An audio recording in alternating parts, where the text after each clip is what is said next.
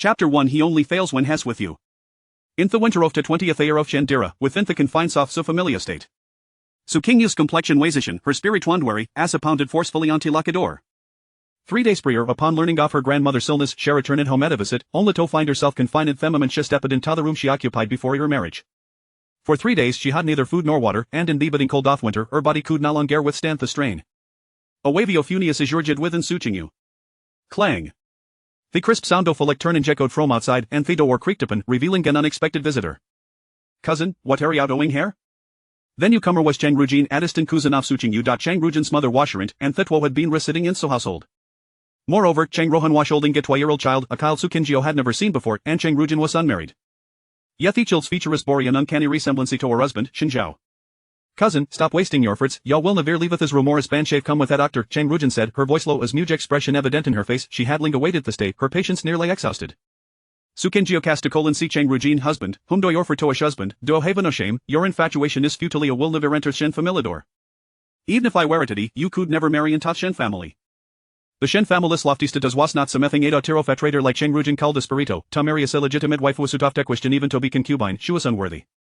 Instead of being gangered by Su Qingyu's words, Chang Rujin laughed heartily, then ritted her teeth and replied, I hate me own methods, soon it will be your turn to suffer, so don't scream tudlidly. Ackle settled in Su Qingyu shar deceased, what do you intend Todo? Before she could finish her question, Shenzao stepped through the door, accompanied by a middle-aged Gidman. The child, upon seeing Shenzao, rushed toward him, exclaiming, Daddy, hold me. Even with her suspicion salary deforming, Su Qingyu felt a wave of dizziness wash over her. Shenzao, didn't he claim to omnipotent, where did this child come from? They had been married for 3 years without consummation, and Shenzao had attributed to his inability. Bearing the pressure from Shen family, she had quietly researched remedies in her own since Shenzao had no concubines, she had not doubted him and had instead shown concern for his well-being, fearing he might feel inferior or depressed. Because of their childlessness, she had endured her mother-in-law's Gernander's sister-in law's ridicule, all of which she bore in silence. But now, the realization that Shenzao had fathered a child with Cheng Rohin struck her like a dagger, causing her entire body to tremble in pain. Chang Rujin stepped closer, her voice low and menacing, cousin, he's not incapable he's impliful when face said with you.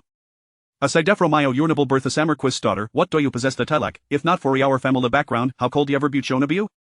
For Chang Rujin family stood as ways at her nemadid in her heart, and the 3 years of her patience had not been in vain. Su Qingyu your guarded Chang Rohan with cold disdain and inquired, when did this begin? Chang Rohan lifted her chin slightly, drawing near with an air of arrogance, and whispered, you me at the first time, let me think. It ways at the funeral of the Third Master of Shen family, while his elders were discussing marrying Juoff, he was infested with revenge and passion. So he's not impotent think no sexic liwathi is doing with main bed. Su Qingyu looked at Shenzao in disbelief, her voice trembling. Shenzao how called out of this, have you no conscience, how have I treat you overseers? Ever since the Third Master passed, the fierce stand-skin branch have been in for power ye have you port to do wholeheartedly using me to right to assist ya, even seeking help from my uncle and cousins for our business affairs. Ye have borne a bronto fio your mother's curses, because of 4 lack of children ye have become the sinner of Shen family. I worry they would be overwhelmed with sorrow even contemplating adopting a child, even if we could never consummate our marriage it would bearable. Shenzao, you have no heart. I think de Furplia, Su Qingyu's voice was nearly hoarse. Shenzao stared expressionlessly at her, his face hard, fafaripoli of motion stir deep within Yisses. Chang Rohan instinctively glanced at Shenzao, a wave of apprehension surging within her. In recent days, Shenzao said it to word Su Qingyu had markedly changed, when speaking of her, hen along her recca by to disdain her impatience, she feared that if this continued, he might find it difficult to be cruel. Suddenly clarity seemed to dawn upon Su Qingyu, and she spoke coldly to Shenzao. Shenzao, let us divorce. With Ariochuku said a marry Chang Rujin Aranather, it is of no concern to him. A flicker of conflict crossed Shenzao's face she appeared his mouth, seemingly about to speak. But before he could utter a word, Chang Rujin interjected, husband, take Theka killed outside first I can handle things share with Mr. Zhou. She then addressed Theman beside Shenzao. Mr. Zhou, please proceed. Su Qingyu instinctively took 2 steps back, what do you intend Todo? Chang Rujin smiled coldly a cousin, do not be alarmed, I simply wish to borrow your facade for Ramaman son, he will be you mistress of Shen family, the legitimate daughter of Bingning Marquis. Rest assured, you will live well and uphold the dignity of your honorable status. At that moment, Mr. Zhu was already preparing his instruments, the soon light filtering fruit window casting a blind glare upon the blade. Terrified, Su Qingyu stumbled backward, shouting, Shenzao, you cannot do this, I am willing to divorce you cannot treat me this way. At that moment, Shenzao had already been pushed out by Chang Rujin. Chang Rujin, physist su family, how dare you, where are my father and grandmother, they will not to you if they find out. Su Qingyu felt that Chang Rujin had truly lost their mind, daring to attack her, a legitimate daughter of su family. Chang Rujin stepped forward, laughing heartily, since you already I don't know men telling you. Where practically Zister's has resided in Bingning Marquis household for so many years and is finally to marry your father. And that legitimity son adopted under your mother's name, he's actually my biological brother. Once io Aragon our familia for will berunited. You thought I called give birth and su familiandac to gainstio without our father and grandmother's permission? Also, will not be polite regard in jormothers dariusets. Donatoria will burn more paper monoforio. As Cheng Rujan finished speaking, Mr. Zhou advanced, forcefully restraining Su Qingyu. Su Qingyu, already weakened, could offer no resistance. The sharp knife sliced through her forehead, trailing gulon thick unter saw her face onto her jaw. With a tearing sound, her entire facial skin was flayed away, blood gushing for tan flesh mangled. Ah! Su Qingyu to a blood-curdling scream, the pain blurring her consciousness. As a lost awareness, a singular thought consumed her mind to plung at pinging Marquis household into sea of blood and damnation, ensuring thy eternal suffering. Azure of overwhelming hatred surged within her, reaching for the heavens as a fierce wind suddenly howled outside, snow and storm raging. Chapter 2 Attending Funeral. Su Qingyu sat barefoot before the bronze mirror, gazing gather striking like old and beautiful reflection, her skin still intact, she breathed heavily, striving to quell the rising panic would hinder, the nightmare she had just experienced flickered in her mind. No, Ike wasn't a nightmare, she was certain of it was a reality she had lividero, she could still faintly feel the romance of pain lingering in her face. Shinzo had brought over a pair of embroidered shows made of Danu fabric and was assisting Su Qingyu when putting them in. She then asked, Miss, are you feeling better? Where to accompany the old matriarch to pay our respects to the Third Master Shen family shortly, would you like to lay on for a while longer? Su Qingyu was momentarily taken aback. The funeral of Third Master Shen family, the twas an event from the winter of T17 higher of Jindira. So had she returned to time?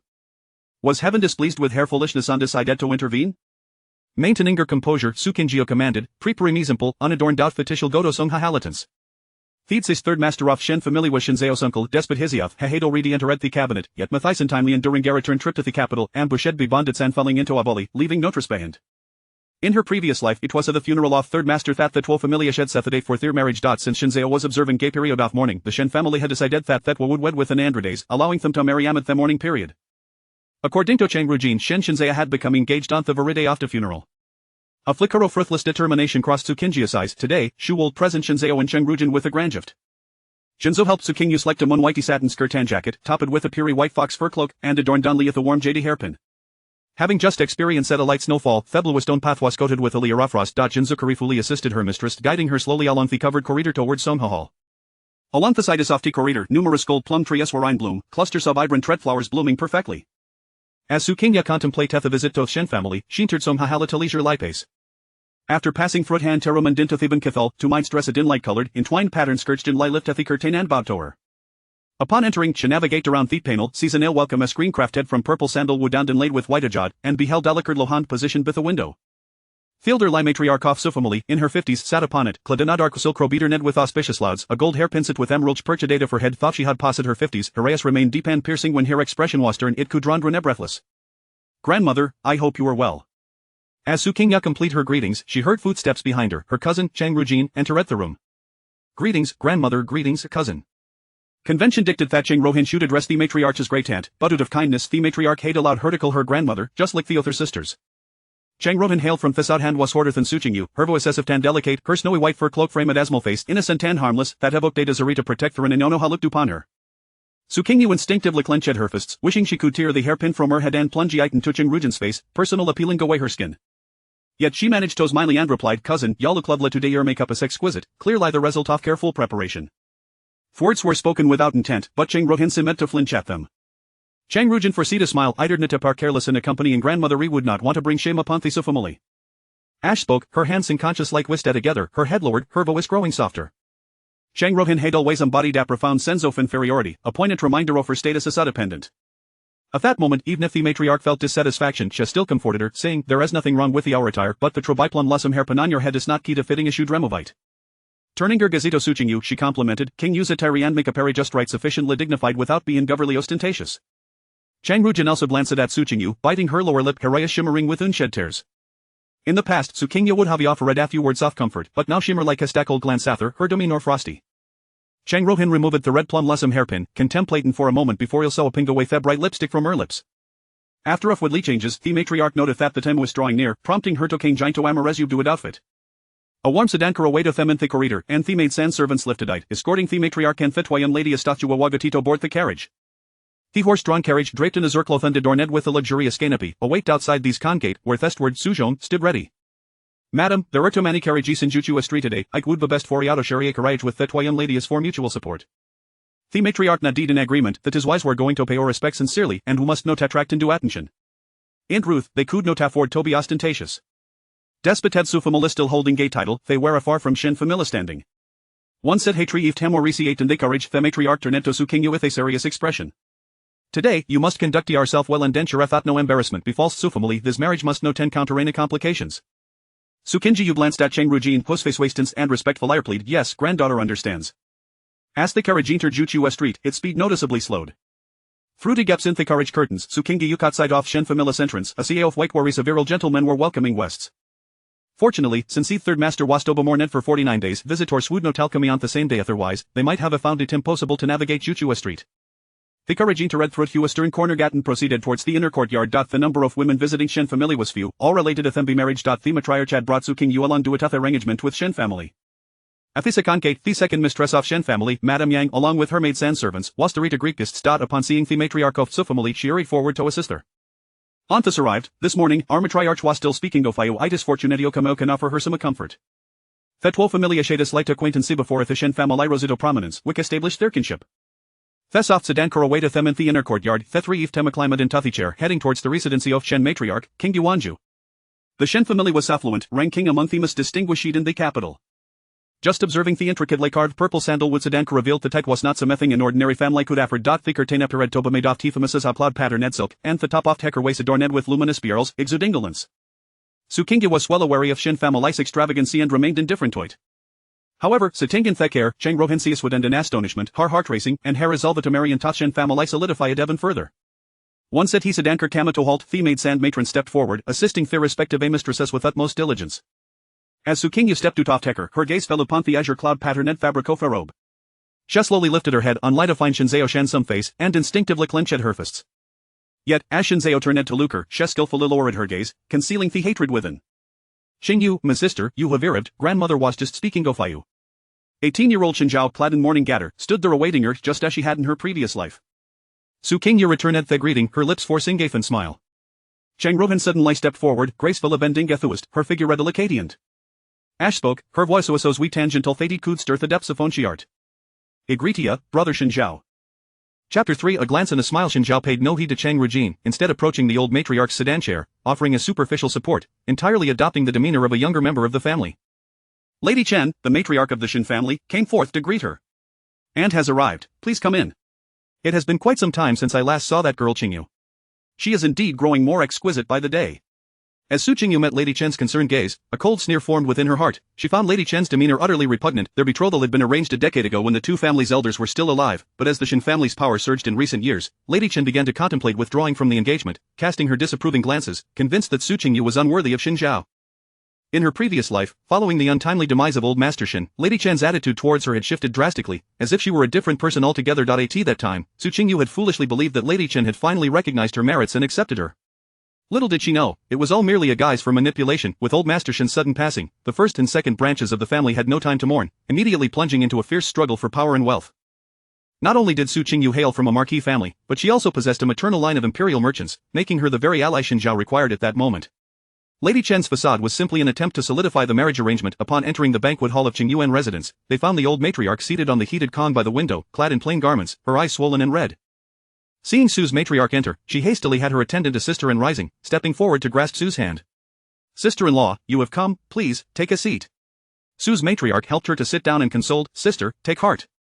Jisho's passing was so sudden, you must take care of yourself. I simply cannot overcome this hurdle in my heart. He was not yet 30, not yet married or with children, how could such misfortune befall him? The old matriarch said, gently dabbing the corners of her eyes with a handkerchief. Lady Chen, preoccupied with Shinzhao's marriage, stepped forward to advise, Mother, Aunt, you are both of an advanced age, do not grieve too excessively, lest it affect your health. She then instructed Shinzhao, take Qingyu to pay respects to your third uncle. Be cautious and protect her from any jostling. Shinzhao bowed in acknowledgement, leading Su Qingyu and Cheng Rujin to pay their respects. Throughout the journey, he engaged Su Qingyu in conversation about the recent trivial matters of the Shen family, his tone intimate, showing no sign of resistance towards their impending union. Su Qingyu glanced sideways at Cheng Rujin, observing her biting her lip, occasionally casting melancholic glances at Shinzhao, as if she might leap into his embrace at any moment. Shinzhao, on the other hand, would occasionally cast Cheng Rujin a look, initially one of comfort, which later transformed into a warning. As Su Qingyu shook her head slightly, a self-deprecating smile gracing her lips. In her previous life, she had been so blind as to overlook the silent exchanges between the two. Due to the gender separation custom, a small mourning hall had been set up in the inner courtyard, where the female relatives were paying their respects. The incense-burning area was not far from Qingyu residence, attended by the matron in charge, while several young ladies from the Shen family knelt and burned offerings. As Qingyu respectfully approached, accepting the incense from the matron, kneeling to bow 3 times. During her bows, she sincerely apologized to Old Master Shen, assuring him that she might disrupt his morning ceremony, urging him not to hold it against her, as she had no other choice. Having completed her silent musings, she rose, inserted the incense, and stepped aside. Upon returning to Qingyu residence, she found the third young lady, Qingyu, delivering ginseng soup to the old matriarch. "Grandmother, please have a few sips. Otherwise, your health will suffer." Qingyu, clad in mourning attire, urged from the side. As a legitimate daughter raised by Lady Chen after her mother's early demise, Qingyu had been recorded under Lady Chen's name.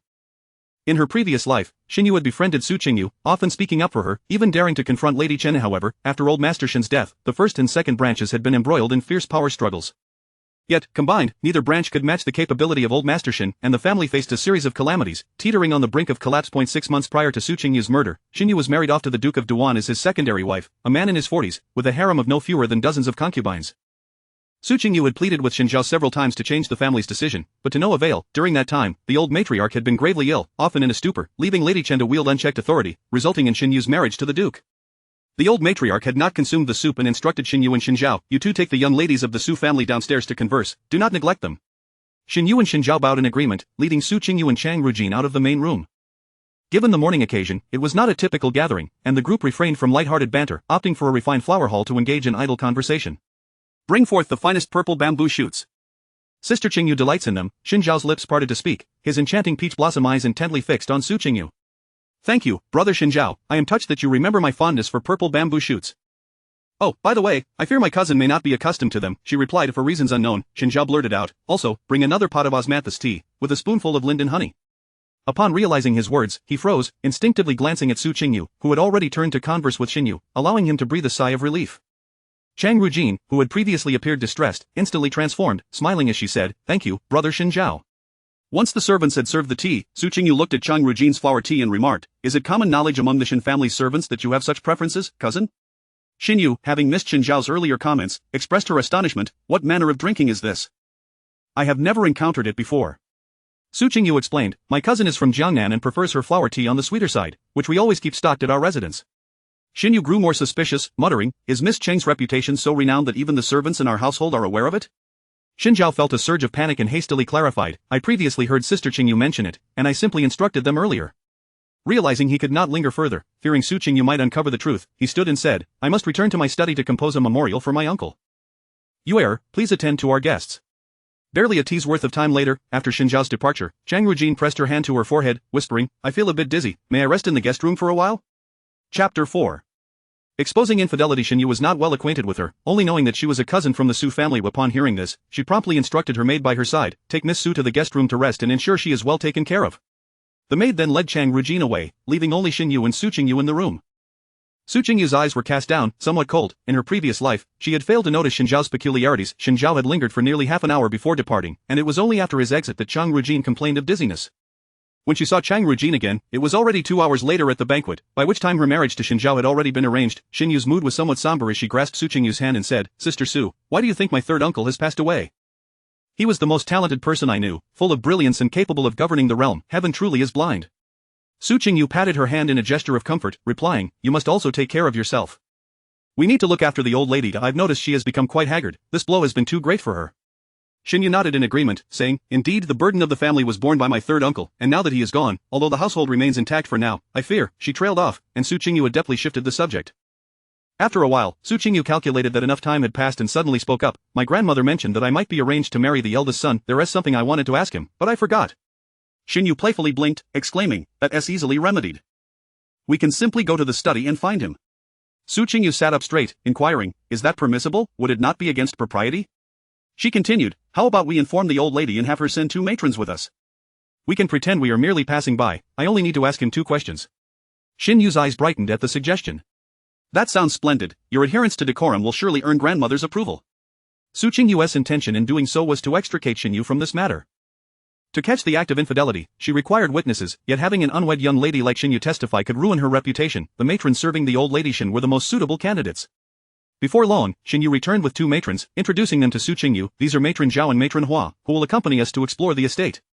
Su Qingyu politely responded, "Thank you, esteemed matrons.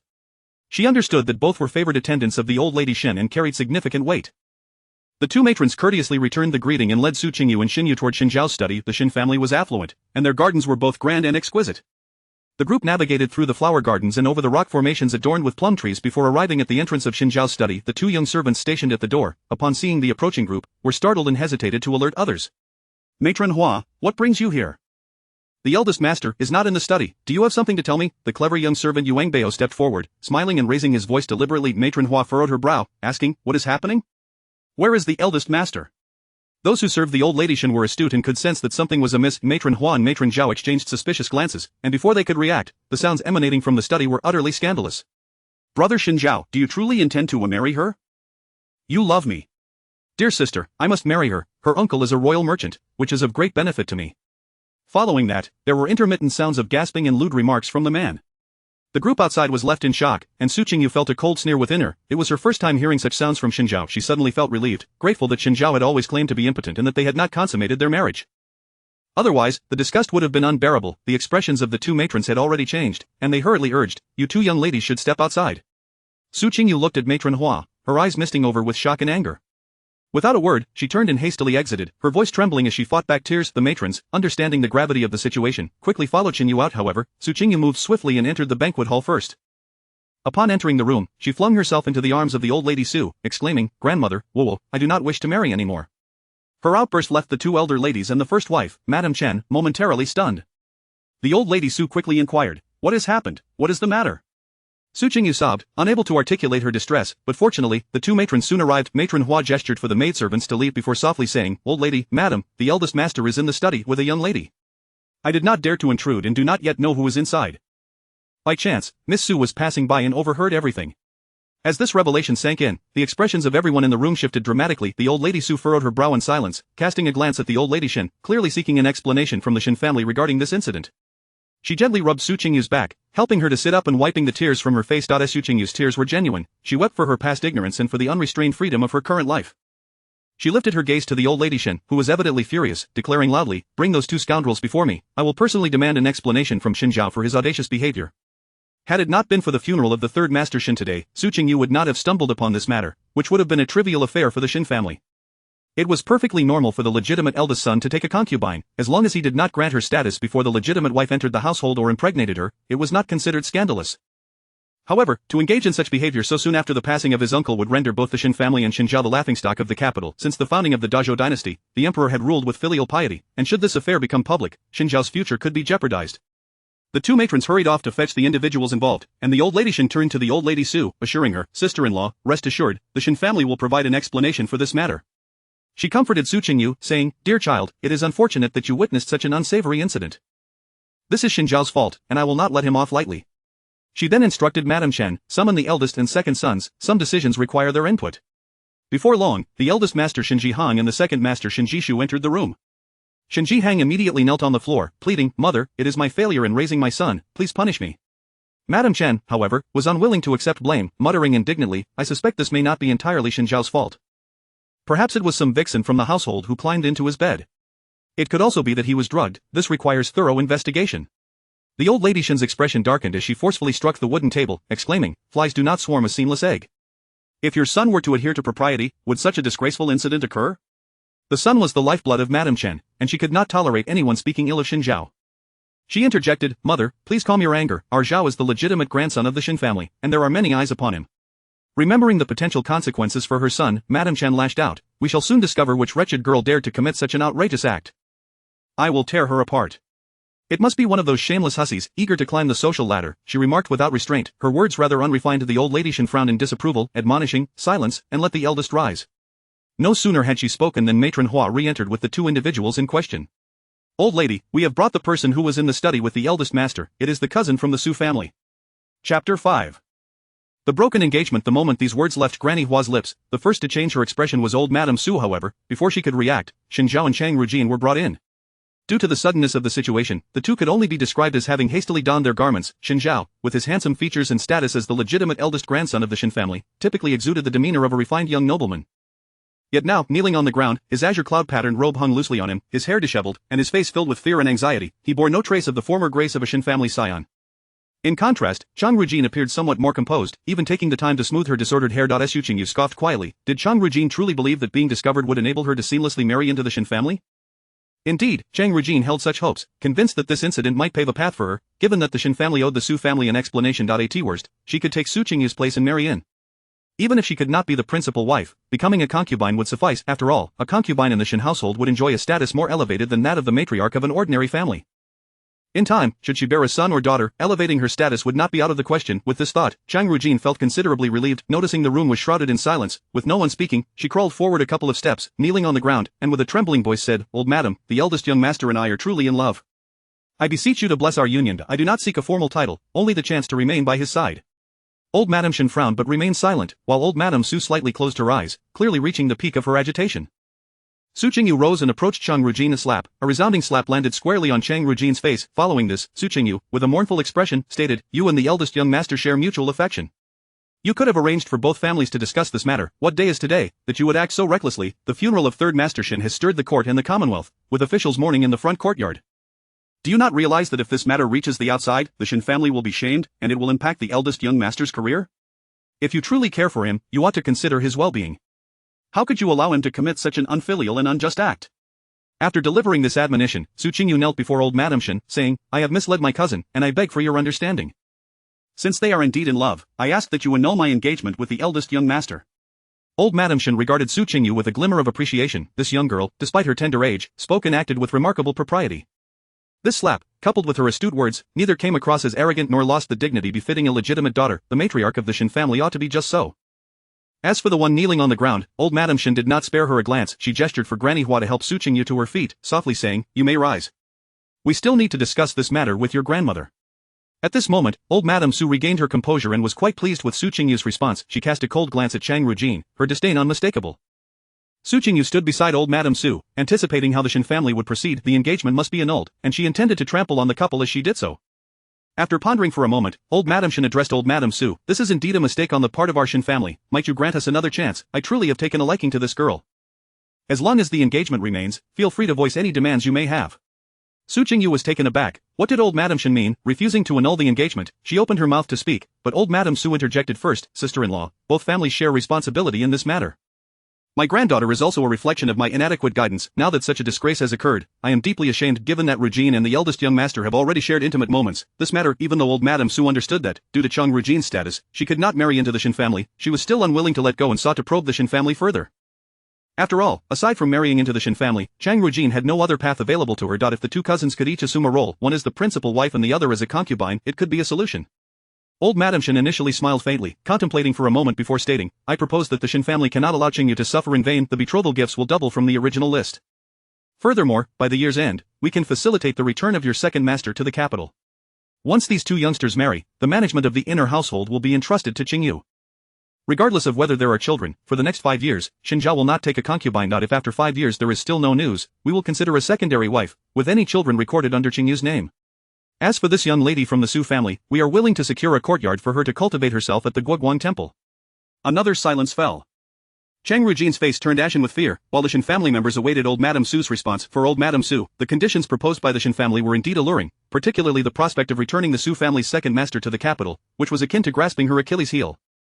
Regardless of the importance of women's affairs in the inner chamber, they paled in comparison to the careers of the men in the family. Observing her grandmother's wavering resolve, Su Qingyu felt a twinge of panic but forced herself to remain composed.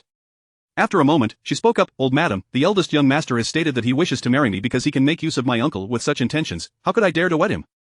Moreover, I believe the eldest young master speaks the truth. His affections lie with my cousin. Under these circumstances, I simply cannot pretend that this incident has not occurred and marry into the Shen family. If word were to get out, it would seem as though I am coveting the wealth of the Shen family. I implore you, old madam, to show mercy and allow me to withdraw from this engagement." Logically, she should not have been the one to voice this.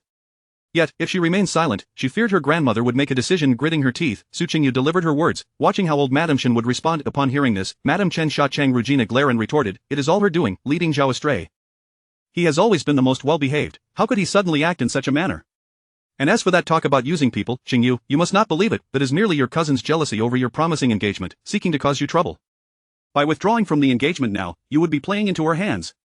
Chang Rujin, publicly humiliated by Madam Chen, instinctively swayed. After delivering her comments, Madam Chen kicked Shenjiao lightly, saying, "Why don't you explain yourself? If Qingyu is not appeased today, I will not spare you. Su Qingyu admired Madam Shen's efforts. She truly went to great lengths for this engagement. Shen Zhao, observing the warning in Madam Shen's eyes, steeled himself and declared, "Grandmother, father, mother, my feelings for Sister Rugine are genuine, and I wish to take her as my wife." He then turned to Su Qingyu, saying, "Since you are already aware, I will not conceal it any longer. A woman with such a venomous heart as yours is unworthy of being my wife. For all these years, I have seen how you have bullied and harmed Sister Rugine. Do not think I am unaware. She is pure and kind, never holding a grudge against you, yet you have only intensified your malice. It is only fitting to annul this engagement today." Prior to this day, his mother had insisted he placate Su Qingyu, striving for a swift marriage to gain the support of the Pingning Marquis and the Lin family. Shen Zhao complied, yet felt guilty towards Chang Rugine now that their disgrace had been exposed. He felt a sense of relief. Shen Zhao's words left everyone present in stunned silence. Shen Zhihong abruptly stood up and kicked Shen Zhao, scolding, "You wretched child. Have you lost your mind, spewing such nonsense?" If anyone was pleased at that moment, it was Su Qingyu and Chang Rugine. Su Qingyu thought the more uproarious Shen Zhao's actions, the better. It would provide her the perfect opportunity to withdraw from the engagement. Chang Rugine, on the other hand, wore a face full of hope, as if she had already set foot through the gates of the Shen family. Chapter 6 Marrying the dead. Madam Shen's expression was as dark as water as she spoke. "Since Shen Zhao has uttered such words, I can no longer plead. This marriage shall henceforth be abandoned." Su Qingyu let out a sigh of relief, only to hear Madam Shen continue, "I recall the time when both of our venerable patriarchs visited the Hugua temple, and Qingyu accompanied them. Master Cien divined a fortune, proclaiming that Su Qingyu's marriage into the Shen family would resolve the calamities of both families. Since Shen Zhao lacks ambition, perhaps we might consider the legitimate son of the second branch, Shen Hong. He is 16 this year, and of a comparable age to you. I do not wish to boast, but my grandson is indeed well-versed and exceptionally talented." Su Qingyu furrowed her brow at this implication. Was she meant to marry into the Shen family after all? Her recollection of past events was vague. She only knew that due to Master Cien's words, her engagement to Shen Zhao had been firmly established. Both matriarchs, from the Su and Shen families, were devout Buddhists, and that phrase about resolving calamities had truly ensnared her. After contemplating for a moment, Madame Su remarked, "The legitimate son of the second branch." Before she could finish her thought, Su Qingyu interjected, "Is it permissible for the unmarried? Then I shall choose Shen Sanyi. I am willing to uphold my fidelity as the third wife of the Shen family, preserving my loyalty in life and sharing his grave in death." Her declaration left both matriarchs astonished, their mouths agape for a considerable time. The brothers Shen Zhihong and Shen Zhishu were equally taken aback. If Shen Zhishu were still alive, they might interpret it as the girl aspiring to align herself with the third master of the Shen family. After all, no one in the capital would refuse the title of the third wife of the Shen family, yet now that he was deceased, what significance was there in marrying a man who had passed?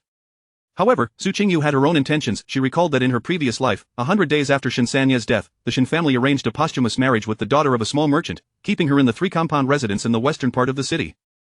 She would not need to visit the Shen family regularly, only to pay homage during the 1st and 15th days of the month or on festivals, and ultimately, they would be buried together. Rather than marrying into another branch of the Shen family, it would be far more advantageous to wed Shen Sanyi. She would not have to serve in-laws or contend with concubines, allowing her the freedom to do as she pleased, provided she remained discreet.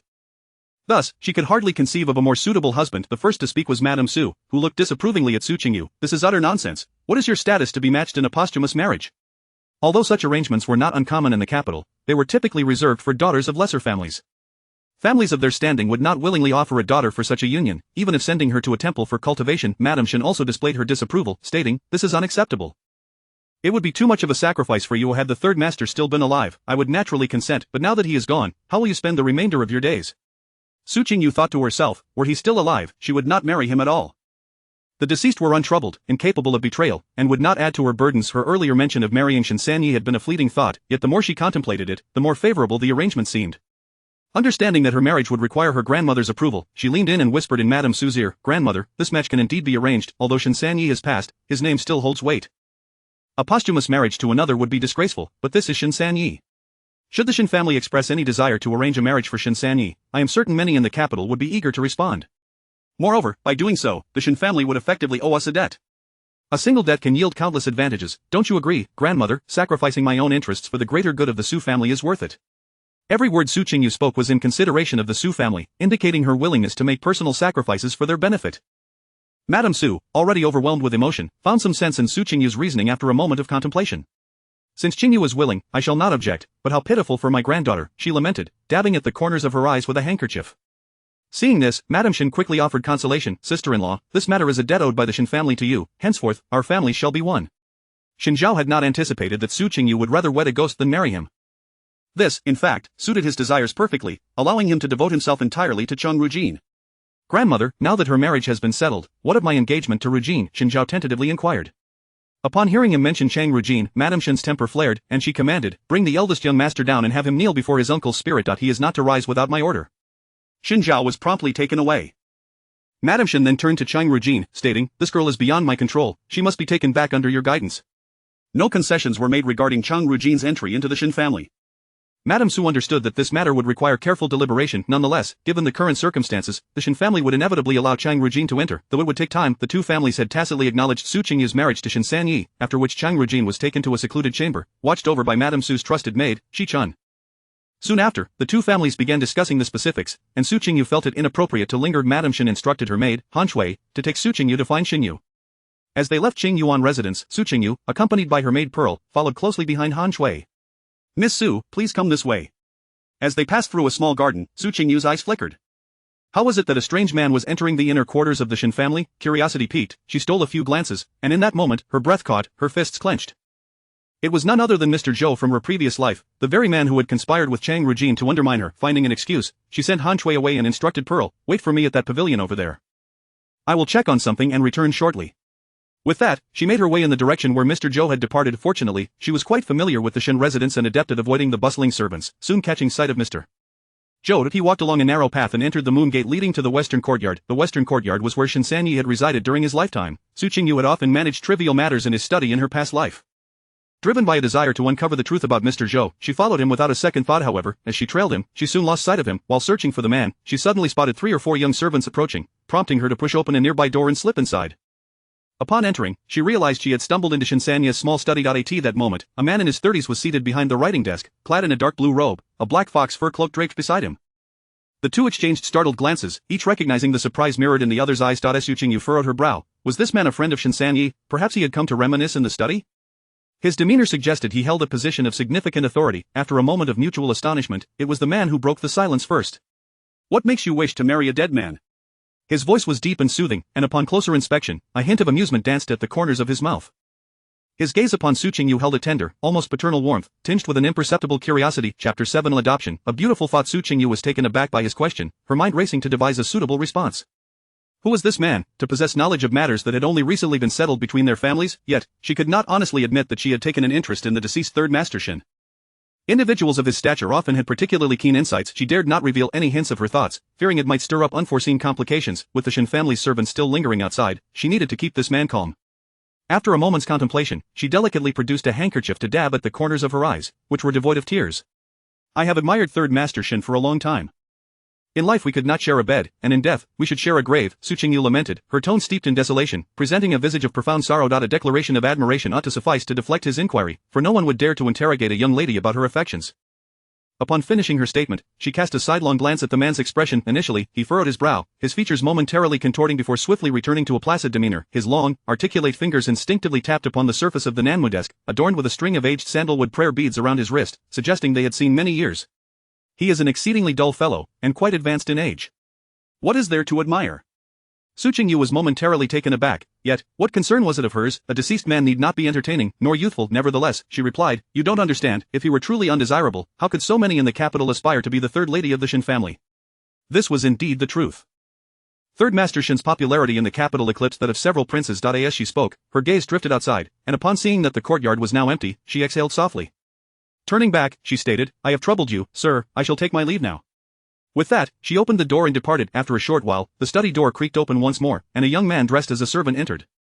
"Third Master, I have gathered everything. We can leave now. However, it will take some time before you can depart the capital. Shall we stay at the villa in the outskirts for the time being?" The man rose and replied, "Let us first go to the Hugua temple. It is a perfect opportunity to pay a visit to Master Cien." In the evening, the 3 generations of the Su family returned home in a carriage. As soon as the carriage halted at the second gate, the steward, Su Zhong, was already waiting. Beside him stood a beautiful woman, Gu Ruoyan, the maternal cousin residing in the Su household. She was the niece of the old matriarch and the mother of Chang Rujin. 4 years ago, due to her husband's misdeeds and a lack of support from her own family, the old matriarch had taken the mother and daughter into their home.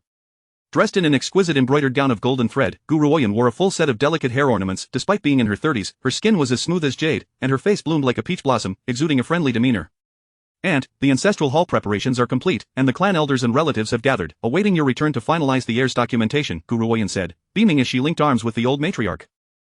Su Qingyu gazed intently at Gu Ruoyun, who in her past life had seemed gentle and proper, only to discover that she was her father's mistress. The recollection of her previous life's brutal demise reignited a tempest of hatred in her lowered gaze.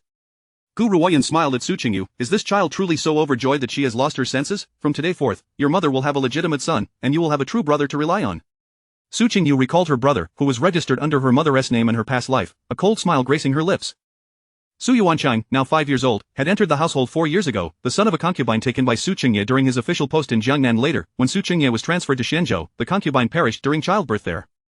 The child was returned but was not raised by the legitimate wife nor handed over to the concubine. Instead, Gu Ruoyun had been entrusted with his care. Now it seemed clear that his biological mother had been reluctant to part with her child.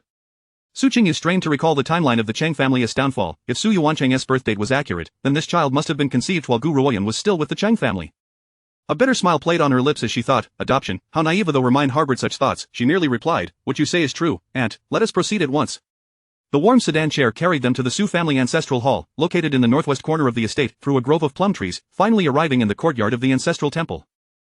Stepping out of the chair, Su Qingyu surveyed her surroundings. Excellent, the clan elders and relatives had indeed arrived. Among the crowd stood her father, Su Qingye, her mother, Lin, and beside them, the wet nurse with little Su Yuancheng in tow. The Su family was yet unaware of the Shen family matters, and as the old matriarch alighted from the chair, the clan elders approached to offer their greetings. Zhang Rujin followed closely behind the old matriarch, her head bowed low. Su Qingyu walked slowly to the entrance of the ancestral hall, where she could see the ancestral tablets of the Su family. However, as women were prohibited from entering the hall, she paused at the threshold. Silently, she offered her respects to her ancestors, vowing that the descendants of the Su family would not remain passive. She would overturn the Su family's fate, giving her ancestors a heads-up. Noticing her daughter's unusual demeanor, Lin approached and inquired, what is the matter, has something occurred? Su Qingyu regarded her mother, a crystalline tear escaping the corner of her eye, yet her lips curled into a smile. In the next moment, she turned and yanked Zhang Rujin to her side, delivering a swift kick to her thigh. Zhang Rujin fell to her knees upon the cold stone floor, facing the ancestral tablets of the Su family. Before anyone could react, Su Qingyu spoke up. Zhang Rujin, I have treated you with kindness, yet you have climbed into the bed of young Master Shen, ruining my engagement. What is your true intent? You, a child of a disgraced family, should consider yourself fortunate that the Su family has taken you in. How dare you engage in such disgraceful conduct? People say that one's character is inherited. Your behavior indeed reflects that of your father, that scoundrel. At her words, both Su Qingye and Lin's expression shifted dramatically, while Gu Ruoyun appeared flustered and anxious. Su Qingyu deliberately cast a glance at her father, whose face was darkened with fury, likely incensed by her mention of that scoundrel father. She had intended to provoke him. She could not denounce her own father, yet was it forbidden to criticize Zhang Rujin's father? At this moment, the old matriarch regained her composure and approached Su Qingyu, displeased. Qingyu, we shall discuss this matter privately at home. Today is for significant affairs, do not act foolishly. Lin furrowed her brow and stepped forward. Mother, how can Qingyu be acting foolishly? She has been wronged and has come to seek justice from our ancestors. Though Lin was still unaware of the specific events, it was evident that her daughter had suffered a grave insult. Su Qingyu gazed earnestly at the ancestral tablets, even as the old matriarch's reprimands caused her to bite her lip, stifling the tears that threatened to spill. Among the relatives present were also some women. One of her aunts could no longer restrain herself and spoke up. This child has truly suffered. To encounter such disgrace before even marrying is a great pity. Another aunt added, indeed, some people are nothing but ungrateful wolves, only bringing calamity to their families. If it were me, I would have expelled them long ago. Over the years, Gu Ruoyun had lived like a mistress in the Marquis' residence, which had long displeased her relatives. Now was an excellent opportunity to strike while the iron was hot. Gu Ruoyun, frowning at the comments, glanced at her kneeling daughter, her teeth clenched as she approached the old matriarch. Aunt, should we not first prepare the heir's documentation? As for Rujin's affair, we can discuss it after paying our respects to the ancestors. No matter how significant her daughter's issue was, it could not surpass the importance of Su Yuancheng becoming a legitimate son. Upon hearing this, the old matriarch turned to Su Qingye. Is the documentation ready? Let us begin at once. Su Qingye replied, everything is prepared, we can commence immediately. As he spoke, he stood before the crowd and called out, may several clan elders step forward to establish the documentation and pay respects to our ancestors. Su Qingyu's lips curled into a sly smile as she suddenly interjected, wait, I have something to say. Su Qingye frowned at her, assuming she wished to speak further on Zhang Rujin's matter, and admonished, Qingyu, please step aside. The matter of the heir is of utmost importance. Yet, Su Qingyu did not retreat. Instead, she stepped forward and raised her voice. What I wish to discuss is indeed the matter of the heir. My mother is already with child, and there is no need to record a concubine's son as an heir. Chapter 8. Planning. Upon hearing this revelation, everyone present, including Lin herself, was momentarily taken aback.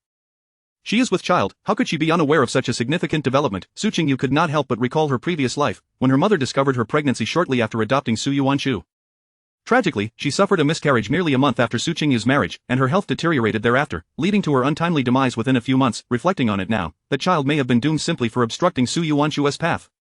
Gu Ruoyun and her mother were ruthless. Such a deed was entirely within their capacity, regardless of whether it was an accident or not. She would ensure that history did not repeat itself. At this moment, upon hearing the news of Lin's pregnancy, Gu Ruoyun was the first to voice her disbelief. That is impossible. Su Qingyu furrowed her brows in her direction. What do you mean, cousin? A pregnancy is a joyous occasion. Why does your expression resemble that of mourning? Are you displeased by my mother's condition? Gu Ruoyun forced a smile, delighted, indeed, yet why have we not heard of this before? Cousin, it seems as though it has been quite some time since my brother last visited his wife's chamber. How could she suddenly be with child? There couldn't possibly be some misunderstanding, could there? Though Gu Ruoyun did not state it outright, her insinuation regarding Lin's propriety was evident. It was a troubling thought. If the Marquis truly had not visited the Marquis's chamber, then this pregnancy would not be a cause for celebration but rather a scandal. Logically speaking, a cousin residing in the Su household should not meddle in the affairs of the matriarch. Gu Ruoyun was clearly in a state of desperation. The title was almost within her grasp, and she could no longer afford to uphold the decorum expected of her. However, Lin perceived these words as an affront. Before marrying into the Su family, she had expertly managed her own family's affairs, gaining a reputation that rivaled that of her brother, who inherited the family business. After entering the Su household, she had adhered to the rules of the Marquis, tempering her mercantile demeanor, yet her inherent pride and dignity remained untouchable. Upon hearing Gu Ruoyun's remarks, Lin's countenance darkened as she retorted sharply, "Cousin, tread carefully. Whether the Marquis has visited my chamber is of no concern to you. Since you reside here, I would appreciate if you could maintain the decorum befitting your position. Summon the physician." With each word, Gu Ruoyun's face fluctuated between shades of red and white. Lin was not a spiteful person. She typically presented herself as a gracious matriarch, yet this was the first time she had publicly embarrassed Gu Ruoyun. The old matriarch and Su Qingyu were at a loss, left with no choice but to await the physician's arrival. It was inappropriate for everyone to linger in the courtyard, so they retreated to the adjacent hall beside the ancestral shrine, taking their seats according to their ranks. Su Qingyu stood by her mother's side, occasionally glancing towards Gu Ruoyun and her mother, noting their evident panic. This was merely the beginning. The family physician, Elder Su, arrived promptly, with dozens of eyes fixated upon him as he prepared to take Lin's pulse. He instinctively wiped the non-existent sweat from his brow. After nearly 2 breaths, he withdrew his fingers, stroking his beard as he proclaimed, "Congratulations, madam, you are indeed with child, nearly a month along. For the time being, you must prioritize your health and refrain from exertion." With the physician's confirmation, joy illuminated Lin and Su Qingyu's faces, while Gu Ruoyun's countenance fell. The relatives all stepped forward to congratulate the old matriarch and Su Qingyu, as a legitimate heir was always preferable to an illegitimate one. No family wished for a bastardy to inherit, unless absolutely necessary. Once the relatives departed, only the old matriarch, Su Qingyu, Lin, Gu Ruoyun, Chang Rujin, and Su Qingyu remained in the hall, with only Yuan Mama, the old matriarch's attendant, staying behind. Su Qingyu cast a dark glance at Su Qingyu, coldly demanding, "What are you trying to accomplish? Ever since returning from the Shen family, you have caused nothing but chaos. Now, the Su family has become a laughingstock." Before Su Qingyu could respond, Lin interjected sharply, "What chaos has Qingyu caused?" "Marquis, you are behaving strangely today. Instead of addressing the scandal you have instigated, you chastise your own legitimate daughter." Su Qingyu found himself at a loss for words, unable to muster a rebuttal. Su Qingyu mused to herself that the one who had caused the scandal was indeed his daughter, and he would naturally defend her. What did it matter that she was his legitimate daughter? In her previous life, he had not intervened when she was harmed within the Su household. He did not regard her as his daughter, so she need not consider him as her father. Grandmother, cousin represents the Su family. Her disgrace reflects upon us all. If we were to expel her now and sever ties, the Su family could still salvage its reputation from this scandal.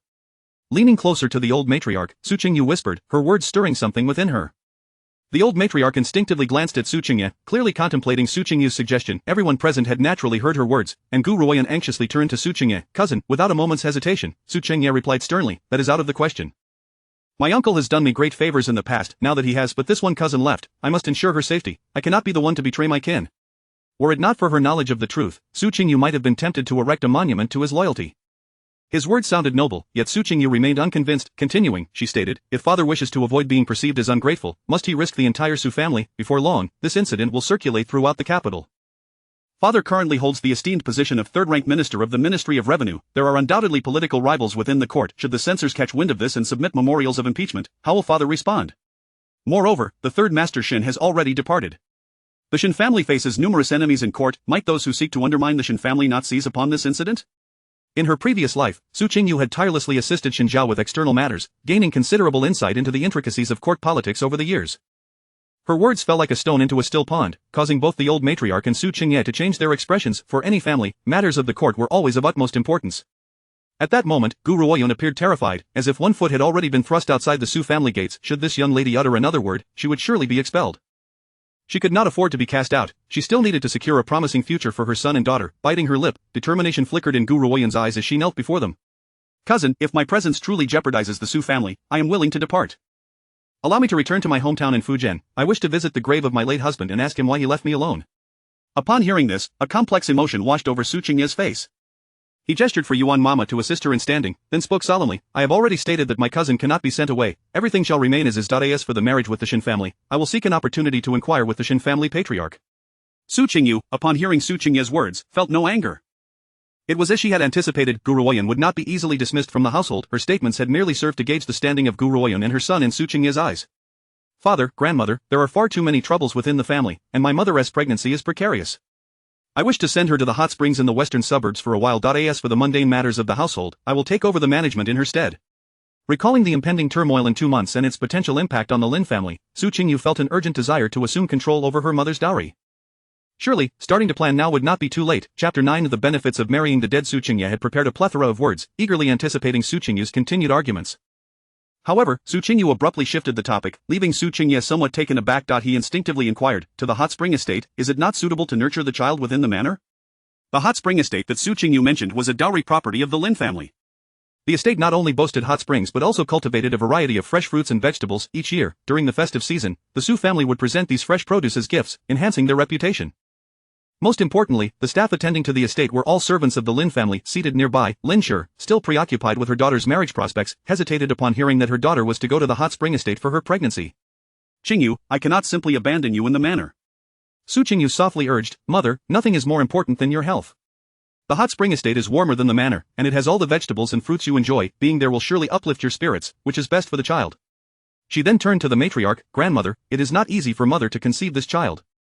If it is a boy, he will be the legitimate heir, so it is wise to be cautious. The absence of a legitimate heir in the Su family's main branch had become the greatest source of anxiety for the matriarch in recent years. With Lin Shi's pregnancy, the matriarch, more than anyone else, wished for this pregnancy to go smoothly. After a moment of contemplation, she finally spoke, Qingyu makes a valid point. Waning, you shall go to the hot spring estate to nurture the child. Do not concern yourself with the affairs of the manor. As for the matters of the manor, entrusting them to Su Qingyu made the matriarch uneasy. Su Qingyu was well aware of the matriarch's apprehensions and smiled, saying, Grandmother, I will oversee the overall situation, but the specific trivialities will be managed by the steward. Should I encounter uncertainties, I will consult you. Moreover, as I am to marry into the Shen family, I must learn to handle these matters.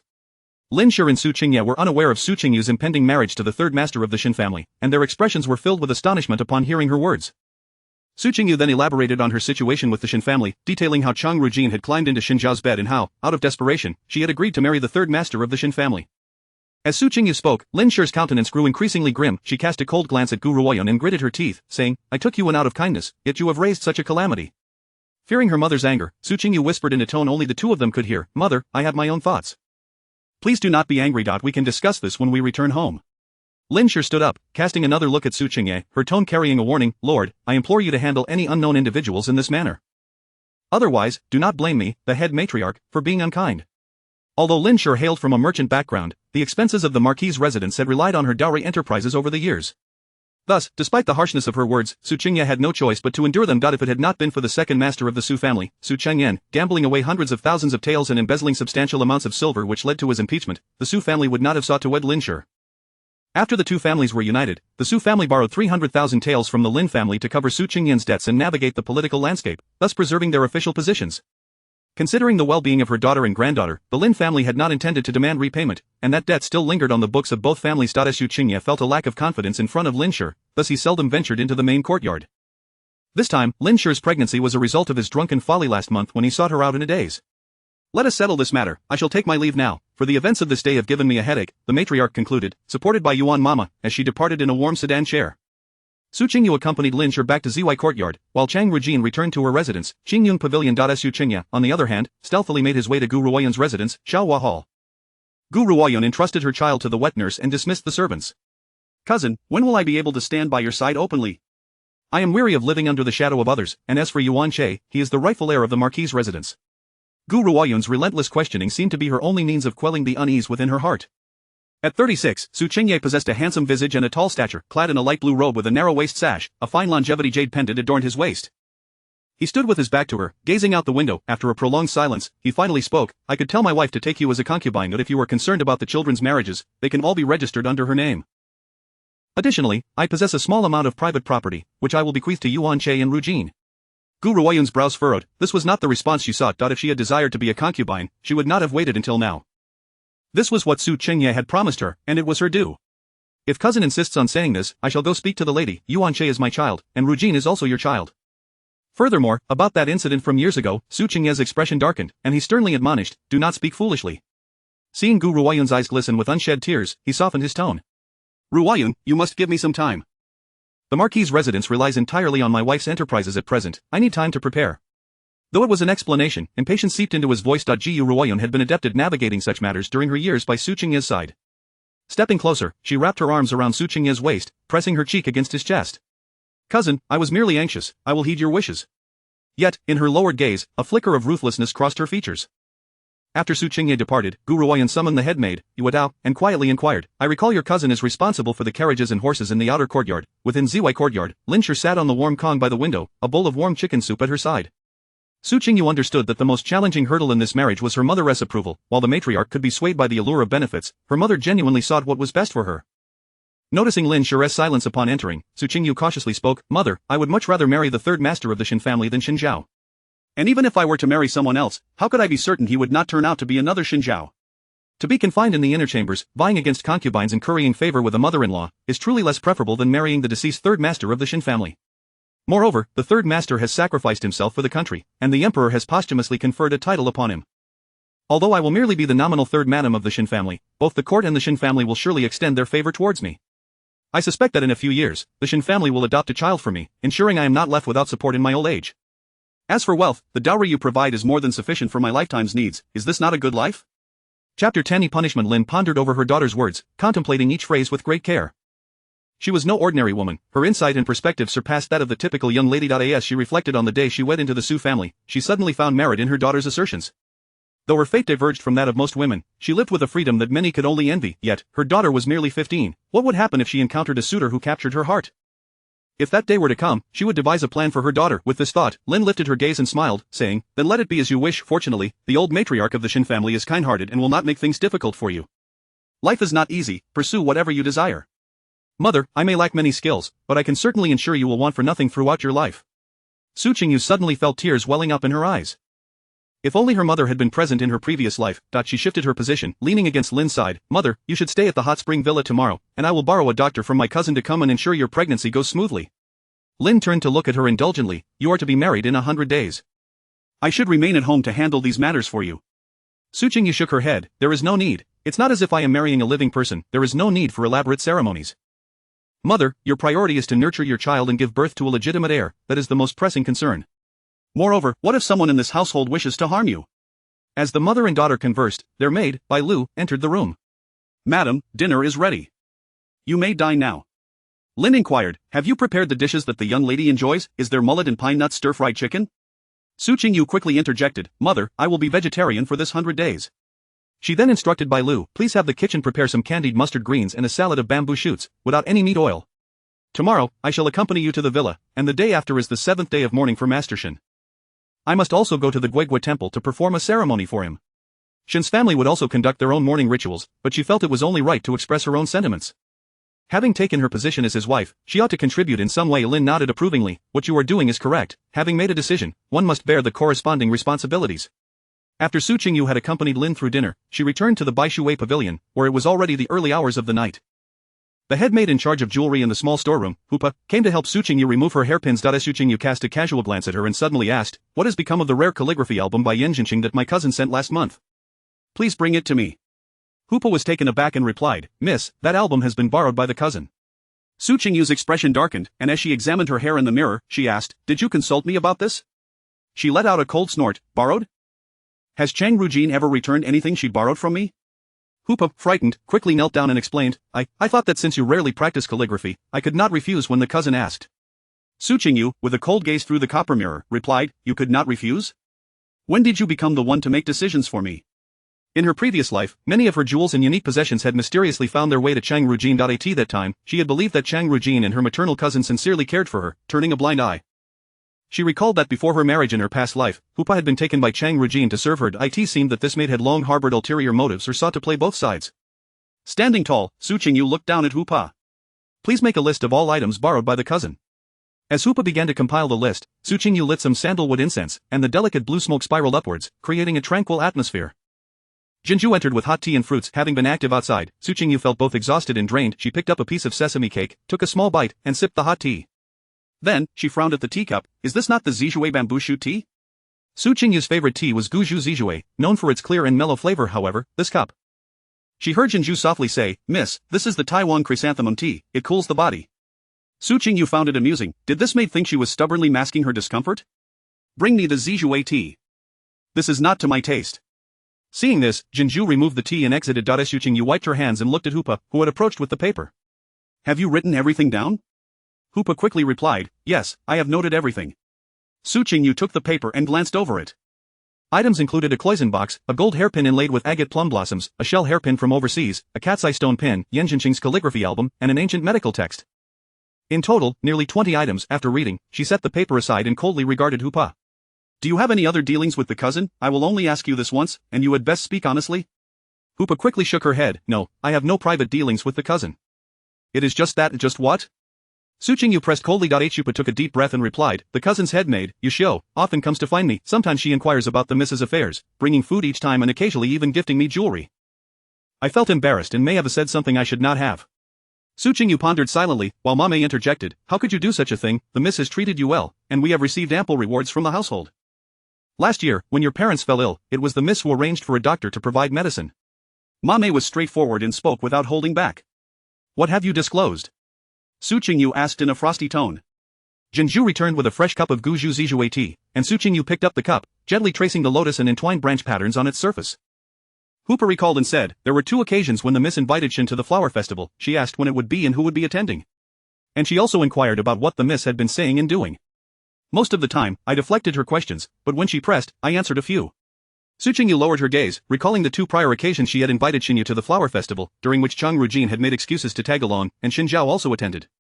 A cold smile crept across her lips. That scheming cousin truly had a profound mind. Hoopa, I will give you one more chance. You may converse freely with the people from the cousin's courtyard, but I expect you to report back to me in detail about anything they say or ask. You are a born servant of this household. Your parents, uncles, and aunts all work here. Should I discover any betrayal on your part, your entire family shall face dire consequences. Do you understand? The last sentence was delivered with a sudden intensity. Hoopa instinctively shrank back. I understand. Thank you for your mercy, Mississippi. I will heed your words from now on. Su Qingyu merely replied with a faint hum and permitted her to leave the hearth, and the Baishui pavilion burned brightly, and Su Qingyu changed into a simple, unadorned long dress, with a jade hairpin delicately placed in her hair, before heading to the study in the east wing. The light from the octagonal lantern cast a soft glow on Su Qingyu's face, illuminating her features in a dance of light and shadow. At that moment, she was diligently copying the Sutra of Rebirth. Noticing that it was already past midnight and the miss showed no signs of rest, Jinju approached softly. Miss, would you consider writing tomorrow instead? It is getting late. However, Su Qingyu felt no weariness. As she transcribed the scripture, her mind became exceptionally clear. Seeing that her pleas were in vain, Jinju worried she might be hungry and went to the small kitchen to prepare a bowl of vegetable porridge for Su Qingyu as a midnight snack. Each courtyard in the Su residence had a small kitchen. The old matriarch in Lin's kitchen could prepare elaborate dishes, while the young masters and mistresses' kitchens were primarily for late-night snacks, and no dedicated cook was assigned. Only the maids managed it themselves. As Su Qingyu suddenly caught a whiff of a delightful aroma, she realized she was hungry. After finishing the bowl of porridge, her eyelids began to droop, and she hurriedly washed up before collapsing onto her bed, falling into a deep slumber. The following morning, Su Qingyu was awakened by Jinju's gentle call. Miss, it is time to rise. Today we will escort Madam to the hot spring villa. Chapter 11. Threats. After Su Qingyu donned her attire, she made her way towards ZY courtyard. In accordance with her instructions from the previous day, the servants of ZY had worked through the night to prepare the items destined for the hot spring villa. 4 horse-drawn carriages awaited at the entrance, with the first one occupied by Lady Lin and her daughter, its interior lined with thick woolen cushions, and a warming stove already lit. Su Qingyu initially intended to assess the thickness of the cushions, for venturing out in the frigid winter was no trifling matter. However, upon lifting the curtain of the carriage, her brow furrowed in dismay. The odor. Bailu, fetch another carriage. Of this one shall not be returned, let it follow us. Su Qingyu's voice was tinged with a frosty edge. Once she had delivered the Lin family to the hot spring villa on the outskirts of the capital, she lingered not a moment longer before returning home. Upon her arrival, she summoned the coachman known as Erxi to the side hall. Erxi had driven an empty carriage to the outskirts and returned in the same manner, his heart racing with trepidation. As he entered the side hall, he immediately knelt, exclaiming, Greetings, Miss. Su Qingyu acknowledged him with a curt nod, sitting in the principal seat and regarding him with an icy gaze. The lad, no more than 16 or 17, had dark skin and a bright smile that revealed his white teeth. A glance into his eyes betrayed his honest nature. Do you understand why I have summoned you? I do not know, please enlighten me, miss, Erxie replied, his voice trembling slightly, his palms clammy against the cool blue bricks. Su Qingyu scoffed, her voice sharp as she inquired, who placed the woolen cushion in the carriage? The cushion had been saturated with musk. The journey from the Su residence to the royal villa in the outskirts took over half an hour, and within the confined space of the carriage, the air was stagnant. With such a potent musk, there was a grave risk that her mother might suffer a miscarriage. In her past life, due to Xinjiao's impotence, Su Qingyu had diligently studied pharmacology, and the musk present in the carriage was evidently of the highest quality, its potency alarmingly intense.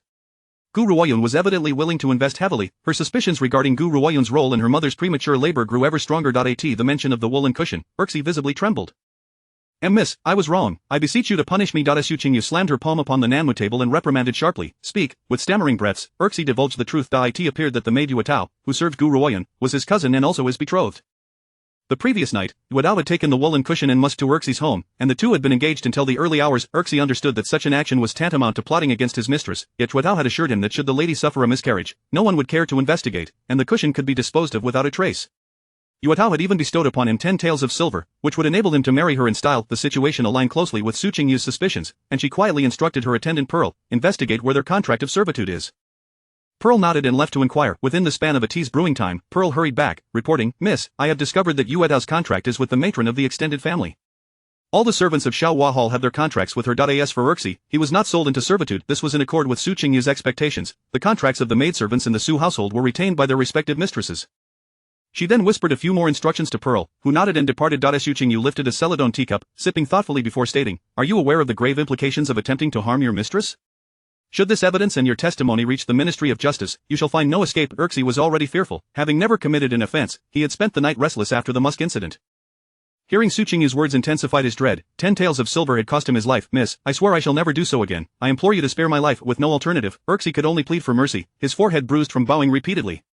Su Qingyu remained seated, sipping her tea in silence, her quietude only heightening Erxie's anxiety. It was not until Pearl returned, leading Yuetao into the room, that Su Qingyu finally set down her teacup. Yuetao initially appeared bewildered by the unexpected summons, but her expression shifted to alarm upon seeing Erxie. She knelt beside him, eyes wide with concern for his bloodied and swollen forehead. Cousin, what has happened? Su Qingyu interjected with a huff. And what do you inquire? You have brought him to ruin. Yuetao, having risen to the position of a favored maid in the Marquis' household, was no fool. Upon assessing the scene, she quickly recognized the gravity of the situation. Without hesitation, she addressed Su Qingyu, Miss, this was my doing. It has nothing to do with my cousin. I beseech you to spare him. Erxie, hearing Yuetao's declaration, hastily interjected, Miss, I can handle this matter. Please, spare Yuetao. A faint smile graced Su Qingyu's lips. It seemed there was still some loyalty among lovers. With this sentiment, matters could be resolved more amicably. She turned her gaze toward Yuetao. Why did you undertake such actions? Without a moment's hesitation, Yuetao replied, Once, I inadvertently offended the lady and was punished. I have harbored resentment ever since. Her intent was clear. She wished to shoulder the blame alone, not implicating Gu Ruoyun. Su Qingyu understood her reasoning. After all, the contract of servitude lay with Gu Ruoyun, and if she were to expose Gu Ruoyun, she would not fare any better herself. It was wiser to take the blame, as Gu Ruoyun might still compensate her family. Yuetao, if you respond in this manner, I shall have no choice but to deliver both of you to the Ministry of Justice. As for whether there is a mastermind behind this, that shall depend on the capabilities of the officials there. However, do you think either of you will survive? Alas, poor lovebirds, one cannot help but wonder if serving others in such a manner is truly worth the cost.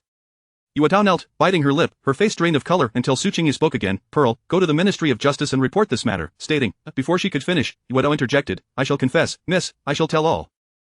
It was the matron of the extended family who instructed me to do this, and the musk was also provided by her. Su Qingyu pondered for a moment before addressing Erxie, I may consider sparing you, but you must sign a contract of servitude. I shall not be ungenerous, offering you 20 taels of silver. Pearl exclaimed, Miss, he has committed a grave offense, and you would bestow such a sum? 20 taels could procure several young maidservants. Su Qingyu raised a hand to silence Pearl, continuing, I wish to have both of you at my service. I shall also find a way to acquire Yuetao's contract. You now have two choices. Either comply with my wishes going forward, or face the consequences at the Ministry of Justice. The choice is yours. In 5 years, I shall grant you your freedom and provide you with a sum of silver to return home and settle down. Chapter 12 of the Seven Treasures Beads Choosing. It is said to be a matter of two options, yet in reality, there exists only a singular choice. Can two individuals survive by heading to the Ministry of Justice? We are willing to serve the young lady. Su Qingyu instructed Jinju to take Erxie down to sign the contract of servitude, leaving only herself and Yuetao in the room. At what time does the Marquis usually visit Xiaohua Hall? Yuetao trembled. The relationship between the Marquis and her aunt was the greatest secret of Xiaohua Hall. She had not intended to disclose anything, but upon hearing this, did the young lady already know? Su Qingyu did not miss Yutao's reaction and sneered, do not harbor any illusions. I may know as much, if not more, than you. However, should you choose to remain silent, do not blame me for being ungracious. From that moment, Yutao found herself completely under Su Qingyu's control. She whispered, the Marquis mostly comes at night and leaves just as dawn breaks. All the people at Xiaohua Hall are the aunt's confidants, not only the contracts of servitude but even our families are held in her grasp. Su Qingyu furrowed her brows. How so? Yu Tao explained, the aunt has a ledger that meticulously records the names, ages, and occupations of our family members. This is why the people at Xiaohua Hall are so cautious. They dare not reveal even the slightest clue outside, fearing it may bring disaster upon their families. Su Qingyu suddenly understood, no wonder her mother, having managed the household for so many years, had never discovered the affair between her father and Gu Ruoyun. She truly had some means. What else do you know? Speak plainly and without reservation. Yu Tao, feeling compelled to reveal everything, recounted her thoughts, even if at times her words seemed disjointed. Nonetheless, Su Qingyu managed to piece it together. According to Yu Tao, Su Qingyu spent at least half of each month residing at Xiaohua Hall, while the wives and concubines at home believed he stayed in the outer courtyard. Su Qingyu frequently provided monetary support to Gu Ruoyun, who would occasionally ask for fashionable jewelry, claiming it was a gift from the old Madam Gu Ruoyun was determined to become the Marquis' wife. Previously, Su Qingyu had reassured her, but in the past year, it was evident that she was no longer willing to wait. Su Qingyu listened intently until Yu Tao had divulged all she could. She then inquired, when did the Marquis and your aunt begin their affair? Do you know anything of their past? Yu Tao shook her head, replying, the servant does not know, but vaguely recalls 2 instances of their quarrels. Whenever the aunt mentioned the past, the Marquis would fall silent.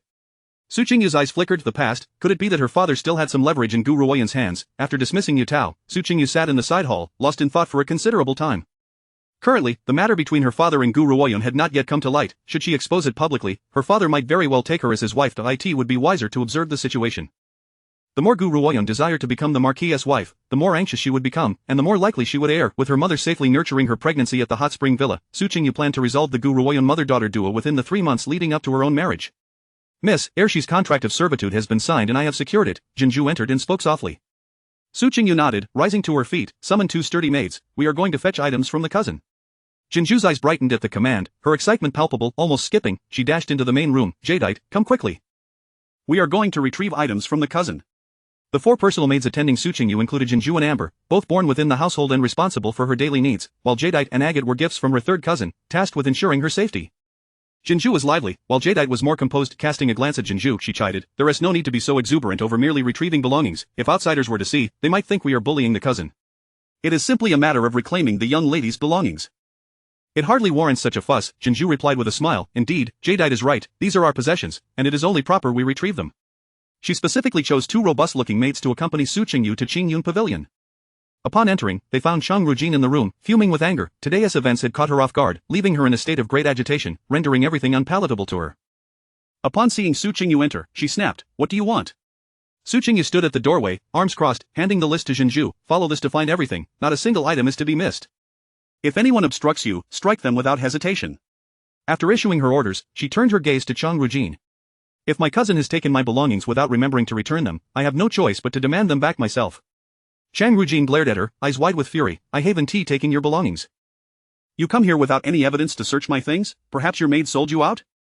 Su Qingyu let out a cold laugh and stepped closer to Chang Rujin. Suddenly, 2 resounding slaps echoed as she struck Chang Rujin across the face. After delivering the blow, Su Qingyu grasped Chang Rujin's chin, applying a slight pressure as she coldly declared, if you lack shame, then I shall not extend you any courtesies. Dark tide surged beneath her gloomy gaze, a tempest of hatred rising from deep within her heart as she tightened her grip on Chang Rujin. Just then, Jinju, who was rummaging through the items, burst forth, holding a red string adorned with 7 beads, the 7 treasures of Buddhism. Miss, is this not the one you wore as a child? It suddenly went missing last year. How did it come to be with the cousin? Upon seeing the string of 7 treasures, Chang Rujin suddenly went mad. That is mine, give it back to me. Return it to me.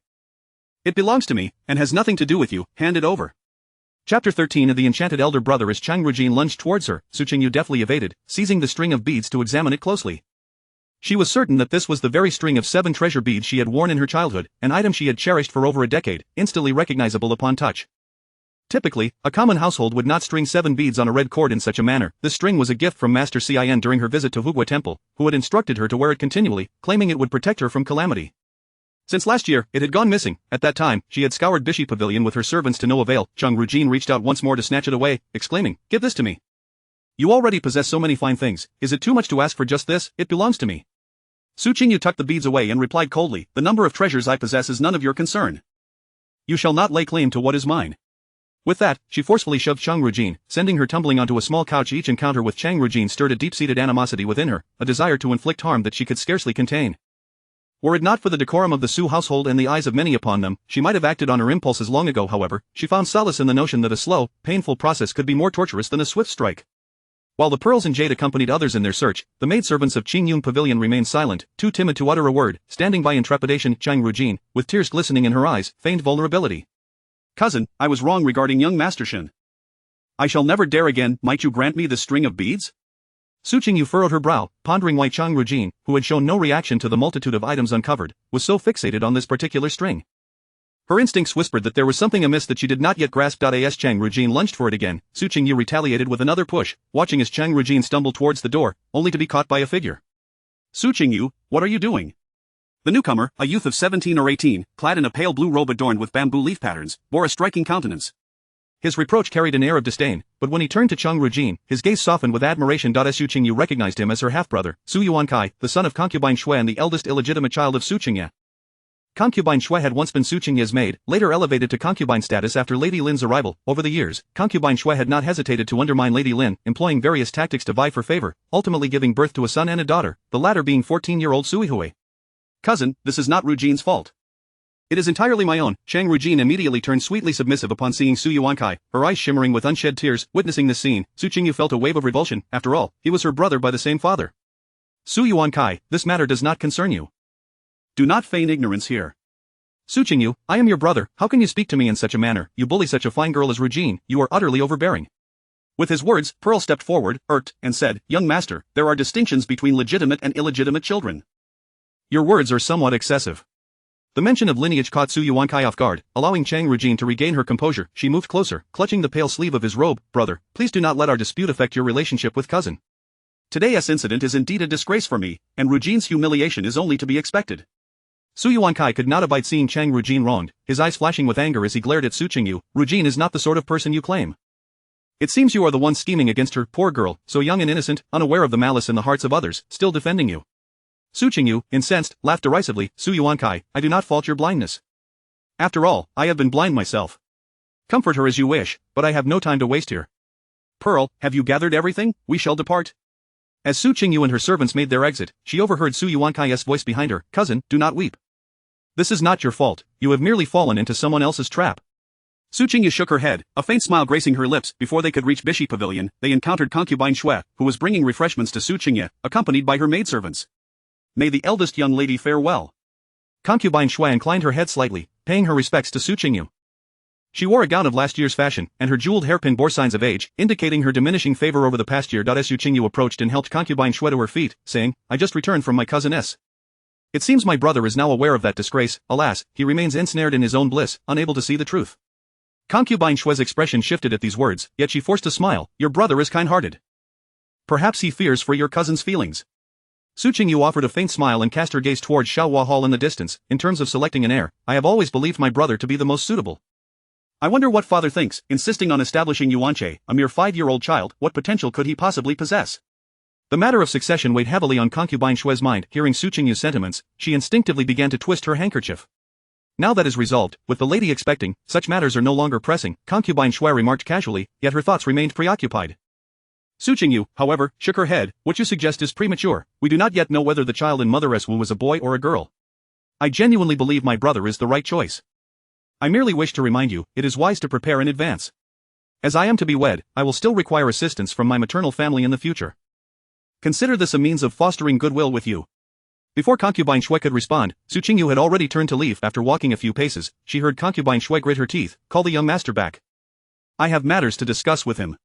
A smile danced on Su Qingyu's lips. She relished the spectacle of dogs biting dogs. Upon returning to Bishi Pavilion, Su Qingyu first inquired with Amber whether she had sent out the string of 7 treasure beads. Amber swore she had no knowledge of it. Seeing her sincerity, Su Qingyu chose not to press further, instead handing the string to Jade, instructing her to take it to Fanjin Tower to have it rest-wrung, as the red cord had worn thin in places, threatening to break. As noon approached, Su Qingyu remained engrossed in her scriptural copying when Jade entered, announcing, Miss, the old matriarch requests that all younger generations join her for lunch today. Su Qingyu raised an eyebrow. Is Chang Rujin attending as well?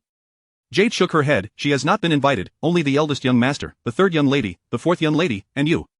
Su Qingyu set down her brush and straightened her back. Let us change our attire. We must not keep grandmother waiting. Chapter 14 The 7-Day Ritual. When Su Qingyu arrived, Suihue was already present and stood to greet her. At 14 years of age, Suihue was the biological sister of Su Yuankai and the daughter of concubine Shui. She was adorned in a deep crimson embroidered dress featuring a diamond pattern, her hair elegantly styled with a golden hairpin that accentuated her grace. Among the 2 legitimate sons and 1 illegitimate son of the Su matriarch, as well as their 6 daughters, Suihue's demeanor was the most dignified, commanding a presence that was even more formidable than that of Su Qingyu, the legitimate daughter. Though Suihue's background did not match that of Su Qingyu, she endeavored to excel in other areas. She strived for excellence in music, chess, calligraphy, painting, and the domestic arts, including embroidery. If it were merely a matter of talent, Su Qingyu would not have felt particularly concerned. However, Suihue had made her a rival in her own mind, seeking to undermine her at every turn to prove that Su Qingyu's status was little more than a hollow title. At that moment, Suihue glanced at Su Qingyu's light blue dress embroidered with lotus petals and remarked, "The lotus leaf embroidery is quite exquisite. Did you create it yourself, elder sister?" Su Qingyu's lips twitched slightly as she replied, "No." Suihue then looked down at her own dress and said, "Mine was embroidered by my own hand." "What do you think, elder sister?" A faint smile flickered across Su Qingyu's face as she retorted, "Has our Marquis fallen to the point where the young ladies must embroider their own garments? If everyone were like third sister, there would be no work left for the seamstresses." Before Suihue could respond further, an attendant ushered in the 4th young lady, Su Shuani. At 12 years old, Su Shuani possessed a cherubic visage, complete with 2 adorable dimples that made her smile particularly endearing. Concubine Lian, her mother, had previously been a personal maid to Lady Lin, and despite her elevation to concubine status, she maintained a profound respect for Lady Lin, instilling in her daughter a sense of propriety and decorum. Upon entering, Su Shuani greeted Su Qingyu and Suihue, saying, "Good day, elder sister, good day, third sister." Suihue merely responded with a nasal grunt, clearly unimpressed with her cautious younger sister. Su Qingyu, however, stepped forward, pinching Su Shuani's cheek and warmly saying, "Hello, fourth sister." In her past life, Su Qingyu's mother had passed away while concubine Lian attended to her every need. After her mother's death, the household's affairs were managed by the matriarch, with the day-to-day matters largely handled by Gu Ruoyun. Before her untimely demise, the Su family's business had plummeted, necessitating external assistance, leading to an engagement for Su Shuani with Fang Yan, the second son of a merchant family. Tragically, Fang Yan was simple-minded, marrying Su Shuani merely to secure an heir. Heaven had granted her a second chance at life, and she was determined to ensure her half-sister lived a carefree existence, repaying concubine Lian for her past kindness to her mother. "You are all here. Please take a seat," the matriarch's voice rang out, bringing Su Qingyu back from her reverie. Turning towards the entrance, she saw Su Yuankai assisting the matriarch inside. The sisters offered their respects, and once the matriarch was seated, they arranged themselves according to age. The table was already set with dishes. Being a devout Buddhist, the matriarch adhered to a vegetarian diet for all 3 meals. The small kitchen at Songha Hall had specifically employed 2 chefs skilled in vegetarian cuisine. At the center of the round nanwa table was a plate of more blessings and longevity fish, crafted from tofu, yellow flowers, and bamboo shoots to resemble a fish, drizzled with sauce. Additionally, there were 4 small dishes: ginger-flavored bamboo shoots, mushroom stew, 3-thread rolls, and stir-fried ginkgo, with a bowl of yam soup prepared for each person. The entire set of lotus-patterned cloison plates, paired with the refreshing and delicate dishes, was visually delightful even before tasting. As the 5 of them sat down for lunch, the dining hall was enveloped in silence, with the young ladies and gentlemen eating decorously and without a sound. Once the matriarch finished her meal, the younger generation also set down their chopsticks.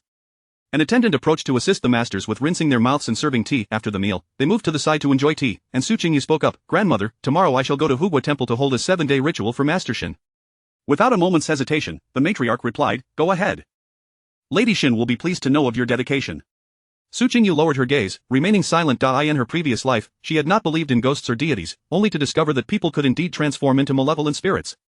In this rebirth, she acted solely according to her conscience. Observing the mourning for Master Shen was merely fulfilling her role. Whether the Shen family was aware or not was of no concern to her.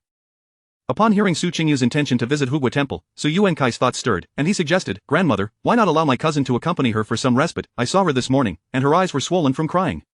The matriarch waved her hand, stating, "She need not go. Let her reflect at home. Given the gravity of the situation, it is unwise for her to be out and about." Su Yuankai, upon hearing this, refrained from further comment but discreetly whispered something to Suihue. Suihue initially frowned but soon relaxed, smiling sweetly as she said, "Grandmother, I recently copied scriptures for your well-being. It would be perfect for me to accompany elder sister to Hugua Temple tomorrow." The matriarch regarded Suihue with approval, saying, "I know you are a filial child. Then do take good care of her and avoid any disturbances." Su Qingyu observed the subtle exchange between the siblings, realizing that her rebirth had altered everything. This time, she would remain vigilant regarding the actions of those around her. After lunch, upon returning to Bishi Pavilion, Su Qingyu took up her pen and drafted a list of necessary offerings, instructing Jinju and her companions to prepare according to her specifications. Since they were heading to the temple, the offerings comprised only vegetarian pastries and a selection of fruits. In her previous life, she had accompanied Lady Shen to Hugua Temple for Master Shen's ritual, where Lady Shen had prepared offerings based on Master Shen's preferences. Thus, she decided to follow suit. She also instructed Jinju, "Go inform the stewards to prepare the account books for the past 3 months. I shall review them upon my return from Hugua Temple." Reviewing the account books was the swiftest way to take charge of such matters. Throughout the afternoon, Qingyu was occupied with transcribing the Sutra of Rebirth, placing the completed scriptures and offerings together, ready to be presented before the Buddha the following day. On the morrow, Qingyu rose early, clad in a simple Huang skirt, topped with a brocade cloak edged in snowfox patterns. Accompanying her were only Qingyu and Feizue, along with 2 rough servants. She first went to pay her respects to the matriarch, then joined Suihui in the carriage, while the maidservants and attendants carried incense and offerings in 2 additional vehicles. Hugua Temple, situated on Jing Mountain in the western suburbs of the capital, was renowned for its flourishing incense offerings, and the wide and straight path leading up the mountain facilitated easy access for carriages. Once seated, Qingyu gathered her cloak around her, embracing a warming stove while closing her eyes to rest. Before the carriage had left the Su family estate, Suihui sighed and remarked, "Elder sister, marrying a deceased man may result in grandmother treating you differently than before."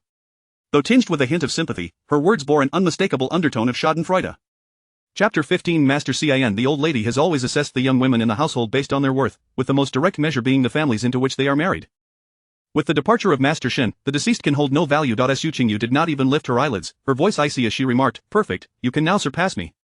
You must keep a keen eye for a husband and see if your choice can rival Master Shen. In this world, very few can compare to Master Shen, even in death." Suihui frowned. She was determined to marry into a prestigious family. Not only did she not want to be overshadowed by Qingyu, but she also did not wish to fall too far behind, which is why she remained unengaged. With Qingyu's words hitting close to home, Suihui retorted, "If he were alive, you might have grounds for your arrogance, but given that he is dead, I fail to see what you have to boast about. Indeed, if he were alive, he would never have taken you as his wife." Qingyu lifted her eyelids slightly, casting a glance at her, her eyes laced with derision. In her previous life, Suihui married a year later to Song Hongshan, the talented and strikingly handsome illegitimate son of the Duke of Loyalty. Although a bastard, he achieved great military accomplishments. However, the very next day after being conferred a title and returning to the capital, he discovered Suihui's affair with Su Liangping, the grandson of the Prime Minister Sui Xiang. Song Hongshan promptly issued a divorce decree, and Suihui ended up not marrying into the Su family but was instead sent to the ancestral temple in Shaoyan by the Su family. The scandal of the infidelity stirred up quite a ruckus, becoming a topic of gossip among the citizens, with the Su, Song, and Su families becoming subjects of conversation during tea time. Not wishing to engage in a futile war of words, Qingyu closed her eyes and rested. After more than an hour, the carriage halted within the grounds of Hugua Temple. Mama Hu, who was beside Qingyu, entered to find the master in charge and secured a residence, typically occupied by the Su family. Although they might return home that very night, the young lady and her maids required a place to rest. In accordance with seniority, Qingyu would occupy the main room, while Suihui would stay in the eastern wing, and the maids would be housed in the western wing. "Qingyu, my belongings are in the main room, but I shall rest in the wing with you all." "We shall share a room," Qingyu whispered to Qingyu. Qingyu's expression shifted. "Miss, are you implying that someone intends to harm us?" Qingyu's gaze deepened, but upon seeing Qingyu's anxious face, she smiled reassuringly. "Perhaps I am merely overthinking it. However, it never hurts to be cautious. Especially since they were in a temple. If anything were to happen, she would have no means of assistance." Accompanied by Qingyu and Feizue, both holding offerings and scriptures, the 3 of them exited the house, intending to seek Master Cien for a ritual. Typically, one would not disturb Master Cien for such matters, yet the Su family contributed significantly to the incense offerings at Hugua Temple each year, and given Qingyu's previous encounters with Master Cien, she hoped to request his personal involvement in the ritual for Master Shen. Hugua Temple is situated halfway up a mountain, with Master Cien residing in the Grand Hall at the summit. Qingyu glanced at the sky and remarked, "The clouds are so thick, it seems it will snow soon." As Qingyu walked along the stone path beside the Grand Hall, she chuckled, "If it snows, we shall stay here for the night and descend tomorrow." The vegetarian dishes at Hugua Temple are remarkably delicious, especially the tofu. I've heard it is made with spring water drawn from the mountains, and the unsweetened soy milk is exceptionally sweet. After it snows, the night view on the mountain will be even more enchanting, with the Grand Hall's light shining brightly, exuding grandeur. Qingyu blinked in astonishment. "Miss, you have never stayed overnight at Hugua Temple. How do you speak so knowledgeably?" Qingyu retorted playfully, "Have you never seen a pig run after having eaten pork?" After speaking, she cheekily stuck out her tongue, bringing her hands together in a prayer gesture. "Buddha, do not take offense. It was not my intention." After much effort, they finally navigated to the back courtyard, but before they could approach Master Cien's quarters, they were halted by a young monk. "Benefactor, Master Cien is currently with a guest and will not see anyone else today." Qingyu was taken aback. A guest, however, this head 7th ritual was unlike other ceremonies and could not be delayed for 2 days. Polite, Qingyu inquired, "Could the young monk please ask Master Cien if he can see me?" "It is Qingyu from the Su family, come to perform the head 7th ritual for Master Shen. If Master Cien truly had no time, she would have to seek another master." Upon hearing that she was from the Su family and that it pertained to Master Shen, the young monk replied, "I shall inquire with the master." One need not mention how monks typically do not concern themselves with worldly affairs. Hugua Temple is inextricably linked to the power and influence of the capital. The impoverished could hardly hope to engage Master Cien for a ritual. Before long, the young monk emerged and gestured for her to enter, saying, "Master Cien invites Miss Su to speak with him. These 2 ladies may accompany me to the wing for a warm bowl of soy milk." The implication was clear, only Su Qingyu could proceed alone. Upon hearing this, Su Qingyu's face lit up. Master Cien was willing to see her, and it seemed the matter was nearly settled. Following the young monk into the Zen room behind the grand hall, she found two individuals seated on cushions, a chessboard between them. One was the elderly Master Cien, while the other was the gentleman she had encountered in Master Shen study. Su Qingyu slightly bowed. I pay my respects to Master Cien and to you, sir. The man looked up, a gentle smile adorning his refined and handsome face, with eyes as deep as the ocean. My surname is Yen, and I am Yen-san. Su Qingyu was momentarily taken aback. Yen, the old lady of the Shen family, bears the surname Yen. She recalled that the Yen family indeed had a third master, around 30 years of age, which aligned with the man before her. Greetings, Master Yen. After exchanging pleasantries, Su Qingyu turned to Master Cien. Master, I wish to conduct a head seventh ritual for Master Shen. Do you have the time? Master Cien hesitated for an instant, glancing instinctively at Master Yen. Noticing Master Yen's slight nod, he replied, I am available. I shall have someone prepare, and you may take my place for this round. Su Qingyu assumed Master Cien's position, sitting opposite Master Yen. After a careful examination of the board, she suddenly felt a sense of familiarity at the warm, jade-like ghost stones felt smooth in her hand. Without thinking, she placed a black stone in the position embedded in her memory. Master Yen narrowed his eyes and placed a white stone down the two plate as if no contemplation was needed, each move flowing seamlessly, and within a quarter of an hour, the outcome was clear. Su Qingyu had won. Yet, her expression bore no joy. She lowered her head, fixated on the board, feeling somewhat guilty. In her previous life, she had seen a hand-drawn Go manual in Master Shen's study, and out of boredom, she practiced playing against herself until the moves became ingrained in her memory.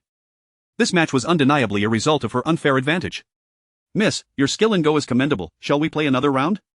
After 3 consecutive games, Master Yan's expression grew increasingly twisted, not from defeat, but rather because Miss Su played as if she could see directly into his thoughts. Or perhaps their understanding of the game was so remarkably similar that it felt uncanny. Su Qingyu had no intention of deliberately winning, it was just that Master Yan's moves inexplicably mirrored those in the manual. To ease the tension, Su Qingyu asked, did Master Yen come specifically for the funeral? Chapter 16. For the first time witnessing such a scene, Master Yen-san was meticulously picking up the chess pieces when he casually remarked, I suppose so. If you hadn't come, I would have entirely forgotten that today marks the 7th day. Su Qingyu involuntarily interjected, after all, you are both blood relatives. She abruptly ceased her words, suddenly realizing that she had overstepped. This was not her place to comment. Initially taken aback, Yen-san turned his gaze towards Su Qingyu and softly remarked, the young lady possesses quite a bit of knowledge. A faint smile graced his lips, yet the scrutiny in his eyes as he regarded her was subtly probing, albeit not overtly so. Su Qingyu looked up just in time to catch the hint of a smile at the corner of his mouth. At that moment, a young monk knocked and entered, saying, Miss Su, the hall of reception is prepared. Su Qingyu turned to Yen-san and inquired, aren't you going to offer incense? Yen-san's lips twitched twice as he rose and flicked his robes. Of course, this is the first time I have encountered such a scene. Su Qingyu thought to herself, had he never burned incense for the 7th day before?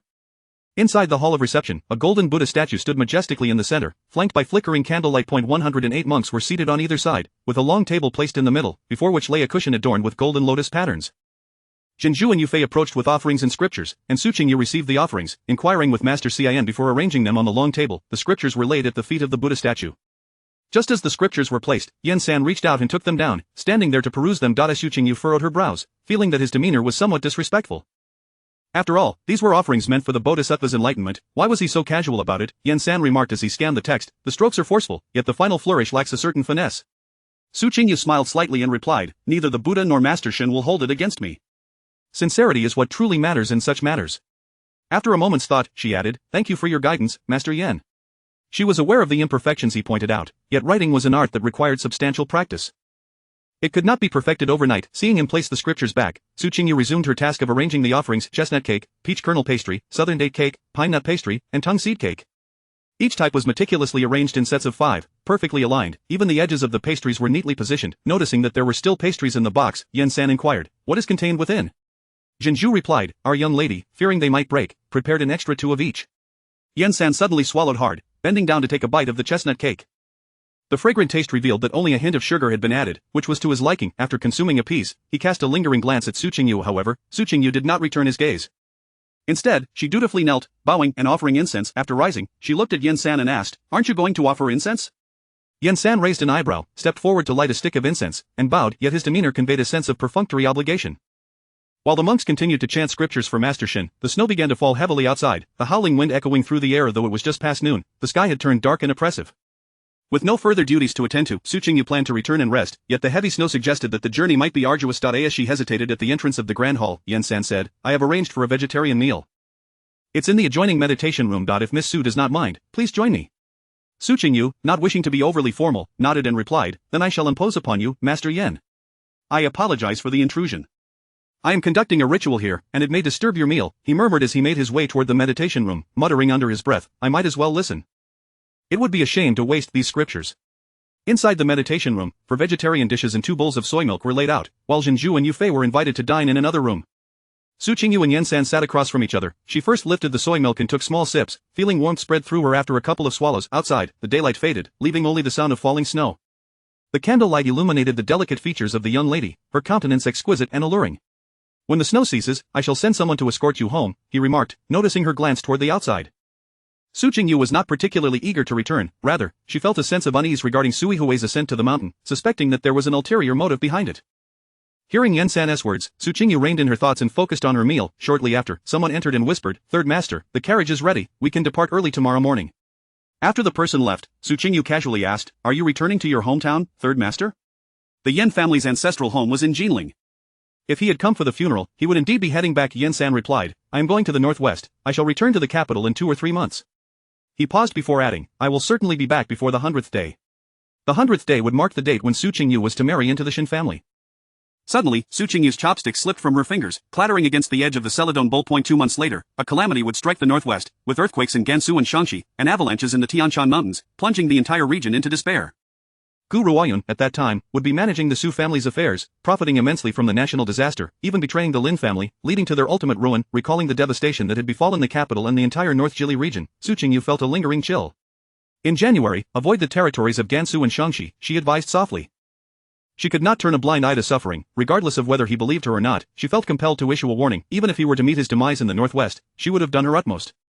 Contemplating this, she reminded herself that in her previous life, Yen San had remained alive, which suggested he would be unharmed this time as well. Yet Yen San's expression tightened as he asked, "What do you mean by that?" He was heading to the northwest to investigate a significant matter, expected to return to the capital by the end of the month, coinciding with his journey to the provinces of Shaanxi and Gansu.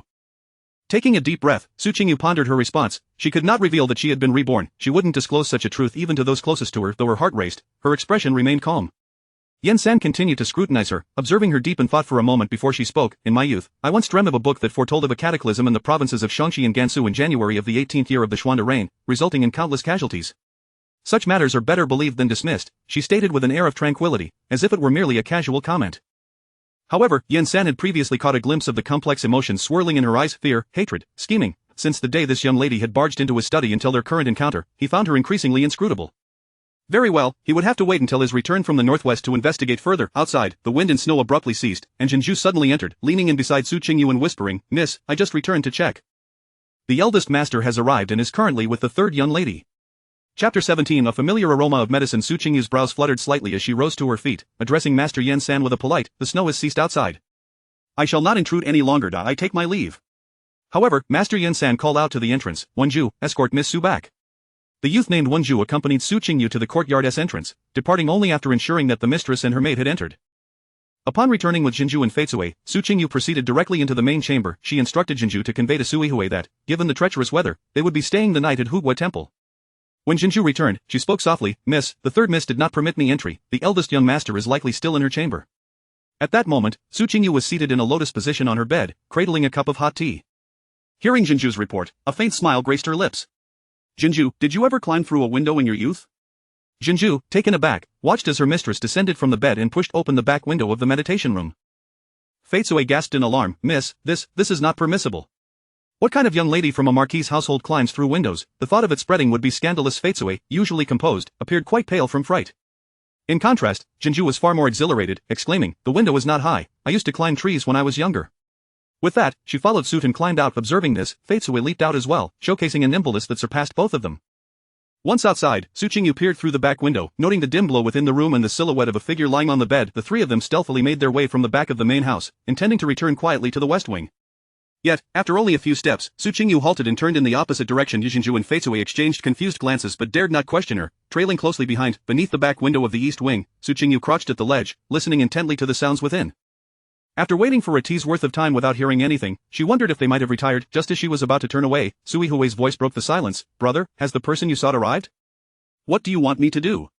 Then came Su Yuenkai's voice, "He will be here shortly. You must take this warming stove to Su Qingyu's room, engage her in casual conversation for a bit, and remember to place the stove down." Sui Hui asked, what is inside the stove? Su Yuankai replied, that is of no concern to you. Just be quick about returning. If she dares to embarrass Rujin, I will ensure she pays dearly today. After a moment's hesitation, Sui Hui inquired, brother, could anything go awry? Su Yuankai chuckled, what could possibly go wrong? Does she not always pride herself as the legitimate daughter above you? It is the perfect opportunity for you to vent your grievances. Later, you will find Su Qingyu while I go to fetch that person. Place the items inside and return to your own quarters. I will feign having just arrived to catch her in the act, and then I shall escort her home under cover of night. Grandmother will surely punish her severely. She can look forward to becoming a concubine in the Zhou household. Su Qingyu furrowed her brow at the mention of the Zhou family. Knowing that Sui Hui would soon seek her out, she returned to her own quarters. Indeed, within a quarter of an hour, Sui Hui entered, holding the warming stove. She greeted with a forced smile, elder sister, has the ritual been completed? Shall I have someone bring some vegetarian dishes? Su Qingyu lifted her gaze to assess Sui Hui. Although she wore a smile, it was awkward, revealing her underlying anxiety. The sweet, cloying scent emanating from the stove filled the room. Having studied pharmacology in her past life, Su Qingyu could easily identify common herbs by scent. The unmistakable odor of epimedium permeated the air, accompanied by several aphrodisiac herbs. In her previous life, she had encountered these remedies frequently, as they were renowned treatments for male impotence. Third sister, you have arrived. Please, take a seat. Have you dined yet? Sui Hui pretended to casually place the stove on the table, only for Su Qingyu to remark, you might want to hold on to that stove. The mountains are not as warm as home. We wouldn't want you to catch a chill. Startled, Sui Hui clutched the stove tightly, fearful that Su Qingyu might discern her intentions. Su Qingyu approached, holding a silk handkerchief, and with a swift motion, she pressed it over Sui Hui's mouth and nose, causing her to slump against the table. Zhenju and Feitsui, watching in trepidation, followed Su Qingyu's instructions and lifted Sui Hui onto the bed. Su Qingyu glanced at the warming stove and declared, let us exit through the back window. The three of them once again departed the room, slipping out through the back window and returning to the servants' quarters in the west wing. Without lighting any lamps, they relied on the moonlight to observe the courtyard's activity. Su Qingyu quietly asked Zhenju and Feitsui, are you both well? Do you feel any discomfort? She had held her breath earlier and had warned them in advance, concerned they might still be affected. Both Qingyu and Feitsui shook their heads in unison, we feel fine. Only then did Su Qingyu relax, reassured that their exposure had been minimal and brief. Before long, a man stealthily entered the courtyard, pushing open the door to the main house. Zhenju and Feitsui held their breaths in fear, while Su Qingyu remained expressionless. In this second life, her heart had hardened to stone. From within the main house, Sui Hui's startled cry rang out, yet Su Qingyu remained still, observing without flinching. Had she not been prepared, it would have been her calling for help, but no one would have shown her sympathy then. Instead, they would only have scorned her, labeling her disgraceful and shameless, tarnishing her family's reputation. The biting wind swirled outside, stirring the fresh snow into a vortex. Suddenly, a figure entered the courtyard, accompanied by 4 or 5 others, likely drawn by Sui Hui's voice, and they burst into the main house. Su Qingyu could not discern the identity of the intruder, but she was certain it was not Su Yuankai. Whether this person was sent by Su Yuankai or simply a coincidence, she pondered briefly before stepping out of the west wing and making her way toward the main house. Before reaching the door, she collided with Su Yuankai, who had rushed in from outside, clearly startled by her presence. His expression darkened immediately. What are you doing here? Su Qingyu smiled enigmatically, asking, where did you think I ought to be, brother? Su Yuankai glanced toward the shadows within the main house before hastening inside, with Su Qingyu closely following. Upon entering, the scene before them caused Su Yuankai to gasp sharply, his face turning ashen. Su Qingyu, too, was momentarily taken aback, her expression inscrutable. Chapter 18, who was so kind-hearted. At this moment, the main room was in disarray. A man was half sitting on the edge of the bed, holding Sui Hui, while another man lay on the floor, being restrained by several attendants. Su Qingyu recognized the man on the bed as Su Liangping, the grandson of the Prime Minister Sui Xiang. In her previous life, the illicit affair between Sui Hui and Su Liangping occurred over 2 years later, yet, in this life, they had fortuitously encountered each other so soon. Indeed, these two were fated to meet. The man being held down on the floor was also familiar, Zhou Zhang, the young master of the Zhou merchant house. In her past life, Su Yuankai and Zhou Zhang had teamed up to beat up the son of the Minister of Rights over a courtesan. That day, she happened to return home to deliver festival gifts and saw Zhou Zhang and Su Yuankai kneeling in the side hall of the Su residence, pleading with her father for assistance and addressing the Minister of Rights. Thus, it was Zhou Zhang who had initially entered with ill intentions, and Su Liangping must have fortuitously passed by. Hearing the commotion and barging in. At this moment, Sui Hui was likely under the influence of the incense from the warm stove. Her originally fair complexion transformed into an alluring shade of pink, one hand grasping Su Liangping's collar, her fingers wandering aimlessly. Su Yuankai also recognized Su Liangping and cautiously approached, saying, young Master Su, what brings you here? I am grateful for your assistance in saving my sister. Su Liangping glanced down at the beautiful young woman in his embrace, his heart racing with agitation. Is this your sister? This is quite troublesome. To encounter such a situation in a remote place, you all should leave. I shall handle this. Su Liangping was aware of Su Yuankai's status but did not regard the Su family with much concern. Moreover, should this incident be disclosed, he could still be seen as a hero for coming to their aid. Su Yuankai was already in a state of panic. If his sister's reputation were to be tarnished because of him, how could he return home and explain? Yet it was unrealistic to take her down the mountain now, there was no antidote for this, and he could not simply abandon his sister in the snow. Furthermore, with Su Liangping present, Su Yuankai felt helpless and could only retreat in a flurry. Accompanying him in the retreat were Su Qingyu and the Su family's attendants. As they exited the main room, Su Yuankai glared at Su Qingyu. What have you done to Yihui? Why is she inside? Su Qingyu gazed at him with significant meaning. I was just wondering, how did my third sister end up in my room? And brother, when did you arrive, and for what purpose? She then turned to Zhou Zhang, who was being held down on the ground. And who is this person? Why did he enter my room? I believe we should send him to the Ministry of Justice. Upon hearing this, Su Yuankai's expression darkened, a hint of panic flickering in his eyes. He then turned to Su Qingyu, saying, You are a young lady. Do not linger here, quickly return to your chamber. It was clear he did not wish for Su Qingyu to inquire further, especially regarding Zhou Zhang. He needed to release the man, fearing Zhou Zhang might divulge something inappropriate. Su Qingyu could easily perceive his intentions and chose not to confront him, returning to the west wing with her maidservants. In the dense forest to the northwest of the wing, Wenju whispered to Master Yin San, Master, I have investigated. The eldest daughter of the Su family is unharmed. This incident seems aimed at her, but fortunately, she is astute and had foreseen it. Master Yin nodded slightly, and just as the two were about to turn away, they heard voices emanating from the main room. Wenju's expression shifted. Master, Su Liangping is truly reckless, daring to defile the sanctity of the Buddhist temple. Master Yin maintained his composure, caressing the old sandalwood beads on his wrist. It is not unusual for two demons to enter the Buddhist realm, is it? He instructed Wenju, inform the teacher of this matter. Tomorrow, during the censors' meeting, I shall seize the opportunity to act while Su Gulao is preoccupied with disciplining his grandson. I was contemplating how to divert Su Gulao's attention without him noticing, and she has unwittingly provided me with a grand gift. Wenju bowed, understood, I shall go to the residence of Elder Chen at once. Su Qingyu soon returned to the west wing with her maidservants. The fragmented sounds from the main room continued to drift over, causing the young ladies to stuff cotton balls in their ears, yet they still felt their faces flush with embarrassment.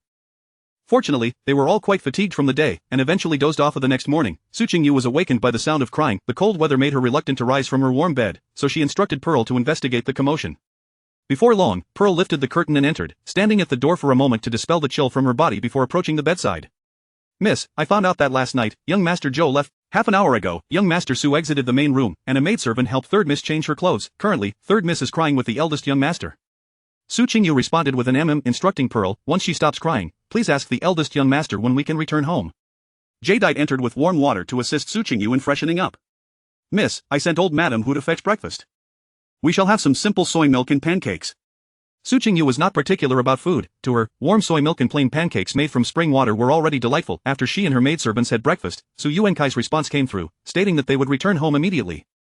Su Yihui and Su Qingyu each took their own maidservants in a carriage while Su Yuankai rode a horse, and the group made their way back to the Marquis' residence in grand style. As the carriage halted at the second gate of the residence, they saw the butler, Su Zhong, hastily approaching. Eldest young master, Mrs., the Marquis requests your immediate presence in Songha Hall. Su Qingyu inquired, what has happened?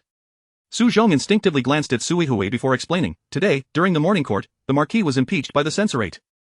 It was said that the young ladies of the Su family and the young master of the Su family defiled the sacred Buddhist ground, engaging in immoral acts. The emperor reproached the Marquis and Su Gulao, instructing them to properly educate their descendants. Su Qingyu was taken aback. Impeached by the censorate, from the occurrence until now, less than 10 hours had passed, and not only was the censorate aware of it, but they had also written a memorial to impeach. Was it due to the emperor's keen informants, or had someone witnessed the events of last night? This was fortuitous, as it would serve to restrain her father. After all, he would undoubtedly be infuriated by her subsequent plans. She couldn't help but wonder who was so kind-hearted as to submit an impeachment memorial, with matters to attend to. Su Qingyu did not wish to dwell on this incident, so she stated, I have matters to attend to. Please inform my father that I will visit later. With that, she returned to Bishi Pavilion. After changing her attire and freshening up, Jadeite, concerned that she had not eaten well at the temple, prepared some refreshments for her. Su Qingyu instructed Pearl to find her a set of dignified clothing and then commanded, go notify the 4 managers of the Su grainhouse to come and report to me. Additionally, I wish to meet with the steward of the household accounts. Before long, Mr. Bai, the steward of the Marquis' household accounts, entered the side hall. Greetings, Mississippi. He was already aware that the affairs of the Marquis' inner courtyard had been entrusted to this young lady. Mr. Bai held a certain skepticism in his heart. How could a girl of merely over 10 years manage anything? Surely, she could not even operate an abacus correctly or comprehend the account books. However, Su Qingyu was unconcerned with Mr. Bai's opinions of her. As long as she could get things done, she would not care whether he was Mr. Bai or Mr. Black. She instructed Pearl to serve tea and closed the door before speaking. Mr. Bai, the purpose of your visit today is to inquire about the current amount of cash on hand in the household. In response to the young lady, there are currently approximately 210,000 taels in cash. The income from several shops has just arrived, and this year's harvest from the estate has been quite good. Su Qingyu nodded and continued, please arrange for me to gather 300,000 taels and repay the Lin family's debt of 300,000 taels. Chapter 19. Extending life for the Lin family. Mr. Bai was initially enjoying his tea when, after just a couple of words from Su Qingyu, he inadvertently spat the beverage onto the floor. Disregarding decorum, Mr. Bai placed the teacup on the Nanwu table and inquired, "What did the young lady say? Clear the Lin family's debts, the one that has lingered on the books for over a decade." Su Qingyu thought to herself that Mr. Bai, despite his age, seemed rather slow-witted. Had she not expressed herself clearly, was this reaction truly warranted? "Precisely the debt. You currently have 210,000 taels on the books. See if there is anything you can sell, antiques, paintings, or even properties. Quickly gather enough to total 300,000 taels." Since her father neglected to regard her and her mother, the debt must be settled. It was unacceptable for her mother to support the household with her dowry, while her maternal family was also expected to financially support her father's mistress. Coincidentally, she required funds to stockpile grain. Once she secured this sum, she could embark on a substantial venture with her cousin. Mr. Bai swallowed hard, attempting to steady his astonishment and trepidation. After decades of accounting for the Marquis' estate, he had never encountered such a formidable challenge. 300,000 taels was no trifling sum. Without the Marquis' directive, could he dare to handle such a large amount? Was the young lady not being rather fanciful? Returning 300,000 taels to the Lin family would surely lead the Marquis to suffer greatly. "Young lady, such a significant matter requires me to consult the Marquis, Mr. Bai finally spoke. Su Qingyu scoffed, "When has the Marquis ever concerned himself with financial matters within the estate? My mother is currently at the manor to ensure her pregnancy goes smoothly, and these affairs have been entrusted to me. Should anything go awry, I will bear the responsibility. What is there for you to fear?" Mr. Bai looked at Su Qingyu with resignation. "Young lady, this amount is simply too great. It truly cannot be done. If 300,000 taels were to leave the estate, the Marquis might very well have him executed. Furthermore, if the Marquis intended to repay the debt, would it have remained on the books for over a decade? It was evident that he had no intention of repaying the Lin family." Su Qingyu slammed her teacup down, her voice icy as she stated, "If my father places blame upon you after the deed is done, I shall offer you 500 taels to enable you and your family to relocate to Jiangnan. Should you refuse to assist me, I will not hesitate to replace you with another accountant tomorrow. I am unafraid of your informing my father. You may see whom he chooses to believe, me or you." Mr.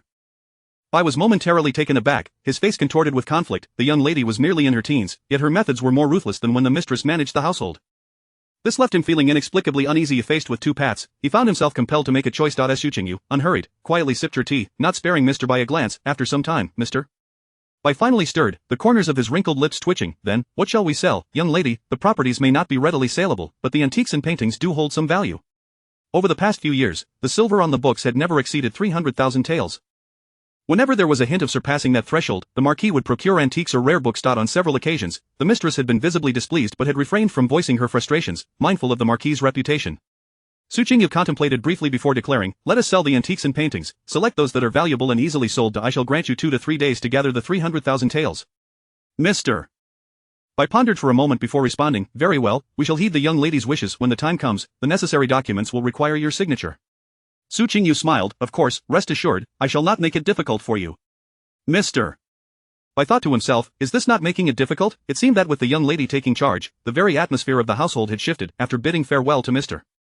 Bai, Su Qingyu waited briefly before the 4 managers of the Su Grain Company arrived. The Su family owned 4 grain businesses in the capital, located in the southeastern, southwestern, northeastern, and northwestern districts. These 4 establishments had been part of the Lin family's dowry, and the managers were all members of the Lin family. Even the grain itself was sourced from Jiangnan and delivered to these 4 grain companies.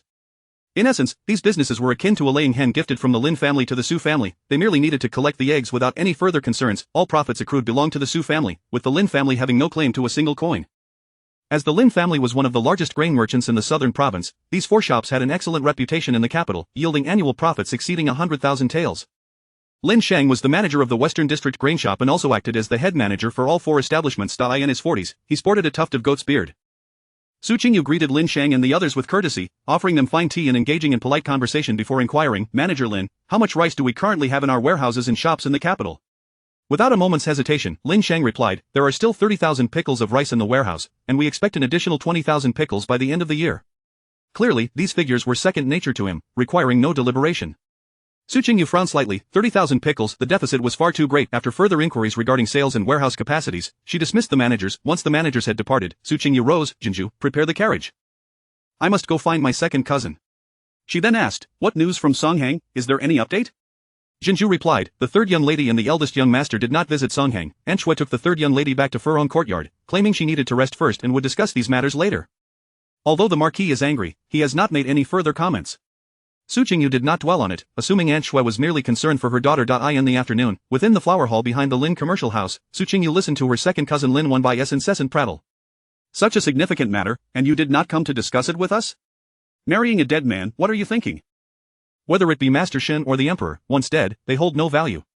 Qingyu was taken aback and shot him a glare. Cousin, what are you saying? Such words should not be spoken so casually. Beware, there may be years on the other side of the wall. Lin Wenbai recognized that his previous comment had overstepped, yet he continued his tirade. I have heard about Xin Zhao. If you do not wish to marry him, cousin, there are plenty of ways for me to assist you. Why leap into the pit of the Shen family? If it were up to me, I would suggest you decline such an ill-fated marriage. If you fear being bullied, it would be better for me to find someone within the Lin clan. Your third cousin. Qingyu quickly interrupted Lin Wenbai, knowing that while her second cousin had many admirable traits, his incessant chatter could go on indefinitely. Second cousin, I came to see you for a serious matter. Lin Wenbai raised his eyebrows, smiling as he asked, what serious matter? Pray tell, I have heard you are now managing the family affairs. Could it be that you have come to seek my assistance? Qingyu thought to herself that she was not here to seek assistance. She had come to extend the Lin family's life. Chapter 20 Entrapment. In a previous life, the provinces of Shaanxi and Gansu experienced a devastating earthquake, followed by avalanches in the Tian Shan Mountains. The court promptly mobilized grain supplies from North Jili to alleviate the disaster. As a royal merchant, the Lin family naturally spared no effort in providing aid to the victims. However, the earthquake occurred during the first month of the lunar calendar, a time when grain supplies in North Jili were already scarce, and procuring grain from Jiangnan would require additional time.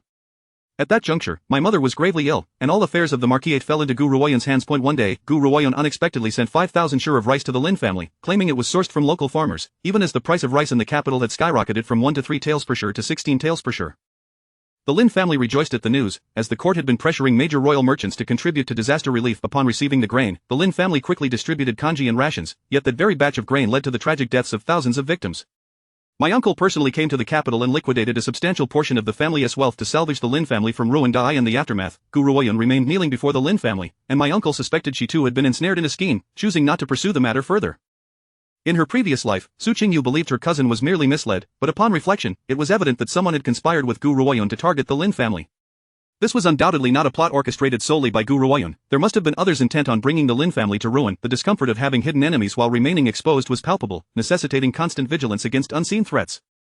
Suddenly, Qingyu inquired, cousin, which patron did the Lin family align with to become royal merchants? The Lin family had previously been the largest grain merchants in Jiangnan, but only in the last 3 to 4 years had they begun to profit as royal merchants. Lin Wenba, perplexed by Qingyu's question, replied, the Lin family's connection as royal merchants is through Master Shen San. My father once had a brief acquaintance with Master Shen and assisted him, and in return, he spoke on our behalf. Qingyu took a deep breath, recalling the troublesome matters surrounding the Shen family in her previous life. It is often said that when a tree falls, the monkeys scatter. In reality, they are compelled to disperse. After Master Shen San's death, the Shen family gradually fell into hardship, partly due to the lackluster abilities of both branches, but also because Master Shen's political rivals began to retaliate against the Shen family. If her uncle had initially aligned with Master Shen, he would undoubtedly be branded with the Shen family's mark, making it understandable that those in court coveted the Lin family's lucrative path. Cousin, what is the current price of grain in Jiangnan? Lin Wenba responded, it is approximately 1 tael per shur now. It tends to be pricier at year-end. During the autumn harvest, the average price is around 8 Cien per shur. Why do you ask? Qingyu pressed further, how much silver can you currently mobilize? Lin Wenba calculated, perhaps 5 to 600,000 taels, but this silver must be returned to my father by year-end. Qingyu's slender fingers tapped thoughtfully on the armrest of her chair as she pondered, we must find a way to procure 100,000 shur of grain and have it transported to the capital before the end of the year. Is that feasible? In less than 2 months, the procurement and transport. Qingyu felt uncertain. Lin Wenba was taken aback. Have you lost your senses? The price of grain is at its peak right now. 100,000 shur, we might not even sell it all by next autumn, and when the new harvest arrives, we'll be left with excess stock. Qingyu struggled to articulate her reasoning, but it was imperative to gather grain. More was better. After a moment's contemplation, she mysteriously asked, are you familiar with Master Cien? Seeing Qingyu's intent expression, Lin Wenba leaned in closer and lowered his voice. Of course, it is said that Master Cien's ability to interpret celestial phenomena and divination surpasses even that of the court astronomer. I visited Hugua Temple, but now that we know, we must prepare in advance. Lin Wenba, shocked by her revelation, recalled that Qingyu had indeed gone to Hugua Temple, as he had intended to inquire about her marriage when the gatekeeper informed him of her absence. It seemed implausible for her to seek out 100,000 shur of grain without reason. If what Master Cien had predicted was accurate, early preparations were certainly warranted. In business, those who seize the initiative prevail. After a moment's thought, Lin Wenba stated, I cannot make this decision alone, I must return to Yunzhou to consult my father. 100,000 shur of grain was... It required the full strength of the Lin family. Qingyu replied, that is acceptable, but be sure to inform my uncle that this matter must remain confidential. We should send out unfamiliar faces to procure grain without associating it with the Lin family. Lin Wenba nodded, I understand. I will discuss this with my father. The fewer individuals privy to this plan, the better, especially since the disaster had yet to occur. Rumors would only invite unnecessary speculation. After discussing further precautions with Lin Wenba, Su Qingyu returned to the Marquis in a carriage. As soon as the carriage halted at the Huahua gate, she spotted Amber anxiously waiting. Upon seeing Su Qingyu disembark, she hurried over and whispered, "Miss, the Marquis is waiting to interrogate you." Su Qingyu raised an eyebrow. "Interrogate me? What is the matter?" Amber followed closely, explaining, "The third miss attempted to take her own life today, only to be discovered by the Marquis. She accused you of being involved with that Zhou Zhang, claiming your secret rendezvous has entangled her, and asserted that you have deliberately harmed her." Before Amber could finish, they were intercepted by the steward, Su Zhong, who blocked their path, saying, "Miss, the Marquis has been waiting for you at Songha Hall for a day. You should go to him now." A flicker of displeasure crossed Su Qingyu's exquisite features as she replied coolly, "Very well, let us proceed." Within the side hall of Songha Hall, the matriarch and Su Qingyu occupied the principal seats, while Gu Ruoyun consoled the weeping snow concubine nearby. Upon Su Qingyu's entrance, Snow Concubine reacted as though she had encountered a sworn enemy, rising to hurl accusations at her. "You wretched girl, your own disgraceful behavior, why must you bring ruin upon my daughter? I will not rest until I have silenced you, you who tarnish our family's reputation. You deserve nothing but a miserable fate. Tell me, how many men have you consorted with outside? Are you envious of my daughter's purity?" Snow Concubine's tirade grew increasingly vile, devoid of any semblance of a noble concubine, resembling nothing more than a village harpy. Frost began to settle on Su Qingyu's visage with a sharp crack. She delivered a resounding slap that sent Snow Concubine staggering. Su Qingyu coldly inquired, "Have you regained your senses? If not, take her away and give her a good beating." Chapter 21. Family discipline. Upon witnessing the scene, Gu Ruoyun supported the Snow Concubine and addressed Su Qingyu, "Qingyu, regardless of the circumstances, she is still an elder, how could you lay hands on her?" With a smile that bore an air of mockery, Su Qingyu replied, "She is merely a concubine. How can she presume to be an elder to me? In our family, the status of a concubine or a secondary wife can never elevate them to the position of a master. What do you think, dear cousin?" Gu Ruoyun's expression shifted slightly, caught between a desire to unleash her indignation yet restrained by propriety. The coldness in Su Qingyu's gaze was akin to a blade that could sever the heart, startling Gu Ruoyun. Seeing this, Su Qingyu slammed his hand on the table, causing the teacups to clink loudly. "Unfilial daughter, having caused such a calamity, do you not reflect upon your actions?" Su Qingyu took a deep breath, suppressing the urge to slap Su Qingyu in return. "My father claims I have caused trouble. Where is the evidence? Even the Ministry of Justice requires proof for its cases. Surely, you cannot wrongfully accuse someone." Madam Su, sitting nearby, squinted her eyes as she fiddled with a small set of Buddhist prayer beads, her emotions inscrutable. Suddenly, she spoke, "Bring in Yihui and Yuan Kai, this matter must be clarified in their presence." Before long, Su Yuan Kai and Su Yihui entered. Su Yihui wore a face full of grievances as she approached Su Qingyu, casting a fierce glare. Upon noticing her children, the Snow Concubine regained her composure and instructed, "Yihui, repeat what you just said, lest your elder sister deny it." Su Yihui glanced at Su Qingyu and began, "Last night, my elder sister summoned me to her room for a conversation. Initially, everything was fine, but suddenly, there was a knocking at the door and the sound of a man's voice from outside. I was terrified and inquired who it was. My elder sister then took a handkerchief and pressed it over my face, rendering me unconscious. That handkerchief must have been laced with a sleeping potion. She did it intentionally." After Su Yihui finished her account, Su Yuan Kai stepped forward and stated, "Grandmother, father, that young Master Zhou has confessed that he and Su Qingyu have been acquainted for some time, and their rendezvous at the temple was prearranged. Su Qingyu even suggested offering her sister to him. Fortunately, young Master Su happened to pass by, otherwise, the consequences would be unimaginable." The siblings believed their words contained no flaws. The incident took place in Su Qingyu's quarters, and with witnesses present, all it would take was for grandmother and mother to believe a fraction of their claims, and with Zhou Zhang's insistence on her involvement, the matter would be settled. Su Qingyu glared at Su Qingyu, chastising her, "What else do you have to say? It is disgraceful for the legitimate daughter of the Su family to engage in such scandalous behavior. You have deeply disappointed your father." Su Qingyu displayed no sign of fear, instead offering a slightly mocking glance towards Su Yuan Kai and his sister. She inquired, "Brother, do you know young Master Zhou?" Su Yuan Kai hesitated, defiantly asserting, "I do not know him. How could we possibly be acquainted?" Su Qingyu chuckled lightly, "But you and young Master Zhou are quite close friends, both of you are esteemed guests at the Shangchuan Tower. After all, it seems you became acquainted there. You frequently indulge in flower banquets and visit gambling houses together, particularly the one on Yong'an Street. Father could send someone to inquire at Shangchuan Tower and the gambling house. They would recognize you." Su Yuan Kai stood frozen, his complexion growing increasingly pale as Su Qingyu's words flowed. How do you know this?" Su Qingyu smiled, "I spent a mere 3 or 2 silver coins to uncover it."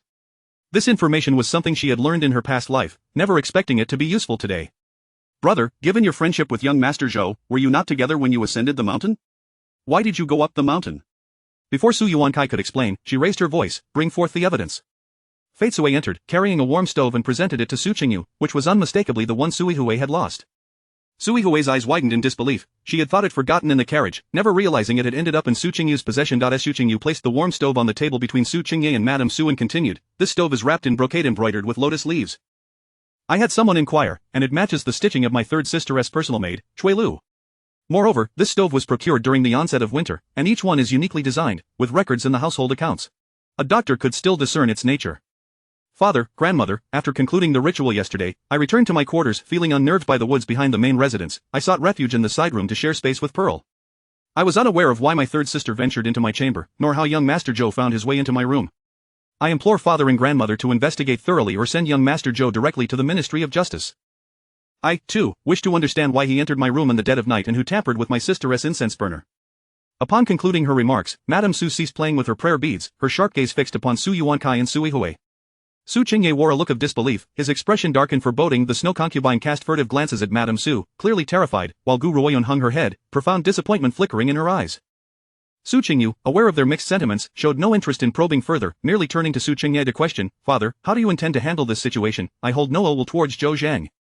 Why would he cast aspersions upon me? Perhaps sending him to the Ministry of Justice is the best course of action, lest there be someone scheming against our family." Both Su Qingye and Madame Su, seasoned individuals, could discern the convoluted nature of the situation. The squabbles among the young ladies and gentlemen of the household were of little concern to them. If it stirred a competitive spirit, it could be deemed beneficial, provided it did not tarnish the family's reputation or jeopardize the marriage prospects of the younger generation. The incident at the Hugua Temple had quickly escalated to the imperial court, turning the Pingning Marquis residence into the subject of ridicule throughout the capital. Little did Su Qingye know the extent of his fury that morning, wishing he could eliminate Su Qingyu. Now, realizing it was not Su Qingyu's fault, his ire naturally shifted towards Su Yuankai and Sui Hui. "Summon the family discipline," Su Qingye commanded in a low voice. The mere mention of family discipline sent the snow concubine into a near-fainting state. Su Qingyu promptly supported the snow concubine, whispering, "This matter cannot solely be blamed on my brother. He acted out of a desire to defend his cousin, unaware if this notion originated from him or his cousin. She has sullied her own reputation yet seeks to drag my brother and third sister down with her. It is truly infuriating." Su Qingyu spoke softly, her words audible only to the two of them. The snow concubine, initially harboring resentment towards Su Qingyu, now found herself equally resentful of Chang Rujin. She was aware of her son's feelings for Chang Rujin, yet she never anticipated he would act in such a manner for her. Having done so, he was foolish enough to leave traces behind. At that moment, Gu Ruoyun stepped forward to comfort her. "Snow concubine, this is not entirely the eldest daughter's fault. She was merely looking out for herself, neglecting her brother and sister." What was intended as a divisive remark fell upon the snow concubine's ears as an attempt to shift blame. She forcefully pushed Gu Ruoyun away, exclaiming, "Do not feign innocence, it is all the mischief of your precious daughter." Chapter 22. A punishment. The scene descended into chaos, as Aunt Snow scolded Chang Rujin, labeling her a source of misfortune, which incited her cousin to stir up trouble. Gu Ruoyun lamented their plight as a mother and daughter left to fend for themselves, feigning a desire to seek death. Of course, this was merely a ploy to elicit sympathy from Su Qingye.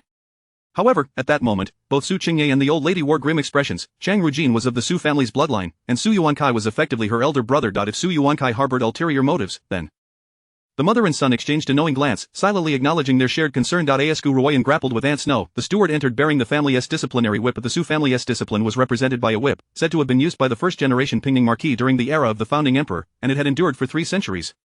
Su Qingye took the whip, flicked it through the air, and spoke in a deep, commanding voice, "Silence, all of you." Gu Ruoyun, still clutching Aunt Snow's hair, released her grip upon hearing his words. Yet, Aunt Snow's long nails remained embedded in Gu Ruoyun's face. As she lowered her hand with slight force, a sharp cry escaped Gu Ruoyun's lips as her left cheek was left bloodied. Su Qingye's brow furrowed in confusion, unable to comprehend how their household had descended into such disorder. "Bring the aunt and the cousin downstairs for treatment. Su Yuankai and Sui Hui will remain. Each will receive 10 lashes as punishment. As for Miss Chang Rujin, she shall depart for Cixin Monastery in Yunzhou before nightfall." Chang Rujin could no longer remain in the Marquis' residence. He feared for his son's future if she stayed. Upon hearing this, Gu Ruoyun knelt beside Su Qingye, pleading, "Cousin, you cannot do this, she is your niece, how can you send her away to a temple?" Su Qingye bent down, gritting his teeth as he whispered in Gu Ruoyun's ear, "Did you not notice Su Yuankai's inappropriate intentions? I cannot allow her to ruin my son, this matter must proceed as I dictate. Do not push me, my lady." His gaze was cold and unyielding, offering no room for negotiation. Gu Ruoyun understood that this situation could not be resolved through threats. Should she provoke him further, her and her daughter's fates would be dire. Adept at gauging the hearts of others, Gu Ruoyun, despite her worry for her daughter, retreated respectfully, declaring, "What you say is true, cousin. I understand." Aunt Snow, upon learning that the 2 children were to be punished, initially intended to intercede but was deterred by the fierce countenance of Su Qingye. With a quick glance, she approached the old lady. "Old madam, I understand that the siblings have committed unforgivable sins. However, the lashes will leave scars. What shall they do in the future? Might we consider an alternative form of punishment?" Aunt Snow inquired cautiously, fearful of inciting the old lady's ire. The old lady pondered for a moment before addressing Su Qingyu. Aunt Snow raises a valid point. Let them kneel in the Buddhist hall for 3 days instead. A trace of derision flickered in Su Qingyu's lowered gaze, yet she refrained from voicing her thoughts. The Su family had few heirs, and the old lady was naturally reluctant to punish her grandson. As for Suihui, she was to engage in a marriage alliance with the Su family, and it was not the time to allow her to suffer injury. With the dust settling, Su Qingyu smiled as she exited Sangha Hall, waiting for Chang Rujin to be sent to Cixin Monastery, after which she would find it convenient to act. Upon returning to Bishi Pavilion, she met with several of the household's overseers. During Lin's management, only the accounts were scrutinized, with no effort made to secure loyalty. Thus, although the overseers dared not overstep, their devotion was hardly unwavering. Now that Su Qingyu was in charge, they naturally harbored a sense of disdain. As Su Qingyu did not confront this directly, merely instructing them to continue submitting the account books in a timely manner. After the overseers departed, Su Qingyu perused the previous account books with remarkable speed. As darkness fell outside, Jinju hurried in. Miss, the cousin may not be able to go to Cixin Monastery. Su Qingyu's brows furrowed slightly as she looked up at Jinju. What has happened? Jinju spoke with indignation. The items that the cousin intended to take have already been loaded onto the carriage, but suddenly, people from the Shen family arrived. They claim they wish to take Miss Chang Rujin as a concubine for young Master Shen, to be brought into the household once the mourning period is over. Su Qingyu was bewildered as she looked at Jinju. Why has the Shen family changed their stance so abruptly? The other day, it was clear from the old lady's demeanor that she had no desire to accept Chang Rujin. Su Qingyu had intended to take advantage of the uncertainty surrounding the marriage to deal with the matter. Something must have transpired, otherwise, the Shen family would not suddenly wish to take in a concubine. With the uncle's remains still fresh, it would be inappropriate for the nephew to hastily acquire a concubine, which would tarnish their reputation. Just then, Jinju continued, I inquired, but the Shen family has maintained a tight lid on their affairs and refuses to divulge anything. As the two were conversing, they saw Hupa lift the curtain and enter. She leaned closer to Su Qingyu and whispered, Miss, I have gathered some information. After we departed that day, young Master Shen refused to eat or drink, kneeling before the spirit of Third Master Shen. Later, when the old lady called for him, he still would not rise.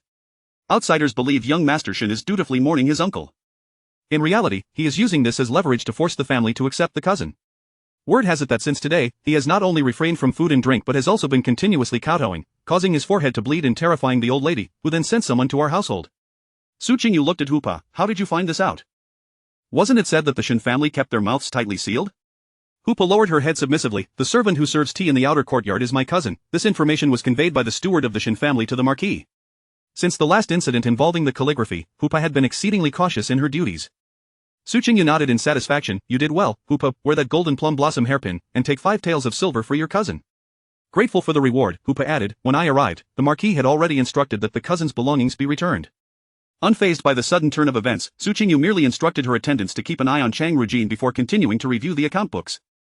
Dinner consisted of several vegetarian dishes and a bowl of mixed grain porridge. After the meal, she intended to return to the study to continue her review of the accounts when Hupa rushed in again. Miss, the cousin has requested the kitchen to prepare several dishes and has gone to the old lady's small Buddhist hall to see young master in 3rd Mississippi. Su Qingyu's crimson lips parted, asking, what dishes were prepared? Pan-fried silver fish, crispy duck, candied pork knuckle, sautéed mustard greens, and honey-glazed lotus root. It seems the kitchen's cook may be affiliated with Aunt Snow, as I specifically inquired, but she revealed nothing. A smile danced on Su Qingyu's lips. Let us go and pay a visit to grandmother. Chapter 23. Eating meat in the Buddha hall. In the Sangha hall, Su Qingyu knelt by the feet of the old matriarch, her eyes red-rimmed, while her maid, Faitsue, held a food box behind her. The old matriarch was in her chamber, delicately twirling a string of prayer beads. Upon noticing Su Qingyu's teary eyes, she inquired, what has happened? With a humble demeanor, Su Qingyu replied, Grandmother, I am concerned for third sister and eldest brother. Given the bitter cold today, I fear they may suffer from hunger, and if they fall ill from the cold, it would be a grave matter. The old matriarch, taken aback by Su Qingyu's consideration for her siblings despite having endured a scheme against her, felt a wave of warmth wash over her. It is commendable that you still think of them. Yet, they must endure, having committed such a grave error. Kneeling for 3 days is lenient. Su Qingyu gently grasped the old matriarch's arm, her voice taking on a playful tone. Grandmother, allow me to plead for eldest brother and third sister. I have prepared a few vegetarian dishes. Let us go and see them, so they may have a little sustenance, shall we? Su Qingyu's radiant beauty shone through as she spoke, and her innocent charm softened the old matriarch's heart. Glancing at the sky, the old matriarch relented. Very well, let us go now. The sooner we depart, the sooner we shall return.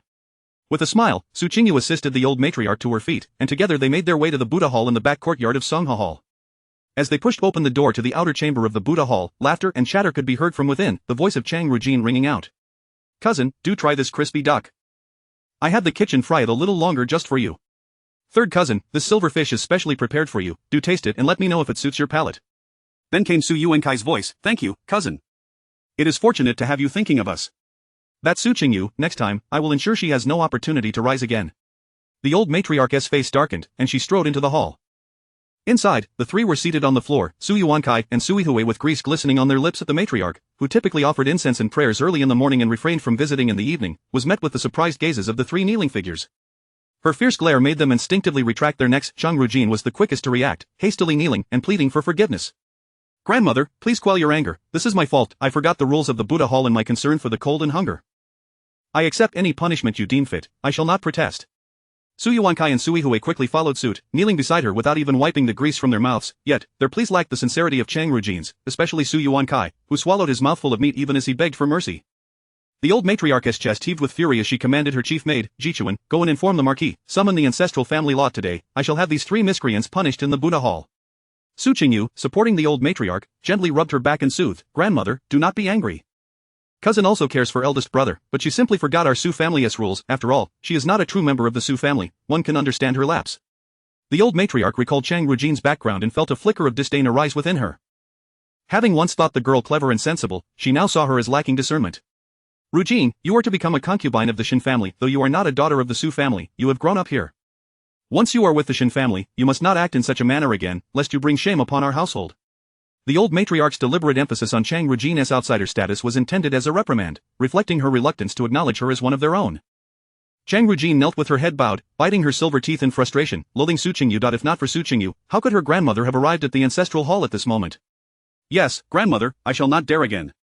Before long, Marquis Su Qingyu strode in, followed by the steward Su Zhong, who held a whip in his hands. On the way, Su Qingyu had already learned of the situation, so upon entering, he wasted no time and lashed the whip across Su Yuankai's back. Ah!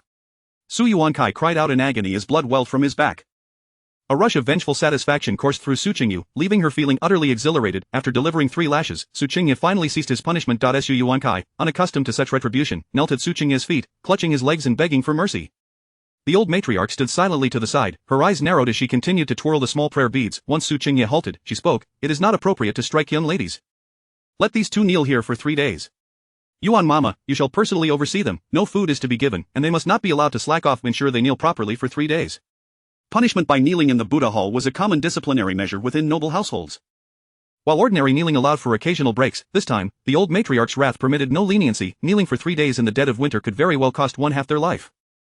Without waiting for further pleas, the old matriarch turned and exited, evidently unwilling to elaborate. Su Qingyu ordered the servants to carry Su Yuankai away before departing himself. Only Zhang Rujin and Sui Hui remained in the Buddha Hall, along with Yuan Mama and the maid Panxia. Mrs., please kneel properly, Yuan Mama instructed in a stern voice. The two had no choice but to kneel before the Buddha statue, and as Su Qingyu glanced at the food box in her hands, she lamented, I can only take these vegetarian dishes back with me. Once you both are free, I shall host a welcome feast for you. The next morning, as Su Qingyu rose, she learned that 2 gatekeepers from Sangha Hall had been dismissed.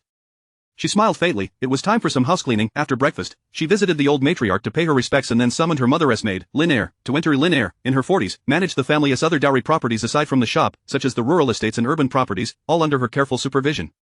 Miss, you summoned me for a matter? Lin Er inquired after bowing.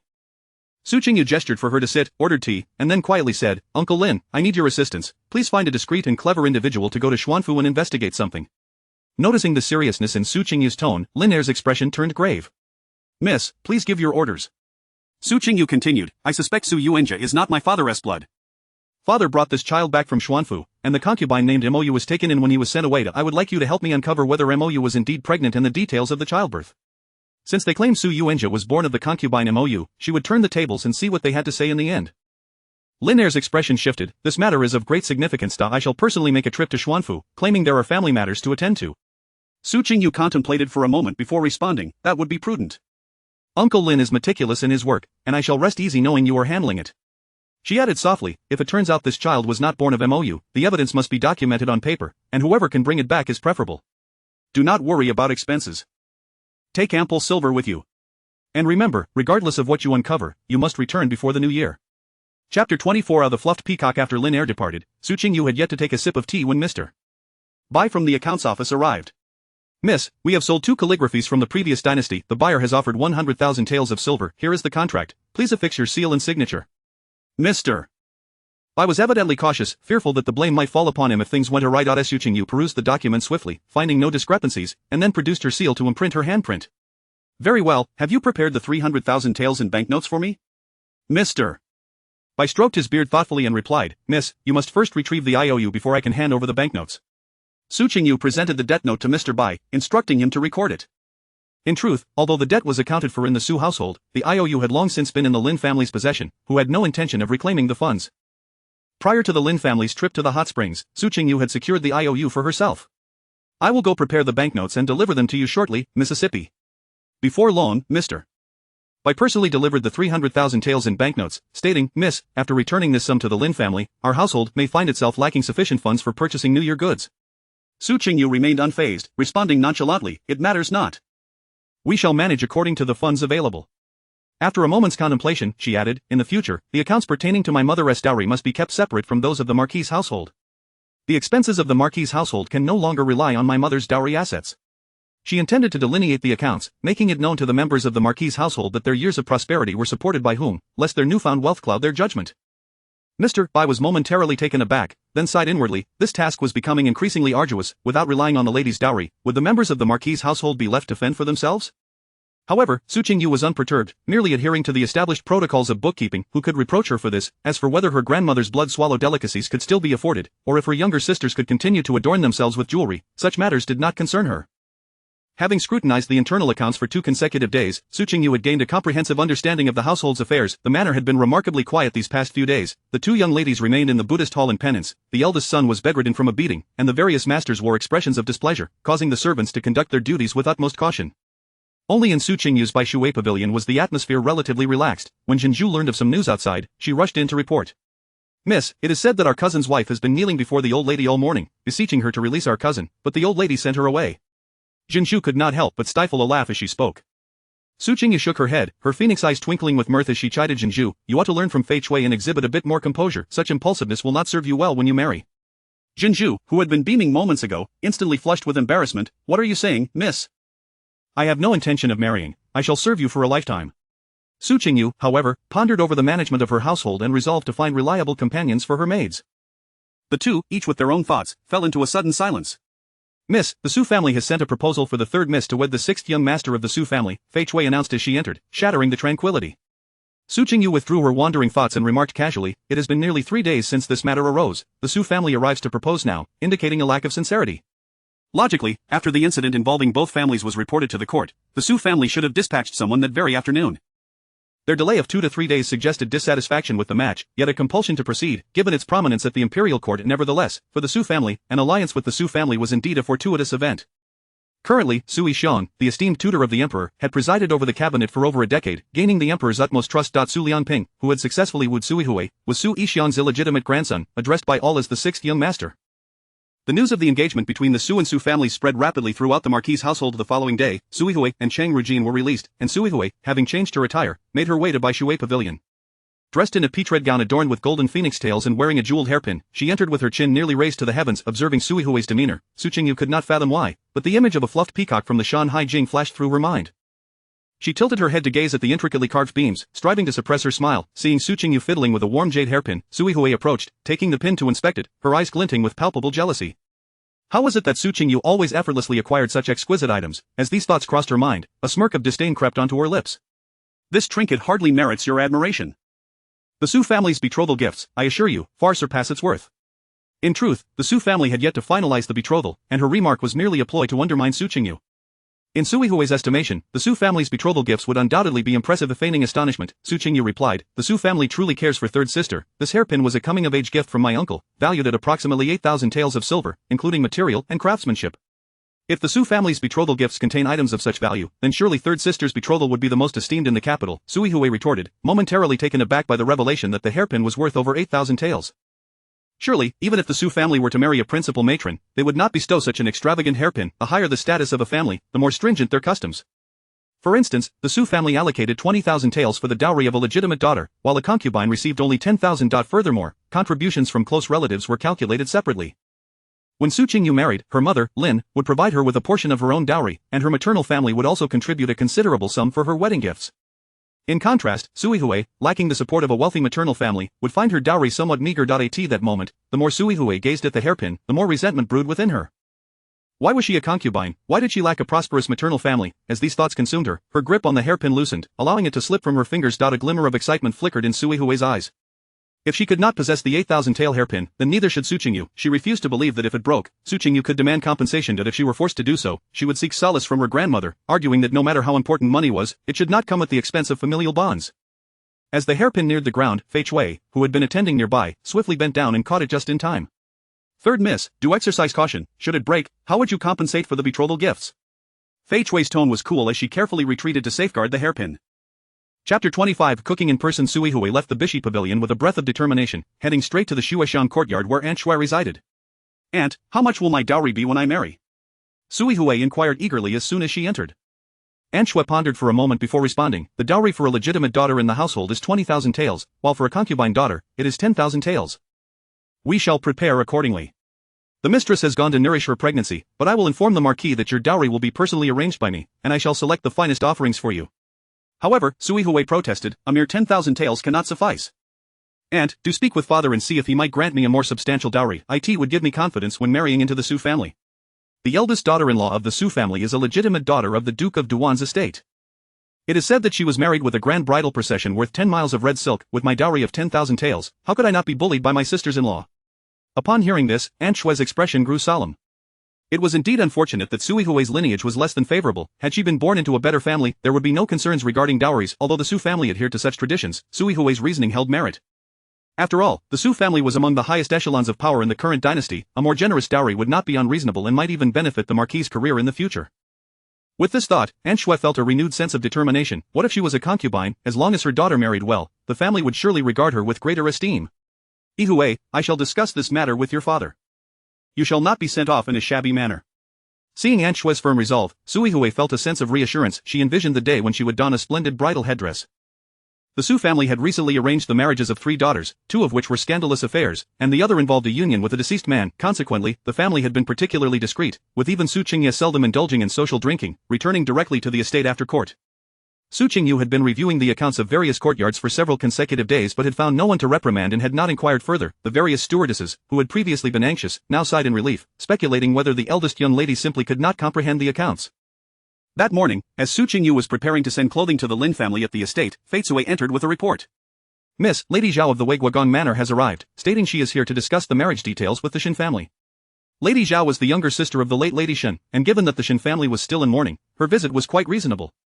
I recall that Lady Zhao is a vegetarian as well. Please go to grandmother's small kitchen and see if anything is lacking or needed, and report back to me.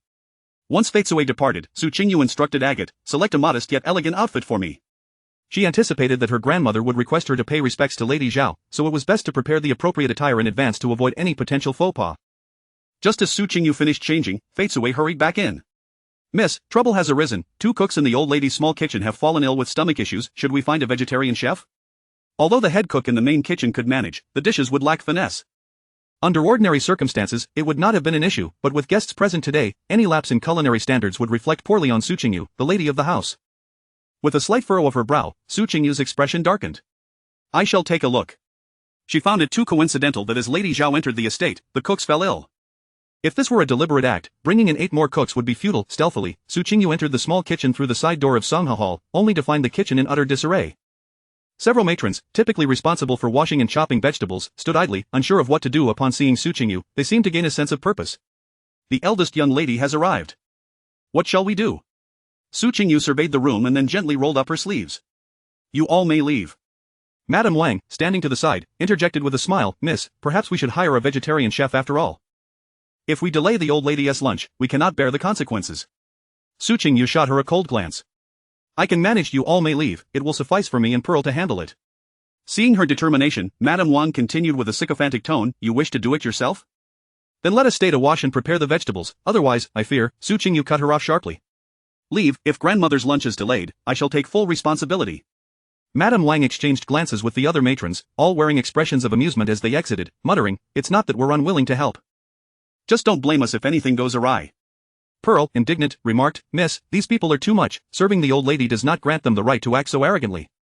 Su Qingyu scoffed, then replied, let us not concern ourselves with them for now. We must focus on preparing lunch. Pearl immediately panicked, Miss, I can only manage to make a midnight snack or congee, I cannot prepare vegetarian dishes for the old lady. Su Qingyu cast her a sidelong glance. Your inability is inconsequential. I can manage. In her previous life, the late Lady Shen had always treated her with great care, and when the old lady fell gravely ill, she had served by her side for some time, learning to prepare vegetarian dishes. Su Qingyu began by assessing the ingredients in the kitchen, mentally calculating the dishes to prepare, while Pearl followed her instructions, washing and chopping vegetables. Miss, when did you learn to cook?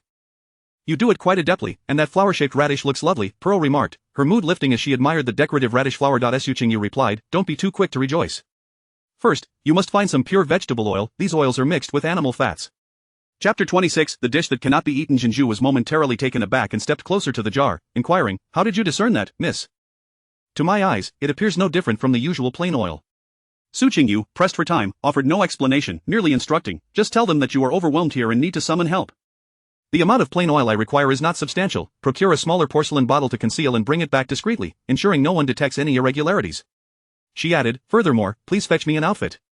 Qingyu nodded solemnly at these words and pushed the door open to depart. After approximately a quarter of an hour, Qingyu and Qingyu entered together, producing 4 small porcelain bottles from their bosoms, each filled with plain oil. Subsequently, the trio, master and servants, worked in harmonious concert. One stoked the fire, another chopped vegetables, while the third prepared the dishes. As mealtime approached, 8 vegetarian dishes and a soup were ready. Su Qingyu changed into a moonlight white satin jacket adorned with yueling patterns, accompanied by a green embroidered skirt, and personally led her attendants to the flower hall of Songha Pavilion for their meal. Upon entering, she found that both old Madam Su and Madam Zhao had just arrived. Su Qingyu approached respectfully, performing a proper greeting and stating, the dishes today are inspired by what I learned at the Hugua temple a few days prior. I hope grandmother and Madam Zhao do not find them lacking. Madam Zhao, in her 50s, was not tall but radiated vitality, and her eyes noticeably brightened upon seeing Su Qingyu. No wonder my sister has been singing your praises. With such beauty and poise, you are indeed a standout in the capital. As she spoke, she grasped Su Qingyu's hand and removed a jade bracelet of rich green hue from her wrist. Having encountered many fine objects, Su Qingyu immediately recognized the exceptional quality of this piece. Madam Zhao, this bracelet is far too precious. However, before she could finish her sentence, Madam Zhao interjected, no need for such formalities. You ought to call me aunt, as it is only fitting. Accept this gift from an elder, you must. Yes, aunt, Su Qingyu obediently acquiesced, and Madam Zhao beamed with delight, unwilling to release her grip. This girl has instantly captured my affection. How I wish that Ji Xiu were still alive to see her. But fret not, since you have called me aunt, should you encounter any grievances in the Shen household, I shall certainly advocate for you. Observing this, old Madam Su added with a smile, our girl here is quite capable. All household matters are managed by her, relieving us of any worry. The prospect of forging closer ties with the Wei Guogong residents was something old Madam Su greatly coveted. The Zhao family, as founding contributors to the nation, had held prominence for 3 centuries, and the current Wei Guogong commanded a formidable army of 200,000 in Qianzhou, a force not to be underestimated. Su Qingyu assisted her 2 elder relatives in taking their seats and personally lifted the lid from the platter of dishes. Grandmother, aunt, this dish is called luohan tofu, made with tofu from Hugua Temple and garnished with a touch of mugwort sent from the hot spring estate. This dish is named Buddha's light shining everywhere, crafted with ginkgo nuts. Just as Su Qingyu was presenting the dishes, a sudden flurry of hurried footsteps echoed from outside. Old Madam Su furrowed her brow, wondering who lacked the decorum to interrupt her gathering. Aunt, this dish cannot be eaten. Gu Ruoyan disregarded the objections of the maids and boldly entered, followed closely by Chang Rujin, who carried a food box. Old Madam Su frowned disapprovingly at Gu Ruoyan. Your loud outburst is quite unbecoming. Are you unaware that I am hosting esteemed guests? Gu Ruoyan stepped forward to greet Madam Zhao and then explained, Aunt, I only just learned of this. The staff below were negligent and mixed lard into the oil sent to the small kitchen. The young lady is still quite inexperienced. I suspect she has not noticed. Fortunately, you and the Duke's wife have yet to begin your meal. Otherwise, it would have been a grave error. It was Regine who was perceptive. Upon hearing that the cook preparing vegetarian dishes had fallen ill, she made several vegetarian dishes to bring to you. As soon as I learned of the oil issue, I hurriedly accompanied her here. Though this girl's culinary skills are modest, her intentions are sincere, so please do not hold it against her, aunt and Duke's wife. Su Qingyu lowered her head, a cold smile playing at her lips. Gu Ruoyan was indeed losing her composure, barging in to claim credit without fear of repercussions. Old Madam Su turned her gaze to Su Qingyu. What is the meaning of this? With a hint of grievance, Su Qingyu looked towards Gu Ruoyan and replied, What is this, cousin? Surely grandmother's sincere desire for vegetarian fare is known to me. I prepared all these dishes, how could there be lard? I am aware that due to the previous incident at the Shen household, cousin and sister have harbored certain sentiments towards me, but that does not justify such an unjust accusation. Su Qingyu's voice trembled, barely suppressing her tears. Observing this, Madam Zhao quickly pulled Su Qingyu closer. Look at how distressed our little girl is. I have been vegetarian for 30 years, and I can discern lard at a glance. I assure you, these dishes are all made with plain oil. Old Madam Su swiftly picked up her chopsticks, sampling the bamboo shoots before her, and then abruptly slammed them down. Ruoyan, these dishes are indeed made with plain oil.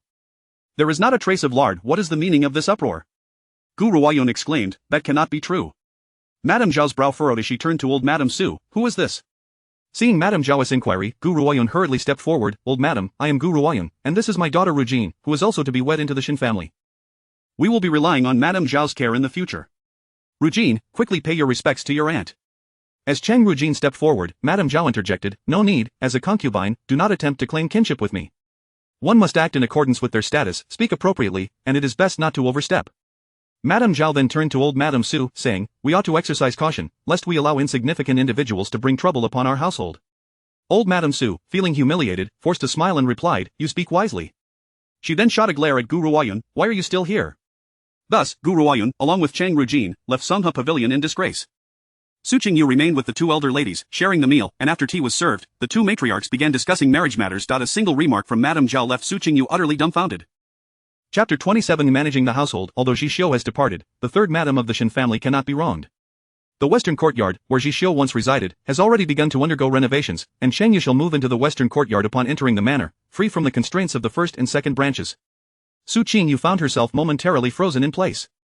She recalled that in her previous life, the Shen family had sought a merchant's daughter from the Jiang family for the third master, who was quietly brought to the ancestral home to wed and later sent to a residence in the west of the city, living there in solitude. How had everything changed upon her arrival? As this thought crossed her mind, she suddenly regained her composure. There was no comparison between the daughter of a small merchant and that of a marquis. Her status necessitated her residence in the Shen family's ancestral home. How could they possibly allow her to reside in the modest three-entry courtyard in the west of the city? She lifted her head and smiled, saying, thank you, esteemed matriarch, for your kindness, I am truly honored. Since matters had unfolded in this manner, she could only accept it with grace. It would not do to insist on separating the households. Fortunately, the western courtyard had a separate entrance, which should not impede her from conducting her own affairs. Having finally seen off Madame Zhao, the two of them returned once more to the banquet room of Song Yitang. Su Qingyu spoke softly, grandmother, today the cooks in the small kitchen have all fallen ill, and someone has added lard to the cooking oil. I wish to investigate thoroughly. We cannot be lenient with those servants who deserve punishment. They have dared to cause trouble even during your banquet for esteemed guests. Who knows what further calamities they might provoke in the future? The expression on Grandmother Sua's face darkened ominously. She was particularly concerned about the family's reputation. Madame Zhao's earlier remarks had left her feeling somewhat humiliated, and the mere recollection of it stoked her anger anew. Investigate this thoroughly. Whoever is found culpable shall not be spared. They will all be sold off.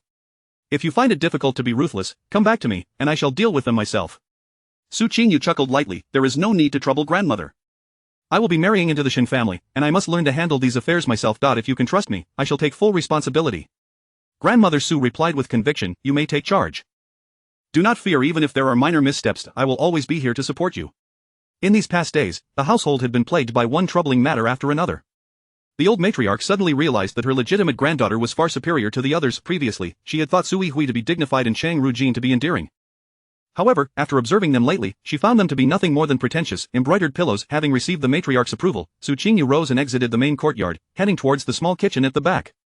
Several maids were at the door, busy picking vegetables. Su Qingyu looked down upon them and commanded, bring those four to the Hanyan pavilion. The Hanyan pavilion was an abandoned courtyard. Su Qingyu intended to deal with the internal pests of the Su household there. Behind her were two rough servants whom she had specifically requested from Yuan Momo. Upon hearing her words, the two servants stepped forward and scolded, did you not hear the young lady? Get up and roll over there. In a side room of the Hanyan pavilion, Su Qingyu sat at the head, sipping tea, while the four maids knelt on the ground. Speak, who changed the oil? And who prepared the medicine for the two masters? The leading maid, Wang Pozi, raised her neck defiantly and replied, do not wrongfully accuse us, young lady. I have served in the small kitchen for over a decade and have never done anything unscrupulous. Su Qingyu slammed the teacup down on the table, producing a dull thud. Do you think I would question you without having gathered all the facts? I am giving you an opportunity to speak the truth. If you remain silent, I shall speak on your behalf. Over the years, how much profit have you reaped from the small kitchen? Do not think I am unaware. The deputy steward responsible for procurement in the main kitchen is your distant cousin, is he not? And one of the junior managers overseeing rare medicinal materials in the small storeroom is your son-in-law. I have calculated that all your relatives hold lucrative positions, and over the past few years, they have amassed at least 50,000 taels of silver. 50,000 taels, enough for your entire family to die several times over. After Su Qingyu finished her remarks, Wang Pozi's face turned ashen. Young lady, this is an injustice. How could we possibly possess such capability? 50,000 taels is not a trivial sum. The matron has been in charge for many years and would never allow us to act thus. Su Qingyu sneered inwardly.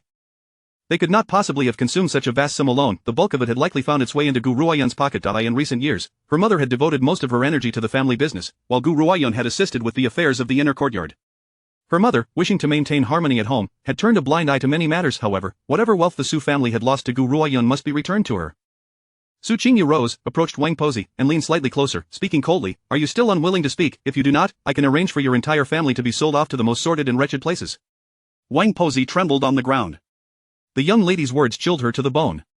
I will speak. It was the aunt from the family. Su Qingyu interrogated 5 individuals in succession, all of whom were affiliated with Gu Ruoyun. Those who were interrogated were locked in a side room, while she remained in the side hall contemplating her next steps, pondering how to extract the silver from Gu Ruoyun. Jinshu brought in some hot tea, saying, Miss, we owe much to you Tao this time. The list you provided has saved us considerable trouble. Su Qingyu nodded. We shall send her 20 taels of silver as a reward. No sooner had she spoken than the dilapidated door of the Hanyin pavilion was kicked open. Su Chengyi strode in, accompanied by Aunt Shui, both of them bearing grim expressions. Su Qingyu furrowed her brow and stood to greet them. Father, what brings you here? Is there something amiss? She watched as Su Chengyi raised his wrist and struck towards her face. Chapter 28. The fire. As the large hand was about to land on Su Qingyu's face, in the next moment, Su Qingye's wrist was seized by the nearby Jade. Jade yanked his wrist to the side, causing Su Qingye to stagger 2 steps, nearly falling to the ground. Aunt Shui scolded sharply, unbridled, you, a mere servant, dare to lay hands on the Marquis? However, Jade retreated to the side, silent. Even if she were punished, she could not allow her mistress to be struck. The third young master had sent her here solely to protect the young lady. Su Qingyu stepped forward, extending her hand to help Su Qingye up. Father, what on earth is wrong? What have I done to anger you? Su Qingye forcefully shook off Su Qingyu's hand and pointed at her, asking sternly, where is the money from the accounts? You truly have the audacity to privately misappropriate 300,000 taels. Where is the silver? Hurry and bring it to me. Had it not been for Aunt Shui constantly discussing the dowry for Sui Hui over the past few days, he would not have gone to withdraw any silver. To his astonishment, when he visited the account office, Mr. Bai informed him that there was only 10,000 taels left. The remaining 300,000 taels had been taken by the eldest young lady to settle accounts with the Lin family. At this moment, Su Qingye was seething with rage, wishing he could strangle Su Qingyu. Aware that this matter could not be concealed any longer, Su Qingyu had no intention of hiding it. Father, of course, I returned the money to the Lin family. Isn't it only right to repay debts? Who permitted you to do that? I still have use for that money. Bring it back to me immediately, Su Qingye replied in a deep voice. Su Qingyu furrowed her brow. How could the illustrious Marquis Pingning utter such shameless words? It was clear that the Marquisate was rotten to its core. Father, that money has been owed for over a decade. Uncle has already been very accommodating by waiving the interest. It would not reflect well if word got out that the Marquis Pingning owed money to Uncle and refused to repay it. I feared the implications, so I repaid as soon as I saw there was silver in the account. If we were to demand it back, how would we explain that to outsiders? Would it be appropriate to say that father never intended to repay? Su Qingyu spoke throughout with a gentle and calm demeanor, patiently explaining. Yet, to Su Qingye's ears, her words became a blatant insinuation, akin to being publicly slapped in the face, his dignity trampled into the ground. You such a significant matter, why did you not consult with me before taking matters into your own hands? Is this how your mother raised you? Mentioning Lin Shi, Su Qingyu's lowered gaze instantly brimmed with resentment. How could he still dare to bring up her mother? All these years, her mother had diligently managed the household while he kept a concubine right under her nose. Had he possessed even a shred of appreciation for her mother, he would not have acted in such a manner. My mother taught me well. She instilled in me the values of integrity and a clear conscience. Su Qingyu's tone had noticeably chilled, her voice laced with impatience. Aunt Shui had been observing for some time, waiting to retrieve the money for Sui Hui's dowry. Su Qingye had already promised her 300 taels for it, yet after waiting, she realized that Su Qingyu had no intention of providing the funds. Unable to contain herself, she stepped forward. Eldest young lady, how can you be so heartless? Your sister is on the verge of an engagement, yet you have taken all the family's money. How can your sister marry? Seeing Aunt Shui's frantic demeanor, Su Qingyu suddenly laughed lightly. Aunt, I am doing this for the good of the family. After all, even if I do not take this money, it would end up in the hands of outsiders. Aunt Shui was perplexed. What do you mean? Who are the outsiders? Are you saying your sister is an outsider? Su Qingyu offered no explanation, merely stating, Aunt, you must discuss the dowry for the third sister with father. Ultimately, he was in the wrong. Returning debts was a matter of principle that he might wish to evade repayment, but he could not outright refuse it. Su Qingye, unwilling to continue the discussion, stated solemnly, let this matter rest for now. If there is a next time, I will not be so lenient. With that, he flicked his robe and turned to leave. Aunt Shui, seeing this, had no choice but to follow, as she still needed to discuss with the Marquis how to gather a dowry for her daughter.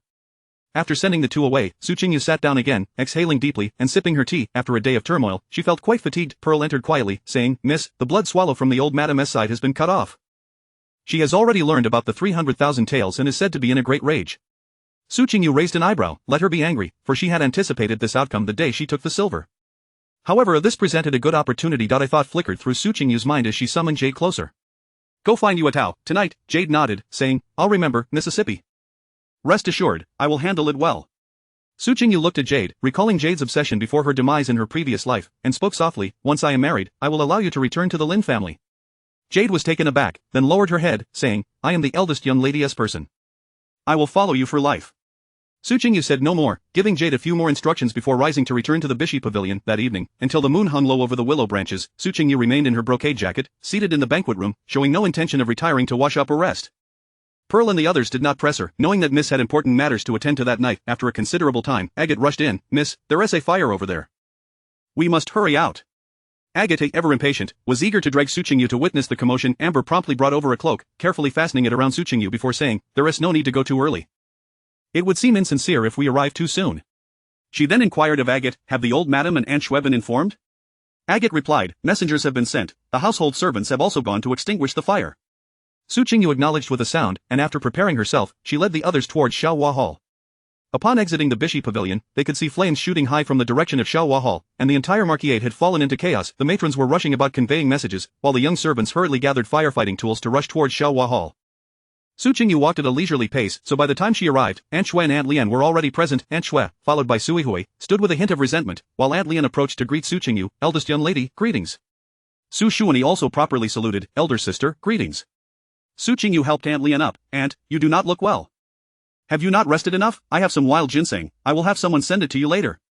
Aunt Lian was not yet 30, yet her complexion was dim. She wore a gown adorned with azure lotus patterns, her hair held up by a hairpin of red gold with emeralds, slightly bent and showing signs of age.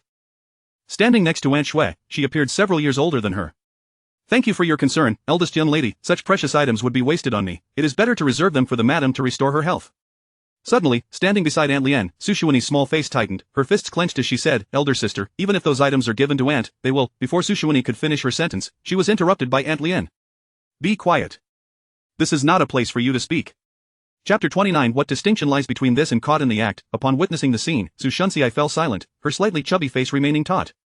Su Qingyu sensed something amiss and intended to inquire further about Su Shunsei's distress. However, before she could utter a word, the voice of the old matriarch resonated from behind her. What is happening? Has the person been rescued? Turning to pay her respects, Su Qingyu met the old matriarch's gaze, which was laden with evident ire. During the midday banquet for Madame Zhao, she had thought this girl was well-mannered and considerate, only to be greeted with a shocking revelation in the afternoon.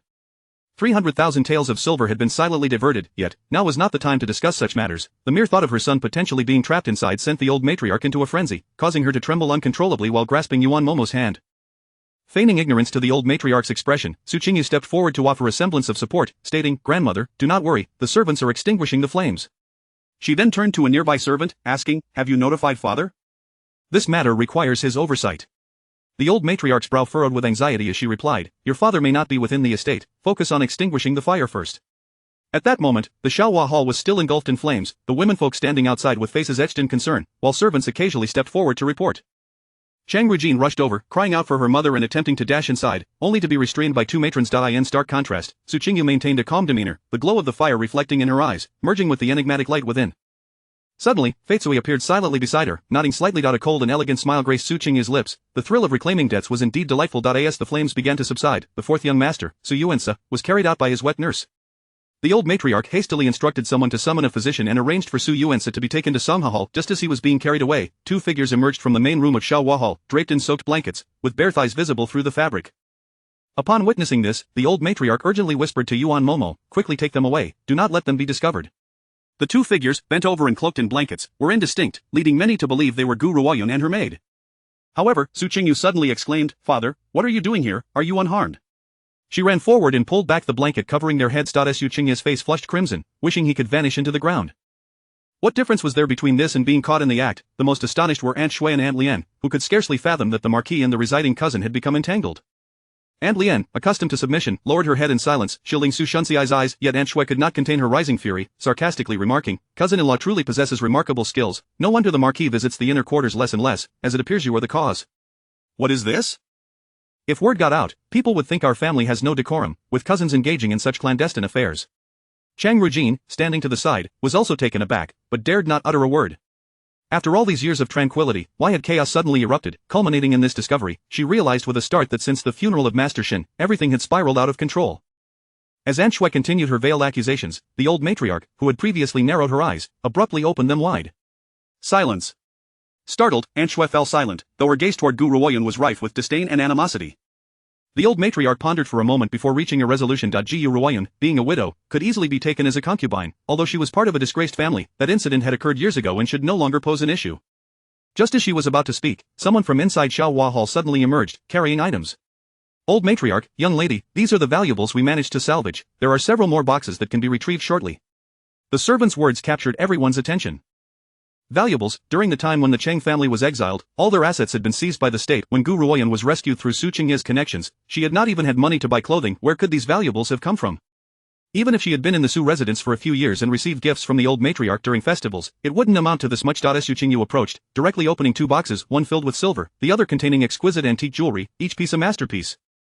The servants continued to carry out box after box of jewels, antique artifacts, and rare books, all laid bare before the crowd. Su Qingyu gazed incredulously at Gu Ruoyun, cousin-in-law. Today I interrogated the servants, and several claimed you were the mastermind behind this. They said the embezzled silver found its way into your pockets. I could hardly believe it until now, when it seems you truly orchestrated such deeds. After expressing her heart-wrenching sentiments, Su Qingyu moved closer to the old matriarch. Grandmother, there was a reason behind my taking the 30,000 taels of silver. After mother passed, I scrutinized the accounts of the inner quarters. Though the records appeared balanced, I discovered numerous discrepancies. Subsequently, I covertly examined the accounts of the outer court and found that father had purchased many jewels and antiques, yet the inventory did not match up, with a shortfall of several tens of thousands of taels. I thought father had been deceived by someone. Coincidentally, my uncle was facing difficulties, so I returned the silver to him. My reasoning was that as kin, we should not turn a blind eye to each other's troubles. It was better to act than to let others take advantage. However, I never anticipated that these items and silver would end up in cousin-in-law's possession. Su Qingyu's revelations encompassed two pressing issues. The impropriety between Su Qingye and Gu Ruoyun, as well as Gu Ruoyun's embezzlement. Both matters were beyond the purview of a mere junior, effectively urging the old matriarch to make a decisive judgment. Old matriarch Su cast a stern glance at Su Qingye, exclaiming in exasperation, "You two should go clean yourselves up and change your clothes. Shortly, you will report to Songhua Hall." She then directed her gaze toward Aunt Shui and the others. "You ought to join us as well." Aunt Lian, concerned for her young daughter, allowed the wet nurse to take Su Shunxi home first. The group followed the old matriarch to Songhua Hall, where the boxes of valuables were also transported. Half an hour later, Su Qingye and Gu Ruoyun arrived in the side chamber of Songhua Hall, and everyone took their seats according to their seniority. The old matriarch felt overwhelmed. She had not anticipated that Su Qingye would bestow such riches upon Gu Ruoyun, especially in front of everyone. Matters in the inner quarters were complicated by inequity. Gu Ruoyun was not even a concubine who would accept this. She felt an immense sense of relief that Lin Shi had gone to the estate. Otherwise, with Lin Shi's temperament, the situation might have escalated further, potentially causing her distress. Noticing the silence, Su Qingyu remained unruffled, quietly sipping her tea. After a considerable pause, the old matriarch finally spoke. "Qingye, what are your thoughts on this matter?" Chapter 30, Elevating the Concubine. At this moment, Su Qingye found himself in a tangled mess. The incident had occurred so abruptly that he had yet to ponder it thoroughly. Seeing the old lady inquiring, he replied, "Since everyone is already aware, let us take Nuayun as a concubine." The reason for the previous concealment was her somewhat unique status. As for those items, they were merely gifts I bestowed upon her to alleviate her boredom. The matter of embezzlement must be investigated further. It could very well be the servants indiscriminately gossiping. His words clearly indicated his intent to protect Gu Ruoyun. However, Su Qingyu suddenly interjected, "As a daughter, I have no right to interfere with my father's decision to take a concubine. However, all those items must be reclaimed." Su Qingye frowned deeply, casting a glance at Su Qingyu. "What do you mean by that? Is it reasonable for a father to reclaim gifts he has given?" Su Qingyu scoffed, "Have you forgotten, father, that the silver used to purchase these items came from my mother's dowry? This wealth sustains the Su family and provides for my half-sister's marriage. It is also my mother's duty as the lady of the Marquis household. Yet, it cannot be squandered on an unashamed concubine. Everything that was discovered in Xiaohua Hall must be returned to the public treasury. What right does a distant cousin living in the Su household have to claim our family's silver?" She then turned to Aunt Shui, asking, "What do you think, Aunt? My third sister's dowry has yet to be settled, yet we are to benefit outsiders. That is simply unjust. Will these fine items eventually become my cousin's dowry? I cannot abide by that." Chang Rujin, feeling the heat of the conversation, stood up, glaring at Su Qingyu. "Who are you calling an outsider?" Before she could finish, Gu Ruoyun interrupted, "Rujin, step aside, your opinion is not needed here." Su Qingyu smiled sweetly, knowing full well that Gu Ruoyun dared not acknowledge Chang Rujin as part of the Su bloodline, nor could she admit that Su Yuanjia was her son. Having been in the Su household for less than 5 years, with Chang Rujin at 15 and Su Yuanjia at 5, if their blood relation were to be established, Gu Ruoyun would be branded as a wanton woman who had betrayed her husband, an unforgivable sin. Seeing the unfolding drama, Aunt Shui quickly chimed in, "The eldest young lady speaks wisely. The lady of the house has labored tirelessly for this family. Should she learn of the Marquis' actions, it would surely break her heart. Just consider how our sisters have served the Marquis dutifully. If you wish to associate with someone like her, the entire Su family will become a laughingstock." As she spoke, Aunt Shui exchanged glances with Aunt Lien, who had initially refrained from speaking but now, remembering the pregnant lady's condition, could no longer contain her indignation. What the Marquis is doing is a great disservice to the lady of the house. Su Qingyu, realizing he had incited widespread anger, found himself at a loss. Before arriving, he had promised Gu Ruoyun to safeguard her possessions, yet now he was at a crossroads. Gu Ruoyun's phoenix eyes were fixed on Su Qingyu, the depths of her gaze understood only by him. As he contemplated, a plan began to form in his mind. Clearing his throat, he declared, "Let us heed your opinions. These items shall be accounted for in the public treasury. However, Ruoyun has endured considerable grievances over the years, and I intend to elevate her to the status of a legitimate wife." The room fell silent, all present, including the old lady, rendered speechless. In noble families, the notion of a legitimate wife was a severe disruption of the hierarchy between legitimate and illegitimate offspring. When the head of the family favored a concubine over his wife, it heralded the family's impending decline. The old lady slammed her hand on the table, exclaiming, "Absolutely not, there is no such precedent." Yet Su Qingyu remained resolute. "Mother, allowing Ruoyun to be named a legitimate wife is already a significant concession. If we do not trumpet it loudly, others will not pry into our household affairs." He then patted Gu Ruoyun's hand in a gesture of comfort. Aunt Shui looked at Su Qingyu, hoping the young lady would speak up once more, ideally to drive Gu Ruoyun away. However, Su Qingyu continued to sip her tea, indifferent to Su Qingyu's intentions to elevate Gu Ruoyun. The higher he raised her, the harder Su family would fall, and she suspected her father must have some leverage over Gu Ruoyun. Firm in his decision regarding the elevation of Gu Ruoyun, Su Qingyu turned to Su Qingyu. "Qingyu, what is your stance? This matter, in principle, should be discussed with your mother." Su Qingyu raised her head, stating, "Grandmother, this concerns my father's household. How can I intrude? As for my mother, it would be best not to involve her. Her health is paramount, and such sordid affairs should not pollute her ears." Her words, describing the situation as sordid and filthy, caused both Su Qingyu and Gu Ruoyun's expressions to darken once more. With the entire family, young and old, gathered to witness the spectacle, Su Qingyu felt a surge of frustration, with nowhere to vent his grievances. Finally, the old lady, unable to oppose Su Qingyu's determination, reluctantly consented to Gu Ruoyun's elevation as a legitimate wife. Su Qingyu wore a calm expression. What did it matter if a lowly creature, destined for an early demise, was granted such a title? Once her mother gave birth and returned to the residence, it was likely that the grass on their graves would have already grown. For now, granting her a taste of sweetness would merely hasten her demise. Aunt Shui seethed with indignation, while Aunt Lien worried about how this would affect Lin's mood. Before long, a servant from Xiaohua Hall entered to report that several pieces of furniture had been burned, along with the contracts of the servants there. Fortunately, there were no injuries or significant losses beyond this. Before Gu Ruoyun could respond, Su Qingyu preemptively stated, "And, do not worry, I will send someone to the magistrate's office to have the contracts replaced." Gu Ruoyun frowned, wishing to decline the offer, yet recalling that the replacement required the household seal, which she had no authority to procure. Thus, she suppressed her unease and thanked Su Qingyu. Seeing Su Qingyu's lack of opposition to the elevation of Gu Ruoyun thought to herself that she was still just a child, outwardly strong yet inwardly fragile. "Marquis, with Xiaohua Hall now burned, repairs will take some time. Since the lady is resting at the estate, it would be wise for me to temporarily take residence in Ziwiyuan." Su Qingyu nearly burst into laughter at Gu Ruoyun's audacity to openly covet the position of the main wife. "Aunt, is it appropriate for you to assume the empty space? After all, the main position has been vacant for years. Should I send you to the palace?" Her words caused Su Qingyu's expression to darken immediately. "What kind of talk is that? Such words should not be spoken lightly. I merely wish to express that one must understand their position and not covet what does not belong to them." The old lady remained silent, her fingers idly twisting the small leaf prayer beads. Her eyes narrowed, revealing no hint of approval or disapproval. Only after Su Qingyu finished speaking did she finally respond, "Let Ruoyun stay with me for the time being. The repairs will be completed in 5 or 7 days. As for the elevation to legitimate wife, there is no need for any public proclamation. A simple family meal will suffice." Gu Ruoyun understood that the old lady did not truly support the elevation, so she obediently agreed, not daring to show any sign of resentment. To establish herself in this household, she needed the old lady's backing. On a frigid winter night, as the cold wind howled, Su Qingyu instinctively pulled her fox fur cloak tighter around her. Exiting the courtyard, she headed towards Bishi Pavilion when suddenly, she heard hurried footsteps behind her. "Su Qingyu, did you do this? Was it intentional?" Chang Rujin rushed up, grabbing Su Qingyu's sleeve in a fit of frustration. Chapter 31. Are you worthy? The recent events that unfolded felt like a nightmare to Chang Rujin, leaving her no time to react. Today, outside the Xiaohua Hall, she inadvertently caught a glimpse of the satisfaction laced with vengeance in Su Qingyu's eyes, which abruptly made her realize how unlikely such coincidences could be. First, her affair with Xin Zhao was exposed, followed closely by the collapse of Yuan Chei's prospects. She narrowly escaped being sent to a temple, and now, inexplicably, the Xiaohua Hall had caught fire. Not only was her mother's affair revealed, but the family fortune accumulated over the years was also wiped clean. If these incidents were mere accidents, then surely the two of them were the unluckiest souls in existence.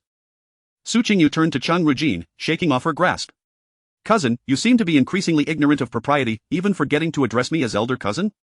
Do you think that just because your mother became a concubine, you can claim the status of the legitimate daughter of the Su family?"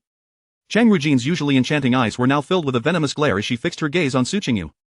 Did you know about my affair with brother Shen Zhao all along? Did you conspire against me out of revenge? Su Qingyu initially frowned, but then a mocking smile graced her lips. Your affair with brother Shen Zhao, how elegantly you phrase such an illicit liaison. It appears your mother has taught you well in the art of seduction. Truly, you two are cut from the same cloth. One seduces my father, while the other entices my fiancée. Now look at you, both of you have achieved your desires. As concubines, how shameless you are to question me? Su Qingyu's expression remained calm, devoid of anger, yet each word landed like a dagger in Chang Rujin's heart. The lantern held by the maid cast a dim, hazy light upon Chang Rujin's face, obscuring her features. Brother Shen Zhao loves me, what does it matter if you expose it here and now? You will only end up marrying a corpse. Cousin, the dead are of no use. Once we both marry into the Shen family, you will understand the disparity. Shen Zhao is the true heir of the Shen family. Even if the Third Master Shen wields immense power, he is still destined for the grave. In less than 2 years, Su Qingyu would find herself entirely dependent on the whims of the Shen family. The thought of that day approaching brought a sense of relief to Chang Rujin's heart, yet, Su Qingyu remained unperturbed, taking a couple of steps closer, softly stating, Cousin, you made a mistake. I will marry, while you can only be carried in through the side door. With that, Su Qingyu turned with a smile and walked away, revealing the true nature of the delicate flower that was Chang Rujin. Upon returning to Bishi Pavilion, Su Qingyu summoned Feitsue to her side and instructed in a hushed tone, you must personally travel to Yunzhou Prefecture and have my third cousin investigate the matter regarding the former Governor Cheng Shuwen's inadequate disaster relief efforts, particularly focusing on Gu Ruoyun and her former husband Qingyu. The more detailed, the better. Upon hearing of the journey to Yunzhou, Feitsue's eyes lit up. Rest assured, miss, I shall see to it. After I depart, take Ma Now with you whenever you go out. Though her temperament is somewhat hasty, her skills are not inferior to mine. A flicker of thought crossed Su Qingyu's eyes as she recalled Ma Now, her slender fingers instinctively tapping the armrest of her chair. Since her rebirth, she had not given Ma Now much thought. The massacre from her past life resurfaced in her mind, but Ma Nao's feelings for her had turned to hatred born of love. For the time being, it was best to keep her close. The following morning, Feitsue left the Marquis' residence, heading for Yunzhou City, claiming that her mother was ill and needed to return home. Ma Now entered with garments prepared for Su Qingyu, tentatively asking, Miss, where has Feitsue gone? Su Qingyu casually replied, she has returned to Yunzhou, I have matters to discuss with my third cousin. Ma Now was taken aback, then bit her lip and set down the garments, her expression one of despondency. Su Qingyu cast a cold glance in her direction but said nothing. A few days later, the repairs at Xiaohua Hall were nearly complete, and Su Qingya hosted a banquet at home, adorning Xiaohua Hall with bright red silk. Since that day, Gu Ruoyun had become known as Lady Yun. Though referred to as Lady, her status bore no distinction from that of a concubine. All accounts within and outside the residence were under Su Qingyu's control. Gu Ruoyun could not even procure a needle without considering Su Qingyu's mood. Soon, the contracts of servitude for Xiaohua Hall were finalized. Su Qingyu returned them to Gu Ruoyun, save for the one belonging to Yuetao, which was a false contract. A mix of genuine and counterfeit ensured that no suspicions would arise. Previously, the individuals Gu Ruoyun had placed throughout the household had been thoroughly sold off by Su Qingyu. The staff, adept at reading the winds, quickly discerned the shifting tides, and before long, they treated Su Qingyu with utmost respect and deference. However, the old matriarch remained irate over the matter of the 300,000 taels of silver, offering Su Qingyu little in the way of kindness. She paid it little mind. With someone like the old matriarch, whose interests were solely self-serving, any goodwill was futile. As long as no one publicly accused her of being unfilial, she was content. Thus, Su Qingyu continued her daily visits to pay her respects, disregarding the old matriarch's expressions entirely. After meeting with the various stewards, Su Qingyu rose and said, let us visit Aunt Lien. I trust the supplements have been delivered regularly. I wonder how her health is faring. Jinju promptly handed Su Qingyu a warming stove and brought over a newly made mink cloak. Ma Now, remembering Feitsue's instruction before her departure to ensure the young lady's safety, remained vigilant. Henceforth, whenever Su Qingyu went out, even if merely to another courtyard, Ma Now was ever watchful, fearful of any opportunity for mischief. Aunt Lien resided in Rui Pavilion, located in the northeastern corner of the Marquis' residence, surrounded by numerous wintergreen bushes that stretched luxuriantly in the gentle winter breeze. Accompanied by 2 large maidservants, Su Qingyu proceeded directly into the courtyard of Rui Pavilion. As soon as she crossed the threshold, she heard the voice of Su Xuanyi from within the main room. What are you doing? Don't take my aunt's belongings. If you continue, I will tell elder sister. Some servants approached timidly to pay their respects but were halted by Su Qingyu, who stepped forward to the door of the main room, frowning as she listened to the commotion inside. It was the voice of Aunt Shui. Go ahead and tell. If you have the courage, why wait until today? Just like your mother, you're both cowards. This was followed by the voice of Sui Hui. Hurry up and bring the items over. Such high-quality supplements are beyond your worth. Enraged, Su Qingyu kicked open the door. If they do not deserve it, do you think you do? Upon entering, she saw Aunt Lien tightly embracing Su Xuanyi, whose delicate face was streaked with tears, her small fists clenched tightly. Had it not been for Aunt Lien's restraint, she would have lunged forward to retaliate. Aunt Shui and Sui Hui stood by the table, each holding several brocade boxes filled with the supplements that Su Qingyu had sent over in recent days. With a fierce gaze directed at the mother and daughter, Su Qingyu coldly commanded, put them down. Chapter 32, Educating my half-sister. Upon seeing Su Qingyu enter, Aunt Shui was taken aback. She hastily returned the items in her hand to the table and explained, Aunt Lien mentioned that there were leftovers and wanted to give me some. What brings the eldest lady here? Seeing Su Qingyu's arrival, Su Xuanyi could not contain her grievances from the past years and burst into tears. Through her sobs, she pointed at Aunt Shui and exclaimed, You're lying. When did my aunt ever say there was too much food? It was always you who forcibly took it. You even threatened my aunt, and she put up with it for fear of causing trouble for mother. Aunt Lien instinctively covered Su Xuanyi's hand and trembled as she said, Stop talking nonsense. Aunt Shui never threatened me. These items, I willingly gave them to her. Su Qingyu regarded Aunt Lien with suspicion. The scene before her clearly depicted Aunt Shui as the bully, with no signs of any voluntary agreement. What had happened to Aunt Lien? Even the most timid person should not be reduced to such fear. Relieved by Aunt Lien's words, Aunt Shui also exhaled, genuinely fearing confrontation with this eldest lady. She placed everything down and awkwardly said, You may continue your conversation, I shall take my leave. Before departing, she cast a glance at Aunt Lien, a glimmer of menace in her eyes that Su Qingyu keenly perceived. Aunt Lien, caught in that glance, instinctively recoiled, as if recalling some dreadful matter. After Aunt Shui left with Suihui, Su Qingyu stepped forward, gently pulling Su Xuanyi into her embrace, her tender fingers brushing away the tears from her eyes. Do not cry anymore. If anyone dares to bully you again in the manner, you shall retaliate. If you cannot win, come find me. With tear-soaked lashes fluttering, Su Xuanyi looked up at Su Qingyu and asked, Is that allowed? Her aunt had always told her to adhere to the rules in the manner, to be obedient, to avoid causing trouble, and to never offend her elder siblings. Her aunt said they were different from others and did not have the right to err. Observing Su Xuanyi's cautious gaze, Su Qingyu felt a pang of sorrow. She recalled a time in her previous life when she visited before her mother's passing, and Su Xuanyi had knelt beside her mother's bed, delicately assisting her with her medication. In those final days, Su Xuanyi had done more than even her own daughter. Embracing the little girl tightly, Su Qingyu assured her, Of course it is allowed, you are my dear sister. Who would dare to bully you without my consent? Once Su Xuanyi had dried her tears and stepped aside, Su Qingyu turned her attention to Aunt Lien. What on earth is happening? This has not been a recent occurrence, has it? Aunt Lien's typically calm eyes flickered with a hint of panic as she began to explain, It is not a frequent occurrence, Aunt Shui simply desires whatever she sees that appears valuable. Su Xuanyi interjected, It is not an infrequent occurrence. Before she could finish, Aunt Lien interrupted, Child, do not speak foolishly, there is nothing of the sort. After chiding Su Xuanyi, Aunt Lien addressed Su Qingyu, Do not heed her childish words, eldest lady. She is still young and cannot endure grievances. In a household where everyone resides under one roof, it is inevitable that there will be some conflicts. Su Qingyu observed Aunt Lien with scrutiny. Despite the blatant bullying, she still sought to cover it up. Was it merely her excessive honesty and timidity, or was there some undisclosed secret? Seeing that Aunt Lien was reluctant to speak further, Su Qingyu refrained from pressing the matter but took Su Xuanyi's hand and said to Aunt Lien, Aunt, fourth sister is no longer a child. I was thinking perhaps she could accompany me to learn about managing the household. In 3 months, she would be marrying into the Shen family, and she had been pondering how to handle the household matters during this time. After much consideration, she believed Su Xuanyi would be an excellent choice. She was dutiful yet not timid, and her mother favored her. Once she was married, she would have this girl assist her mother in managing the family affairs for a few years. Then, they could find a suitable excuse to record it under her mother's name and help her find a good match. Aunt Lien did not display any signs of joy. Instead, she appeared somewhat hesitant. Isn't that against the rules?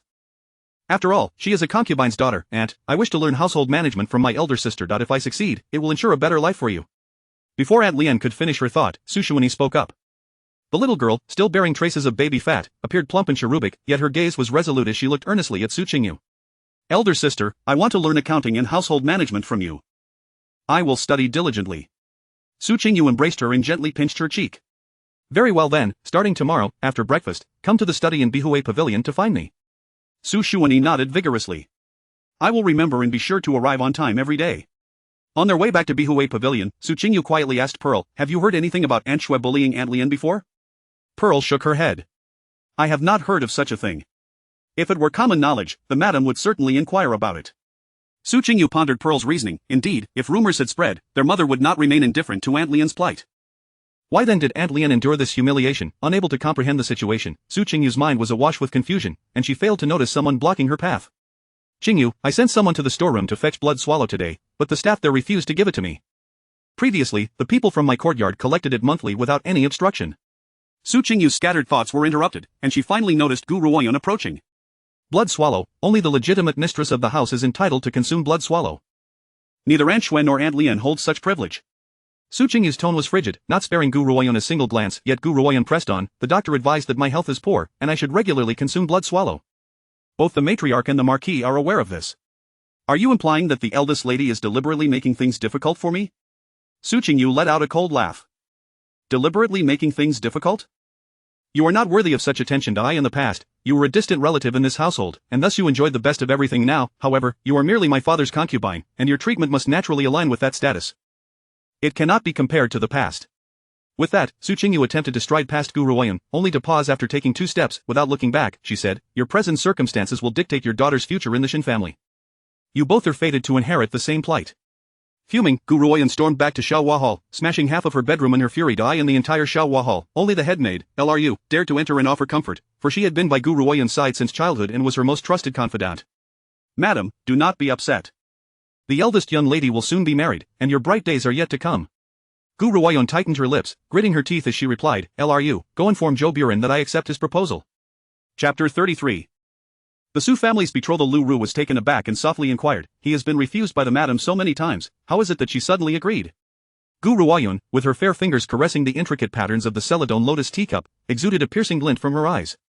In the past, I aspired to take over the 4 grain shops, which is why I was reluctant to collaborate with Zhou Buren. Now that I see no opportunity, I must pursue an alternative path. When the Lin family women find themselves devoid of profitable ventures, I wonder how they will continue to exert their influence at home. Since the whole residence operates under the principle of who provides for the family holds the power, I shall have to make a bold move. Lu Ru hesitated, Madam, if the Houyi learns about your dealings with Steward Zhou, it could spell trouble. Should I truly consider collaborating with him? It would be wiser for you to serve the Houyi well, the future prospects for the young master and young lady would surely flourish. Gu Ruoyan scoffed, the Houyi merely flatters me with words, yet refuses to offer any tangible benefits. As for Zhou Buren, I can easily manage him. As December advanced, discussions regarding Sui Hui and Su Liangping's affairs at the Hugua temple gradually faded. It was said that Elder Su had confined his grandson at home for nearly a month before finally releasing him. Observing that the matter had not stirred much controversy, the Su family discreetly presented their betrothal gifts to the Su family. After all, the couple had already consummated their marriage, and it was prudent to expedite the wedding arrangements. Of the delegation representing the Su family included the Duke of Duan, a relative by marriage, and the Minister of Rights, Lord Xiu. Regardless of the amount of the betrothal gifts, the mere presence of these 2 distinguished individuals granted the Su family considerable prestige. Upon hearing of their arrival, Su Qingya's face broke into a broad smile.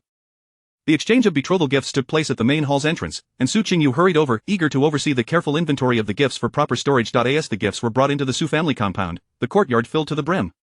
Not far away, Sui Hui, clad in a striking red fox fur cloak, was a dazzling sight. Beside her, Chang Rujin resembled a delicate winter flower, the 2 linking arms as they approached Su Qingyu. Third cousin, the Su family's betrothal gifts are quite lavish. It is evident they hold you in high regard, Chang Rujin remarked, having cast aside any pretense of cordiality since her fallout with Su Qingyu, and now enjoying a close camaraderie with Sui Hui.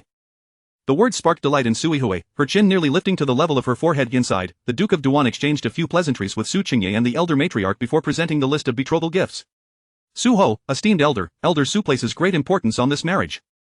The Su family daughter is indeed fortunate. As Su Qingye took the list to review, he suddenly heard the voices of the servants outside announcing the details of the gifts. Betrothal money. 50,000 taels of silver. Wedding cakes, 200 jin. 3 sacrificial animals and 6 types of seafood. Su Qingye abruptly rose, the Su family has offered 50,000 taels of silver as a betrothal gift? How could this be? When the Duke of Duan's legitimate daughter married the Su family's eldest grandson, the betrothal amount was merely 50,000 taels, causing quite a stir throughout the capital. Yet, a concubine from the Su family could not possibly be compared to the Duke's legitimate daughter, nor could the Su family's legitimate grandson be equated to an illegitimate one. Why would the Su family offer such a generous sum? At that moment, the Duke of Duan was equally astonished. He recalled that the betrothal list stated 5,000 taels. How could the announcement outside claim 50,000? Had there been a mistake, but the betrothal was not merely a reading of the list, the Su family had to verify it before recording it. Since no objections had been raised, it must indeed be 50,000. Had the Su family changed their mind, yet forgotten to revise the list in hand, the Duke pondered this, finding it the only plausible explanation, yet he could not shake the feeling that the Su family was belittling the Duke of Duan's household by offering the same betrothal amount to a concubine as they would to his legitimate daughter. Meanwhile, Sui Hui in the courtyard was overcome with boundless joy. She had never anticipated the Su family would present such extravagant gifts. Glancing at Su Qingyu, who was instructing the servants, Sui Hui approached with what she believed to be the most graceful gait. How troublesome it is for my elder sister. I am marrying and yet still require your assistance with the betrothal gifts. You must be quite exhausted. Ah, I heard that this time it was the Duke of Duan and Lord Xiu who personally came. Indeed, one must marry a living man to attain such grandeur. Chang Rujin scoffed, the Shen family will soon present their betrothal gifts as well. I wonder if they will merely offer a box of paper money? Rujin's comment caused Su Qingyu to furrow her brow slightly as she replied coolly, that would still be preferable to being a concubine, with not a single thing to one's name. Such crass remarks were unbecoming of a lady from a noble family.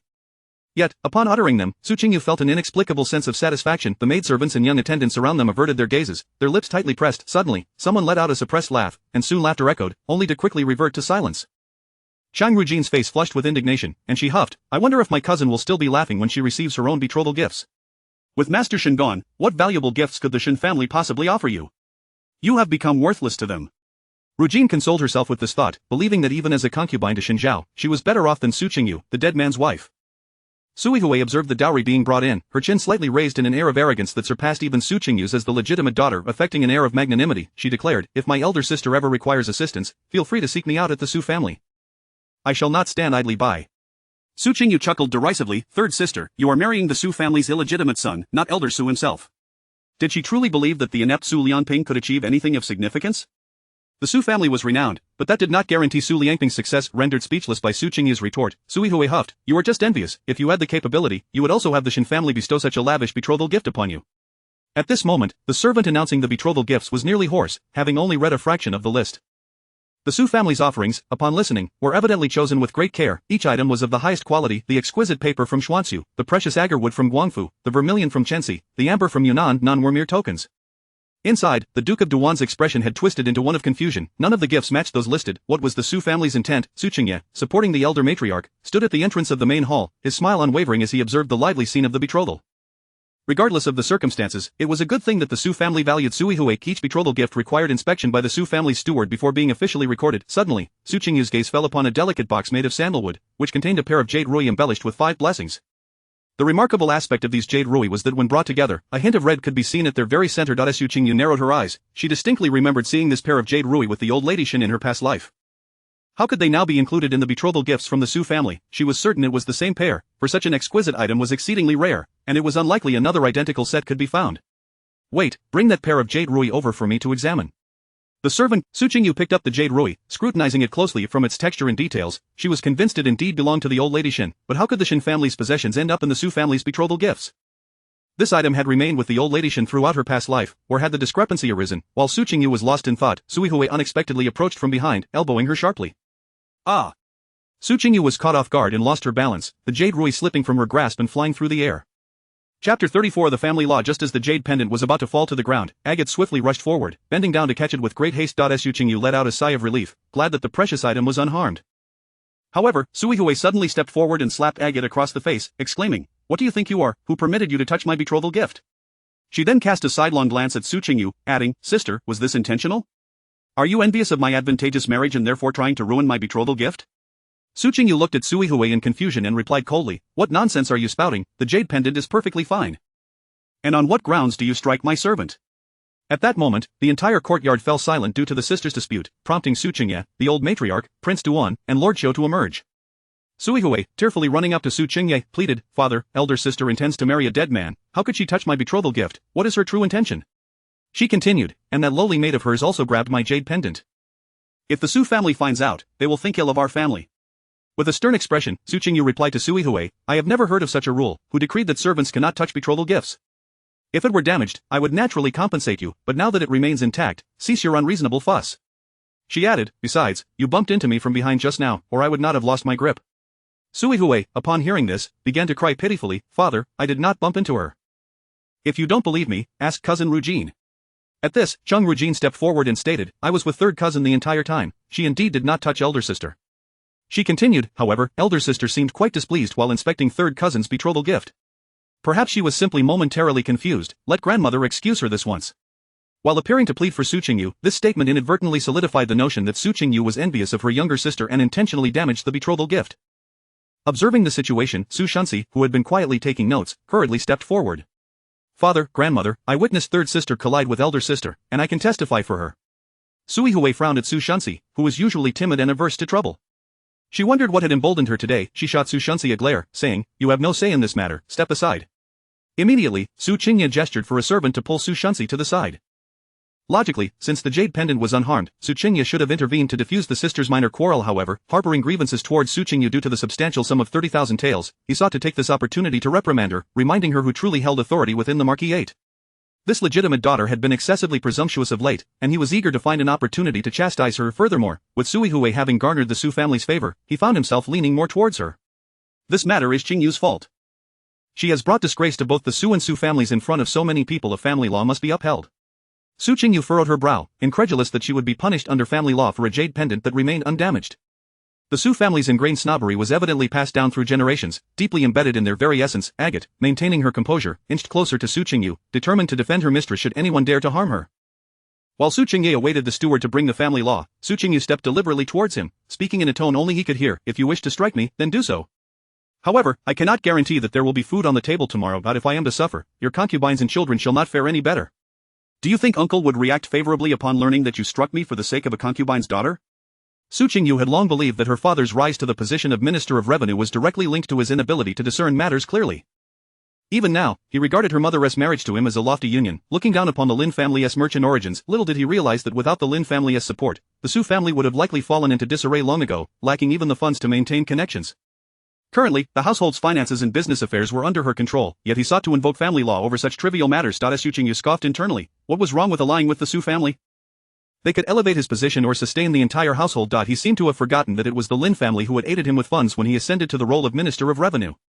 Thus, Su Qingyu felt it was necessary to remind him to recognize the present circumstances within the household. Su Qingyu was taken aback by Su Qingyu's words, feeling as though he were being choked, and it was his own daughter who sought to suffocate him.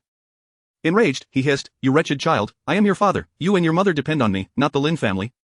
Recalling the tragic fate that befell her in her past life at the hands of the Su family, hatred surged within her, prompting her to retort, "Did you ever consider us when you favored your concubines over your wife? Did you consider us while you were consorting with Gu Ruoyan beneath my mother's nose? You think we rely on you. If this continues, we may end up as mere remnants, nothing more than bones." With each word, her tone grew colder, and for the first time, Su Qingyu realized that this legitimate daughter possessed a chilling side. Just then, the steward arrived, bearing the family law. Provoked beyond reason by Su Qingyu's words, Su Qingyu seized the whip and stepped back before swinging it towards her. Su Qingyu was momentarily caught off guard, watching as the whip descended toward her back. Gasps echoed around the gathering, bewildered by how this young lady had managed to provoke the Marquis of Pingning. Suddenly, a scream pierced the air, but it was not Su Qingyu's. It was Agate. Unable to prevent Su Qingyu's strike, Agate threw herself over Su Qingyu's back, braving the full force of the whip. Su Qingyu quickly turned to check on Agate's injuries. "Agate, are you all right?" Adorned in a verdant embroidered gown, Agate's back bore the mark of the whip, blood seeping through the cotton lining. Her complexion turned pale as she leaned against Pearl, beads of sweat glistening on her forehead. The whip used to enforce family law was normal on one side but bore barbs on the reverse. Su Qingyu had struck with all his might. Had it not been for Agate, Su Qingyu would likely be on the brink of death. With her eyes ablaze, Su Qingyu slowly raised her gaze to Su Qingyu. Her hand stealthily reached for Agate's waist, knowing that Agate always carried a short dagger there. However, just as her fingers brushed the hilt, Agate grasped her wrist firmly, shaking her head slightly, and whispered, "Miss, we cannot act now." Chapter 35. Who exactly is the one to arrange the betrothal? If the young lady were to take action against the Marquis at this moment, the crime of patricide would plunge her into an abyss of despair. She had promised the third young master to protect the young lady at all costs. Su Qingyu's expression was resolute. She had made up her mind to put an end to this today. Heaven had granted her a second chance at life, not to allow her to be bullied any longer. Just as Su Qingyu was about to discreetly draw her dagger, two figures suddenly pushed through the crowd. Have we missed the reading of the betrothal list? Did we arrive too late? The speaker was Duke Wei, Zhao Jingwu, accompanied by the loyal Marquis Songzan. Both men were esteemed military figures, prominent members of noble families. The presence of even one of them was a tremendous honor for the Su family, let alone both together. At that moment, Su Qingyu could not afford to concern himself with Su Qingyu. He hurried forward to pay his respects and inquired, "What brings you both here?" Duke Wei surveyed his surroundings, noting the peculiar atmosphere within the Su household, mistakenly attributing it to their late arrival. With a hint of apology, he remarked, "I take full responsibility for the delay in today's betrothal. I encountered an old friend on the way and exchanged a few words. I instructed them to proceed with the reading of the betrothal list. Have they completed it?" The loyal Marquis, having a close relationship with Duke Wei, teased, "It's all your fault. A lazy donkey takes longer to plow. I suggested we proceed with the betrothal, but you insisted on chatting with Chen Laosan." Suddenly enlightened, Su Qingyu realized that the Su family's betrothal not only included Duke Wei and Minister Chiu, but they had also invited the loyal Marquis and Duke Wei. This was truly an unprecedented honor among the noble families of the capital, yet, he had not heard of Duke Wei and the loyal Marquis being particularly close to old Minister Su. Despite his doubts, Su Qingyu remained convinced that this was the Su family's way of bestowing honor upon the Su family. Observing the scene, Sui Hui's face lit up with delight. She cast a haughty glance at Su Qingyu and ordered the nearby servant, "Why haven't you taken that girl away yet? To cause such a ruckus on the day of the betrothal is truly ill-omened." She then explained to Duke Wei and the loyal Marquis, "I apologize for the disturbance, gentlemen. My elder sister is rather thoughtless. She fails to recognize the significance of this important occasion. Please do not take offense. Under normal circumstances, it was not Sui Hui's place to speak in such a setting, yet in her eagerness to flaunt her importance to the Su family, she forcefully sought to assert her presence."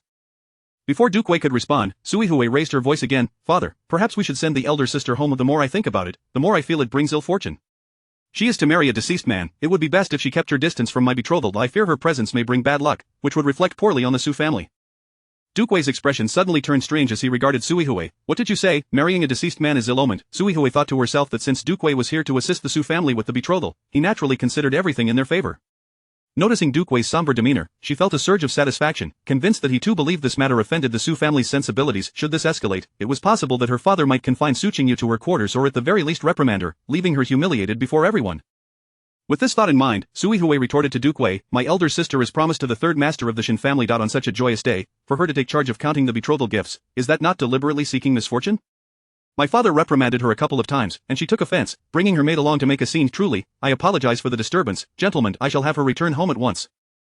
With that, she shot a glare at Su Qingyu, elder sister, if you do not leave now, you are jeopardizing my marriage. Can you bear the consequences? With the alliance to the Su family, Sui Hui felt emboldened today, her words carrying more weight than usual. Meanwhile, Su Qingyu was instructing her maid to return the agate and then find a physician. Upon hearing Sui Hui's remarks, she turned and coldly replied, to marry the third Master Shen, who sacrificed himself for the nation, is an honor. If you dare to utter the words ill fortune again, do not blame me for being impolite. The first part was a casual remark, but the latter was her true intent. To her astonishment, as soon as she finished speaking, Duke Wei bellowed, well said. In the next moment, Duke Wei's face darkened, his gaze filled with fury as he turned toward Su Qingyu. Su Marquis, your daughter dares to slander the honorable Shen Jishio behind his back. Shouldn't you provide an explanation for this matter? The loyal Marquis too wore an expression of rage, his eyes fierce as if he were ready to strike. Su Qingyu was suddenly awakened. Duke Wei was Shen Jishio's maternal uncle. Although he had mentioned coming to assist the Su family with the betrothal, he had not claimed to be doing so for them. Duke, were you not here to assist the Su family with their betrothal? Su Qingyu tentatively inquired. Duke Wei scoffed, the Su family? What do I have to do with assisting the Su family? I and the loyal Marquis are here to facilitate the betrothal of the Shen family as third master to your eldest daughter. The loyal Marquis, who had always looked down upon the Su family, added with annoyance, the Su family cannot command me. Su Qingyu then turned to the servant who had been reading the betrothal list. So, what was it you just read? Whose betrothal gifts were those? The servant was taken aback and replied, of course, it was from the Shen family. Had he merely read it out loud for no reason? Seeing this, Su Qingyu stepped forward to Duke Wei and the loyal Marquis, bowed, and said, it is fortunate that you both arrived in time. Otherwise, I fear I would have been buried alongside the third Master Shen, all due to a pair of jade rui. Duke Wei and the loyal Marquis exchanged glances, bewildered by the turn of events. They had only arrived a moment late. How had things escalated to this point? Dear niece, please enlighten your uncle about what transpired. The matters of the world shall be resolved under the auspices of the Duke Wei's residence. Though Zhao Jingwu and Shen Jishio were related by kinship, they shared a close friendship in private. Upon hearing that the Su family's eldest daughter was willing to remain loyal to Shen Jishio, Zhao Jingwu was deeply grateful. It was not that there were no loyal women, but someone of Su Qingyu's heritage and grace was truly rare. At this moment, as Zhao Jingwu thought of Shen Jishio, a surge of anger rose within him. If anyone dared to bully Shen Jishio's wife in front of him today, it would be a testament to his own incompetence. Noticing the situation, Su Qingyu hurried to explain, it's a misunderstanding, merely a misunderstanding.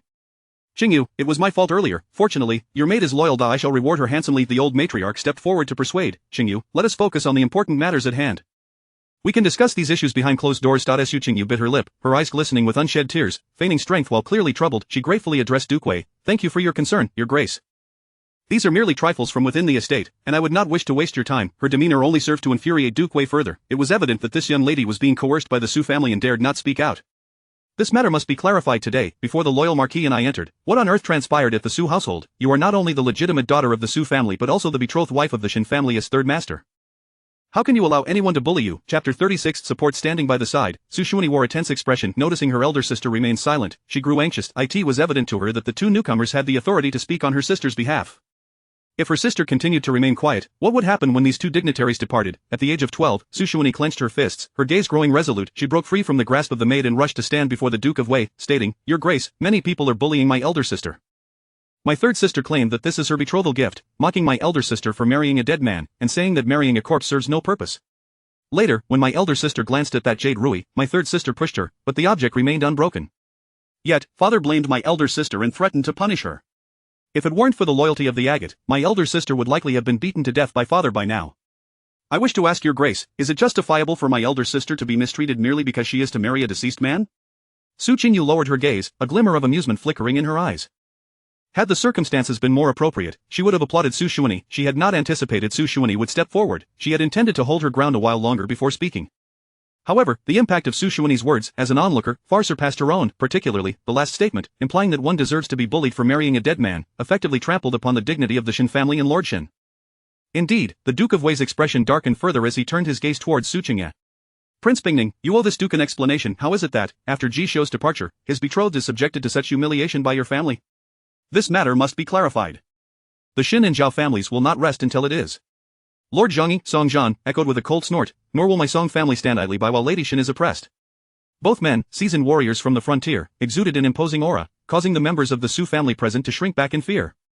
Su Qingyu felt a chill run down his spine. He had never anticipated the situation would escalate to this extent. Internally, he resented the Duke of Wei for not bringing the betrothal gifts along with the proposal. He lifted his wrist to wipe the cold sweat from his forehead, forcing a smile as he said, "You are mistaken, gentlemen. I have only this one legitimate daughter, and I cherish her dearly." The Duke of Wei, however, was unconvinced by his words, responding coldly, "It has long been rumored that Lord Zhongyi favors concubines over his legal wife, and today's events seem to corroborate those tales.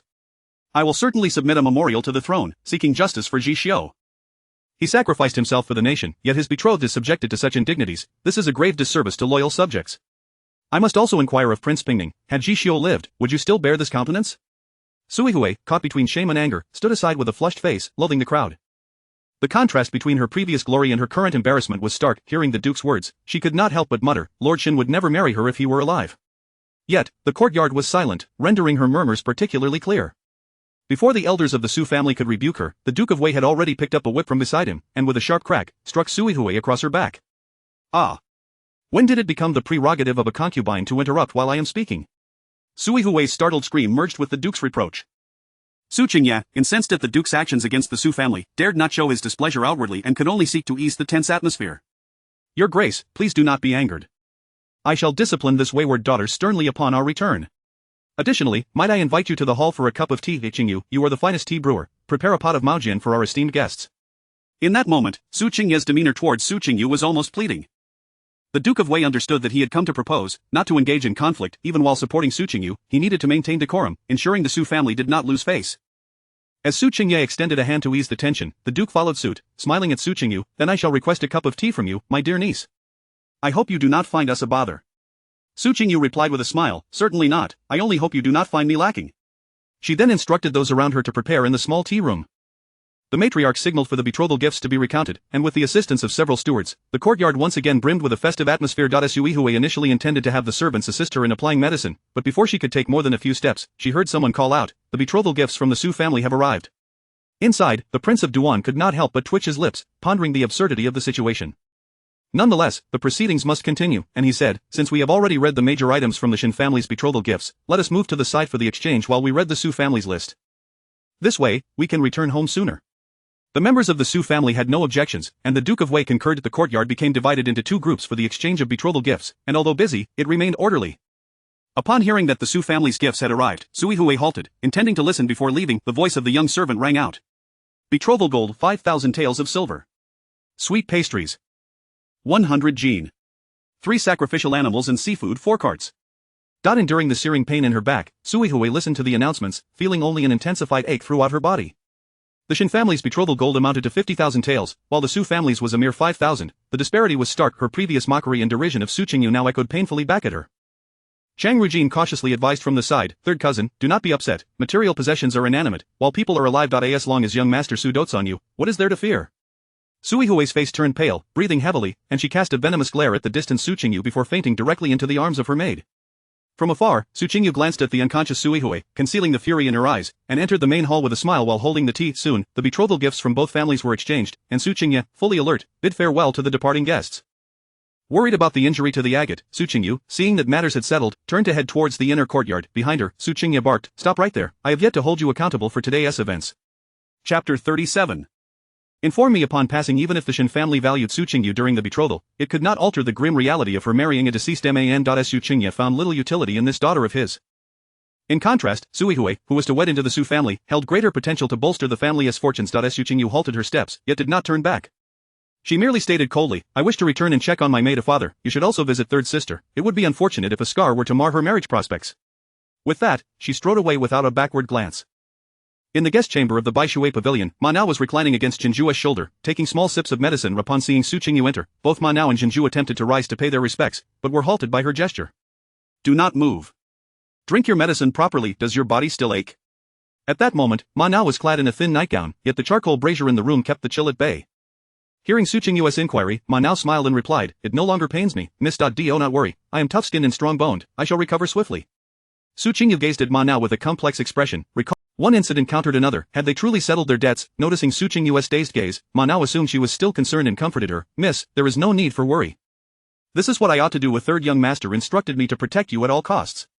A bitter smile flickered across Su Qingyu's face. Her third cousin was indeed adept at sending her help. The two individuals he sent were wholly preoccupied with him. What a predicament. She shook off her thoughts and instructed Ma now. For the time being, do not leave your bed, focus on your recovery. Turning to Qingyu, she added, find 2 reliable maids to attend to her needs. She must be nurtured back to health, lest she be left with lasting afflictions. Ma now grew anxious. No, I must stay close to protect the Mississippi. Su Qingyu reassured her, I shall not be leaving the estate much these days, and besides, Fatesaway will return soon.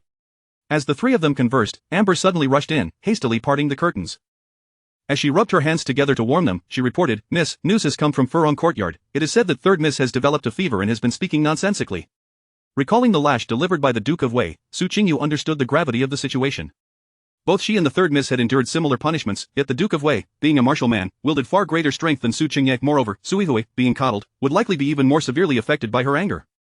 She responded with a calm, inform me should she pass, I shall personally oversee the funeral arrangements to ensure she receives a grand burial. After a moment's thought, she inquired, is father at Furong Courtyard? Amber shook her head, the Marquis has gone to Xiaohua Hall. A cold laugh escaped Su Qingyu's lips. Her father was preoccupied with Gu Ruoyan while his own daughter lay gravely ill. It seemed her father's coldness extended beyond her. However, Su Qingyu misunderstood Su Qingye's intentions. He had indeed approached the entrance to Furong Courtyard, but was summoned to Xiaohua Hall by Gu Ruoyan's maid, who claimed that Lady Yun had urgent matters to discuss. Unaware of the circumstances, Su Qingye turned back towards Furong Courtyard. Upon entering, he found Gu Ruoyan had prepared food and drink, awaiting his arrival. Marquis, you have arrived, please sit, these dishes are all prepared by my own hand, your favorites. I have heard of the events that transpired. Do take care not to let them trouble your health. Gu Ruoyan naturally stepped forward to unfasten Su Qingye's heavy cloak. As he took a seat, she stood behind him, gently massaging his temples. It was no wonder Su Qingye harbored affection for Gu Ruoyan. Her gentle service was unmatched, and she possessed an innate understanding of his needs, unlike Lin Shi, who was rigid in demeanor, or Shui Yang, who only knew how to be coy without reading the room, or Lian Yang, who lacked charm altogether. Coupled with their childhood bond and 2 children together, Gu Ruoyan occupied a unique place in Su Qingye's heart as his true wife, the one with whom he could share his innermost thoughts. He closed his eyes, resting his head against Gu Ruoyan, allowing himself to relax completely. As she continued her gentle ministrations, she said, Marquis, at present, our household relies entirely upon the eldest young lady for sustenance. This cannot continue. It is evident that she increasingly disregards us. To speak bluntly, will we soon be reduced to groveling for our meals? Recalling Su Qingyu's recent behavior, a surge of resentment welled within Su Qingye. Once she is married off, it will be better. The lady is with child, and at that time, all affairs of the household will fall to you. Gu Ruoyan, hearing this, did not share his enthusiasm. Su Qingye had made such declarations countless times without success. She softly urged, Marquis, the eldest young lady will not relinquish her hold easily. I fear she may even ruin the business rather than give it to us. I do have a plan that could resolve these issues once and for all. Su Qingye turned to grasp Gu Ruoyan's hand, opening his eyes to inquire, what plan? Come, sit down, let us discuss it over a meal. Gu Ruoyan positioned herself beside him, first ladling a bowl of soup for Su Qingye before speaking. Do you recall the housekeeper of the Chang family, Zhou Buren? He is currently engaged in the medicinal herb trade in the capital. He has long wished to establish a grain business but lacks the connections. Recently, he sought me out, requesting assistance in linking him with grain merchants in Jiangnan. He will provide the funds, while our family will lend the connections, splitting the profits evenly. Upon hearing the name Zhou Buren, Su Qingye's expression shifted. Did you not say that Zhou had been dealt with? Why is he in the capital? He knows quite a bit about our affairs. Gu Ruoyan, seeing his alarm, hurried to reassure him. Do not fret, Marquis, we are all in this together. Would he dare to expose you? To do so would be to implicate himself, for he was complicit in the past. After much persuasion, Gu Ruoyan quelled his apprehensions. Marquis, all you need to do is write a couple of letters to the familiar grain merchants in Jiangnan, and this matter will be settled. As a third-rank deputy minister of the Ministry of Revenue, those merchants would certainly extend you the courtesy. Su Qingye pondered this arrangement. Though his status as a third-rank deputy minister in the capital was not particularly imposing, in the eyes of Jiangnan's grain merchants, it was a significant position. If all it took was a few letters to facilitate a connection for Zhou Buren, then it was indeed feasible. Why doesn't he reach out to the Jiangnan merchants himself? Su Qingye inquired.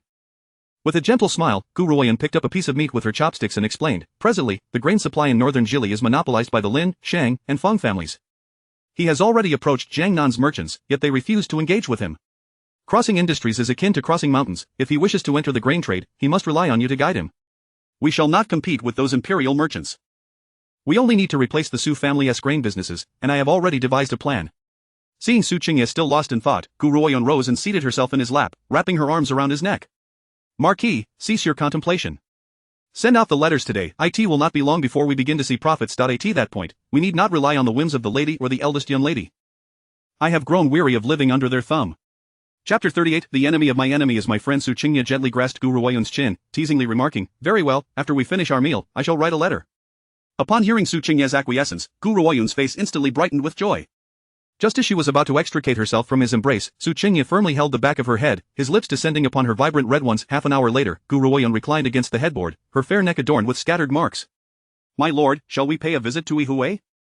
That poor girl has suffered, and I cannot help but wonder how she is faring," Gu Ruoyun suddenly suggested. It was then that Su Qingyu recalled that Su Yihui was still unwell. He rose to don his garments, and together they made their way to Furong Courtyard. Upon their arrival at Furong Courtyard, they found Su Yihui already asleep after taking her medicine.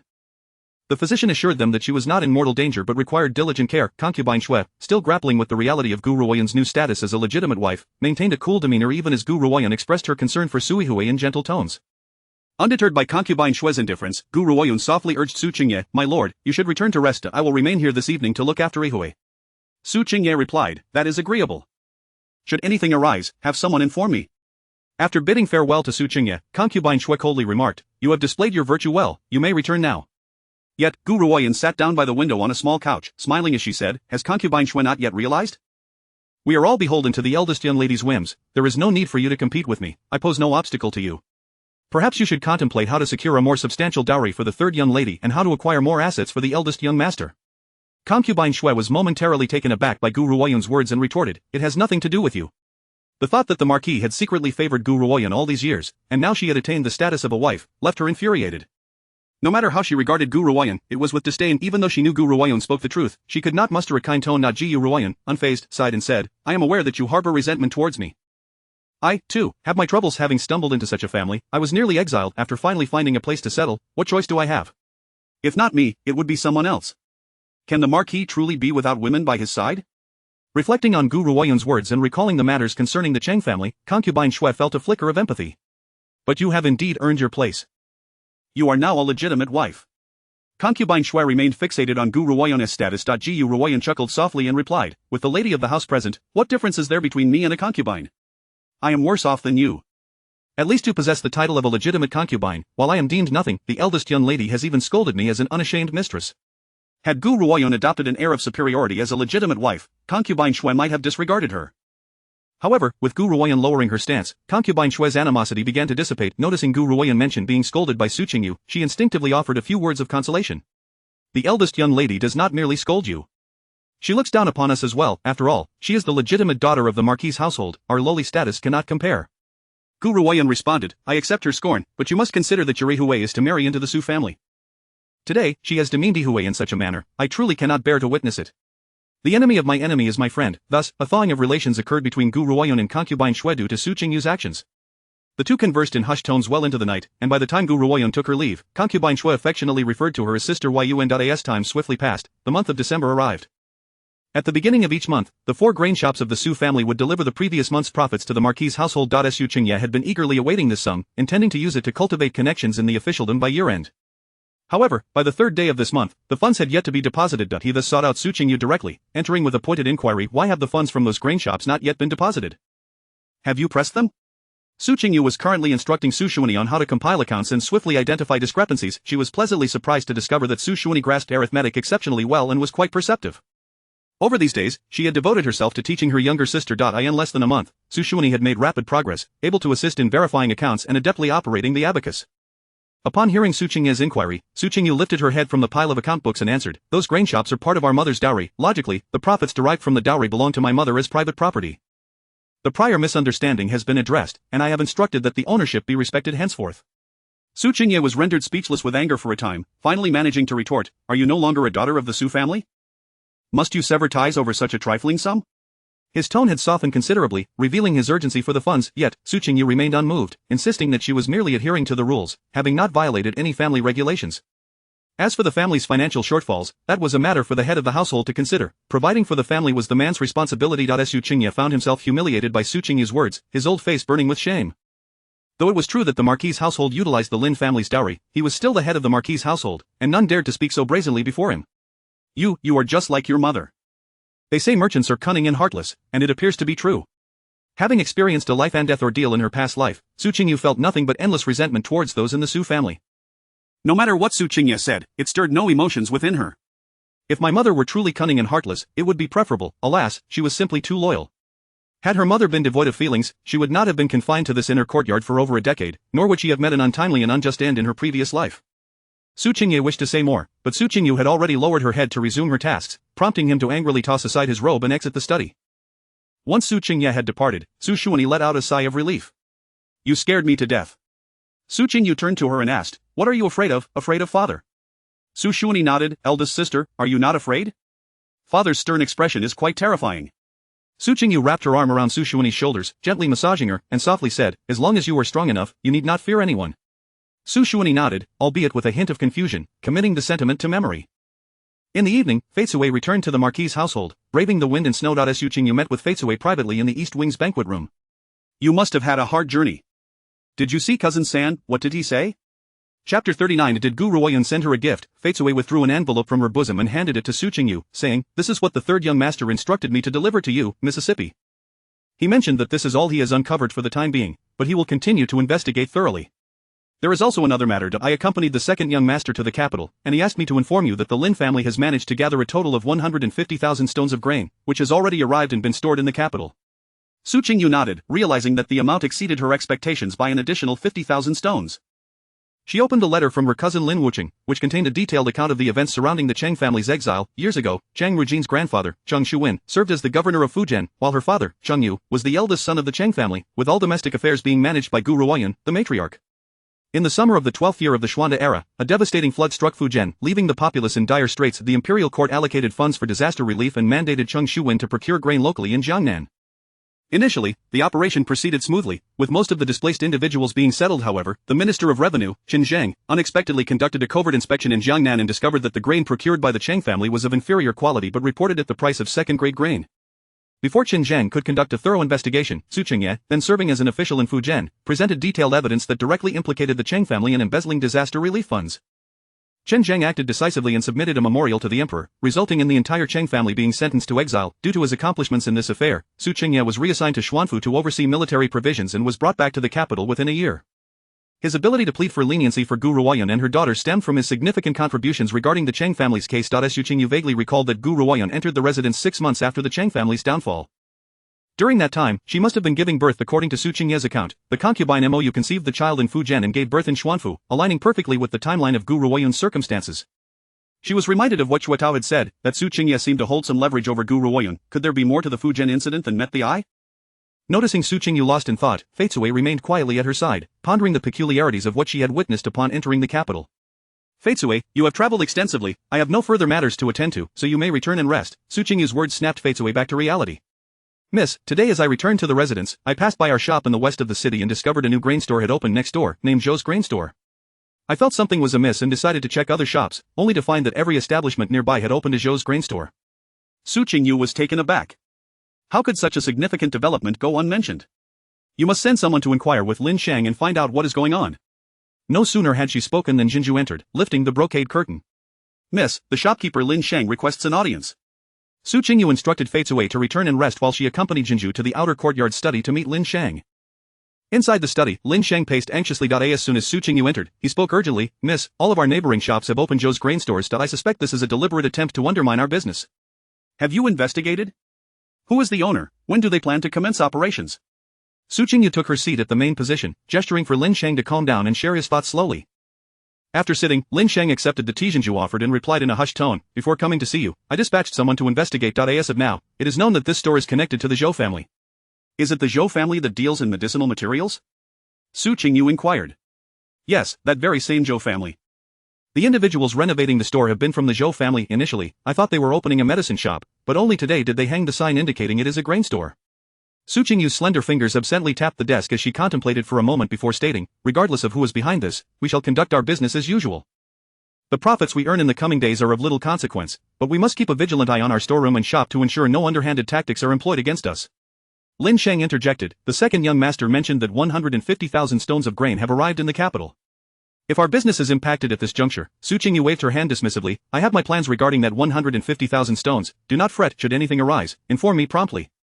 After Lin Shang departed, Su Qingyu sat alone in the study, reflecting on the calamity of her past life. Suddenly, she thought of the stern third master and wondered if he would be able to evade the impending disaster. The following morning, as was her custom, Su Qingyu was in the study teaching Su Xuanxi to review the accounts when Qingyu entered, holding a letter and presenting it to Su Qingyu. "Miss, this is a letter sent by shopkeeper Lin Shang." Su Qingyu opened the letter and began to read. Lin Shang wrote that Zhou's grain store was opening today, with all their grain price lower than that of their store, nearly approaching the cost price. Throughout the entire morning, they had not sold a single pound of grain. Lin Shang inquired how Su Qingyu wished to proceed and whether they should lower their prices. Su Qingyu's brow furrowed slightly. Lowering prices was not an option. After considering her response, she took up her brush and wrote a reply, instructing Lin Shang not to reduce prices but to arrange for someone to purchase grain from Zhou's grain store, the more, the better, while ensuring discretion. After finishing the letter, Su Qingyu instructed Qingyu, "You shall personally deliver this letter and ensure Lin Shang acts according to my instructions." An hour later, Qingyu returned with news, quietly informing Su Qingyu, "Miss, I saw Green Ru, a maid close to our cousin, conversing with the shopkeeper at Zhou's grain store. They appeared quite familiar with one another. Later, I pretended to inquire about purchasing rice, and the shop assistant casually mentioned that the girl earlier was a favored maid of the owner." Su Qingyu's eyebrows arched in intrigue. "Oh. This certainly adds an interesting twist. If that store was indeed connected to Gu Ruoyun, it was clearly aimed at undermining her. They must be attempting to seize the market by outpricing her original grain store, thereby replacing it."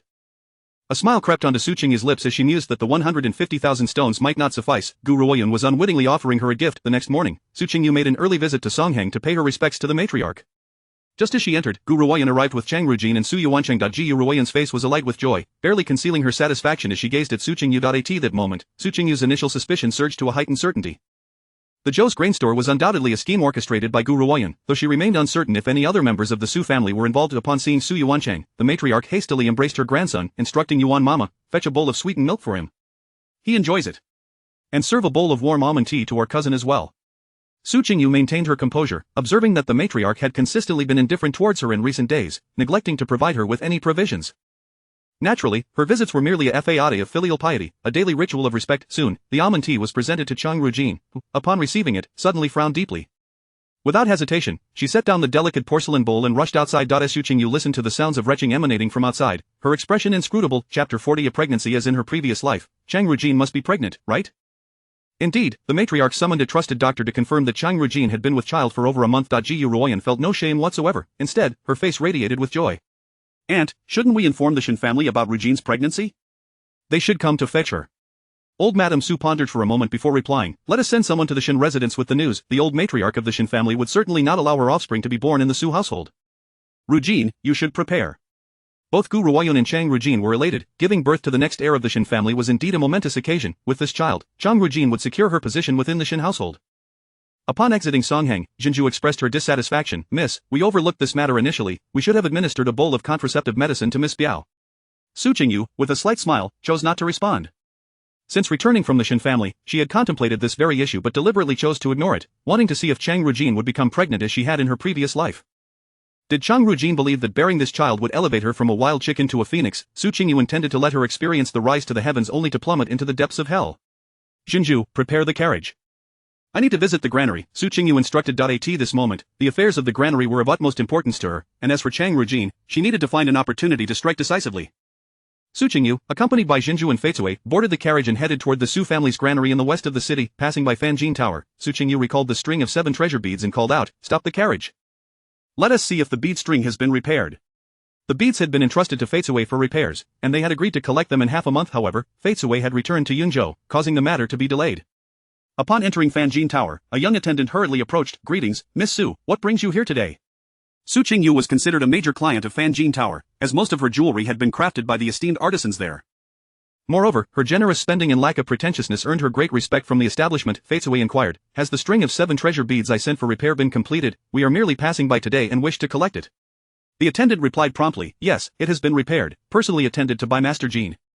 However, I kindly ask Miss Su to have some tea while you wait a moment, as Master Jean is currently attending to a distinguished guest." Su Qingyu nodded, "Very well." Fanjin Tower was the largest jewelry establishment in the capital, accommodating countless noble guests daily, and even the daughters of princes would not dare to act ostentatiously here. The attendant brought out exquisite purple bamboo tea and served 2 plates of pastries, all of which were Su Qingyu's favorites. It was said that Fanjin Tower offered a greater variety of tea than the noble households within the capital. After nearly a quarter of an hour, footsteps echoed from the upper floor. Drawing nearer, Master Jean descended, holding a sandalwood box, accompanied by none other than Shen Zhao. Shen Zhao was taken aback upon seeing Su Qingyu, his expression revealing impatience. This woman truly was a persistent specter. Did she deliberately come to Fanjin Tower to confront him while he was retrieving his late uncle's burial items? She claimed her willingness to marry his uncle, but was it not because of him that she sought to enter the Shen family? Unaware of Shen Zhao's thoughts, Su Qingyu pretended not to see him and approached Master Jean to greet him. Master Jean handed her the box and apologized. I apologize for keeping you waiting, Miss Su. Please inspect it and see if it meets your satisfaction. The cord was specially requested from Master Cien to match the original. Su Qingyu smiled as she accepted it, courteously replying, I am well aware of your skill, Master Jean. You have been most considerate. After opening the sandalwood box for inspection, she found that the damaged beads had been flawlessly restored, showing no trace of their previous condition. Just as she was about to close the box, Shen Zhao snatched the bead string from her grasp. He stepped forward, voice raised, How is this bead string in your possession, you shameless woman? Do you think that by secretly taking this string, I would regard you with favor? Dream on? Su Qingyu looked at Shen Zhao as if he were a fool, nearly asking, Are you out of your mind? Shen Zhao's loud voice attracted the attention of other customers in Fanjin Tower, who began to gather around. The recent engagement dissolution between the Su and Shen families had sparked a considerable uproar in the capital, with many speculating that the eldest son of the Shen family had betrayed the eldest daughter of the Su family, leading her to marry the deceased Shen Sanyi in a state of despair. Hearing Shen Zhao's accusations only solidified the crowd's assumptions. It seems that the eldest daughter of the Su family has not given up. Is she aware that the eldest son of the Shen family is here, and has come specifically to confront him? Ah, how pitiful. I heard she was deeply in love with the eldest son of the Shen family, but alas, he is preoccupied with that cousin of hers. The eldest daughter of the Su family had no choice but to marry Shen Sanyi, perhaps still harboring unfulfilled desires. Someone nearby gasped, if they are to live under the same roof, wouldn't that make them, though unspoken, knowing smile spread among the group. Jinju turned to argue with the onlookers, but Su Qingyu restrained her. Such matters only intensified the situation. She snatched the bead string from Shen Zhao's hand, her voice icy, This does not belong to Cheng Rujin. It would be wise for you, young Master Shen, to verify the facts before speaking. Your woman has stolen my belongings, and yet you brazenly attempt to seize them. You two truly are a perfect match. Su Qingyu did not dwell on Shen Zhao's reaction, assuming he mistook the bead string for Cheng Rujin simply because he had seen her wear it. Carefully placing the bead string back into the sandalwood box, she handed it to Faitsue. However, Shen Zhao remained relentless, blocking Su Qingyu's path. This is impossible. This bead string has been worn by Rujin since childhood. I saw it 4 years ago. Rujin was right. You speak nothing but lies. Su Qingyu's brows furrowed slightly. 4 years ago, she distinctly remembered the bead string being lost last year. How could it have been with Cheng Rujin 4 years ago? Seeing Su Qingyu's expression, the crowd assumed she was at a loss for words, and the whispers began anew. How could a lady of the Marquis family resort to stealing? Indeed, young Master Shen's words seem unwavering. He does not appear to be lying. No wonder young Master Shen is unwilling to marry her. Clearly, her character is questionable. Su Qingyu understood well the power of public opinion. If this matter was not clarified today, the rumors could spiral out of control. Shen Zhao stood there, exuding an air of righteousness, particularly pleased with the murmurs of the onlookers. Su Qingyu, undeterred, opened the box once more and retrieved the string of beads. The few words she uttered caused a change in Shen Zhao's demeanor. Chapter 41 Who was that person 4 years ago? Everyone, take a look at this string of beads, known as the Seven Treasures bead string. It was a gift from Master Cien when my grandfather and I visited the Hugua temple a decade ago. Over the past 10 years, I have repaired this bead string twice at the Fanjin Pavilion. The last time was 6 years ago, Master Jean. If I recall correctly, you were the one who repaired it then, weren't you? Master Jean had longed to clarify, yet with Shen Zhao's continuous chatter, he had found no suitable moment to interject. Now, upon hearing Su Qingyu's inquiry, he hastily replied, Miss Su is indeed correct. I assisted in the repair of this bead string 6 years ago. It is rather embarrassing to admit, but I hold a great fondness for this bead string and even sought out Master Cien for it. However, he informed me that he only crafted a single string of the Seven Treasures bead string, which he bestowed upon the young lady of the Su family. Of course, one can create such items independently. They are not unique to this world, but have you all noticed that cord? It has been consecrated by Master Cien. Master Jin's explanation was crystal clear, and those gathered around suddenly understood. Su Qingyu cast a cold glance at Shen Zhao. Do you comprehend, or must I elaborate further? Also, as I am now considered an elder of the Shen family, I kindly request that you conduct yourself with due respect. Shen Zhao stood there, bewildered. This string belonged to Su Qingyu, but what about Cheng Rujin's string? Could there truly be two identical beads? And who was that person 4 years ago? Ignoring the stunned Shen Zhao, Su Qingyu weaved through the crowd and exited the Fanjin Pavilion, heading towards the grain shop. At that moment, the entrance of the Su grain shop was swarming with people, not to enter the Su establishment, but rather those from the adjacent Zhou grain shop, who were unable to squeeze in, thus spilling over to this side. Su Qingyu glanced at the posted price at the entrance, 1 tael and 2 Cien silver per pound. Currently, the average purchasing price for grain merchants in Nanji province was 1 tael of silver. With transport losses and costs, selling at 1 tael and 2 Cien would barely cover expenses. Upon entering the Su grain shop, Su Qingyu noted that the posted price was 1 tael and 5 Cien silver. Inside, 2 clerks hung their heads dejectedly, and even manager Lin wore a troubled expression. Seeing Su Qingyu arrive, Lin Sheng quickly ushered her to a private area to speak. Miss, I received your letter yesterday and have already dispatched someone to handle it. However, I remain somewhat anxious. With so much grain, will we truly be able to sell it? Lin Shang had indeed sent someone to purchase grain from the Zhou grain shop, but his reservations prevented him from allowing them to buy in excess. He had intended to meet with Su Qingyu today, but did not expect her to come in person. Su Qingyu recognized Lin Shang's concerns. Her visit today was intended to reassure him. Manager Lin, to speak candidly, this batch of grain has already been secured. You can rest easy, it will all be transported away after the new year. Lin Shang was taken aback. Secured, 150,000 sure? Su Qingyu nodded, indeed, so you need not worry. I am more concerned about it not being enough. Since there is grain available next door, it conveniently alleviates our situation. She then produced 300,000 taels in silver notes and handed them to Lin Shang. Find someone trustworthy, and claim they are here to discuss business with you. Then, devise a way to have him poached by the Zhou family, converting these 300,000 taels into grain. After much contemplation, she concluded that relying on small purchases would be too sluggish, thus she planned to orchestrate a scheme to buy all the grain in one go. The 300,000 taels were initially intended to be returned to the Lin family, but she decided to wait until this matter was settled before repaying them. Lin Shang looked at the 300,000 taels in his hands, wondering if the young lady could truly be deceived. What if they couldn't sell this substantial quantity of grain? As the autumn harvest approached next year, a flood of grain entering the market could force them to sell at a loss. However, as Su Qingyu was the owner, he could not question her decisions. He accepted the silver notes, assuring her, rest assured, I shall handle it diligently. I suspect they may have only 20 to 30,000 sure in their warehouse. If they do not possess that much, simply pay the deposit and ensure they complete the delivery before the new year. Also, investigate where their grain is sourced from and relay the information to the second young master. Inform him that I have stated we will intercept all the grain the Zhou family plans to transport to the capital before the new year. Understood. As Su Qingyu departed, she cast a lingering glance at the Zhou grain shop, a faint smile gracing her lips. Her spirits were high today, the more grain available, the better, for Gu Ruoyun had presented her with a grand gift. Upon returning home, she initially intended to head to the study in the outer courtyard. However, as she passed by the flower hall, she spotted Chang Rujin's maid, Yuxiu, standing guard at the entrance. Inside the flower hall, Xin Zhao was gripping Chang Rujin's wrist, interrogating her vehemently. You deceived me, didn't you? Speak. Xin Zhao's desperation startled Su Qingyu, causing her to pause, thinking, has he gone mad? Surely Chang Rujin hasn't betrayed him. Just as she was about to move again, Xin Zhao spotted her and rushed out of the flower hall. Qingyu, wait. I need to ask you something, Xin Zhao said breathlessly, grasping her arm. Not as Su Qingyu yanked her arm away. What are you doing? Yuxiu and Jinju quickly positioned themselves behind Su Qingyu, their expressions rife with vigilance as they eyed Xin Zhao.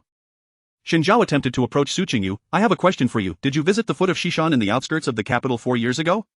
Before Su Qingyu could respond, Chang Rujin dashed out, grasping Xin Zhao's arm. Brother Zhao, it's not as you think. That bead string indeed belongs to her, but it was I who was there that day, you must believe me. Su Qingyu was at a loss, unable to decipher the conversation between them. Suddenly, Xin Zhao turned to her, asking, was your maternal grandmother's cook particularly skilled at making roast duck? Su Qingyu was momentarily taken aback before exclaiming, how do you know? Upon hearing this, Xin Zhao released Chang Rujin's arm and stepped closer to Su Qingyu. Qingyu, you saved me that year. You even performed mouth-to-mouth resuscitation, have you forgotten? It was in that cave in the outskirts of the capital, where I fell unconscious, do you remember? In that instant, Su Qingyu's mind jolted awake. For years prior, her maternal grandmother had come to the estate in the outskirts of the capital to recuperate, and she had taken Chang Rujin to visit. The back of that estate led directly to the foot of Shishan, where they often played hide-and-seek. On that fateful day, she had inadvertently approached an abandoned pit and noticed the grass around it had been trampled. Curiosity piqued, she leaned over to peer inside and vaguely discerned a figure. Being young and naive, she was unafraid and solely focused on discovering the fate of the person inside. Fortunately, having spent much time playing in the hills of the outskirts, she was agile. Climbing down the edge, she found a youth who had fainted, unresponsive to her calls. Having read about resuscitation techniques, she instinctively knew that mouth-to-mouth and chest compressions could save a life. Without a second thought, she acted, determined to ensure that he did not perish. Following the instructions she recalled, she performed mouth-to-mouth and spoke to him as she pressed on his chest. What she said eluded her memory, but she believed she mentioned something about him waking up quickly so they could go enjoy her grandmother's roast duck. Eventually, noticing signs of consciousness returning, she hastily climbed up to fetch help, coincidentally encountering the family servant who had been searching for him. She pointed in the direction of the pit and left the matter behind, rushing to find Chang Rujin. Just as she found Chang Rujin, she realized her bead string was missing. Chang Rujin had insisted she rest while she searched for it. True to her word, Chang Rujin soon returned the bead string to her. Su Qingyu looked at Xin Zhao. Were you the youth in that cave? Chapter 42. Mistaken identity. Xin Zhao, upon recognizing her, exclaimed with delight, it is I, Sister Qingyu. Only today did I learn that it was you who saved me. You provided me with the strength. I mistakenly identified the wrong person before. Please do not hold it against me. Upon hearing this, Chang Rujin's eyes betrayed a distinct panic. Though she forced herself to regain composure, she stepped forward, confronting Su Qingyu. Cousin, why do you lie? It was I who rescued brother Xin Zhao. That day, when I remarked upon the beauty of your beaded necklace, you lent it to me. Afterward, I saved brother Xin Zhao and returned the necklace to you. How could you deceive him? Have you not given up on him? You are now his future aunt-in-law, you cannot act so shamelessly. Shen Zhao, not foolish, noted the evident turmoil in Chang Rujin's eyes and the look of sudden realization on Su Qingyu's face. However, he remained silent, eager to hear Su Qingyu's response. If Sister Qingyu vehemently refuted Chang Rujin, it would suggest that she still harbored feelings for him. For Su Qingyu, the events of the past were trivial, so insignificant that she had forgotten the details. Whether Shen Zhao was mistaken in his identification was of no concern to her, yet, Chang Rujin's relentless twisting of the truth and her aggressive demeanor ignited Su Qingyu's competitive spirit. A cold smile graced her lips. "Lend, cousin, why not inquire with Master Cien whether this necklace can be lent out? When Master Cien gifted it to me, he expressly stated that it should not be worn by anyone else. Whoever does so would encounter misfortune. At that time, I was unaware of your utter shamelessness. I regarded you as my own sister. How could I wish you harm?" Su Qingyu continued, "Your entanglement with young Master Shen is of no concern to me, but do not think to step over me to elevate your position." Her final words rose in intensity, her gaze dark and piercing. Chang Rujin found herself at a loss for words, unable to muster a counter-argument against Su Qingyu's assertions. The details of that day were already hazy to her, and the more she spoke, the more she stumbled. Regret washed over her. After obtaining that necklace and becoming involved with Shen Zhao, she should have discarded it immediately. She hesitated to part with it only because she witnessed Shen Zhao's fascination with it. Her first awareness of this affair came during a flower gathering. Shen Zhao was painting alone in a pavilion, the subject of his artwork being that very beaded necklace. On that day, clad in a stone-blue embroidered robe, he looked as handsome as a jade crown, his presence unparalleled. She was entranced, staring at his painting, the beaded necklace. In a moment of impulse, she claimed the necklace as her own. After that day, Shen Zhao's demeanor towards her changed, becoming distinct from that towards others. She believed that this secret could be kept for a lifetime, never anticipating it would be uncovered so swiftly. The root of all her troubles was Su Qingyu. She had ruined everything for her. Chang Rujin glanced at Shen Zhao, who was now gazing intently at Su Qingyu, his eyes filled with the joy of rediscovered hope. "Sister Qingyu, it was you who saved me. I was deceived by Chang Rujin. I shall return to my grandmother and declare our engagement anew." Su Qingyu's expression flickered with impatience. Her intent was merely to thwart Chang Rujin's plans, not to rekindle her entanglement with Shen Zhao. "Young Master Shen, I am now your future aunt-in-law. It would be wise to consider your words carefully." Regret washed over her. Had she known Shen Zhao harbored such thoughts, she would have implicated Chang Rujin as his savior, binding them together for eternity. Shen Zhao, perceiving her reluctance to honor their engagement, quickly insisted, "Your betrothal to my uncle can be annulled. He is no longer living. What need have you to marry him? I was in the wrong before. I promise to be devoted to you from now on, with no one else by my side. Will you forgive me?" Shen Zhao pleaded earnestly. Su Qingyu, however, felt fate was playing a cruel trick on her. In her past life, she had yearned to live happily with Shen Zhao, yet he had obliterated everything. In this life, she sought only to protect her loved ones and trample her enemies underfoot, while Shen Zhao presented himself with an air of deep affection. She felt no warmth, only revulsion. "Young Master Shen, should you continue to speak thus, I shall not hesitate to seek out the matriarch of the Shen family for redress. Pearls and jade, we shall depart," Su Qingyu declared, striding towards the inner courtyard without a hint of hesitation. Shen Zhao watched her retreating figure, murmuring, "Sister Qingyu, I shall make amends. I know you still harbor feelings for me." He recalled the way she once looked at him, her eyes sparkling with affection. He cursed himself for his foolishness in mistaking identities. Chang Rujin, noticing his dazed expression, approached and grasped his sleeve. "Brother Shen Zhao, I was wrong, but it was only because I love you. We have a child. I will soon be by your side in the Shen household." She fantasized about Shen Zhao looking at her with the same tenderness as before, pulling her into his embrace for comfort. Shen Zhao turned to face Chang Rujin, but there was no warmth in his gaze. It was chillingly devoid of compassion. In the next moment, a resounding slap echoed through the air as he struck Chang Rujin across the face. "How dare you even suggest entering the Shen household? The Shen family would never accept a woman so steeped in deceit and vile behavior. As the heir to the Shen family's main line, he could not afford to be a mere sentimental fool." Chang Rujin, caught off guard, stumbled from the force of the blow. Had it not been for a maid's timely support, she would have fallen, yet, she cared not for her own dignity, nor did she dare to express anger towards Shen Zhao. Cautiously, she approached, humbly pleading, "Brother Shen Zhao, I truly understand my mistakes. I merely long to be with you. I promise to heed your wishes from now on. Please do not be angry with me, Brother Shen Zhao." Chang Rujin's voice trembled with a sob, tears streaming down her cheeks. In the past, Shen Zhao could scarcely bear to see her cry, but now, faced with her tear-streaked visage, he felt only impatience. He yearned to return to the Shen household, to seek his grandmother's counsel. He wished to marry Su Qingyu. Deep down, he knew that if he lost this opportunity, he would regret it for the rest of his days. Once Su Qingyu became the third mistress of the Shen family, there would be no turning back. Ignoring Chang Rujin entirely, Shen Zhao hurriedly left the Su residence, his expression a mix of urgency and anticipation. Chang Rujin, witnessing his departure, wept even more profusely. The commotion had reached Gu Ruoyan's ears. As soon as Shen Zhao left, she hurried over. Chang Rujin, spotting her mother, threw herself into her embrace. "Mother, he intends to marry Su Qingyu. What should I do? What am I to do?" Chapter 43. Let her fall from cloud 9 into hell. Gu Ruoyan surveyed her surroundings, noting the absence of outsiders. With only Chang Rujin's two personal maids present, she then commanded in a low voice, "What transpired earlier must not reach the ears of others. Keep your lips sealed. Should I discover anyone betraying our trust, do not blame me for my lack of courtesy." After instructing the maids, Gu Ruoyun supported Chang Rujin as they made their way to Xiaohua Hall, where the mother and daughter settled into the inner chamber to discuss private matters. "Speak to me, my dear, and explain what has transpired," Gu Ruoyun inquired, her tone calm and unhurried, as she gently wiped the tears from Chang Rujin's eyes, which inexplicably brought her a measure of comfort. After retrieving a handkerchief to dry her tears, Chang Rujin recounted the day's events in detail, including the circumstances surrounding the 7 treasure bead necklace. Gu Ruoyun remained silent for a long moment after hearing the account, deep in contemplation. Just as Chang Rujin anticipated her mother's reproach, Gu Ruoyun spoke, "Consider this incident as if it never occurred, focus on nurturing your pregnancy, the well-being of the child is paramount, as this is the firstborn son of the Shen family." Chang Rujin looked at Gu Ruoyun in confusion, but Shen Zhao intends to marry Su Qingyu and plans to seek the old matriarch's approval. Are we to remain idle? Gu Ruoyun scoffed. Does he believe he can marry Su Qingyu simply because he desires it? The old matriarch of the Shen family would never consent. The engagement between Su Qingyu and Shen Zhao was arranged in private by the two families' elders. A private withdrawal would not bear any consequence. However, the betrothal between Su Qingyu and the Third Master Shen has already been submitted to the emperor. How could they possibly allow her to be matched with Shen Zhao? What would become of the Shen family then? Furthermore, you two have already shared an intimate bond, and now that you are with child, the Shen family would never allow their offspring to be left abandoned. Rest assured, it will not be long before the Shen family comes to fetch you to their residence. Once you are within the Shen household, you can gradually win over Shen Zhao. By the time the child is born, your position within the Shen family will be secured. With a child by your side, even if Shen Zhao were to favor another, you would have the firstborn son to rely upon. What is there to fear? Gu Ruoyun's reasoning was both sound and persuasive, calming Chang Rujin's anxious heart. Mother is right, it was my impatience that led to this turmoil. Rujin, remember, this firstborn son is far more significant than Shen Zhao's affection. Chang Rujin nodded vigorously, and after a moment, she exclaimed in frustration, "But what of Su Qingyu? Mother, I am unwilling to accept this. Why should she, the legitimate daughter of the Su family, be allowed to dominate the household?" Upon hearing this, Gu Ruoyun snorted coldly. Her fortunate days are numbered. Today, her shop did not yield even a single tael of silver. Do not worry, it will not be long before her several grain stores are forced to close. Without income, I wonder how she will maintain her standing in the household? Once I have amassed enough silver from my own shop, I will have the Marquis directly divorce Lin. At that point, I shall become the lady of the Su family. Upon hearing this declaration, Chang Rujin's spirits lifted considerably as she eagerly anticipated the day when Su Qingyu would be brought low and would kneel before her in supplication.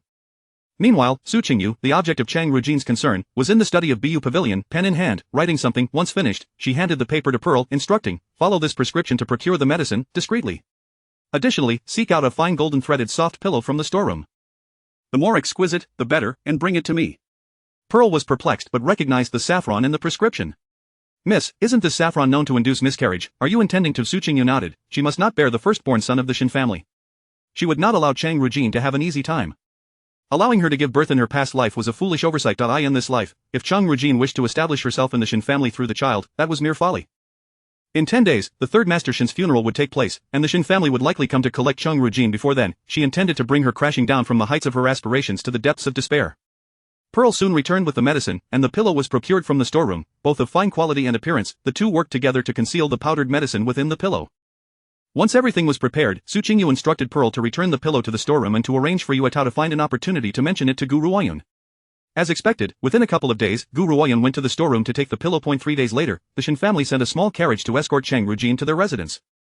There were no betrothal gifts, no dowries, no grand celebrations, nor the clamor of drums and gongs. Chang Rujin took only 2 personal maids and boarded the carriage, departing the Su family. That evening, Su Qingyu instructed Emerald to quietly dispose of the pillow in the small kitchen of Bu Pavilion by burning it. A few days later, the Shen family sent for Su Qingyu to attend the funeral of the Third Master Shen, in her capacity as his widow. Dressed in mourning attire, she arrived early at the Shen residence, where she was led by servants to change into appropriate mourning garments. The entire morning was filled with tedious ceremonies, each step performed with solemnity and reverence by Su Qingyu, with no hint of insincerity. She steadfastly ignored Shen Zhao, who occasionally cast glances in her direction. Once the rituals concluded, it was time for Shen Zhao and several of the younger relatives to accompany the coffin to its final resting place in the western hills outside the capital. Su Qingyu assumed that the ceremonies had finished and that she could take her leave. However, the old matriarch interjected, "You must be weary after this morning's exertions. I shall have someone take you to the listening snow hall to rest, and after dinner, I will have someone escort you home." Su Qingyu could not refuse the old matriarch's kindness and replied, "Of course, I will follow your wishes." The listening snow hall was a guest chamber reserved for visitors of the Su family, and a maid led her and her 2 attendants inside. They were served nourishing broth and pastries, which were said to have been prepared by the old matriarch herself. Before long, the old matriarch's senior maid, Hansue, entered, carrying a large red lacquer tray. "Miss Su, the old matriarch has sent this for you, a change of clothing." The outfit consisted of a light blue patterned robe, a moon-white skirt adorned with 12 folds, and a belt embellished with pearls the size of rice grains. The craftsmanship was exquisite, even in its simplicity, it could not hide its elegance. Su Qingyu gestured for Pearl to accept the garments and exchanged knowing glances with her. Emerald then discreetly retrieved a small pouch of silver coins from her bosom and slipped it into Han Sui's hands. This is a token of gratitude for the tea offered to my sisters. I appreciate your efforts today. Han Sui quickly declined, saying, Miss Su, you are too kind. In truth, the old matriarch has been concerned about you. This set of clothing was completed some time ago. She personally checked the workmanship several times to ensure its quality. A warmth blossomed in Su Qingyu's heart as she smiled and replied, the old matriarch is so benevolent, treating me as her own child. We shall surely maintain our ties. The silver is merely a token for tea, so please do not refuse it. Han Sui could not turn down Su Qingyu's generosity and accepted the reward with gratitude. Miss Su, please rest. I must return to report to the old matriarch. Su Qingyu signaled for Pearl to escort Han Sui out. Just as they were rising, they heard voices from outside. I wish to see my cousin. Please convey my request. Su Qingyu's expression faltered as she recognized Cheng Rujin's voice. Chapter 44. This is blackmail. As her thoughts shifted, she apologetically addressed Han Shui. My dear lady, might you retreat to the inner chamber for a moment? My cousin is rather sensitive. Should she learn of the old matriarch's attentiveness towards me, I fear it may lead her to overthink, which could, in turn, affect the child. Han Shui, not pondering too deeply, assumed that Su Qingyu was aware of the old matriarch's disdain for this concubine Chang and wished to avoid any unnecessary conflict. Han Shui settled in the inner room while Su Qingyu took a seat in the outer reception area, instructing Pearl to invite her cousin inside. The moment Chang Rujin entered, she directed her gaze at Pearl and Faitsue, commanding, you two may leave. I have matters to discuss with my cousin. Naturally, the two maids were reluctant to comply, particularly Faitsue, who, instead of retreating, stepped closer, anxious that Chang Rujin might suddenly resort to violence against her young mistress. Su Qingyu gestured for Pearl and Faitsue to exit, intent on observing Chang Rujin's intentions. If her suspicions were correct, Chang Rujin should have already lost the child. She scrutinized Chang Rujin's pallid complexion, which was as white as paper, revealing a clear indication of illness. However, there had been no mention of her miscarriage in the Shen household today. Could it be that she had not informed anyone? What brings you to seek me, dear cousin? Please, sit and speak, Su Qingyu said with a gentle demeanor and a calm tone, personally pouring a cup of warm water for Chang Rujin. Chang Rujin took the teacup and flung it to the ground. Su Qingyu stepped back just in time to avoid the splatter. Miss, are you all right? Faitsue's anxious voice called from outside. Su Qingyu responded softly, I am fine. You need not concern yourselves. She glanced at the shards of the celadon teacup on the floor before turning her attention back to Cheng Rujin. Cousin, what is the meaning of this? Have I offended you in some way? Her tone had noticeably chilled. Cheng Rujin scoffed. Su Qingyu, spare me your pretense. You have been sowing discord between me and brother Shen Zhao behind my back, and now that he ignores me, are you satisfied? If you still harbor feelings for him, you could straightforwardly marry him. What is the meaning of your previous insistence on breaking off the engagement, only to now be entangled with him again? Su Qingyu's brows furrowed, and with a sigh, she said, Cousin, you are still with child. Please do not become agitated. As she spoke, her gaze remained fixed on Chang Rujin's expression. Upon hearing the mention of the child, Chang Rujin's eyes flickered, and her face contorted, as if recalling something she was reluctant to confront. At this point, Su Qingyu concluded that the child was indeed no longer with her. Why would Chang Rujin seek her out to exchange such trivial words instead of properly recuperating? Su Qingyu steeled herself, sensing that there was something amiss that she had yet to comprehend. Out of the corner of her eye, she caught a glimpse of Han Shui's shadow on the ground. Su Qingyu spoke to Chang Rujin, Cousin, you need not doubt my relationship with young Master Shen. Once I learned of his indiscretions with you before your marriage, I deemed him unworthy of my regard. Our union was predicated upon our parents' arrangements, devoid of any genuine affection. I was indeed angered by your actions, but such behavior would incite ire in anyone. Now that you are within the Shen household and I have an engagement with Third Master Shen, I assure you, I shall never stoop to such disgraceful conduct. Please return home. I shall treat today's conversation as if it never occurred, and I shall speak of it to no one. Su Qingyu spoke with the gentle authority of an elder sister, guiding her younger cousin as if to impart wisdom. These words were perhaps more intended for the old matriarch's ears than for Chang Rujin herself. She had discreetly inquired earlier, learning that Shen Zhao had approached the old matriarch upon returning home that day, expressing his desire to marry her, only to be rebuffed. She believed that her words today would assuage any doubts harbored by the old matriarch. Chang Rujin gazed at Su Qingyu in confusion. Was she not supposed to berate or physically confront her? Why was she continually attempting to persuade her? Chang Rujin could not fathom Su Qingyu's sudden change in demeanor, yet time was of the essence, and she had to take the initiative. Su Qingyu, if I suffer, so shall you not find peace. With that, she lunged toward the wooden table beside Su Qingyu, exclaiming, Cousin, why are you pushing me? In the next moment, Chang Rujin collided with the edge of the table, her body sliding down as she collapsed onto the floor. Yushio was the first to rush in. Miss, what has happened? I shall summon help at once. You must hold on, for you carry a child. In an instant, Chang Rujin clutched her abdomen, grimacing in pain as she called out, It hurts. Yushio, you must inform the matriarch and the madam that someone seeks to harm the heir of the Shen family. Su Qingyu stood by, coldly observing Chang Rujin. This play of extortion was indeed cunning. Yushio dashed out, while Su Qingyu directed Pearl and Faitsue to lift Chang Rujin onto the bed. Han Shui, who had been hiding inside, nodded at Su Qingyu before hastily departing. It was unclear whether she was going to summon the doctor or report back to the old matriarch. Before long, the old matriarch arrived with Madam Shen, followed by a throng of maidservants. Given the gravity of the situation concerning the Shen family's heir, both women wore somber expressions. Mama Hua, standing beside the old matriarch, stepped forward to examine the scene and then shook her head as she approached the old matriarch. Old matriarch, it appears it cannot be saved. Madam Shen furrowed her brow, demanding, what on earth transpired? How did concubine Chang come to the listening snow hall, and how did she fall? Yuxiu, Chang Rujian's maidservant, took a step forward, reporting, respected matriarch and madam, our mistress heard that the eldest young lady had arrived today and wished to visit her cousin. The two cousins were conversing in the room, having sent all the maidservants away. While outside, I overheard the eldest young lady continuously berating our mistress, accusing her of being a seductress, enticing young Master Shen, and even smashing the teacup. Our mistress felt guilty and kept apologizing to the eldest young lady. Then I heard our mistress exclaim, eldest cousin, why did you push me? And shortly after, I heard the sound of her falling. When I entered, our mistress was already collapsed beside the table, crying out in pain in her abdomen. Madam Shen turned her gaze to Qingyu, demanding in a sharp voice, how could you be so cruel? This is our family's long-awaited heir, how dare you lay a hand on her? Though it was inappropriate for a concubine to be pregnant before the official wife had entered the door, once conceived, the child could not simply be discarded. Moreover, Xinjia was the heir of the Shen family, and should a son be born at this time, it would bolster their chances during disputes over inheritance. They had already conspired to state that the child was conceived before Third Master Shen's passing. Thus, after Chang Rujian's entry into the household, Madam Shen had maintained a semblance of concern, hoping for a son to be born. However, Qingyu turned to the old matriarch, asserting, old matriarch, I had no part in this. My maidservants can testify on my behalf. Pearl quickly interjected, Yuxiu was merely distorting the truth. The eldest young lady entered and insulted our mistress, it was she who smashed the teacup. Yuxiu retorted, you are the eldest young lady's maidservants, of course you would speak in her favor. Is it possible that our mistress could have intentionally thrown herself against the table? Qingyu thought to herself, but did she not indeed collide with it herself? Old matriarch, our cousin's health is paramount. Let us await the doctor's arrival for their assessment. As for the matter of who is at fault, we can confront each other once she has recovered.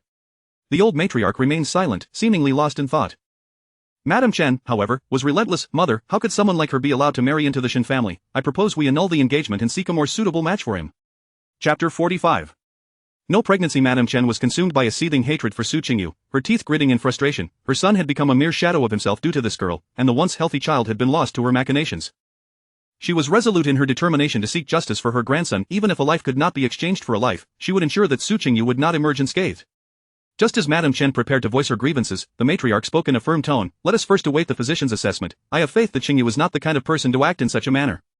For reasons she could not fully articulate, she simply believed in this girl. The Duke of Wei, Zhao Jingwu, had recently returned from proposing marriage and had shared with her the details concerning the Su family. Qingyu's statement, Master Shen sacrificed himself for the nation. Marrying him as a matter of great honor had stirred her heart. For that singular sentiment, she was willing to trust that this girl would not resort to such deviousness. Qingyu was taken aback. She had anticipated that the matriarch would insist she kneel in supplication first. Moments later, Han Sui entered hurriedly, accompanied by the doctor. Upon recognizing the visitor, the matriarch quickly remarked, Dr. Zhang, you have returned from your family visit? Just in time to examine her. Dr. Zhang approached, offering his greetings before setting down his medical box by the bedside and extending his fingers to check Chang Rujian's pulse. Madam Shen, anxious and on edge, inquired, Dr. Zhang, is the child in her womb safe? Dr. Zhang paused, then rose to answer, Madam, this concubine Chang is not with child. She merely suffers from stagnation of qi in blood, which accounts for her pain. I shall prescribe a remedy, and she will be well in a couple of days. At these words, both the matriarch and Madam Shen were left in stunned silence. How could it be that she was not pregnant? Madam Shen pressed further. On the day she entered the residence, a physician from Yong'an Hall examined her and confirmed a month of pregnancy. How is it that you say she is not with child? Dr. Zhang, confident in his diagnostic skills, acknowledged the possibility of external physicians making errors, particularly in a household rife with intrigues where a concubine might resort to bribery. However, he refrained from voicing these thoughts, merely stating, Madam, it is indeed possible for an external physician to misdiagnose. Qingyu lowered her gaze, remaining composed. The prescription he mentioned was one she had encountered in her past life while perusing medical texts for Xinjia's ailments. It was a remedy capable of inducing a miscarriage, one that an ordinary physician would overlook. The matriarch approached the bedside, fixing a cold gaze upon Chang Rujian. Did you feign pregnancy to gain entry into the Shen household? And now you seek to frame Qingyu, such cunning schemes. Chang Rujian, bewildered, wondered why the doctor did not declare her miscarriage. Why was he asserting that she had never been with child? Suddenly, a realization struck her, and she turned to Qingyu, her voice laced with accusation, you bribed the doctor, didn't you? She then directed her ire at Dr. Zhang, how much did she pay you to conspire against me? Speak, what was your price? Having served as the physician in the Shen household for decades, Dr. Zhang found her words intolerable. Rather than engage in a futile argument, he addressed the matriarch, Madam, I have served the Shen family for many years without ever compromising my integrity. The matriarch took a deep breath and replied, I am well aware of your character, Dr. Zhang. Seeing the tension escalate, Mama Hua approached Chang Rujin, stating, Concubine Chang, do not speak recklessly. Dr. Zhang is our household physician and cannot be swayed by Miss Su. Besides, Miss Su would never engage in such behavior. Madam Shen, contemplating the situation, signaled for Dr. Chen to step outside, then turned to the matriarch, saying, Mother, even if concubine Chang is not pregnant, it does not absolve Su Qingyu of her verbal assault on my cousin or her ulterior motives. In my opinion, she should not be allowed to enter the Shen household. If she does, the inner chambers will descend into chaos. If scandal erupts concerning my nephew and his aunt, the Su family will become the laughingstock of the entire capital. Su Qingyu furrowed her brow. Madam Chen's words were excessively harsh. Just as she was about to respond, Han Sui approached the matriarch and whispered, Madam, when Miss Chang entered today, I was in the inner chamber observing Miss Su's embroidery and happened to witness the entire incident. Han Sui, being the matriarch's trusted maid, was not someone who could be bribed, unlike Dr. Zhang. Pray, tell us what transpired. Han Sui recounted the events in detail, including how Chang Rujin had insulted Su Qingyu and how Su Qingyu had attempted to defend herself. She described how Chang Rujin had subsequently collided with a table, leaving no detail unexamined. By the end of her account, everyone in the room grasped the situation. Chang Rujin had come to extort, intending to place the blame for the loss of the Shen family's heir upon Su Qingyu. The matriarch's face darkened with fury. A mere concubine who had barely settled into the household had caused such upheaval. Seize concubine Chang and confine her to the woodshed. This deceitful maid, with her mouth full of lies, deserves to be punished. Madam Shen, undeterred, pressed on, Mother, what about Su Qingyu? The matriarch shot her a cold glare. If you utter another word of this kind, you shall join her in the woodshed. Terrified, Madam Shen fell silent. Although the matriarch typically possessed a gentle demeanor, inciting her wrath was not something she could withstand. As Su Qingyu observed as Chang Rujin was taken away by two matrons, a sense of vindictive satisfaction filling her sharp gaze. Following this, the matriarch took Su Qingyu to Qingyu residence for a meal, accompanied by Xinyu. After dining, Xinyu and Mama Hua escorted Su Qingyu to the secondary gate to board her carriage. Just as she was about to enter, Xin Zhao approached from a distance, quickening his pace upon noticing Su Qingyu's departure. Qingyu, may I have a moment of your time? Xin Zhao said, leaning in with an ingratiating tone. Mama Hua, standing nearby, subtly furrowed her brow. How could the eldest master be so oblivious to the need for discretion? Su Qingyu had no intention of speaking with Xin Zhao alone. She replied coolly, if you have something to say, you may do so here. Xiaode and Mama Hua are not strangers. Her implication was clear. Whatever he wished to discuss should remain unvoiced, yet Xin Zhao appeared oblivious, completely disregarding Mama Hua's presence, displaying an eager demeanor. Qingyu, I was in the wrong before. What must I do to earn your forgiveness? I have no desire to marry Chang Rujin. You were simply mistaken. I have always intended to marry you. That if you are concerned about Chang Rujin, I can easily send her away to fend for herself. If you are worried about that child, I can ensure she terminates the pregnancy. As long as you ask, I am willing to comply with any request. Chapter 46, Will you live as a widow for a lifetime? A sudden jolt of alarm surged through Su Qingyu's heart. In her previous life, she had spent 3 years alongside Xin Zhao, yet it seemed she had never truly come to understand him. In that lifetime, Xin Zhao had taken her life in a cruel manner for Chang Rujin, and now, in this life, he was willing to forsake Chang Rujin and their child for her. The truth was, he loved no one, he was merely ensnared in the obsessions of his youth. What appeared to be deep affection was, in fact, a profound coldness. Su Qingyu interrupted Xin Zhao, saying, the third master has only just been laid to rest. Is it appropriate for young Master Shen to speak such words? No matter what Xin Zhao said, it could not alter the enmity that lay between them. Though she had yet to take action against him, it was merely a matter of finding the right opportunity. Hearing Su Qingyu invoke Shen Jishio to pressure him, a glint of malice flickered in Xin Zhao's eyes as he retorted, has the third uncle passed away, and you intend to live as a widow for eternity? Su Qingyu found his words laughable. Had she not, in her previous life, endured 3 years of widowhood, in such a setting, she felt it unwise to engage in further conversation with Xin Zhao, for the more she spoke, the more mistakes she would make. She turned to Granny Hua, saying, Granny, I shall take my leave now. As she raised her foot to step into the carriage, Xin Zhao furrowed his brows, reaching out to grasp her arm. Xinyu hurriedly stepped forward to restrain Xin Zhao, saying, Eldest brother, do not act this way, it would not reflect well if seen by others. Xin Zhao replied in a low voice, Get lost. Your opinion is not needed. Observing the scene, Granny Hua interjected, Young master, the old madam is awaiting your response. Her tone was laden with warning. Su Qingyu nodded at Granny Hua and offered a polite smile to Xinyu before the carriage slowly departed from the Shen residence. The following afternoon, Gu Ruoyan learned of Chang Rujin's confinement, having received the news through a servant whom Chang Rujin had secretly bribed with silver to deliver the message to the Su family. Upon grasping the full extent of the situation, Gu Ruoyan stormed over to Banshui Pavilion, demanding an explanation from Su Qingyu. Su Qingyu merely replied coolly, Send her back. Within a quarter of an hour, Gu Ruoyan returned to Xiaohua Hall, her face flushed with indignation and walking with a noticeable limp. She had endured a beating from Emerald but dared not speak of it. Just as Su Qingyu had conjectured, Chang Rujin's plight within the Shen household was a matter she could not divulge to the old madam. Days passed, and Lin Sheng sent word that the 30,000 taels of silver had been exchanged for 25,000 shur of grain, now stored away. During this time, the Su family's grain business had sold virtually no grain, and not only Su's, but the entire grain trade in the capital was in steep decline. In contrast, the Zhou family's grain business was bustling, with crowds forming even before the doors opened, reportedly extending 2 miles down the road. Su Qingyu and Gu Ruoyan appeared notably pleased during this period, as if eagerly anticipating the closure of Su Qingyu's grain business. On the 20th day of the 12th month, the old madam mentioned the Lin family during morning greetings, inquiring when Su Qingyu would bring Lin back for the new year. Without a moment's hesitation, Su Qingyu declined, claiming that her mother had been severely ill and unable to rise from bed. Though the old madam felt displeased, she refrained from further comment, considering the grandchild in Lin's womb. The Su household gradually returned to its previous tranquility. During greetings, Su Yuankai and Su Yihui continued to greet Su Qingyu as if nothing had transpired. Emerging from Sangha Hall, Su Qingyu exhaled in relief. She had contemplated where her mother would spend the new year for several days and ultimately decided it would be best for her to remain at the estate. Su Qingyu had visited a few times recently, and her mother seemed to be in better spirits, tending to flowers and embroidering small garments for children, far improved from her previous state in the Marquis' residence. After the new year, Su Qingyu would need to attend to many matters, fearing she would not adequately care for her mother, lest she regret it as she had in her previous life. In the ensuing days, the capital grew lively, with various households joyfully preparing for the new year. On the 29th day of the 12th month, the long-awaited Lin heir finally returned. In truth, Su Qingyu had felt a pang of regret after Lin heir departed. Although Xuanfu was far from Shanxi and Gansu, there was still the danger of being targeted by refugees. Thankfully, Lin heir remembered her instructions and returned early. In the study, Lin heir sat in an anmu chair by the window, cradling a cup of hot tea. He had hurried over without changing his clothes since returning from Xuanfu. Waiting for Lin heir to catch his breath, Su Qingyu inquired, "Uncle Lin, how did it go? Have you uncovered anything?" Lin heir's eyes sparkled with excitement as he mysteriously replied, "Miss, the fourth young master is indeed not the child of the concubine Mou. This outcome was anticipated by Su Qingyu. Her concern lay not in the result but in the evidence. "Is there a witness?" Su Qingyu asked calmly. Lin heir thought to himself that Miss was indeed capable of managing the family affairs, remaining unperturbed in the face of such significant news. Mou has passed away, but she had a devoted maid who returned home for an arranged marriage at that time, thus escaping the calamity. I have brought her back and placed her in the dowry residence east of the city for the madam. I also found several servants who were acquainted with the Marquis at that time. I have prepared a testimony, and they all signed it." Su Qingyu examined the testimony, feeling satisfied with the identities and statements of the witnesses. She carefully stored the document away and instructed Lin heir to take good care of the witness, ensuring they were well fed and provided for, but not to let them leave. With the chaos in northern Jili imminent, she had no time to deal with Gu Ruoyan. Ensuring the Lin family emerged unscathed from this disaster was paramount. After Lin heir departed, Su Qingyu sat alone at her desk, lost in thought. In recent days, she had frequently dreamt of the displaced and suffering refugees from her past life, reaching out to her, pleading for a bowl of porridge. She repeatedly questioned herself, wondering if reporting to the court could save their lives.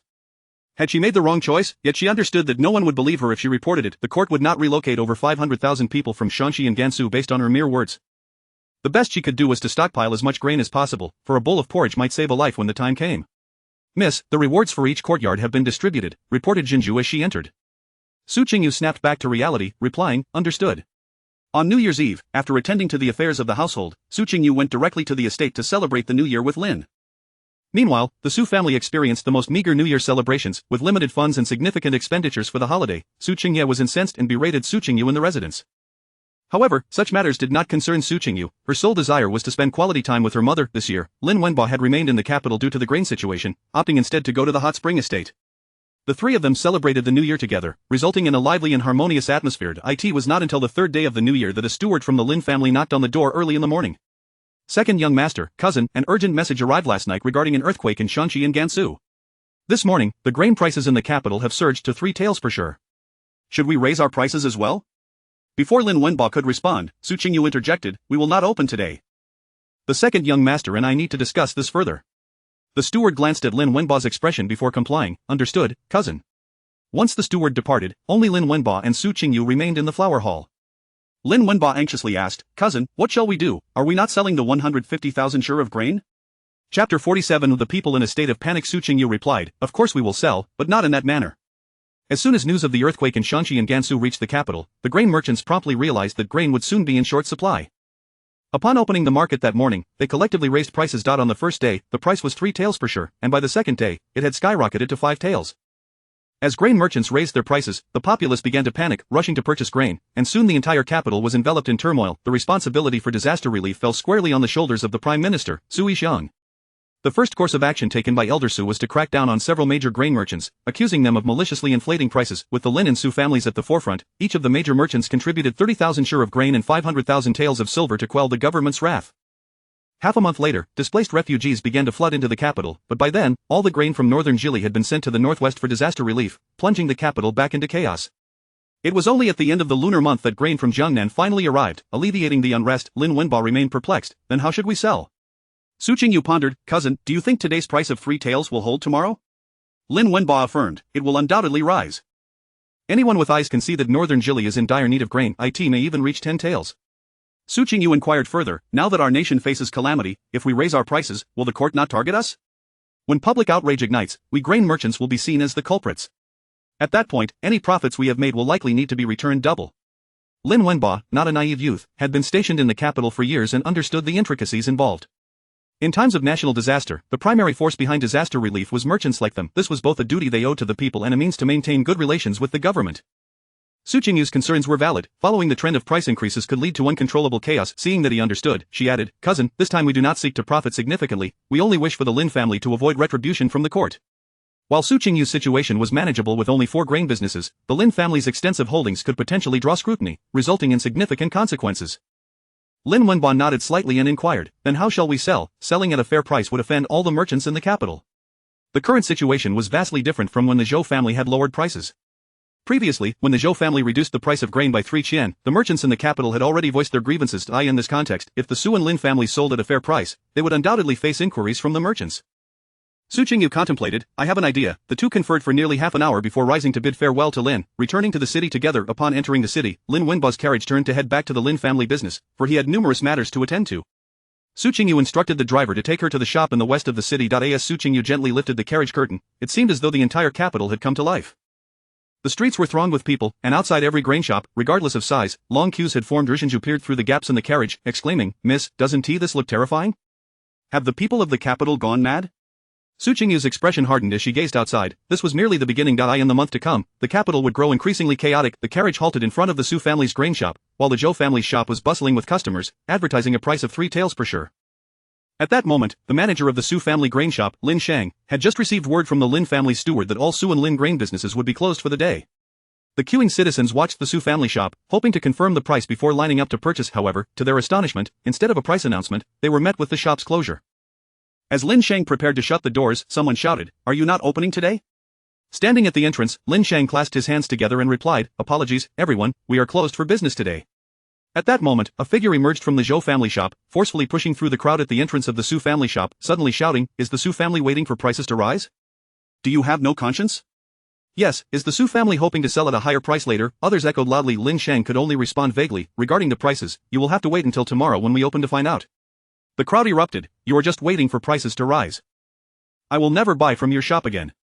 Yes, I will never purchase grain from the Su family again. The populace was easily incited, especially in times of panic. Before long, the Su family shop became synonymous with unscrupulous merchants, while the Zhou family business was viewed as the most righteous in the eyes of the people. Zhenju, witnessing the commotion outside, felt her chest swell with anger and stood to exit the carriage, saying, Miss, I will go reason with them. However, she was seized by Emerald, who admonished, Miss has her own plans. Zhenju despondently returned to her seat, stating, Miss, we cannot allow them to slander us like this. Su Qingyu continued to observe the scene outside. Lin Shang had already closed the shop, yet the anger of the populace was stoked, and they began hurling rotten vegetables and eggs at the store. We shall return to the Marquis' residence. There is nothing to worry about here, tomorrow will be better. Zhenju, bewildered, asked, Then will our shop also sell at 3 taels per share tomorrow? Su Qingyu shook her head, No, we will not sell at 3 taels. She was curious, however, about what price the Zhou family would set for the following day. Upon returning to the Pingning Marquis' residence, Su Qingyu first paid her respects to the old madam and brought fresh vegetables from the estate. The old madam did not inquire further about Su Qingyu's New Year celebrations at the estate but merely asked about Lin's health. Su Qingyu wondered when her grandmother had become so mild-tempered. She had expected a scolding upon her return. Lost in her thoughts, she suddenly heard the old madam say, On New Year's Eve, the emperor specifically mentioned Shen Jishou and granted rewards to the old Madam Shen. After receiving the rewards, old Madam Shen sent a portion to you. The items are in Banshui Pavilion. In the coming days, make sure to pay your respects to old Madam Shen and mention your second uncle's affairs. During the last engagement discussion, old Madam Shen brought this up, but with so many household matters, I fear she may have forgotten. Chapter 48. Su Chengye is captured. It was at this moment that Su Qingyu comprehended the true meaning behind the old lady's words. Her second uncle, Su Chengyan, currently held the position of the 4th grade commander in the Qianzhou Guard. His wife and children accompanied him in his post, and due to the remoteness of the mountains and roads, they could not return home for the new year. Additionally, she had a half-brother, Su Qingshuan, who was now the 4th grade governor of Suzhou. In her previous life, the old lady Shen had never mentioned this matter. For the subsequent 3 years, her second uncle remained in Qianzhou and was not reassigned to the capital. However, there was one thing she had always remembered. 2 years after her marriage, her grandmother celebrated her 60th birthday. Both her second and third uncles returned, bringing their entire families. The second uncle spoke of the Shen family's decline, expressing his grievances about her not contributing enough to the family. In contrast, her third uncle inquired after her well-being on 2 separate occasions, asking if the Shen family treated her kindly before departing. Her third uncle specifically urged her to send him a message should she encounter any difficulties. Suddenly, a scheme flickered in Su Qingyu's downcast eyes. She lifted her head and smiled, saying, "I shall remember this and will find an opportunity to speak with the old lady Shen." As she exited Songhang and made her way towards Bishi Pavilion, she serendipitously encountered Gu Ruoyan. "The young lady has returned. I heard that a pile of rotten vegetable leaves and eggs was thrown at the entrance of the Su grain shop. What shall we do? Is this prosperous business about to close its doors?" Su Qingyu gazed at Gu Ruoyan with an inscrutable expression and replied, "This is merely the beginning. Tomorrow, I shall open the shop selling at 5 taels of silver per stone, that is 2 taels more than today's price. Do you know how much silver my stockpile amounts to? What do a few thrown vegetable leaves and eggs matter? I won't be the one to clean them up." With that, Su Qingyu raised her head and departed. Gu Ruoyan narrowed her eyes. 5 taels of silver, how much less would they sell today? Realizing this, she promptly instructed her maid, "Wilru, go inform Zhou Buren that we will not sell today, find out how much the other shops will sell tomorrow. If they all sell for 5 taels, we shall do the same." That evening, Lin Wenba sent a message that contained only 4 words, "Everything is going smoothly." The next morning, Su Qingyu arrived at the shop early. As on the previous day, long lines formed outside all the grain shops in the capital. When the hour of Chen arrived, all the shops opened simultaneously. The listed price at Zhou's grain shop was 5 taels of silver per stone, while Su's grain shop, Lin's grain shop, and other medium-sized grain shops in the capital all posted a price of 1 tael and 5 coins per stone. In an instant, the entrance of Su's grain shop was bustling with voices, as the common folk questioned why the price had reverted to 1 tael and 5 coins per stone. Lin Shang, standing at the entrance, explained loudly, "Today, all the grain shops in the capital have a unified regulation. Those who bring their household registration to purchase grain will pay 1 tael and 5 coins per stone, but each household may only buy a maximum of 2 stones. Upon hearing that a household registration was still required, someone anxiously asked, "What if 2 stones are not enough for our family? Can't we buy a little extra? If I buy 2 stones here with my household registration, can I go elsewhere to buy more?" Lin Shang responded, 2 stones of grain are sufficient for most families to last a month. By the end of the month, grain from Jiangnan will also arrive. Regardless of where you go to buy, your household registration will be stamped, and once you purchase 2 stones, you cannot buy more from other places. Those among the crowd who had previously vandalized the Su family's shop felt ashamed and said, "Manager Lin, we sincerely apologize. We were misled yesterday." Lin Sheng smiled and replied, "You were also deceived by others. Our Su grain shop has been in business for over 20 years. You can rest assured that our rice is of excellent quality and our price is fair." Once the crowd grasped the situation, they hurried home to fetch their household registrations and queued nearby to purchase rice.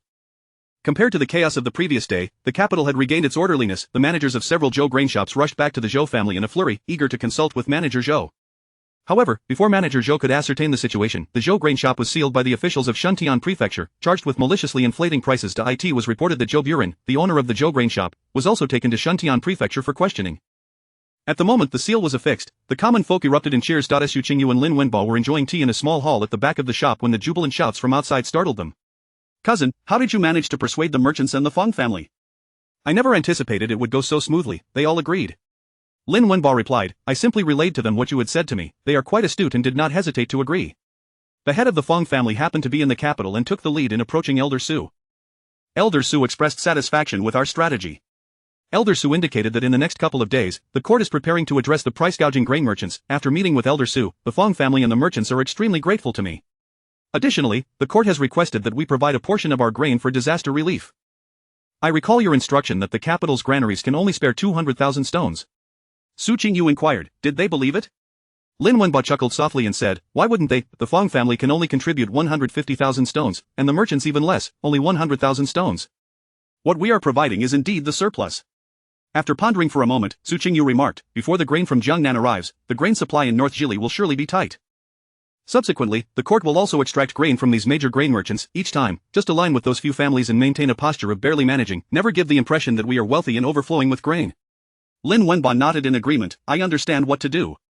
Over the past few years, I have had ample dealings with the officials and am well aware of their character." Seeing everything proceeding smoothly on this front, Su Qingyu decided to return to the Marquis residence. Gu Ruoyan was anxiously pacing back and forth at the entrance of the residence, as if waiting for someone. Su Qingyu signaled for the carriage to stop, alighted, and approached, asking, "Why is Auntie here? Is there something amiss?" Upon seeing Su Qingyu, Gu Ruoyan recalled today's events and could not help but inquire, "Why did you suddenly sell at 1 tael and 5 coins? Did you not say yesterday that you would sell for 5 taels of silver?" Su Qingyu did not respond to her question but instead retorted, "What does this have to do with Auntie? Our household has sufficient grain, so you need not worry." Gu Ruoyun was left speechless, only able to awkwardly respond, I was merely curious and asking out of interest. Su Qingyu simply acknowledged with a no and turned to enter the residence, disregarding her further.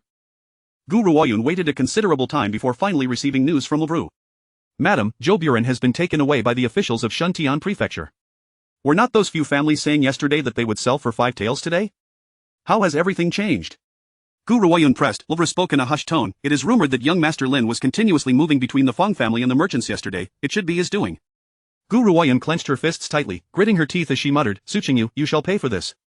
As evening fell, the members of the Su family gathered in their respective courtyards for dinner, when suddenly Su Qingye was taken away by officials from the Dali Temple. Upon hearing the news, the Su family set down their chopsticks and hurried to Songchetang. By the time Su Qingyu arrived, most of the family members were already present. Su Yuanjie was comforting the old lady, while the 2 aunts were at a loss, and Gu Ruoyun appeared pale as a ghost. Grandmother, why has father been captured by the Dali Temple? Seeing Su Qingyu enter, Gu Ruoyun exclaimed loudly, why do you still ask why? Is it not all you're doing?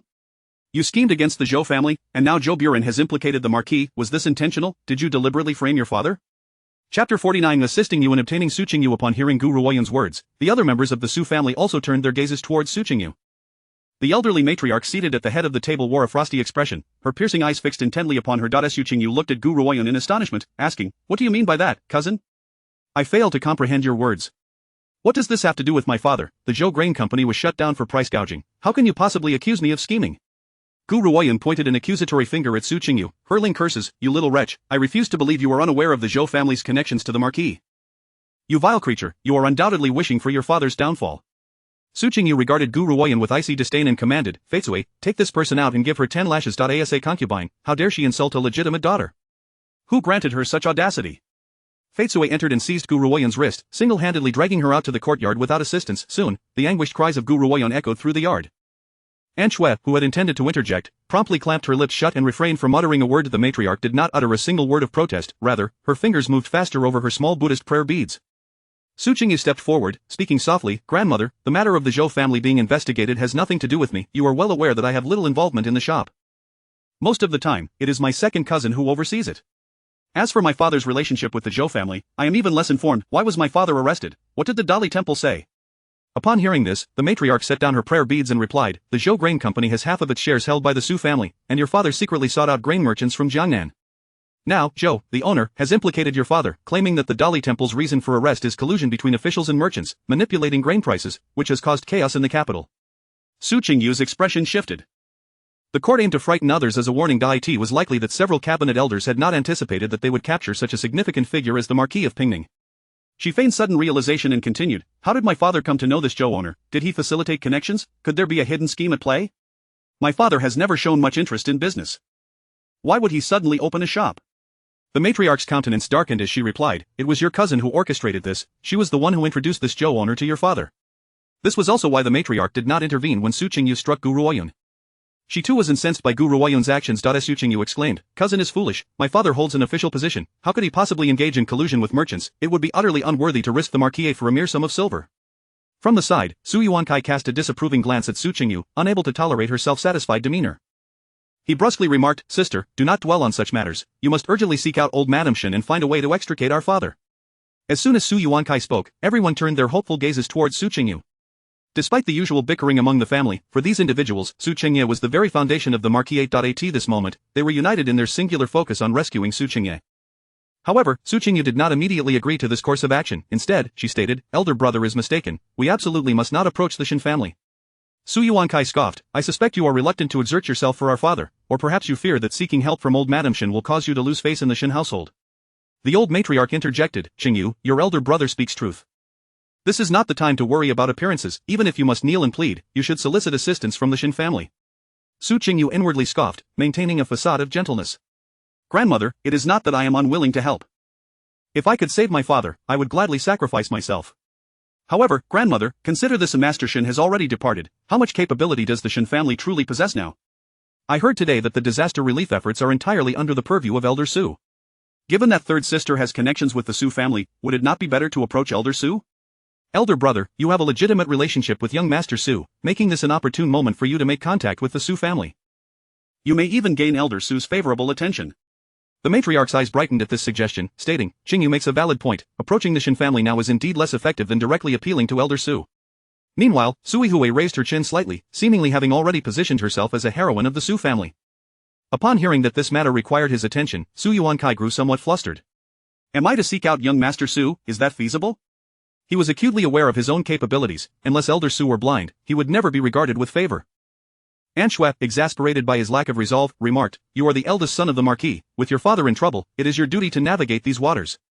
She then reassured the matriarch, Rest assured, with this connection to the Su family, the Marquis will be fine. Having settled on a course of action, the group exited the Sangha hall, allowing the matriarch to rest peacefully. As they stepped out, Sui Hui remarked meaningfully, Elder sister, no matter how formidable Master Shen may be, he cannot rise from the grave to assist you. What a pity, the esteemed legitimate daughter of the Marquis has found herself in such a predicament.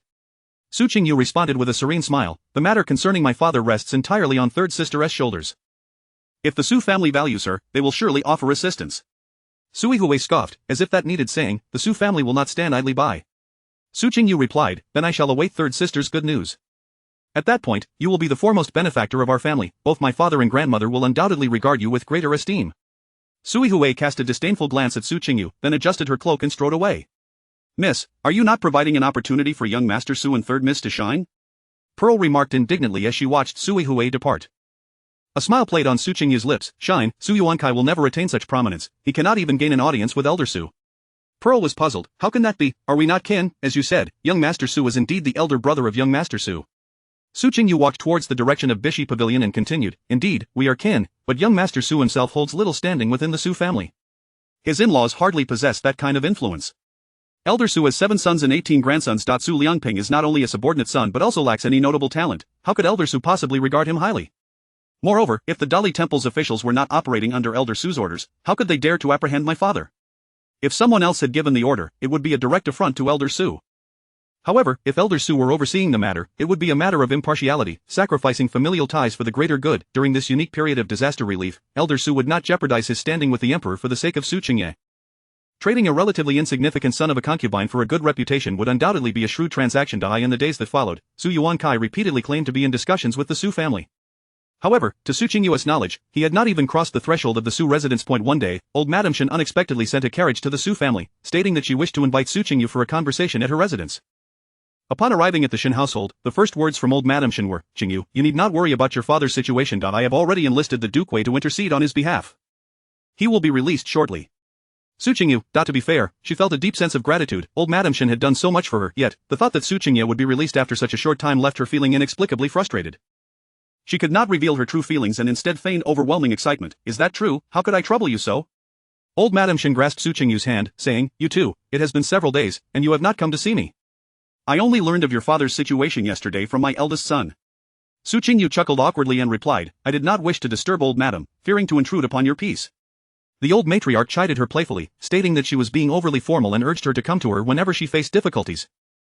After spending some time conversing with the elderly lady, Su Qingyu took her leave and not far from Qingyuan residence, beneath an ancient tree, Shen Zhao fixated on Su Qingyu's retreating figure, a glint of malice flashing in his eyes. Unbeknownst to him, Chang Rujin had appeared beside Shen Zhao, her frail form seeming as if a mere gust of wind could topple her. Brother Shen Zhao, I know you admire the eldest cousin. I have a way to help you win her over. Chapter 50 In the brothel, Chang Rujin was confined in the woodshed by the old lady for 3 days before being released. During this time, she was preoccupied with winning over Shen Zhao. Shen Zhao harbored resentment and had consistently treated her with disdain. Upon hearing Chang Rujin's words, his expression softened slightly. What method? Chang Rujin whispered, Every year on the 15th day of the first lunar month, my elder cousin goes to Hugua Temple to light a perpetual lamp for our grandfather. If the Su family were to join this year, then... Shen Zhao's expression gradually brightened, and by the time Chang Rujin finished her last word, his previously furrowed brow had relaxed. You indeed propose a splendid idea. By then, if the two families were to settle the marriage, it would be too late for her to refuse. I shall go to find grandmother shortly and tell her that we will go to Hugua Temple to light the lamp for third uncle on the 15th. She should agree. Seeing that Shen Zhao had accepted her suggestion, Chang Rujin, seizing the moment, gently grasped his arm. Brother Shen Zhao, I am willing to serve alongside my cousin as a shared wife. Once she enters the door, I shall certainly respect her and never provoke her anger this time. If you take me up the mountain, should she still harbor grievances over that matter, I shall kneel and beg for her forgiveness. If all else fails, I can devote myself to cultivating at Hugua Temple. As long as my cousin can forgive me and agree to marry you, I am willing to do whatever it takes. Chang Rujin spoke these words with a quiver in her voice, tears glistening at the corners of her reddened eyes, yet, she feigned strength, biting her lower lip, gazing intently at Shen Zhao. Although Shen Zhao was upset, their bond was not entirely devoid of affection, and he sighed, what is the point of this suffering? Upon hearing the softness in his tone, Chang Rujin felt as though she had been granted a reprieve, and softly replied, Brother Shen Zhao, as long as you are well, I am willing to endure anything. Shen Zhao wrapped his arm around Chang Rujina's shoulders, reassuring her, rest assured, even if Qingyu enters the family, I will not neglect you. Chang Rujin nestled her face in the crook of Shen Zhao's neck, a slight smile gracing her lips. Since Shen Zhao was so intent on obtaining Su Qingyu, she would lend him a hand. When the situation escalated, Su Qingyu would have no choice but to accept being a concubine. As concubines, naturally, none would be considered more noble than the others. Once he had secured her, it wouldn't be long before Shen Zhao grew weary. Unbeknownst to Su Qingyu, Chang Rujin had already begun to dig her own grave. She only realized this upon returning to the Marquis' residence in a carriage, discovering that her father, Su Qingye, had been released. Inside the flower-laden gate, on the bluestone path leading to the inner courtyard, a brazier was set ablaze.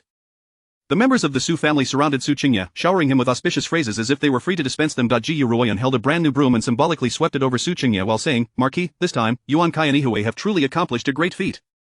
These two children have worried themselves sick over your matter. Madam Shen hastily interjected. What accomplishments? This is merely their duty as children. However, Gu Ruoyan disagreed. That requires the children to possess filial piety.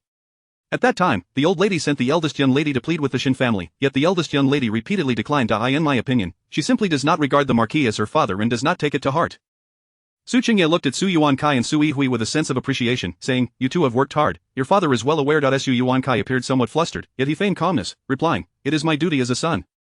I dare not say it has been arduous. The old lady looked at Su Yuan Kai and Su Yihui with a smile. These two children have truly grown up, able to share the family's burdens. I was previously worried that Lord Su would be difficult to deal with, yet I did not expect matters to proceed so smoothly. Prepare a generous gift to present to Lord Su. Su Qingyu, having listened for a while, approached with a smile. Father has returned. That is truly wonderful. A grandmother, father, regarding this matter, the Shen family and the Zhao family of the Duke of Wei have both contributed significantly. Should we not send some gifts to express our gratitude? Su Qingyu's inquiry was sincere, yet it left everyone perplexed. The old lady was the first to voice her confusion. Wasn't he at the Su family that assisted?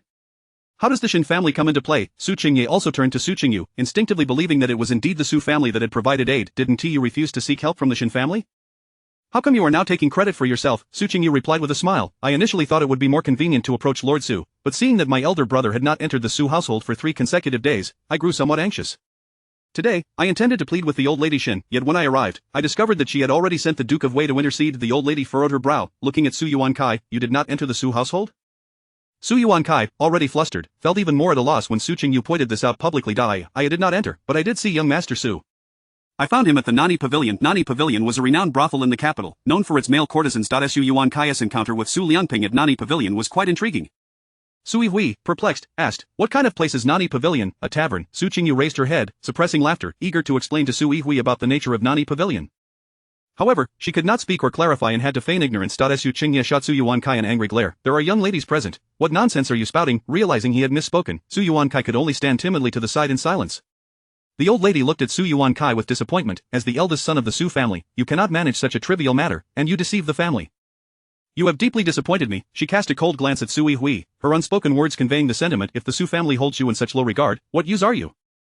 Su Yihui wished she could find a crevice to hide in. Unable to meet the old lady's gaze, she could only lower her head. Qingyu, assist me inside, the old lady said gently, her tone towards Su Qingyu significantly kinder than before. Su Qingyu, accustomed to the old lady's avarice, calmly stepped forward to support her arm, not betraying any sense of triumph. With Su Qingye's return, the family enjoyed a reunion dinner together at noon.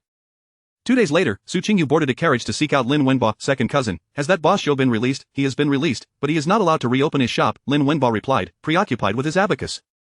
These days, Lin Wenbo had been so busy that he appeared considerably more haggard than before the new year. This time, he must surely realize that we have plotted against him.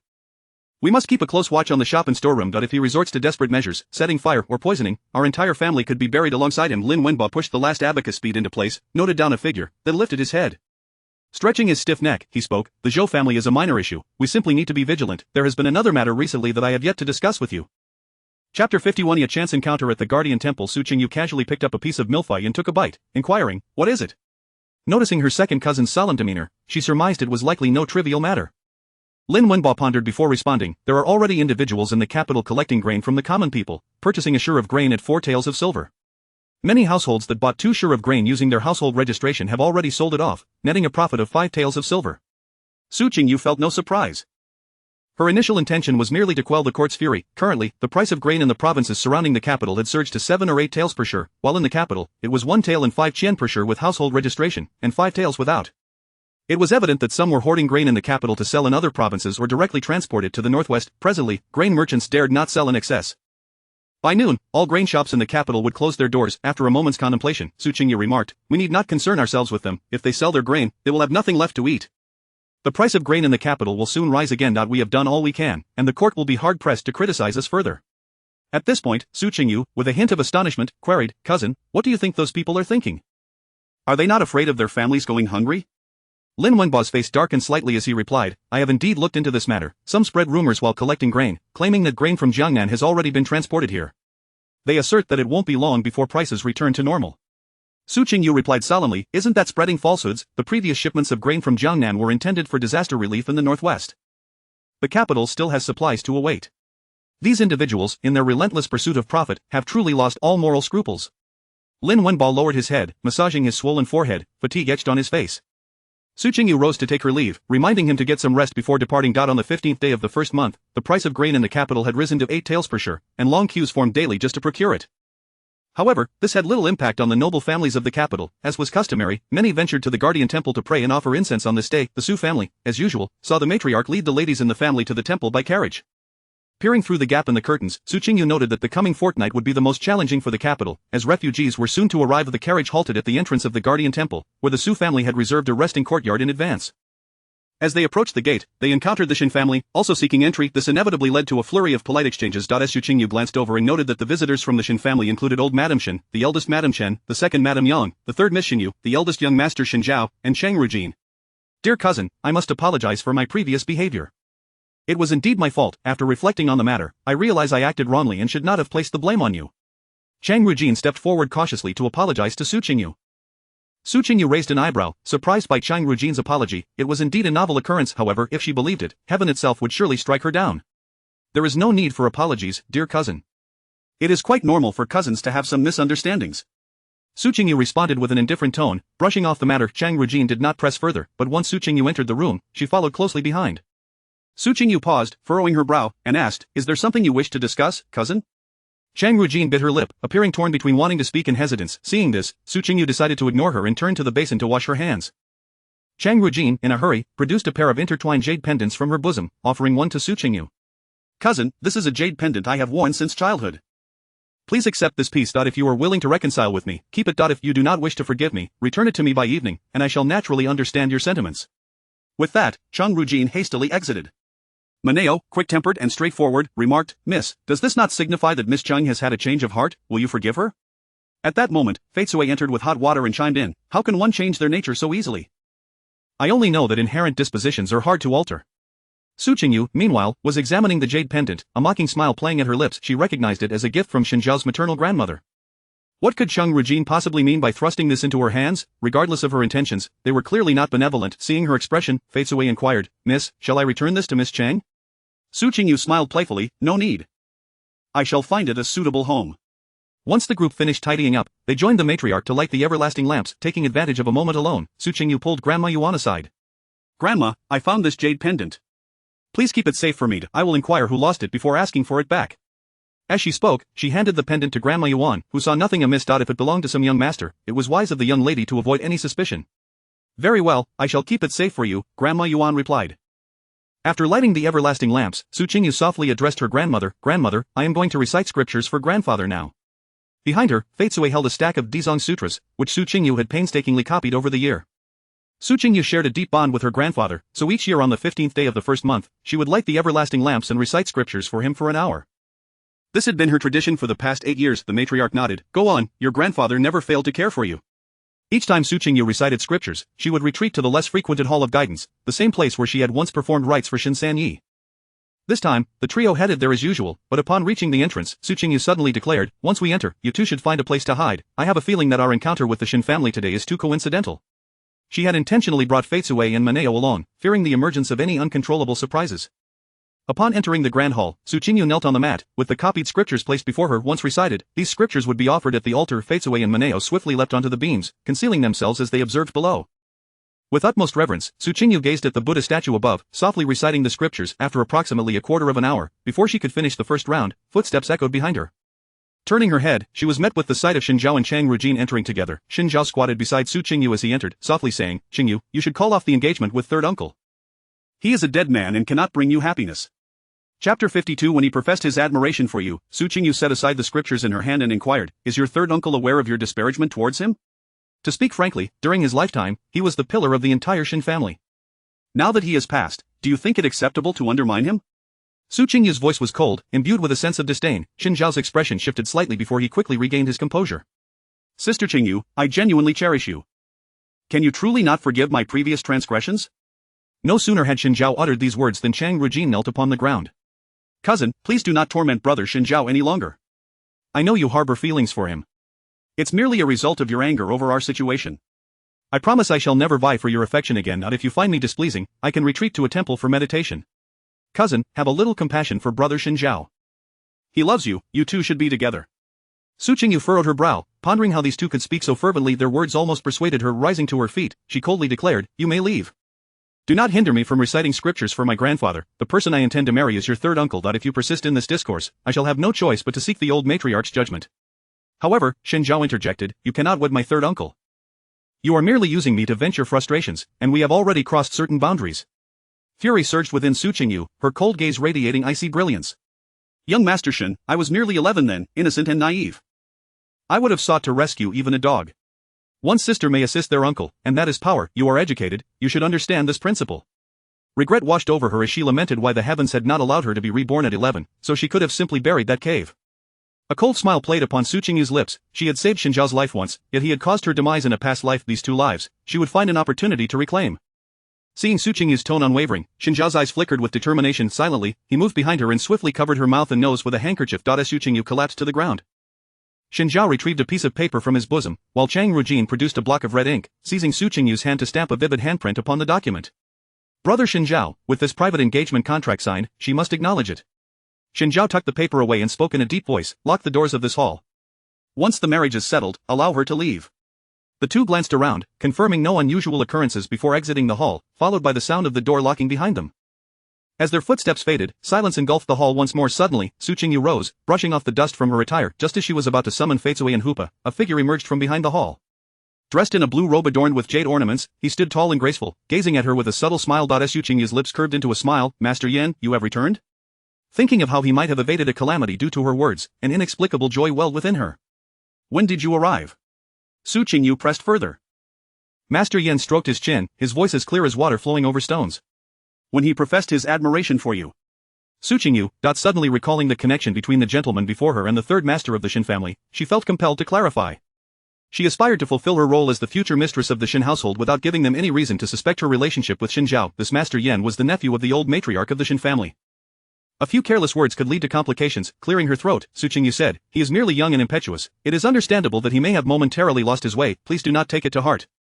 When do you plan to return to Jinling? I shall prepare some local specialties for you to take back.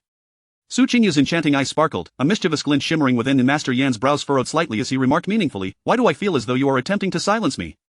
Su Qingyu hurriedly replied, no, you are Master Yen of the Yen family. My humble offerings could hardly suffice to silence you. Master Yen chuckled heartily, you should focus more on that marriage contract, your handprint has already been stamped. Su Qingyu smacked her forehead, startled by Master Yan's words, nearly forgetting the pressing matter at hand. Fatesui, go retrieve that marriage contract for me, and discreetly investigate young Master Shen's movements. Su Qingyu commanded. Yet Master Yen interjected, I have already instructed someone to attend to it. Su Qingyu paused in surprise, this gentleman seemed to possess a kind heart. Then I am most grateful. She then added, Fatesui, you need not fetch the marriage contract. Simply keep an eye on young Master Shen. You saved my life, this is but a trifling matter. Recalling that he had returned from the northwest, Su Qingyu inquired, what is the current state of the disaster? Are there many refugees along the way? A shadow of concern crossed Master Yan's eyes as he pondered for a moment before responding, this earthquake is the most severe in the 300 years since the founding of the Great Zhou. The Tianshan Mountains have collapsed, leaving over 5 million citizens displaced. Some of the victims have been temporarily relocated nearby, while others are making their way to the capital, some seeking refuge with relatives, others left with no choice. Listening to Master Yen, Su Qingyu felt an inexplicable sense of attending a court meeting. If he were a government official, he might indeed be capable of stabilizing the nation. In her past life, the old matriarch of the Shen family had mentioned this Master Yen, describing him as spirited and unconventional. However, through their recent interactions, she found him to be composed and judicious, reminiscent of someone accustomed to high office. Noticing the concern in his eyes, Su Qingyu assumed he was troubled by the dire situation in the northwest and offered reassurance. The capital has dispatched considerable grain supplies to the northwest. I believe it will not be long before the victims are settled. Master Yen nodded slightly, yet remained silent, a smile absent from his lips. When Wenju unlocked the door to enter, Su Qingyu was kneeling on the ground reciting scriptures, while Master Yen stood with his hands clasped behind him, gazing out through the window with deep contemplation. Master, I've secured the items. I've also brought ink, paper, and brushes. Wen Zhu placed the items upon the long table where Su Qingyu had been reciting, then knelt to prepare the ink. Master Yin turned back, kneeling at the table and unfurling the paper to begin writing. As Su Qingyu knelt behind the table, she caught sight of what Master Yin was writing. It was yet another marriage contract. What is this? Master Yin offered no explanation, and upon completing the contract, he inscribed 2 names at the bottom. Su Qingyu, Shen Ji showed as Su Qingyu narrowed her eyes. The handwriting on the new contract bore a striking resemblance to Shen Zhao's. This Master Yin, it seemed, was not often in the capital.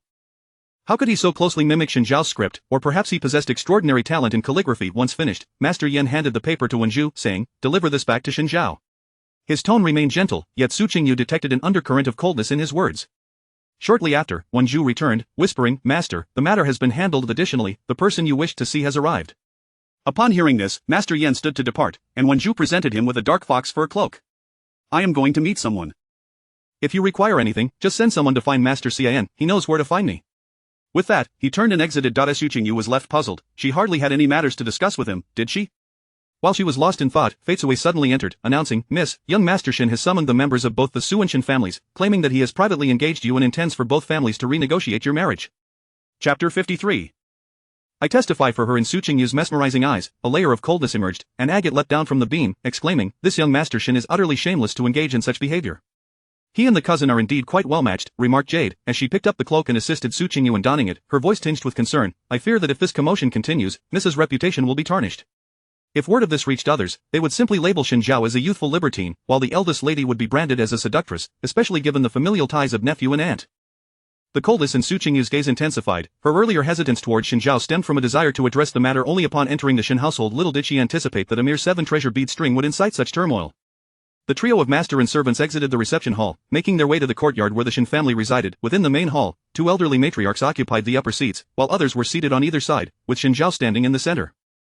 As Su Qingyu approached the entrance, she overheard Shen Zhao declaring, "My dear sister Qingyu may feel too embarrassed to speak before everyone, so allow me to say it. We are indeed mutually affectionate, and she has forgiven my past transgressions. With the marriage certificate and tokens as proof, I implore grandmother and old Madam Su to reconsider our betrothal." Upon hearing this, the gathered individuals exchanged glances, astonished at the possibility that these 2 young people had secretly pledged themselves once more. "Shen old Madam," eyed Shen Zhao with skepticism, "is what you say true? Does Qingyu feel the same?"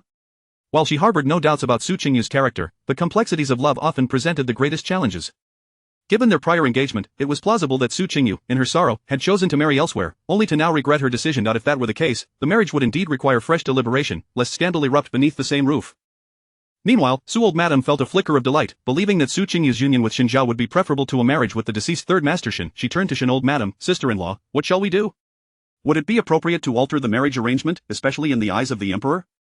Her implication was clear, indicating her tacit agreement with Shen Zhao's assertions. After a moment of contemplation, Shen old Madam replied, "The matter has already unfolded, and the emperor may not inquire further. However, I must speak to Qingyu directly." Hastily, Shen Zhao interjected, "Grandmother, Sister Qingyu is shy. If you question her in such a manner, how could she possibly respond?" He then produced a jade pendant, stating, "I have already gifted the other half of this pendant to Sister Qingyu." Fearing you might not believe her, she even pressed her handprint on the marriage certificate. This pendant, identical to the one gifted to Su Qingyu by Chang Rujin, was likely intended as undeniable evidence of their clandestine agreement. Standing guard at the entrance was a maid of the Shen household. Noticing Su Qingyu lingering at the door, she raised her voice to greet her. "Greetings, Miss Su, I shall open the door for you." Su Qingyu glanced at the maid, feeling no animosity, and stepped inside. The occupants within were momentarily taken aback, especially Shen Zhao and Chang Rujin, who appeared visibly flustered. After greeting those present, Su Qingyu inquired, "Why is everyone gathered here? What are you deliberating?" Feigning calmness, Shen Zhao replied, "Sister Qingyu, we are currently discussing our marriage." Su Qingyu raised an eyebrow. "Marriage? A nephew and an aunt discussing matrimony? That seems rather inappropriate, does it not?" Shen Zhao faltered for a moment before pitifully asserting, "Sister Qingyu, you accepted my jade pendant and agreed to this union. Are you now retracting your commitment?" This clever tactic turned her rebuttal into an admission of regret. "Jade pendant? What jade pendant?" "The very same as this one," Shen Zhao responded, displaying the pendant for Su Qingyu to see. With an inscrutable expression, Su Qingyu allowed a slight smile to grace her lips. "Is it so? Can one truly establish a marriage based solely on a jade pendant? Is it to suggest that whoever possesses this pendant today shall become the young mistress of the Shen household?" Believing Su Qingyu had not recognized the pendant as the one previously given by Chang Rujin, Shen Zhao insisted, "Naturally, it serves as a token of our affection." Su Qingyu feigned surprise and called out, "Yuan Mama, where is the jade pendant I entrusted to you? Please bring it forth for young Master Shen to examine and verify if it is indeed his." Yuan Mama, standing behind the matriarch, recalled the pendant upon hearing Su Qingyu's request. She quickly retrieved it and presented it to Shen Zhao. Young Master Shen, this pendant was discovered by the eldest lady. I did not privately bestow it upon you. The onlookers scrutinized Shen Zhao, questioning whether this constituted the mutual affection he had claimed. Shen old madam's expression darkened, her disappointment in her eldest grandson palpable. In a stern tone, she declared, enough, let this matter cease here, treat today's events as if they had never occurred. Yet Shen Zhao remained undeterred, pulling out a piece of paper and loudly challenging Su Qingyu. What then of this marriage certificate? How do you explain it? That bears our handprints. Have you forgotten your vow to hold my hand and grow old together? He retorted, unfurling the certificate for her to see. Su Qingyu replied coldly, what are you speaking of? Perhaps you should examine what you are holding. Shen Zhao was taken aback, scanning the document. The content remained unchanged, the handwriting consistent, yet the names at the bottom had transformed into Su Qingyu and Shen Jishou. Had he not known better, he would have believed it was his own handwriting. Shen old madam gestured to Huama, instructing her to take the document. She scrutinized the name Shen Jishou for an extended moment, her eyes brimming with emotion. The entire main hall fell into a heavy silence. Shen Zhao's eyes blazed with fury as he fixed his gaze on Su Qingyu, his obsession evident. And what of your earlier intimacy with me in the reception hall? Su Qingyu was momentarily stunned. Was Shen Zhao truly attempting to drag her down with him? She shot him a glare, her eyes aflame with unbridled anger. Shen Zhao, your words must be substantiated. I swear before the Buddha that nothing untoward has ever transpired between us. Chang Rujin turned to her loyal maid, Rui, exchanging a knowing glance. Rui, having served Chang Rujin for several years with unwavering loyalty, understood the unspoken command and stepped forward, stating, I can testify for the young master. I accompanied Madam Chang to seek him out and happened upon the eldest lady. She was embracing the young master. At these words, a collective gasp echoed through the room. Shen old madam turned to Rui, her voice grave, is what you claim true? Rui nodded, what I have stated is entirely accurate. I can swear before the Buddha that I speak no falsehood. Suddenly, the Shen family's matriarch, Madam Shen, interjected, Su Qingyu, you cannot toy with my son, being affectionate one moment and refusing to marry him the next. Su Qingyu replied coldly, I have not done so.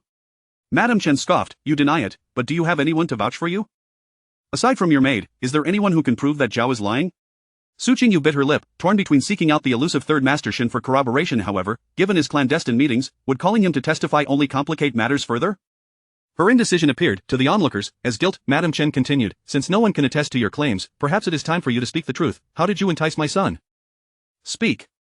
I shall testify for him, came a clear, melodious voice, as the door to the main hall swung open. Chapter 54 Has the Shen family come to withdraw the engagement? Upon hearing the voice of the Third Master Yen, Su Qingyu turned to look at him. Outside, snowflakes had begun to drift down, lightly dusting his black cloak with a gentle layer of white. When he glanced at Su Qingyu, he gave a slight nod, his profound gaze seemingly capable of penetrating the depths of one's soul. Ji Xiu, you are not dead? The sorrowful voice of old Madam Shen echoed behind Su Qingyu, causing her to freeze in place.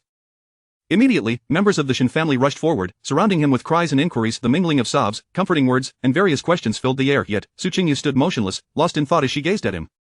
He was indeed Shen Jishou, the third master of the Shen family. With us, he had not perished. No, he had never appeared in her previous life. There had been no tale of his resurrection.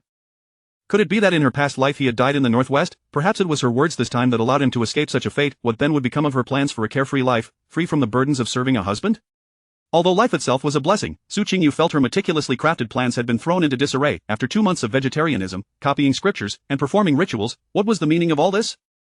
Once Shen Jishou had comforted old Madam Shen, he noticed Su Qingyu was still in a daze. He cleared his throat softly and said, Mother, please take a seat, I shall handle matters here first. As he spoke, he cast a cold glance at Shen Zhao.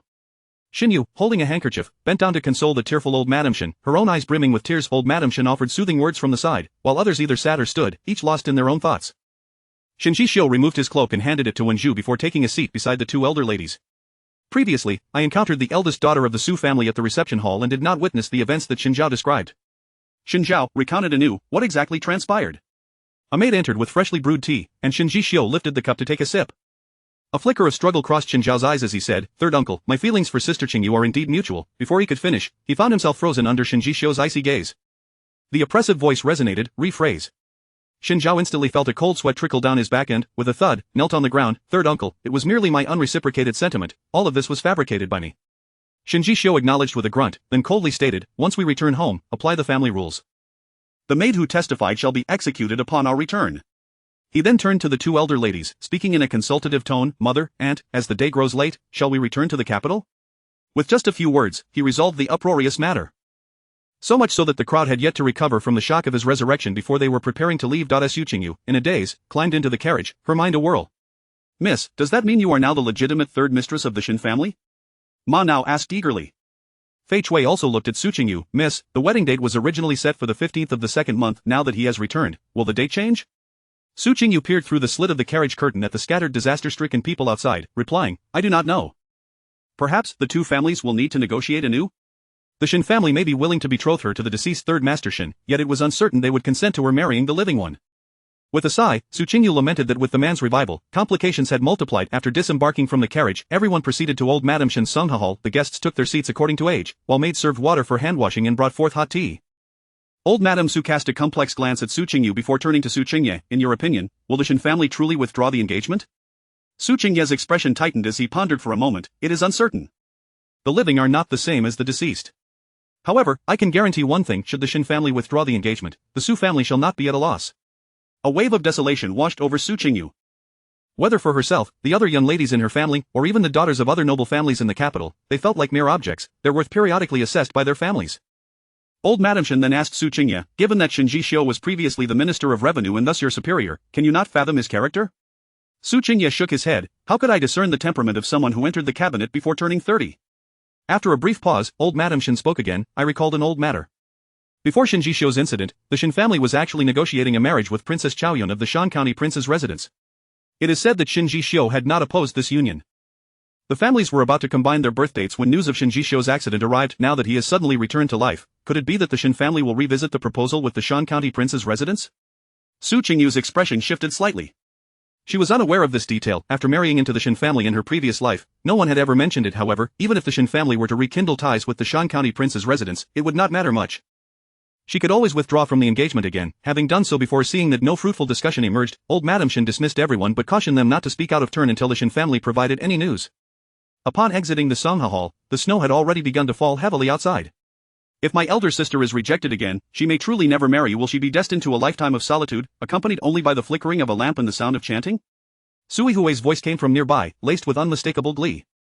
Su Qingyu did not pause in her stride but turned her head to say, Third sister, perhaps you should inquire about the situation at Nani Pavilion? Let us hope you do not end up in the Su family, competing for attention among a host of men. Sui Hui's face flushed instantly, involuntarily recalling the earlier rumors she had heard. She shot Su Qingyu an annoyed glare before turning to leave. Upon returning to Bishi Pavilion, after resting for a while, Zhu and Hupa served the dishes. Su Qingyu glanced at the offerings. Stir-fried spinach, cold bamboo shoots, pine nut tofu, and sought Edward ear mushrooms. Even the soup was a rather bland lotus root broth. Have the kitchen prepare a pine nut stir-fried chicken and a steamed shad fish for me. Zhu, puzzled, asked, Miss, did you not wish to eat vegetarian? Fei Chui quickly interjected, I will relay this at once. She then took Zhu aside to explain the situation. Shortly thereafter, the pine nut stir-fried chicken and steamed shad fish were presented. Su Qingyu did not touch any of the vegetarian dishes but devoured both meat dishes completely. Zhu murmured beside her, he may have returned to life, but our miss has lost quite a bit of weight these past 2 months. The following morning, as Su Qingyu was preparing, Ma Nao rushed in, breathless and anxious. Mississippi. Before Ma Nao could finish her sentence, Su Qingyu's tone lifted playfully, what is it? Your face is flushed. Has the Shen family come to withdraw the engagement? Chapter 55. Young Master Lin enters the capital. Maneo took a deep breath, steadying herself before waving her hand and saying, no. It is not a case of the Shen family breaking off the engagement.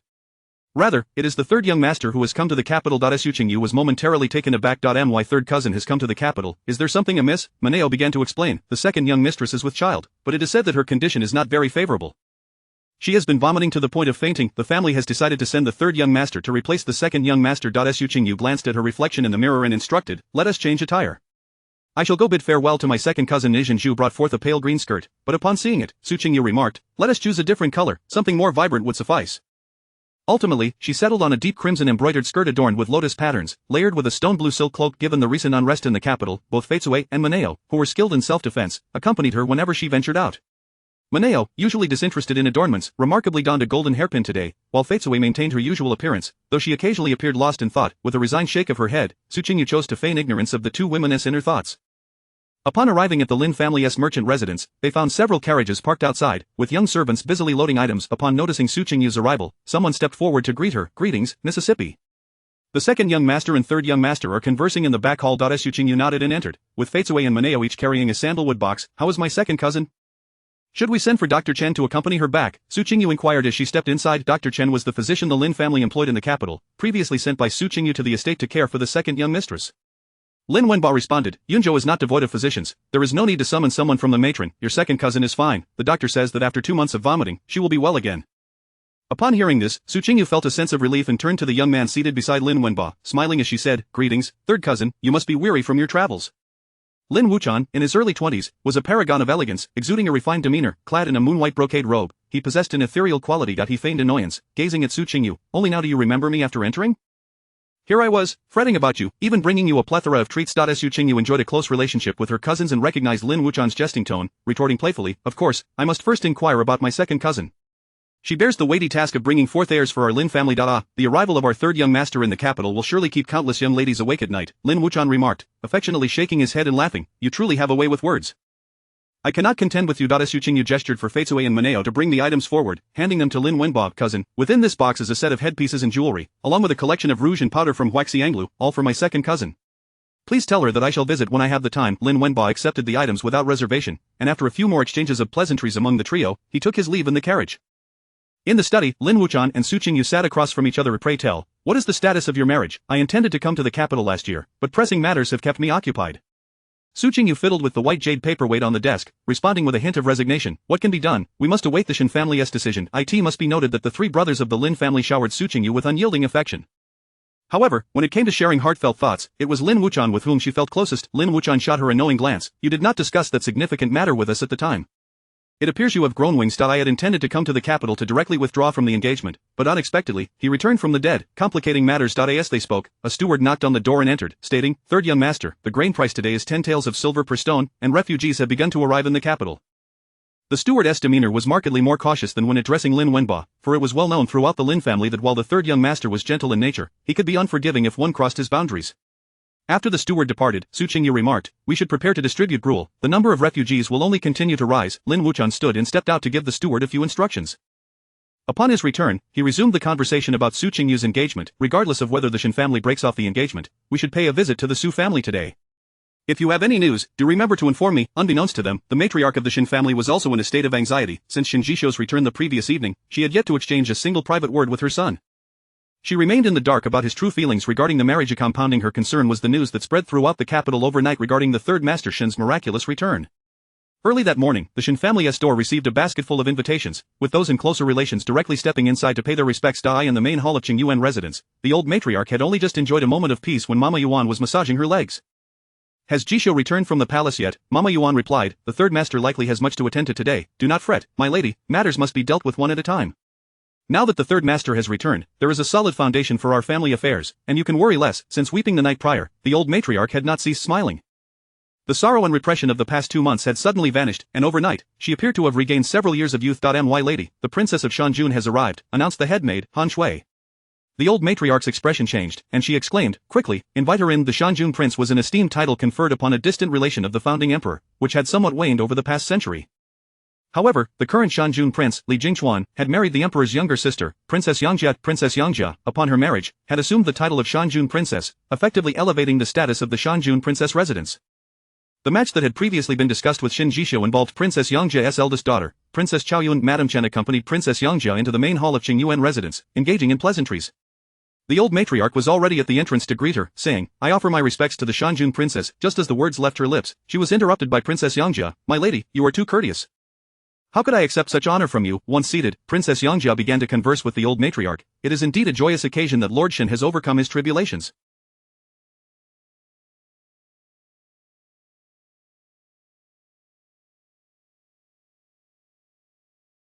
I have heard that after the morning court, the emperor specifically summoned Lord Shen to the study for a discussion." The old matriarch replied graciously, "Thanks to the emperor's grace, he has been able to return in good form. I appreciate the princess's concern." Unexpectedly, Princess Yangjia pulled out a handkerchief and began to wipe her tears. The old matriarch hurriedly asked, "What has befallen the princess? Did I say something amiss?" With a sigh, Princess Yangjia lamented, "Since Lord Shen's incident, Chaoyun has been unable to eat or sleep, and she has lost considerable weight." Upon hearing that Lord Shen has returned from the dead, she was overjoyed and even had a bowl of porridge this morning, which is quite unprecedented. She urged me to come see you, eager to finalize the marriage arrangements. I have yet to inform her that you have already discussed a match with the Su family. Were she to learn of this, it would surely break her heart. The thought of my poor daughter brings me great anguish. Chapter 56, Spreading rumors by one's own power. Madam Shen pondered for a moment before offering her consolation. "Do not fret, princess, with talents and beauty like that of Miss Chaoyun, she shall have no shortage of suitors among the fine young men of the capital." Princess Yangjia sighed and replied, "My daughter has inherited my steadfastness. Once she has set her heart on someone, it is difficult for her to waver. A bitter smile flickered across Madam Shen's face as she engaged in idle chatter with Princess Yongjia, carefully avoiding the topic of Shinjisho. She had yet to speak with her son, and thus could not disclose anything to the outside world. Moreover, in her heart, she favored Su Qingyu. The Shen family status was merely an embellishment. She truly hoped her son would find a companion he cherished, even if her background were somewhat less illustrious. Princess Yongjia understood that there was still room for discussion in this matter. Her visit today was merely to convey her stance to the Shen family. Noticing that Madam Shen had grasped her intention, she rose to take her leave. After seeing off Princess Yongjia, Chen helped the old lady to sit down. Mother, in my opinion, we should withdraw from our engagement with the Su family. Su Qingyu is simply unworthy of Jisho. The Su family cannot compare to the Duke of Shan's estate. However, Madam Shen expressed her dissent, stating, if we withdraw from our engagement with the Su family while Jisho is absent, what will be said when he returns and opts to break it off? The Shen family would be subject to ridicule. Besides, I find that young lady from the Su family to be quite commendable. Though she is young, she carries herself with decorum and possesses a keen sense of propriety. Chen, dismissive of the old lady's praise for Su Qingyu, urged, Mother, you are aware of Zhao's feelings. I genuinely fear that some scandal may arise. It would be better to sever this engagement sooner rather than later. You should inquire further with Jisho. He may not even have an interest in the daughter of the Su family. At the door, Qingyu, holding a bowl of bird's nest soup, was incensed. Was her elder brother's entanglement with Sister Su enough for their mother to ruin her sister's marriage? Though her name was recorded under Chen, her bond with her was not particularly deep. Her affection lay with the old lady. Instead, thinking her grandmother might be weary after a long morning, she had brought the soup from the kitchen, only to overhear Chen remarks. Taking a deep breath, Qingyu gently knocked on the door and entered, playfully requesting her grandmother to let her visit the Fanjin Pavilion to see some jewelry, to which the old lady readily agreed. Once outside the estate, Qingyu swiftly boarded a carriage to the Su family home. Su Qingyu had her led to the outer courtyard study, and upon entering, Qingyu declared, Sister Su, I have significant news to share with you. Hearing this, Su Qingyu instructed Qingyu, take the fourth miss downstairs. You all may step out as well. The servants filed out, leaving only Su Qingyu and Qingyu in the study. Su Qingyu poured a cup of water for Qingyu and inquired, what is it? What significant matter do you wish to discuss? Yet, she already harbored suspicions. With righteous indignation, Qingyu exclaimed, ever since my third uncle returned, these people have become restless. First, Princess Yongjia came, wanting to renegotiate the engagement, but my grandmother managed to conceal that. Just as we thought Princess Yongjia had departed, my mother urged my grandmother to annul your engagement with my third uncle. I suspect my mother is doing this deliberately, claiming she fears my elder brother's involvement will escalate. What business is it of yours? Is it not my elder brother who is entangled? Qinyu's throat grew dry as she raised the teacup and drained it in one gulp. Continuing, she added, my third uncle has yet to express his stance, yet they all seem impatient. If Miss Chao Yun is so fond of my third uncle, why did she remain silent when he was absent? Is it not only when they see him return that they regain their spirits? Su Qingyu looked at Qingyu with affectionate warmth, touched by the girl's indignation on her behalf. Dear sister Yu, do not allow yourself to be upset. Even if the engagement were to be called off, it would not matter. My engagement with your third uncle was established through a series of misfortunes. He was unaware at the time, and I would understand even if he wished to break it off.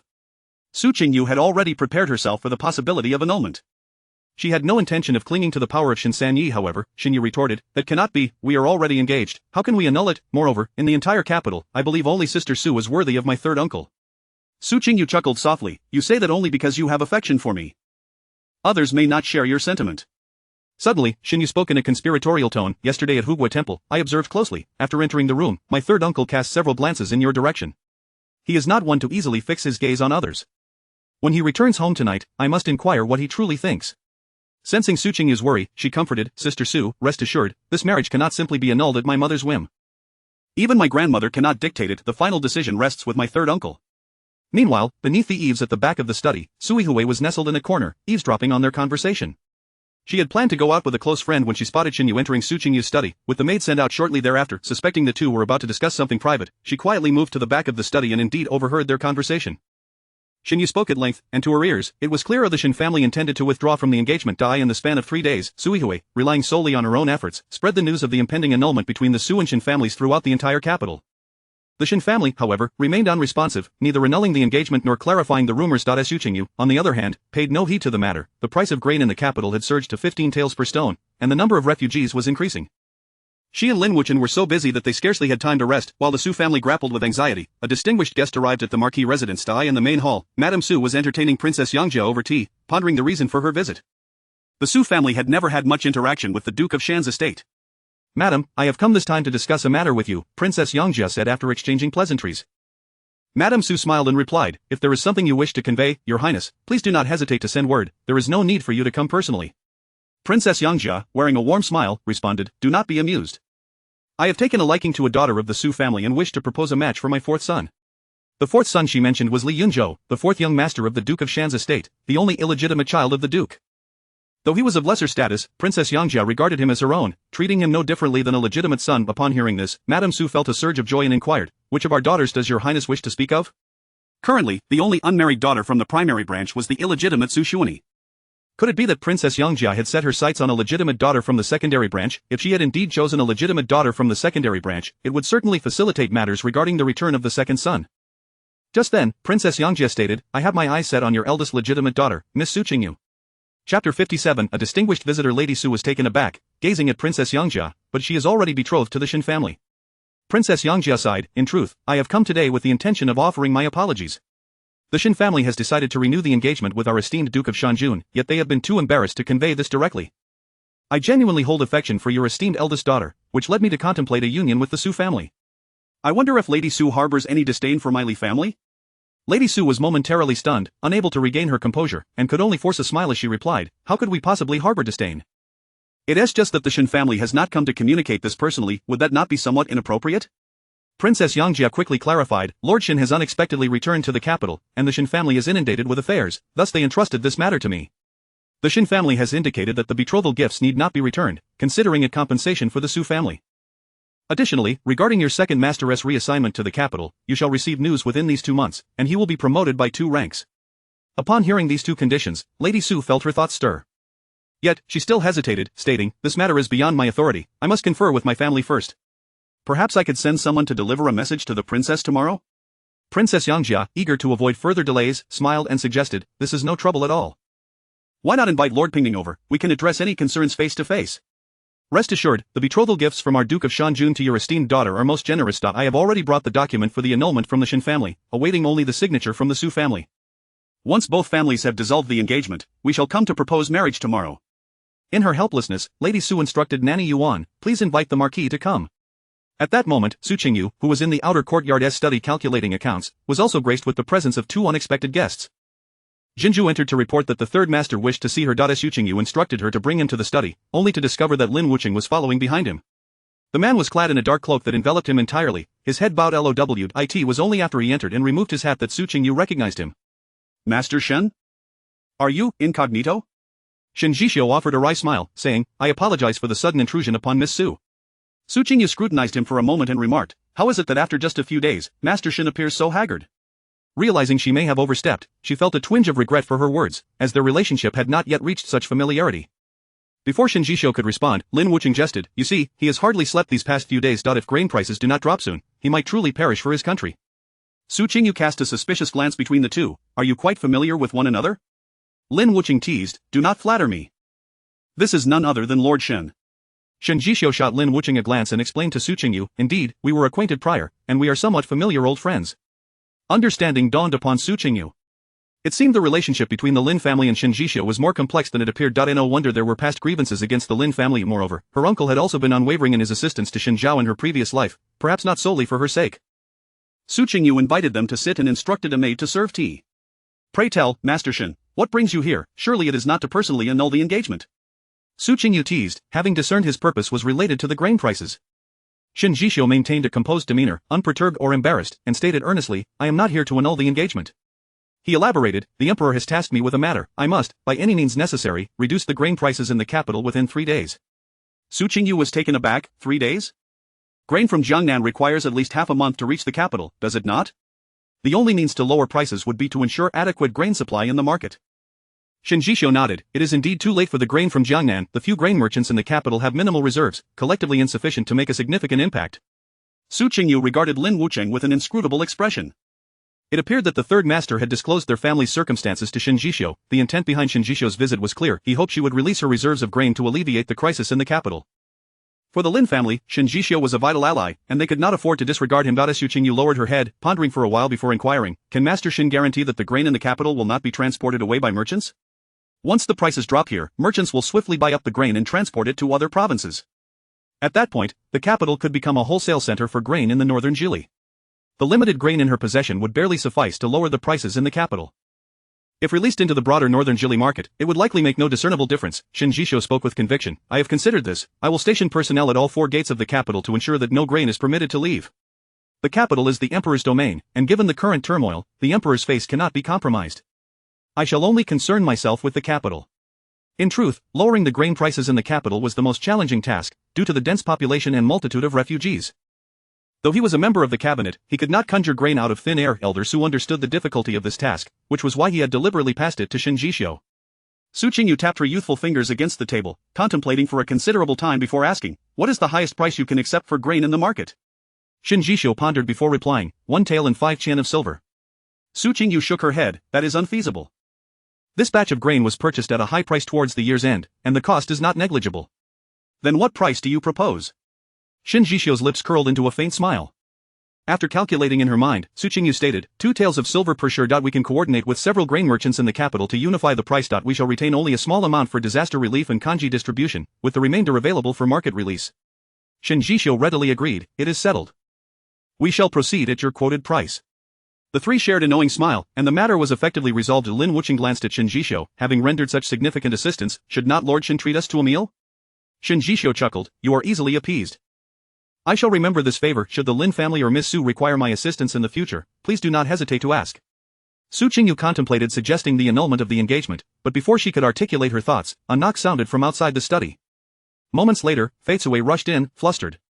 "Miss, Princess Yangjia has brought the annulment document from the Shen family, stating the intention to dissolve your engagement with Master Shen and establish a betrothal with the 4th young master of the Li family. Currently, the Marquis and Lady Su have already agreed and are in the process of signing the annulment document."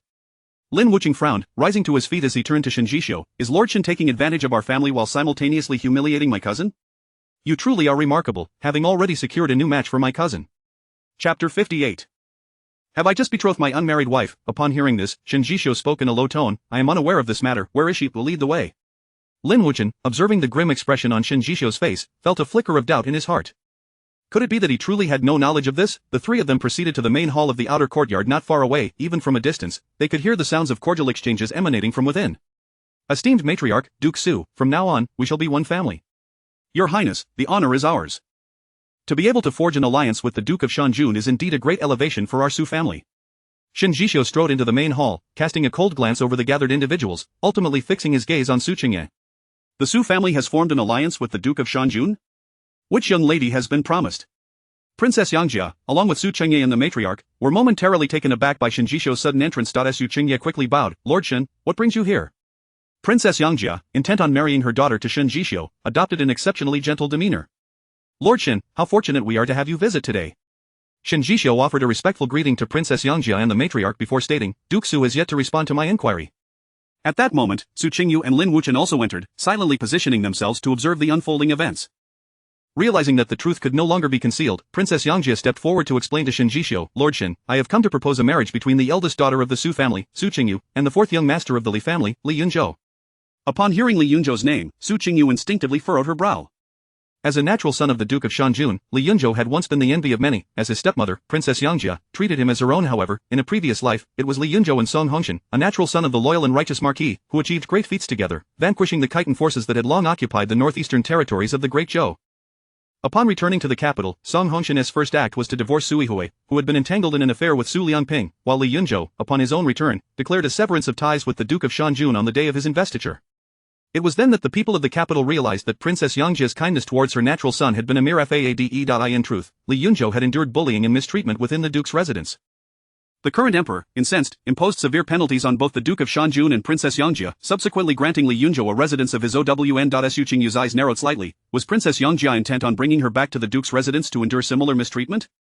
Shen Jishio's voice cut through the tension. "Has Duke Su agreed to this?" Su Qingye instinctively nodded. "Yes, he has." Shen Jishio's expression remained placid, revealing no discernible anger or joy, yet his subsequent words sent a chill of sweat down Su Qingye's back. "Duke Su has just betrothed my unmarried wife? Excuse me?" Su Qingye quickly produced the signed document of cancellation, cautiously presenting it to Shen Jishio. "Lord Shen, please see, this is the document of cancellation sent by the Shen family." Shen Jishio took it, opened it, and was immediately engulfed by an icy dread. The document bore the seal of the Shen family, and it was indeed duly signed by the Su family illegally. This cancellation document was already effective. He turned to Princess Yangjia, inquiring, "This cancellation document was sent by the princess? Does that mean once the cancellation is complete, the princess intends to directly arrange a betrothal for the 4th young master?" Shen Jishio's gaze seemed to penetrate the hearts of those present, causing Princess Yangjia to instinctively avert her eyes. Then, with an awkward chuckle, she replied, I was merely acting on someone else's behalf regarding the cancellation. As for the betrothal, there is no immediate rush. With that, Princess Yangjia excused herself, citing other matters. Shen Jishou tucked the cancellation document away and contemplated for a moment before stating, I need to return home to verify its authenticity. For now, we shall conclude today's affairs. He then turned and strode out. As he passed by Lin Wuchen, he softly remarked, Give me 2 days, I shall provide you with an explanation. This statement was directed at both Lin Wuchen and Su Qingyu. Shen Jishou returned directly to his residence. Upon entering, the first thing he did was summon his family members, the matriarch, the eldest son Shen Jiheng, the eldest daughter-in-law Chen, the second son Shen Jishu, and the second daughter-in-law Yang assembled. Once the 6 of them were seated according to their ages, Shen Jishou handed the cancellation document to the matriarch, saying, Mother, is this your intention? The matriarch opened the document and her expression immediately darkened. She fixed her cold gaze on Chen, eldest daughter-in-law, this was your doing, was it not? You are truly calculating, how dare you undertake such actions? With that, she flung the cancellation document across the table. Shen Jiheng, startled, reprimanded Chen, such a significant matter, and you did not consult mother or Jishou? The second daughter-in-law, Yang, glanced at the document but remained silent, her eyes betraying a glimmer of excitement. Chen stammered, Princess Yangjia has approached me several times, and I felt too embarrassed to refuse. Moreover, Su Qingyu is truly not a suitable match for Jishou. Shen Jishou furrowed his brow. He found it difficult to chastise his elder sister-in-law, so he turned to the matriarch. The matriarch, angered, slammed her hand on the wooden table. Who are you to determine whether she is a suitable match for Jishou? What is it to you? You have failed to manage your own children, yet you meddle in your brother-in-law's affairs. Have I been too lenient with you these past years? From today onward, the household's provisions shall be overseen by the second daughter-in-law. Yang's expression brightened, though she maintained a facade of decorum. Yes, mother, I shall not disappoint your expectations. The matriarch cast a cold glance at the others, speaking in a grave tone, do not think I am unaware of your cunning schemes. I expect you to remain quiet. Whoever dares to disrupt the peace of this household, I will not let it go. You may all leave, Jishou shall stay. Once the room was left with just the 2 of them, the matriarch turned to Shen Jishou. What are your thoughts on this matter? The marriage has effectively been cancelled. Do you plan to pursue an alliance with the Duke of Shanjun, or shall you consider other young ladies? Shen Jishou lightly tapped his fingers on the table, replying softly, the marriage may be cancelled, yet one may still propose anew. The matriarch gazed at him in astonishment. Did this imply he held an interest in Su Qingyu? Previously, he had always shown resistance when discussing marriage. Even during the negotiations with the Duke of Shanjun, he had merely offered a dismissive comment. Such a serious assertion regarding a new proposal was indeed surprising. A smile flickered across the matriarch's face. Since that is your desire, I shall personally visit the Su family tomorrow to finalize this matter. Suddenly recalling Su Qingyu's indifferent expression upon hearing of the cancellation at the Su residence, he interjected, Mother, perhaps it would be best to wait until I inquire with her first. It is essential that she is willing. The matriarch shot a shrewd glance at Shen Jishou, asking, and what if she disagrees? Without hesitation, Shen Jishou responded, if she does not agree, then so be it. Matters of marriage cannot be forced. If there were one person in the world who understood Shen Jishou best, it would undoubtedly be the matriarch. She looked at him meaningfully and said, then you must hasten to inquire and provide me with a definitive answer. Regardless of Shen Jishou's intentions, the cancellation between the Shen and Su families had already become a matter of fact. Within a day, the news had spread throughout the capital. Su Qingyu felt a sense of relief wash over her. For the past 2 days, she had focused intently on the business, collaborating with other grain merchants to drive down prices. Within 2 days, the price of grain in the capital had dropped to 2 taels of silver per stone. As Shen Jishou had predicted, not a single grain was transported out of the city gates. With the sudden decrease in grain prices, the populace ceased their frantic buying, their faces illuminated with relief. One day, Su Qingyu took Su Shunkai to the shop, intending to begin teaching her how to interact with the shopkeepers. Approaching midday, Su Shunkai grabbed Su Qingyu's hand and asked, Elder sister, everyone says the pork knuckles at Rui Tower are delicious, have you tried them? Su Qingyu chuckled heartily, pinching Su Xuansai's cheek, elder sister has yet to taste them. How about we go and try them at noon? In the private dining room on the 2nd floor of Rui Tower, Su Qingyu ordered all of the restaurant's signature dishes. Just as the waiter was bringing out the dishes, someone followed closely behind him into the room. Sister Qingyu, what a coincidence! Chapter 59. A brutal confrontation in the elegantly appointed private room. Su Qingyu sat by the window, while the waiter had just delivered tea and fruits. Opposite her, Su Xuanyi nibbled on a crisp pear from the western Xinjiang region. The moment Xin Zhao entered and spoke, Su Qingyu's cheerful mood evaporated entirely. She cast a glance at the waiter and remarked, how is it that anyone can waltz into Rui Lu? Is it permissible for anyone to disturb a guest's meal?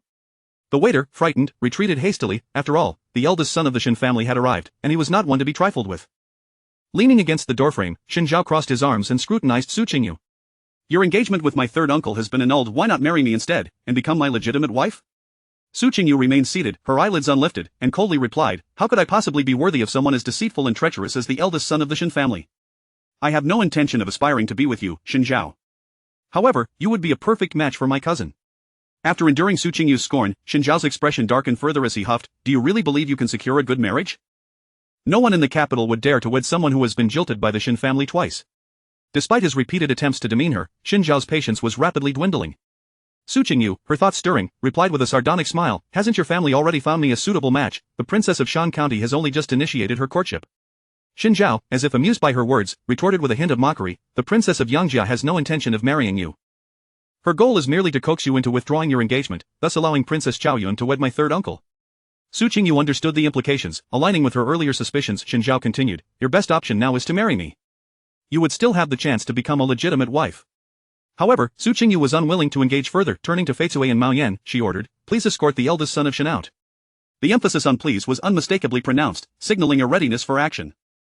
Feicui and Mao Yan had long held a low opinion of Shen Zhao, and the prospect of confrontation was welcome. Observing Su Qingyu's intent to dismiss him, Shen Zhao stepped forward menacingly, declaring, "Su Qingyu, there will come a day when you will kneel and beg to marry me." Though merely 13, Su Xuanyi understood much and, seeing someone approach her sister, instinctively sprang up and positioned herself before Shen Zhao. "Get away from my sister." Shen Zhao, already irate, responded by delivering a kick. The rapid exchange left Feicui and Mao Yan unable to intervene in time. Su Xuanyi cried out in pain, her body propelled against the wall before crashing heavily to the ground. Su Qingyu, alarmed, rushed to her sister's side, squatting down to embrace her. "Fourth sister, are you alright?" Gently cradling Su Xuanyi, she turned with a fierce gaze, commanding, "Strike him, hit him hard." Feicui and Mao Yan, fueled by indignation, were incensed that the fourth miss had been injured under their watch. Should anything dire occur, they would bear the utmost responsibility. With her eyes closed, Su Xuanyi instinctively clutched her abdomen, cold sweat beating at her temple due to the pain. Su Qingyu held her sister tenderly, her eyes reddening as she comforted, "Sister will take you to the doctor immediately." Turning towards the entrance, she saw Feicui and Mao Yan engaged in a scuffle with Shen Zhao and his family retainers. Su Qingyu could not afford to delay. She lifted Su Xuanyi into her arms, ready to seek medical aid. However, before she could exit, a contingent of patrolling officers from the 5 cities military department entered. "Who is causing a disturbance?" The leader, a man in his 20s clad in armor, surveyed the scene. By now, Shen Zhao had been thoroughly incapacitated by Feicui and Mao Yan, and it was only with great effort that a servant helped him to his feet. "Arrest these individuals," Shen Zhao commanded, wiping the blood from his mouth, his demeanor darkening. The young officer, evidently familiar with Shen Zhao, approached him with a sycophantic bow. "Ah, it is the esteemed eldest son of Shen. What has transpired?" Shen Zhao spat, "These people have assaulted me. What do you propose we do?" The young officer hastily replied, "Who would dare strike the eldest Master Shen, I shall apprehend them at once." Su Qingyu furrowed her brow, addressing the officer, "Is this how you conduct your duties? Not even inquiring about the cause before making arrests. My sister has sustained severe injuries from his kick, and I must take her to receive medical attention." As she spoke, she attempted to move past them, but the officers barred her way. The young officer, "Take them all back." Some officers advanced to see Su Qingyu, who retreated a couple of steps, shielding her sister. Feicui and Mao Yan stood resolutely in front of Su Qingyu, looking down at her sister. Su Qingyu asserted, "I am the eldest daughter of the Su family, the Marquis of Pingning. My sister is gravely injured, and I must take her to see a doctor. If you wish to settle this matter, I can accompany the eldest Master Shen to the Ministry of Justice later. For now, step aside." The final words were delivered with an imposing intensity. Hearing her identity, the young officer hesitated. He glanced at Shen Zhao, "Eldest Master Shen, might we allow them to seek medical assistance first?" Shen Zhao, coldly responding, declared, "See a doctor? I have yet to receive treatment for my injuries. Arrest them. If the Su family intervenes, my family will bear the brunt of it." As Shen Zhao finished speaking, a chilling voice from the throne called out, "I was unaware you could speak for the Shen family." The young officer and the surrounding soldiers promptly knelt, exclaiming, "We pay our respects to Lord Shen." Shen Jishio, draped in a grey sable cloak, bore an austere expression. Behind him, Lin Wuchen had already taken a few steps forward, bypassing the crowd to reach Su Qingyu's side. "What has transpired? How did it escalate to this?" Su Qingyu, "These officers are abusing their authority, attempting to apprehend us without understanding the situation." Seeing Shen Jishio's arrival, Shen Zhao instinctively recoiled. He felt compelled to defend himself upon hearing Su Qingyu's words, "My kick was an accident. Your actions against me were deliberate. Can they truly be equated?" Su Qingyu, infuriated, laughed scornfully. The eldest Master Shen possesses an impressive talent for distorting the truth. Having grasped the situation, Lin Wuchen's expression grew grave. "Qingyu, I will take fourth sister to see the doctor. You can remain here and handle the aftermath with Shen San." Recognizing that she could not leave just yet, Su Qingyu prioritized her sister's health. She entrusted Su Xuanyi to Feicui, instructing, "You and my cousin must go. Report back to me immediately if anything arises." Feicui took Su Xuanyi and hurriedly departed. Before leaving, Lin Wuchen cast a meaningful glance at Shen Jishio. Though no words were exchanged, the officers remained kneeling, and Shen Jishio took a seat, gesturing for Su Qingyu to join him. Without hesitation, Su Qingyu pulled a chair and sat down. "Are you the patrol officer from the military department?" Shen Jishio inquired of the officer kneeling at the forefront. The officer responded, "I am Wang Zhen, commander of the Western City Military Department." Shen Jishou turned to Wen Zhu, instructing, inform Lord Zhongyi of the situation. Shen Zhao has obstructed the operations of the 5 cities military department, request that he handle this matter justly. As for his subordinates, let him deal with them. Wang Jin, dejected, knelt, fully aware that his career was effectively over. Upon hearing the impending charges against him, Shen Zhao also knelt. Third uncle, this was merely a brawl, shouldn't we all be confined together? Lock me up if you must, but she must be imprisoned alongside me. Chapter 60. Will you marry as planned? After listening to his words, Shen Jishou closed his eyes for a moment. When he opened them again, a chilling glint resided within. Now he spoke, his tone as frosty as his gaze. Shen Zhao, during my absence, you have turned our home upside down. I have been preoccupied with disaster relief and have had no time to attend to these matters. Yet you have shown no restraint, becoming increasingly reckless. Since you do not wish to visit the military prison, let it be. A look of surprise flickered across Shen Zhao's face, thinking that his uncle still cared for him. However, he soon heard Shen Jishou continue, considering the incident at the Guoguang temple and today's events. Wen Zhu, instruct someone to take the young master back and administer 50 strokes, without the option of leniency. Su Qingyu raised her eyebrows. 50 strokes? Surely that would cost him half his life. Shen Zhao was taken aback, kneeling in a plea for mercy. Uncle, I realize my mistakes, please spare me. Wen Zhu exited to summon a few individuals, conveying the orders. In no time, the guards from the military prison had taken Shen Zhao away. Shen Jishou had matters to discuss with Su Qingyu, thus he commanded, you all may leave. When Agate glanced at Su Qingyu's thoughts lingered on Su Shuni, yet she perceived that Shen Jishou seemed to have something to convey. After a brief contemplation, she surmised his intent and decided to speak first. I will have the betrothal gifts returned tomorrow. We will marry as planned, do you consent? The two spoke almost in unison. Su Qingyu was momentarily taken aback, having assumed he was there to finalize the matter. Fearing he might find it awkward to broach the subject, she had initiated the conversation regarding the betrothal gifts, aiming to conclude it.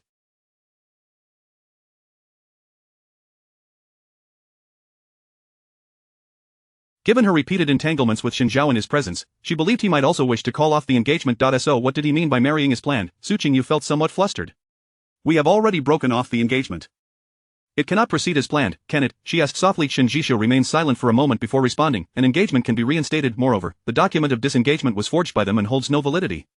If he was not mistaken, Su Qingyu's tone had been notably light when she mentioned the broken engagement, which caused a heaviness to settle in Shen Jishou's heart.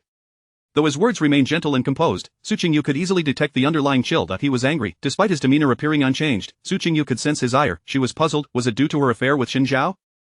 But why should he be upset? It was the Shen family that had caused the uproar regarding the broken engagement. Whether it holds validity or not is not for Third Master to determine. The document bears the seal of the Shen family, and if it is indeed false, it merely reflects Third Master's laxity in family governance.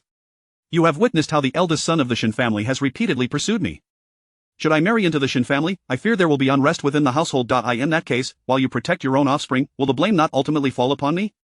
Her voice was tinged with frost, offering Shen Jishou no quarter. In truth, from the moment Shen Jishou returned to the capital, she had contemplated this issue. Given the current state of affairs between her and Shen Zhao, she was no longer suitable to marry into the Shen family. Over time, rumors would inevitably surface, leading to discord between husband and wife, making life unbearable. Most importantly, she was not prepared to marry a living man. In her dreams of the future, there was no Shen Jishou, nor any man at all. Shen Jishou merely uttered 2 words, it won't happen. Su Qingyu blinked, bewildered by his response. Shen Jishou continued, I will handle this matter. There is no need for you to worry excessively. The previously agreed engagement cannot be altered rashly. Do you have any other reasons for wishing to break the engagement? Seeing the seriousness in his demeanor, Su Qingyu answered earnestly, I previously thought you were dead and had prepared myself to marry a corpse. But now that you have unexpectedly returned to life, I find it somewhat difficult to adjust. Shen Jishou, in her heart, did she truly believe that he was better off dead? Or was it that she had agreed to marry the deceased version of him solely because of Shen Zhao? Angered, she had broken off the engagement with Shen Zhao, yet felt reluctant to part with the idea of entering the Shen family. Marrying the already deceased Chen San would indeed seem the most favorable choice. As this thought crossed Shen Jishou's mind, a wave of chill washed over him. He recalled his previous conversation with the old matriarch of the Shen family, where he had stated that if she was unwilling, then it was best to let it go. Such matters should not be forced. If that were the case, then the marriage should indeed be dismissed. When he spoke again, the words that emerged were, both life and death present their own advantages and disadvantages for you. Then, with a jesting tone, he added, surely my being alive cannot yield no benefits at all? Ultimately, he could not bring himself to utter that phrase. Su Qingyu felt her lips twitch slightly. Did it seem as though she wished for his demise, yet his words had struck a chord within her. Given the influence and scrutiny of the Su family, they would not allow her to remain unmarried indefinitely. Shen Zhao had aptly pointed out that those who had been disengaged twice by the Shen family would find no suitors among the prominent families of the capital. Eventually, the Su family would likely settle for less, marrying her off to a merchant family or as a secondary wife, seeking to maximize their interests. Rather than continually negotiating the marriage with her family, it would be wiser to wed Shen Jishou. At the very least, she held no aversion towards him. Moreover, she was quite familiar with the Shen family, and the old matriarch was known for her benevolence. Shen Jishou's energies were devoted to the court. As long as she maintained a respectful demeanor and fulfilled her role as a competent third wife of the Shen family, she would be content.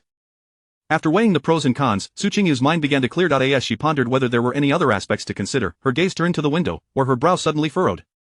Rising to her feet, she leaned closer to the window. At that moment, she spotted two individuals boarding a carriage by the roadside, Gu Ruoyun and Zhou Buren, the owner of the Zhou Trading Company.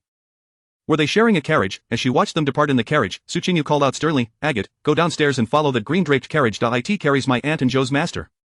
Find out where they are going and what they are up to." Shen Jishou, noticing her urgency, called out, "Wenju, you go personally." Then, addressing Su Qingyu, he added, "Your maid shall remain here to attend to you." Wenju is capable of handling the task. Su Qingyu could only nod in gratitude, contemplating whether to wait for Wenju's return or to check on Su Shuani first. "Miss, the fourth miss is fine now."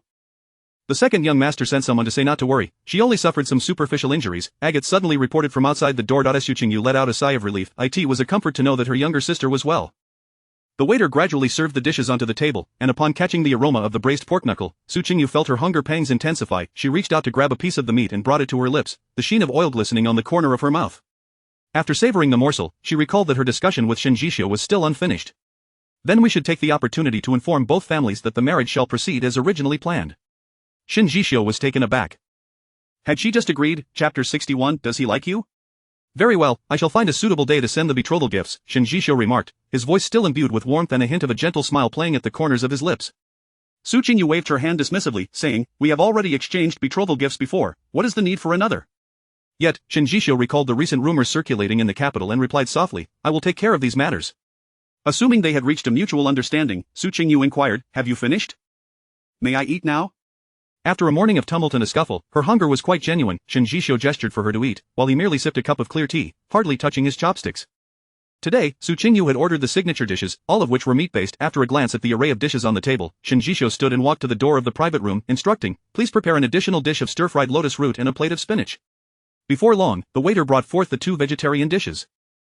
However, Su Qingyu did not even lift her eyelids, engrossed in her battle with the braised pork before her. It seemed she was the only girl in the capital who could sit across from the esteemed Third Master Shen and indulge in such greasy fare. Noticing this, Shen Jishou picked up a piece of lotus root and offered it to her, saying, "Do have some vegetables." Su Qingyu pouted, wiping the corner of her mouth with a silk handkerchief, and retorted, "In order to honor your family's mourning, I have subsisted on vegetarian fare for 2 months. What, is the Shen family unable to provide me with meat?" Shen Jishou's hand, which had been reaching for spinach, suddenly froze. "Mourning, is that a requirement from the Shen family?" Su Qingyu shook her head, "Not exactly.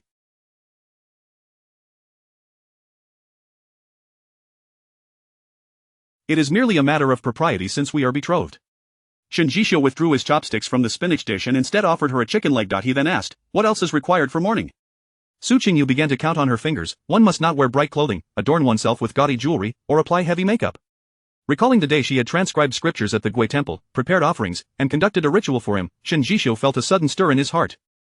She likely upheld mourning with more sincerity than most of the Shen family. "That truly is a burden for you," Shen Jishou remarked with a hint of amusement. When Wenju returned, Su Qingyu had nearly finished her meal. "Third Master, Miss Su, I followed them to a residence in the eastern part of the city," Wenju reported. Wenju hesitated, his face tinged with a slight flush. Su Qingyu looked at Wenju in confusion, wondering if he had found something that made him uncomfortable to disclose. "Just tell me what you saw," Su Qingyu urged. Wenju's face reddened further, as he thought to himself that what he had witnessed was indeed difficult to articulate. He had assumed that Miss Su would blush and avert her gaze, too timid to speak. Seeing Su Qingyu's persistent inquiries, Wenju continued, "Aside from some intimate exchanges, not much else was said. The lady mentioned, our son can recite poetry now." Su Qingyu sprang to her feet. "You must be mistaken, did she say, our son?" Wenju nodded, "Indeed, that is precisely what she said." Shen Jishou turned to Su Qingyu and asked gently, "What is it? What has happened?" Su Qingyu's mind was in a whirl. Just the previous morning at Sangha Hall, she had heard Su Yuanjia reciting a poem for the matriarch, who had been overjoyed. Could it be that Su Yuanjia was the son of that Master Zhou, and what exactly was Master Zhou's standing? Shen Jishou gestured for Wenju to step outside and then pulled Su Qingyu back into her seat, pouring her a cup of hot tea. He asked softly, "The woman you referred to as Auntie, she is the biological mother of Shen Zhao's concubine, the newly elevated wife of the Pingning Marquis?" Shen Jishou spoke in a low, soothing tone, and Su Qingyu's anxious emotions inexplicably calmed. She lifted the roux-kiln teacup from the table and took a sip before slowly replying, "That woman previously resided with us as Auntie, my grandmother's niece. The man is the proprietor of the Zhou family business within the city. He was recently involved in grain trading with the Su family." Su Qingyu succinctly recounted the previous dealings with the Zhou grain business and mentioned that the child was actually Gu Ruoyun's biological offspring. She refrained from stating that she had known this from a past life, instead attributing her knowledge to a maidservant of Guru Oyen. Zhou? Shen Jishio murmured. The case involving the Cheng family was handled by my mentor, Elder Chen. I personally organized the documents related to it, and I recall that the steward of the Cheng family bore the surname Zhou. Under the circumstances at that time, this individual should have been exiled along with the others. However, he leveraged connections and spent considerable sums. Since he was an inconsequential accomplice, my mentor chose to turn a blind eye. Do not rush, I will investigate this matter thoroughly upon my return. Su Qingyu wished to spare him the trouble and replied, I have already asked my cousin to look into it, so you need not trouble yourself. Shen Jishio countered, the intricacies involved in this matter cannot be unraveled by someone in the officialdom. You could enlist Wu Chen's help, but he would still need to consult with me. Upon hearing this, Su Qingyu ceased her reluctance. If he were willing to assist, there might indeed be unexpected revelations. After leaving Rui Building, Su Qingyu proceeded to the back room of the Lin family business to fetch Su Xuanyi. Upon her arrival, she found Fei Cui attending to Su Xuanyi in the inner room, while Lin Wuchen awaited in the outer chamber. Su Qingyu entered to check on Su Xuanyi, who was still asleep and already medicated. Fei Cui whispered, she had kanji for lunch and took her medicine, she is much better now. Once she awakens, we shall return to the manor, Su Qingyu instructed Fei Cui before stepping into the outer room to converse with Lin Wuchen. Thank you, cousin, for looking after my fourth sister. I hear that all the kanji kitchens have been moved outside the city starting today? Su Qingyu poured herself a cup of warm water and inquired. Lin Wuchen replied, indeed, it was ordered by Shen Jishio. Now, with the disaster relief efforts extending to the surrounding areas, it all falls under his purview. What has he decided regarding Shen Zhao? Lin Wuchen suddenly asked, his tone somewhat harsh, tinged with anger. Su Qingyu disclosed Shen Jishio's stance in detail, including his intention to proceed with the marriage as planned. Lin Wuchen's eyes flickered, and he remarked, he has taken the initiative to propose marriage? That is indeed a rare occurrence. Could it be that he harbors feelings for you? Chapter 62. Who would dare to propose marriage? Su Qingyu was momentarily taken aback and replied, that is impossible. Her relationship with Shen Jishio had nothing to do with the word like. Lin Wuchen continued to tease, then why did he take the initiative to propose marriage to you? That is certainly not his usual demeanor. Su Qingyu was rendered speechless by Lin Wuchen's inquiry. Why would he marry her? Suddenly, she recalled something she had overlooked. In recent days, it had been said in the capital that Master Shen had miraculously survived after falling into a valley, a true stroke of good fortune. It was also mentioned that he had recuperated for 2 months at a manor below the valley before returning to the capital. However, at the Shen family funeral, she had distinctly encountered him in the study, and he had appeared to be in good health.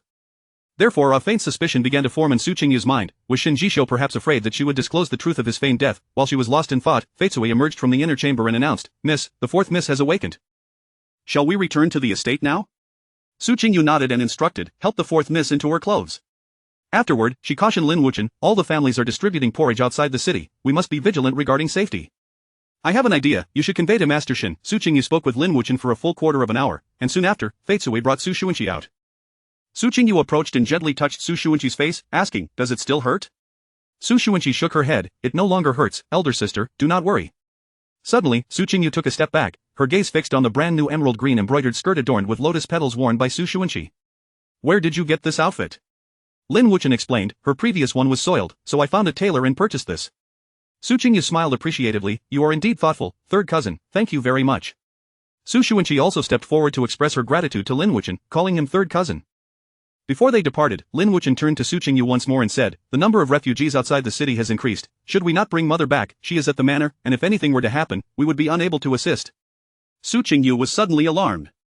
She had overlooked this matter. In her previous life, the refugees were concentrated within the city, while the outskirts remained relatively safe. Now, however, the refugees were encamped outside, and any misstep could easily lead to chaos. Third young master, just now there was a disturbance caused by the refugees outside the city, but it has already been suppressed by the authorities, a young servant hurriedly reported. Su Qingyu immediately grew anxious, I shall go fetch my mother at once. Lin Wuchen stopped her, saying, you take the fourth miss home, I will go to fetch mother. After a moment's contemplation, Su Qingyu agreed, and she led Su Xuanyi to the carriage. You have endured much today. Rest for a couple of days once we return, and do remember to take your medicine, Su Qingyu gently comforted, wrapping her arm around Su Xuanyi's shoulders. As Su Xuanyi smiled up at her, revealing 2 dimples on her cheeks. It doesn't hurt anymore, just that one kick was quite painful. Su Qingyu recalled Shen Zhao's kick, a surge of resentment rising within her. She reassured Su Xuanyi, he received 50 lashes, consider that a form of retribution for you. One day, I shall personally avenge you. Su Xuanyi gazed at Su Qingyu, noticing her sudden shift in demeanor, which inexplicably tugged at her heart. She blinked a couple of times and gently touched Su Qingyu's face, saying, elder sister, there is no need for revenge, please do not be angry. Su Qingyu patted her shoulder, alright, elder sister is not angry. After the sisters returned to the estate, Su Xuanyi went to rest with Aunt Lian, while Su Qingyu instructed the staff and Ziwuyuan to clean the room once more. An hour later, Lin Wuchen returned with Lin Shi, who was safe and sound. Lin Shi was over 3 months pregnant, her abdomen slightly rounded, and her complexion had noticeably improved since her time at the Marquis' residence. Su Qingyu busied herself in the kitchen, arranging for additional dishes and assisting Lin Shi with her personal care. The two women barely exchanged a few formal words before heading to pay their respects to the old lady. Su Qingyu managed to briefly explain the situation regarding Gu Ruoyun's newfound status as a concubine. Fearing that Lin Shi might be upset unexpectedly, Lin Shi only expressed momentary surprise before returning to her usual demeanor as she washed and changed, showing no signs of anger. She merely remarked, whether he takes a concubine or elevates her to the status of a primary wife, it is not worth my ire. Su Qingyu felt a wave of despondency wash over her. As a young couple arrived at this dilemma, her mother's heart must be burdened with sorrow upon hearing of Lin Shi's return. The old lady specifically instructed that everyone dine at Songha Hall today. At the dining table, as Su Qingyu regarded Gu Ruoyun, she recalled what Wenju had said earlier in the day. Lady Yun was beaten 10 times just a few days ago. How has she recovered so quickly? Gu Ruoyun chuckled awkwardly, I am quite resilient, not so delicate. After a moment's thought, she added with a smile, since the engagement between the eldest Miss and Master Shen has been called off, does that mean we should seek another match? Lin Shi raised her head, casting a cold glance at Gu Ruoyun. Does this household still adhere to any principles? What right does a concubine have to meddle in the marriage of the legitimate daughter? The disdain in her voice was palpable. Gu Ruoyun lowered her head in embarrassment, biting her lip to suppress her resentment. However, her words caught the attention of the old lady. Zhang Yi, what do you think should be done about Qingyu's marriage? Su Qingye wore a troubled expression as he replied, after being rejected twice by the Shen family, which family in the capital would dare propose? The old lady pondered for a moment before suggesting, what about the royal duke's estate? Should we not inquire with Princess Yongjia? Although the fourth young master of the royal duke's estate is of illegitimate birth, his family background is quite illustrious, and thus, they could be deemed a suitable match. Su Qingyu could not help but scoff inwardly. The royal duke's estate had no intention of marrying her but was merely paving the way for Princess Chaoyun. However, she chose not to voice her thoughts, as she anticipated that the Shen family would soon approach her regarding this matter. Lin Shi, however, grew displeased and set down her utensils, wiping her mouth as she declared, even if my daughter has been rejected twice, she will not marry just anyone. The old lady expressed her disapproval, stating, how can it be said that she would marry just anyone? An alliance with the royal duke's estate is a significant elevation for our family. Lin Shi replied coolly, that may be, but it must be Qingyu's choice. If she is unwilling, even a royal connection is of no consequence. The old lady furrowed her brow, slamming down her chopsticks with a cold tone, this is my granddaughter. Would I wish her harm? If she fails to marry someone suitable now, in the future, she will only be able to marry into a family of lesser standing. Lin Shi was not one to back down, retorting, then let her marry into the Lin family. I still have an unmarried nephew. Su Qingyu was taken aback by Lin Shi's words. Her mother actually wished for her to marry her third cousin. Fearing that Lin Shi might become upset and harm her health, she swiftly changed the topic, inquiring about Gu Ruoyun. Has my cousin been properly recuperating after her miscarriage? Gu Ruoyun offered a perfunctory response and fell silent, clearly wary of discussing Chang Rujin. After dinner, Su Qingyu accompanied Lin Shi back to Ziwuyuan. Put her at ease, she recounted her encounters with Shen Jishou. Lin Shi, however, appeared somewhat hesitant. He is 13 years older than you. Is that not too great a difference in age? Su Qingyu hastily extolled Shen Jishou's virtues, praising his composure, handsome appearance, gentle demeanor, and gentlemanly conduct. She exhausted every suitable adjective she could think of. Lin Shi said no more but contemplated that she ought to meet Shen Jishou at least once. After all, it was a matter of her daughter's lifetime. In the following 2 days, Su Qingyu remained with Lin Shi in Ziwuyuan. She meticulously scrutinized all the servants attending to them to ensure there were no oversights. On the day Su Qingyu intended to join Lin Shi for breakfast, Meina entered to report, Miss, the third young master, enemies meet. Upon hearing that 2,000 lives had been lost, Su Qingyu was taken aback. In a low voice, she declared, change my clothes, I must leave the city. In her previous life, when the Lin family distributed porridge, over 1,000 people perished, which severely depleted the family's vitality. This time, she had taken precautions, yet her heart remained in turmoil, fearful of any oversight. The maid, Agate, swiftly applied makeup, styled her hair, and assisted her in dressing. Once fully attired, the carriage was ready. Accompanied by Jade and Agate, Su Qingyu set off from the western city gate directly to the area where the refugees congregated outside the city. Today, the entire western gate was on lockdown, forbidding any unauthorized individuals from leaving the capital. Only due to her position as the head of the Su family grain business was Su Qingyu able to pass through unhindered. Upon disembarking from the carriage, she was greeted by the sight of soldiers stationed everywhere, with guards every 3 paces and sentries every 5. Su Qingyu located the Lin family's porridge distribution tent and found Lin Wucheng within a rear tent, engaged in conversation with 2 stewards. Upon noticing her arrival, Lin Wucheng dismissed them, rubbing his swollen forehead as he remarked, thank goodness you warned me that day, otherwise, this situation would have been truly troublesome. At that moment, Lin Wucheng felt a wave of dread. Had it not been for Su Qingyu's alert, he would have entirely overlooked the need for precautions in this matter of 4 years. Whenever calamity struck, the Lin family had always provided porridge and grain, never encountering a situation resulting in fatalities. After all, no one would deliberately harm the lives of the suffering. However, once politics became involved, the circumstances became unpredictable. This capital was, after all, the political epicenter of the entire Dezhou dynasty. After just a few days, this silent battle, akin to a smoldering war, had left Lin Wucheng mentally and physically exhausted. Su Qingyu poured a cup of water for him and inquired, "What is the current situation?" Lin Wucheng, parched from the morning's exertions, gulped down the water and replied, "The Emperor has dispatched the Ministry of Justice to conduct a thorough investigation. Shen Zhixiu is currently with Minister Wang of the Justice Ministry. This matter has far-reaching implications, with the lives of 2,000 refugees, 3 grain merchants, and 8 noble families entangled in it. If it is determined that we are at fault, the first to bear the brunt will be Shen Zhixiu." Su Qingyu's expression grew grave, as she had anticipated this outcome. Such a monumental issue could not merely be resolved with a few grain merchants sacrificing a bit of their wealth. Or perhaps, was this incident intentionally aimed at Shen Zhixiu? A young servant entered, reporting, "Third young master, the individuals previously distributing porridge have gone to cooperate with the inquiry, and now there aren't enough people working in front." Upon hearing this, Su Qingyu turned to leave, saying, "I will take jade and agate with me. Otherwise, waiting for the investigation's results will only heighten my anxiety." Lin Wucheng hurriedly instructed the young servant, "Ensure the safety of the young lady, do not let her be jostled." He could not spare a moment for Su Qingyu, as he needed to consult the heads of the Fang and Shang families regarding countermeasures. If the ultimate blame fell upon each family, they needed to strategize an escape route. Su Qingyu arrived at the porridge tent, where a long line of refugees had already formed. Even after 2,000 had perished from poisoning, the queue for porridge remained extensive. As the destitute jested, they would rather be poisoned than starve to death. It was a harsh reality. Naturally, some stood by, observing, weighing the risks before deciding whether to claim their porridge. The rice used for today's porridge had been inspected by several physicians to ensure absolute safety. Su Qingyu began ladling porridge alongside her 2 maids, and after serving just 4 or 5 individuals, her eyes misted with tears. The refugees wore tattered cotton garments, their hands and faces chapped from the biting wind. Some children and elderly individuals had flushed faces, clearly suffering from high fevers. Jade choked back tears, saying, "Miss, these people are far too pitiful." The line of those waiting for porridge suddenly noticed that the 3 young ladies were serving particularly generous portions, resulting in the longest queue forming at their station. An hour later, the morning's porridge was entirely distributed, and Su Qingyu bent down to tidy up the ladles. "Why are you personally attending to these matters? Are there not enough hands?" Unbeknownst to her, Shen Zhixiu had appeared before her, blocking what little sunlight remained. Su Qingyu lifted her gaze, but her eyes fell upon a man standing behind him. She froze, the spoon in her hand clattering into the porridge pot. The excruciating pain she had felt just before her death in her previous life surged through her once more. The last image she had seen was that of Mr. Zhou's face. If Cheng Rujin and Xin Zhao were the executioners of her demise, then Mr. Zhou was the very blade. Now that blade reappeared before her, and Su Qingyu clenched her fists tightly, her nails embedding into her palms without her conscious awareness. Noticing Su Qingyu's distress, Shen Zhixiu stepped closer and asked softly, "What is wrong?" His gentle voice pulled Su Qingyu back from her chaotic memories, and she quickly lowered her gaze, murmuring, "Perhaps I am just fatigued. I feel a bit dizzy." Shen Zhixiu furrowed his brow and instructed the nearby Wenju, "Go inquire with each family. If personnel are insufficient, let the station soldiers assist with serving porridge at noon." Turning to the middle-aged man behind him, he added, "Mr. Zhou, please assist her in checking her pulse." Su Qingyu was somewhat taken aback. She could discern that Shen Zhixiu treated this man with great respect. However, upon reflection, one capable of altering another's appearance must possess some skill.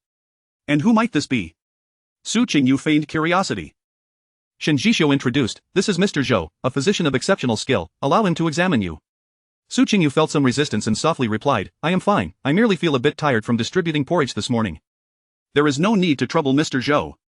Yet Shen Zhixiu insisted, "Is it a jest to be unwell? Quickly go inside. I have matters to discuss with Wucheng." His tone left no room for dispute. Wenju hesitated momentarily before interjecting, "Third Master, Minister Wang is still waiting." Shen Zhixiu shot her a glance, prompting Wenju to wisely fall silent. The group proceeded into the rear tent, where Lin Wucheng rose to greet them, on the verge of speaking when Shen Zhixiu "First, let Mr. Zhou check her pulse." Lin Wucheng anxiously looked at Su Qingyu, "What is wrong? Are you unwell?" Su Qingyu smiled reassuringly, "I assure you, I am perfectly fine. There is no need to trouble Mr. Zhou." However, Lin Wucheng firmly pressed her down onto a chair, turning to Mr. Zhou, "I appreciate your help." Mr. Zhou gently stroked his beard, sitting opposite Su Qingyu. He extended his fingers, pondering for a moment before stating, "Miss Su, have you experienced a shock today? It appears your heart lacks vitality, leaving you in a daze. I shall prescribe a remedy. After 3 days of consumption, you will feel better." Shen Zhixiu furrowed his brow and asked, "How could she have been startled? Did something occur on the way here?" Su Qingyu could only strive to conceal the emotions flickering in her eyes, softly replying, "No, I merely had a nightmare this morning." After writing the prescription, Mr. Zhou handed it to Jade, while Su Qingyu had no intention of taking it. If this Mr. Zhou was indeed aligned with Shen Zhixiu, then why had he previously assisted Xin Zhao in committing such cruel acts? Until she could ascertain his true intentions, she would remain on guard. Seeing that Su Qingyu was unharmed, Shen Zhixiu and Lin Wucheng settled into chairs. "What progress has been made? What did Minister Wang say?" Lin Wucheng inquired. Chapter 64. The Crown Prince arrived. Shen Zhixiu smiled and remarked, "Thanks to your previous suggestion, we have arranged for the porridge to be kept under watch for 2 days. Mr. Zhou has already inspected it, and there are no issues with the porridge. The rice stocks from each household have also been checked, and there are no abnormalities, Lin Wuchen inquired further, so, what brings you to me? Is there something I can assist with? Shen Jishio cleared his throat lightly and responded calmly, I merely came to inform you, to alleviate any concerns. Mr. Zhou and I need to attend to a body examination, so we shall take our leave. Once Shen Jishio and Mr. Zhou had turned to exit the tent, Su Qingyu muttered softly, wasn't there something to discuss? Is this what you call a matter? The officials were investigating the case, and they, as merchants, had no part to play. They could only anxiously await news while attending to their duties. When the time for distributing porridge arrived at noon, indeed, soldiers were dispatched to assist at each household. Unable to remain idle, Su Qingyu joined in to do what she could. After Shen Jishio had concluded the body examination, he was on his way back when he encountered Su Qingyu, who was busily sorting medicinal herbs. He approached her and asked, have you had lunch yet? Su Qingyu stood up, wiping the sweat from her brow with her sleeve, and casually replied, not yet, I can manage a small meal here. Though they could do little, sharing a pot of porridge with the victims during such times, instead of indulging elsewhere, was an act of kindness. Just as Shen Jishio was about to say something, the sound of a carriage approaching the city gate caught their attention, followed by the sharp announcement of an inner court attendant, His Royal Highness the Crown Prince has arrived. A flurry of activity ensued as the crowd prepared to welcome the Crown Prince. Shen Jishio, however, seemed unfazed by the arrival, as if he had anticipated it. He merely said to Su Qingyu, I shall go to greet His Highness now, there is no need for you to trouble yourself here. The situation outside the city is turbulent, it would be wise for you to return home early. Su Qingyu was left perplexed. It was said that Shen Sanyu was reticent with his words, yet these past few days, he had been more loquacious than her second cousin. However, she only dared to voice her thoughts inwardly, maintaining her composure as she nodded, understood, San Yi, take care. Unbeknownst to them, a carriage adorned with a green canopy followed closely behind the Crown Prince's procession. A woman within the carriage was lifting the curtain, observing the two with a pair of bright eyes that scrutinized Su Qingyu intently. Regardless of the Crown Prince's purpose, it had little bearing on Su Qingyu. She was currently instructing others to brew medicinal herbs to distribute to the victims. Miss Su, your benevolence is truly commendable, you have personally come to assist outside the city, a voice called out. Turning around, Su Qingyu recognized the speaker and curtsied, I pay my respects to Princess Chaoyun. The visitor was none other than Princess Chaoyun of the Shan state, who had previously discussed a potential marriage with Shen Jishio. Li Chaoyun scrutinized Su Qingyu, her face adorned with a smile, yet, upon closer inspection, one could discern that the smile did not reach her eyes, which bore a hint of criticism. Su Qingyu and her companions kept their heads bowed, thus failing to notice her unusual demeanor. There is no need for excessive formality, Miss Su, I have merely come to accompany my cousin, the Crown Prince, Li Chaoyun said with a smile. Su Qingyu raised her gaze, and her eyes fell upon Li Chaoyun, resplendent in her elaborate adornments and a luxurious red fox fur cloak. Her makeup was exquisite, exuding an air of nobility. This place is rather untidy. I wouldn't want to soil the princess's garments, Su Qingyu murmured. She wished to avoid entanglements with Princess Chaoyun, partly due to the awkwardness surrounding the unfulfilled engagement with Shen Jishio, and partly because of the unfavorable reputation that preceded Li Chaoyun from her past life. In her previous life, Li Chaoyun eventually married the Crown Prince, becoming his primary consort. Within a year of entering the Eastern Palace, she was implicated in the deaths of 8 individuals, including both side consorts and laboring maids. This scandal was later revealed by the fourth young master of the Li family, Li Yunzhou, as an act of vengeance against Princess Yangjia. Even if my garments were soiled, it would be of no consequence. I have spare attire in the carriage, Li Chaoyun said gently. Just then, a maid approached with a teacup for Li Chaoyun, saying, Your Highness, please enjoy some tea. As Li Chaoyun accepted the teacup, she leaned closer to Su Qingyu and inquired, What are you doing? What are these? Perhaps due to a momentary lapse in attention, or a slip of her hand, Li Chaoyun accidentally spilled tea from her cup. Oh dear, my apologies, Miss Su, I did not hold it properly, Li Chaoyun sincerely apologized, pulling out a handkerchief to help wipe the tea stains from Su Qingyu. Su Qingyu felt it inappropriate to chastise her, so she wiped at the wet patch herself, saying, No need for formalities, Your Highness, it is but a trivial matter. At this, Feitsue, her maid, anxiously interjected, Miss, we hastily left this morning and did not bring any spare clothes. In truth, apart from attending banquets, they seldom carried additional garments when venturing out. Li Chaoyun turned to instruct a nearby maid, Go, bring the clothes from my carriage for Miss Su. Su Qingyu hurriedly replied, Your Highness, you are too kind, I cannot possibly wear your garments. Li Chaoyun reassured her, It is merely a piece of clothing. Besides, since I have soiled your attire, it is only fitting that I compensate you with a new one. Su Qingyu glanced down at her stained hem, realizing that without a change, she could hardly present herself to others. She smiled gratefully, Then I must thank you, Your Highness.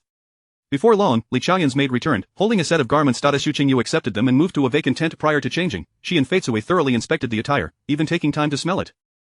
They scrutinized every detail, including the threads, yet found nothing amiss. It was simply an ordinary gown, not even a new style from this year. Could it be that Li Chaoyun's earlier spill was genuinely an accident? Su Qingyu, however, dared not let her guard down. After changing, she asked Feitsue to assess if there was anything unusual. Feitsue examined her closely and remarked, There is nothing wrong, yet, is this truly the attire of Princess Chaoyun? Compared to her own, it appears rather unremarkable. Su Qingyu looked down, acknowledging that while the clothing was new, it did not quite match Li Chaoyan's status. Just as she pondered this, she heard Li Chaoyan's voice from outside. Miss Su, does the clothing fit well?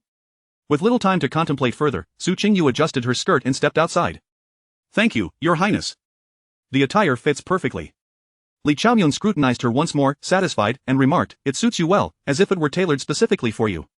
The Crown Prince's outing served both to comfort the victims and to investigate the poisoning incident. Symbolically, he also visited the porridge distribution tents, with Shen Jishou and the Minister of Justice, Wang Shangshu, trailing behind. Upon the Crown Prince's arrival, Su Qingyu, Lin Wuchen, and the others knelt in greeting.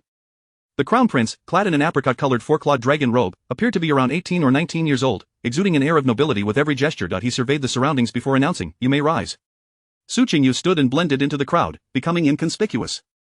Yet, the Crown Prince's gaze fell upon her, lingering for quite some time. Noticing this, Li Chaoyan discreetly approached the Crown Prince, speaking in a tone only he could hear. Cousin, that young lady is Su Qingyu, the eldest daughter of the Pingning Marquis household.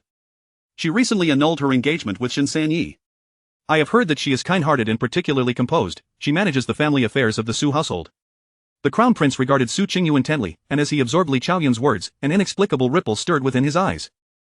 It seemed he was observing Su Qingyu, yet also gazing beyond her, as if searching for someone else. Chapter 65. A daughter cannot be kept beside the Crown Prince. Shen Jishou noticed his unwavering gaze on Su Qingyu and, with a fleeting thought, approached him, saying, Your Highness, it is getting late. You should return to the palace. The Crown Prince came back to his senses, retracting his gaze and responding nonchalantly, return to the palace. Li Chaoyan cast a deep glance at Su Qingyu, a smirk of triumph curling at the corners of his mouth. Once they boarded the carriage, Li Chaoyan turned her attention to the distinguished man kneeling at the forefront, her eyes narrowing slightly. Such a man was worthy only of her, Li Chaoyan. As the Crown Prince and Princess Chaoyan's carriage gradually departed, the crowd finally rose from their seats. Shen Jishou turned to address the assembly, stating, the matter has been clarified, the unfortunate deaths of the disaster victims were due to the toxic wild grasses consumed at the foot of the mountain. This has been reported to the court. From this moment on, normal disaster relief efforts will commence, and restrictions will be lifted. In unison, the crowd exclaimed, Minister Shen is truly wise. Lin Wuchen cast a peculiar glance at Shen Jishou. Eating wild grasses, over 2,000 people went up the mountain to graze. It was not as if they were herding sheep. However, since Shen Jishou had reached this conclusion, there must be a rationale behind it. Lin Wuchen, understanding the situation, remained silent and offered his unwavering support. After the families dispersed, Wenju approached Shen Jishou, saying, Third Master, it's time to visit Elder Chen's rest. After relaying his instructions to Wenju, Shen Jishou turned to Su Qingyu, stating, it is getting late, allow me to escort you home. Upon hearing this, Lin Wuchen's inquisitive gaze flitted between the two, and he jested, as her cousin, I shall take her. There is no need to trouble Minister Shen. Shen Jishou comprehended Lin Wuchen's insinuation and replied softly, our engagement remains, the previous annulment is null and void. It is only fitting that I see her home and then speak with Lord Su. Lin Wuchen understood Shen Jishou's intent and merely sought to tease a bit. He was about to retort when Su Qingyu interjected, cousin, you should return to your duties, we shall take our leave now. Lin Wuchen smiled as he turned to re-enter the tent, muttering, a daughter cannot be kept. Su Qingyu shook her head helplessly at his retreating figure before turning to Shen Jishou. Third Master, if your intention to marry me stems from the incident in the study at the Shen residence, I assure you, I will never speak of it to anyone. On our way back, you may ponder this, for it is not too late to retract your decision. Su Qingyu's words were sincere, and after speaking, she turned and boarded the carriage with her maid. Shen Jishou, however, was left momentarily stunned by her statement. Was this truly her line of thought? Yet, he had not given the matter in the study a second thought. Even if someone were to use his fake death against him, he could easily extricate himself from such a predicament. When Zhu noticed the slight change in Shen Jishou's expression, sensing a hint of disappointment mingled with anger, he cautiously approached, asking, Third Master, shall we proceed to the Su residence? Shen Jishou gently rubbed his thumb over the old sandalwood beads on his wrist and replied, yes, let us go. On the way back to the estate, Su Qingyu reflected on Shen Jishou's earlier demeanor, which seemed to suggest he was upset. Could it be that her straightforwardness had offended him, causing him to feel embarrassed? Yet, those words had been necessary for her to voice. Before Su Qingyu's carriage could enter the estate, she was intercepted by Su Qingye. What is the matter, father? Is something amiss? Su Qingyu alighted from the carriage to find Su Qingye anxiously awaiting her at the entrance, his expression fraught with concern. How dare you ask? I have heard that during the disaster relief efforts, people died from poisoning. Is this due to your negligence? I warn you, if this matter escalates, the Su family will bear no responsibility. You will take the blame, regardless of the consequences. Su Qingyu momentarily felt torn between anger and amusement at her father's ineptitude as a third-grade official, who had yet to receive any news after all this time. If he had any sense, he would have investigated further and realized that the Crown Prince had been outside the city, leading to a swift resolution of the case. No matter how this unfolded, the Su family could not be implicated. Father, did you know that the Crown Prince left the city today? Su Qingyu asked suddenly. Su Qingye paused. The Crown Prince left the city, I was unaware. Then are you aware that Shen Jishou and Minister Wang of the Ministry of Justice have already concluded the case regarding the disaster victims' unexpected deaths? Su Qingyu pressed further.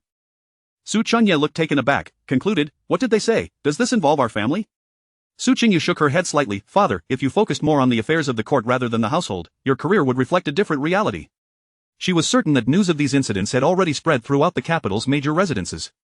Yet here was her father, still preoccupied with distancing himself from his own daughter. Su Qingye felt his face flush with shame at Su Qingyu's words. Although her sincerity rang true, it still stung his pride, sounding like a sharp rebuke.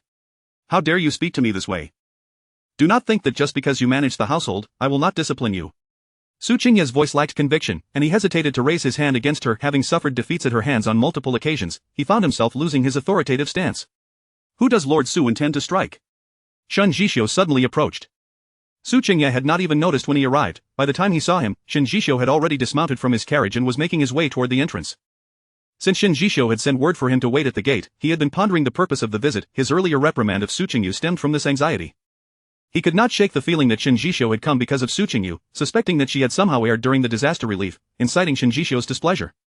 Elder Shen, I am merely reprimanding my unruly daughter.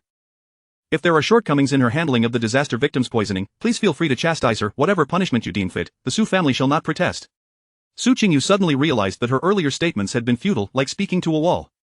Shen Jishio was momentarily taken aback by Su Qingye's words, regarding him with a look of bewilderment. What had been said only served to make Su Qingye break into a cold sweat. Chapter 66. Does the Crown Prince wish to bring Su Qingyu into the Eastern Palace? Shen Jishio refrained from elaborating on matters beyond the city, and spoke instead. I have come today to discuss an important matter with Lord Su. The marriage between myself and the eldest daughter of the Su family will proceed as planned. We shall deliberate on the date of the wedding at a later time. However, should Lord Su wish to discipline his daughter in the future, I kindly ask that he consider the implications.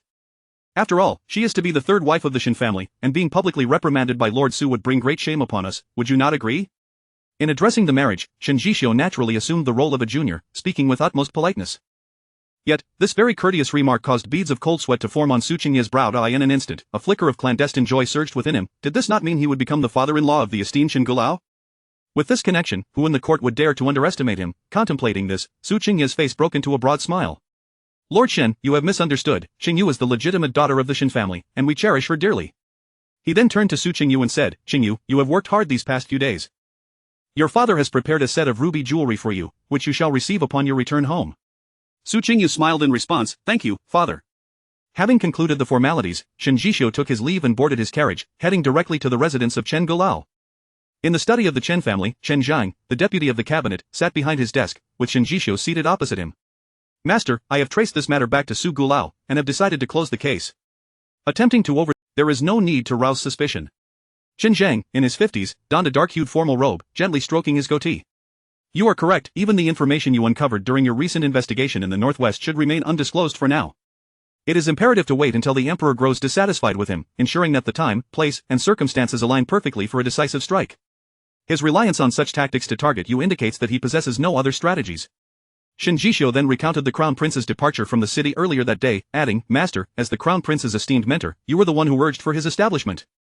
When he ascends the throne, you will undoubtedly be the most deserving candidate for the position of Prime Minister. Chen Zhang let out a hearty laugh, gazing at Shen Jishio with admiration. It seems you and the Crown Prince share a bond akin to that of brothers.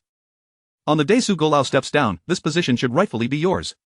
Yet, Shen Jishio did not exhibit any signs of elation or arrogance, humbly responding, I am still inexperienced and require further honing of my abilities. Suddenly, Chen Zhang spoke up, Jishio, I encountered the good prince today. Why has the marriage between your families not yet been settled? In my opinion, this union should be finalized. Shen Jishio shook his head, saying, I have already resolved to continue the engagement with the Su family and will set a date to invite you to the wedding festivities. Chen Zhang was taken aback, then expressed his disapproval. How could the Su family compare to the good prince's residence? Princess Yangjia still holds sway with the emperor, and Princess Chaoyun has received his favor. If you were to marry Princess Chaoyun, before Chen Zhang could finish, he was interrupted by Shen Jishio. Master, I have made my decision. I understand your good intentions, but matters of marriage must also consider destiny. Upon leaving the Chen residence, Shen Jishio returned directly to the Shen family estate. Upon learning that he had spoken with the Su family, the matriarch inquired, what shall we do about this? The betrothal gifts have already been sent, yet rumors abound in the capital that our families have broken off the engagement. Must we retrieve the gifts and propose anew? The betrothal gifts serve as a public declaration of the union, and it would be quite awkward to inform everyone that the wedding is back on. However, retrieving the gifts now would seem inappropriate. Shen Jishio replied, those gifts can be considered as dowry. I shall prepare a new set of betrothal gifts, but given the current critical situation of disaster relief, it is not prudent to make a grand display. Once this matter is resolved, I will then thoughtfully prepare the gifts. The matriarch was somewhat surprised. Her son truly considered every aspect for his future wife. The previous betrothal gifts had cost nearly 100,000 taels of silver. Using that amount to prepare dowry for the Su family girl, that could work. Then for the next betrothal, it will have to come from your private stash. If the public treasury bears such an expense again, your two sisters-in-law will surely have their own thoughts on the matter, the matriarch pondered. Shinjisho jested, indeed, if I cannot gather enough, I shall seek out some fine items from mother's private collection. The matriarch shot him a look, smiling, do not come to me for that. I intend to reserve my fine items for a meeting gift for my daughter-in-law. After exchanging light-hearted banter, the matriarch suddenly adopted a serious demeanor. You have dealt quite harshly with your nephew. Your sister-in-law has already come to me in tears. Upon hearing her mention Shinjiao, Shinjisho's expression shifted, and he said, Mother, what if I arrange for Shinjiao to be assigned an official position elsewhere, allowing him to gain experience for a few years? What do you think? The matriarch regarded Shinjisho with curiosity. Are you concerned that Shinjiao and the Su girl being under the same roof would have an adverse effect? However, Shinjiao is the legitimate eldest grandson of the Shen family, and I doubt your sister-in-law would agree. Shinjisho's brow furrowed, and he scoffed, my concerns are not solely self-serving. My elder brother and sister-in-law are neglecting their duties in raising this child. If he continues to be indulged, the Shen family will inevitably face ruin at his hands. As long as I remain in power, I can offer some support. But should the day come when I am no longer here, will he be able to safeguard this family legacy? Upon hearing this, the matriarch's countenance grew grave, recalling the behaviors of Shinjiao and the rest of the Shen family during the days when news of Shinjisho's supposed demise had circulated. A wave of sorrow washed over her. If her younger son were to pass, she could not guarantee the preservation of their family estate. Even if he is to be sent away for training, a marriage must be arranged for him first. When the time is right, I will subtly gauge your sister-in-law's sentiments. Shinjisho understood that this matter could not be resolved immediately. He merely harbored the thought. After engaging in idle conversation with the matriarch for a while, he returned to the western courtyard. Upon entering the study, Wenju pushed open the door and stepped in, her expression grave. Third Master, news has come from the Eastern Palace. The Crown Prince intends to bestow the title of concubine upon Miss Su. It is said he has already spoken with the Emperor, and tomorrow, after the court session, Yuneku will go to the Su family to announce the decree. Shinjisho abruptly rose to his feet, his expression darkening. What did you say? The Crown Prince wishes to bring Su Qingyu into the Eastern Palace? Earlier that day, he had sensed something peculiar in the Crown Prince's gaze towards Su Qingyu while outside the city. Thus, he had specifically instructed those planted in the Eastern Palace to report any developments, regardless of their significance. Thankfully, he had given such instructions, otherwise, by the time he learned of the news, it would have been too late. Third Master, what do you plan to do? Wenju inquired. Shinjisho maintained a composed demeanor, showing no signs of panic. His fingers unconsciously drummed against the table, producing a series of dull thuds. Open the storeroom and prepare the betrothal gifts. Tomorrow at dawn, let us go to the Su family with drums and gongs to propose. I shall also refrain from attending court tomorrow. I will go personally.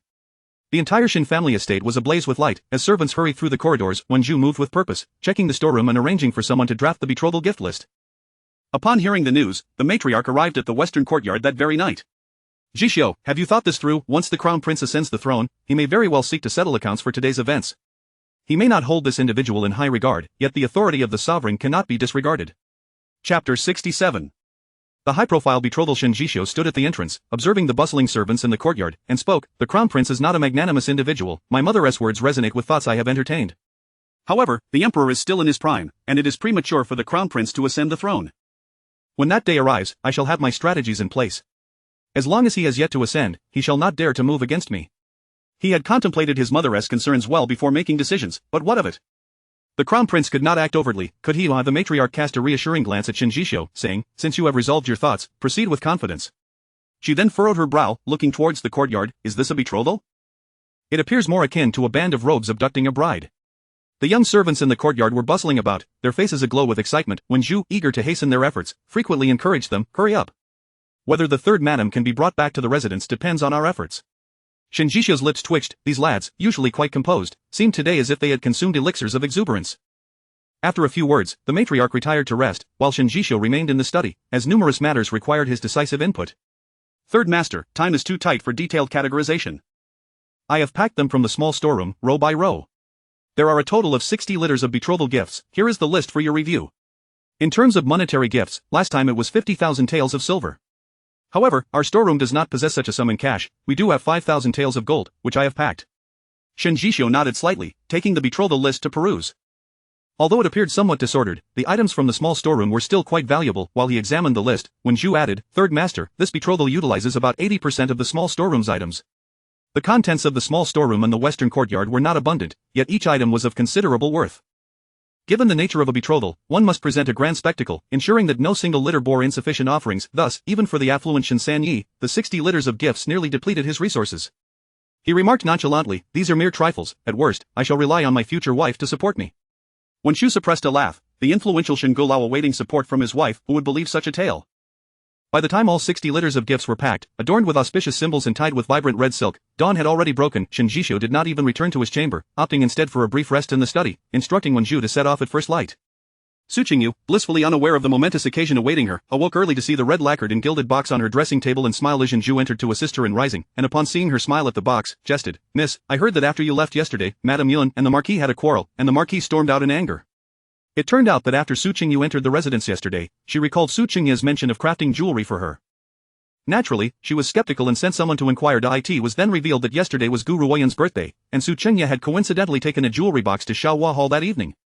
Feeling invigorated, Qingyu promptly made her way to Xiaohua Hall. Upon her arrival, she found Qingyu and Gu Ruoyan preparing to dine, a red lacquered and gilded jewelry box resting on the table.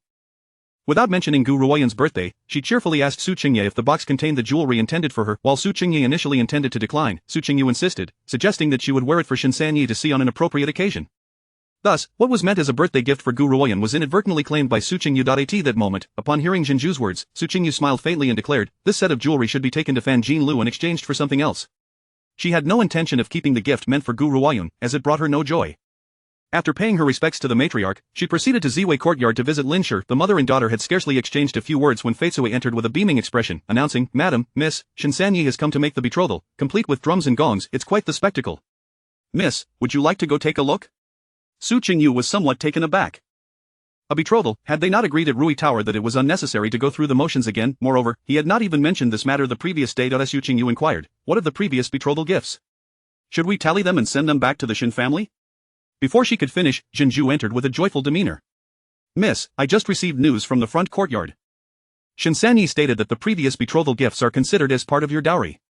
Qingyu momentarily fell silent. A dowry of 100,000 taels of silver, such a precedent had never been set in the capital. Linshi, who had been reclining against the large welcoming pillow on the Kong, sat up at once. "Shen is quite considerate, Qingyu. This match may indeed be promising." Linshi cared not for the monetary value of the gifts, as the Lin family was not in want. However, Shen Jisho's actions had granted Qingyu considerable face. Judging by such attitude, it was evident that not everyone could accomplish this. Being with child, Linshi could not venture forward. She instructed Qingyu, "You go, if anything arises, send someone to inform me." Qingyu rose, followed by her maidservant, and left Ziwei courtyard, making her way through the drooping floral gate to the front courtyard. As she approached, the sounds of drums and gongs, along with the strains of Suona, filled the air, leading one to believe that a celebration was underway at her residence. Qingyu asked Feitsui, "Is there still such a custom for betrothals in the capital?" Feitsui, equally curious, replied, "I have not heard of any family making such a commotion for a betrothal." "Does Shen fear that others might not know of his arrival?" Upon reaching the front courtyard, Qingyu beheld the 60 litters of betrothal gifts, draped in large red silk, and could not help but twitch her lips in disbelief. Was this not excessively ostentatious? Was this truly the reserved and dignified Shen making a betrothal? As she drew nearer, she saw Shen Jisho engaged in light conversation with Qingyu and the matriarch, while she stood aside, observing the gifts being counted. The proceedings did not adhere to the customary protocols of aristocratic betrothals. It resembled more of a relocation of the storeroom for reasons unknown. Qingyu felt a strong sense of this. Qingyu and the matriarch wore beaming smiles, particularly as Shen Jisho mentioned incorporating the previous betrothal gifts into Qingyu's dowry, filling their hearts with elation. Upon noticing Qingyu's arrival, the matriarch called her over with a smile, taking her hand and saying, "You, my dear girl, are indeed fortunate." Qingyu, recalling Shen Jisho's earlier admonitions, also smiled warmly at Qingyu, his expression brimming with affection. A self-deprecating smile graced Qingyu's lips. She had seemingly borrowed Shen Jisho's influence to garner a few smiles from her family elders. She was unsure whether to consider this her fortune or a lamentable plight of being a woman. An imperial edict has arrived. A sharp voice suddenly announced at the entrance of the Su residence. Chapter 68, The Imperial Marriage Decree. A sudden imperial decree left the Su family in a state of bewilderment. Qingyu vaguely recalled that the last time they received such a decree was during the mourning period for the late patriarch of the Su family, when the emperor issued a posthumous title. What could this decree signify? Surely it could not be merely to congratulate the Su and Shen families on their engagement. As he pondered this, he commanded the steward to prepare the incense altar in readiness to receive the decree. Standing nearby, Shen Jisho lowered his gaze, his deep-set eyes revealing an unruffled calm. Of the envoy delivering the decree was none other than the esteemed Grand Eunuch Hu Lu, a man of diminutive stature yet with an upright posture. He was accompanied by a young eunuch, who held aloft the bright yellow imperial edict with both hands. Prince Bingning Qingyu, and the eldest daughter of the Su family, Qingyu, received the decree, Hu Lu proclaimed. Upon uttering these words, he noticed Shen Jishou standing beside Su Qingye. The previously stern expression on his face suddenly transformed into one of warmth and joy upon seeing Shen Jishou. Elder Shen, what brings you here? Hu Lu inquired, stepping forward.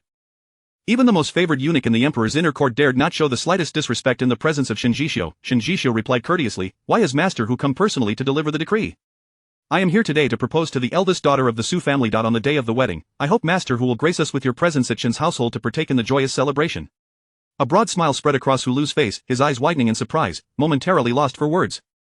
The engagement between Master Shen and the eldest daughter of the Su family had been announced, yet what of the decree he held? He could hardly suggest that Elder Shen should reconsider his engagement, particularly since the crown prince had taken an interest in the lady.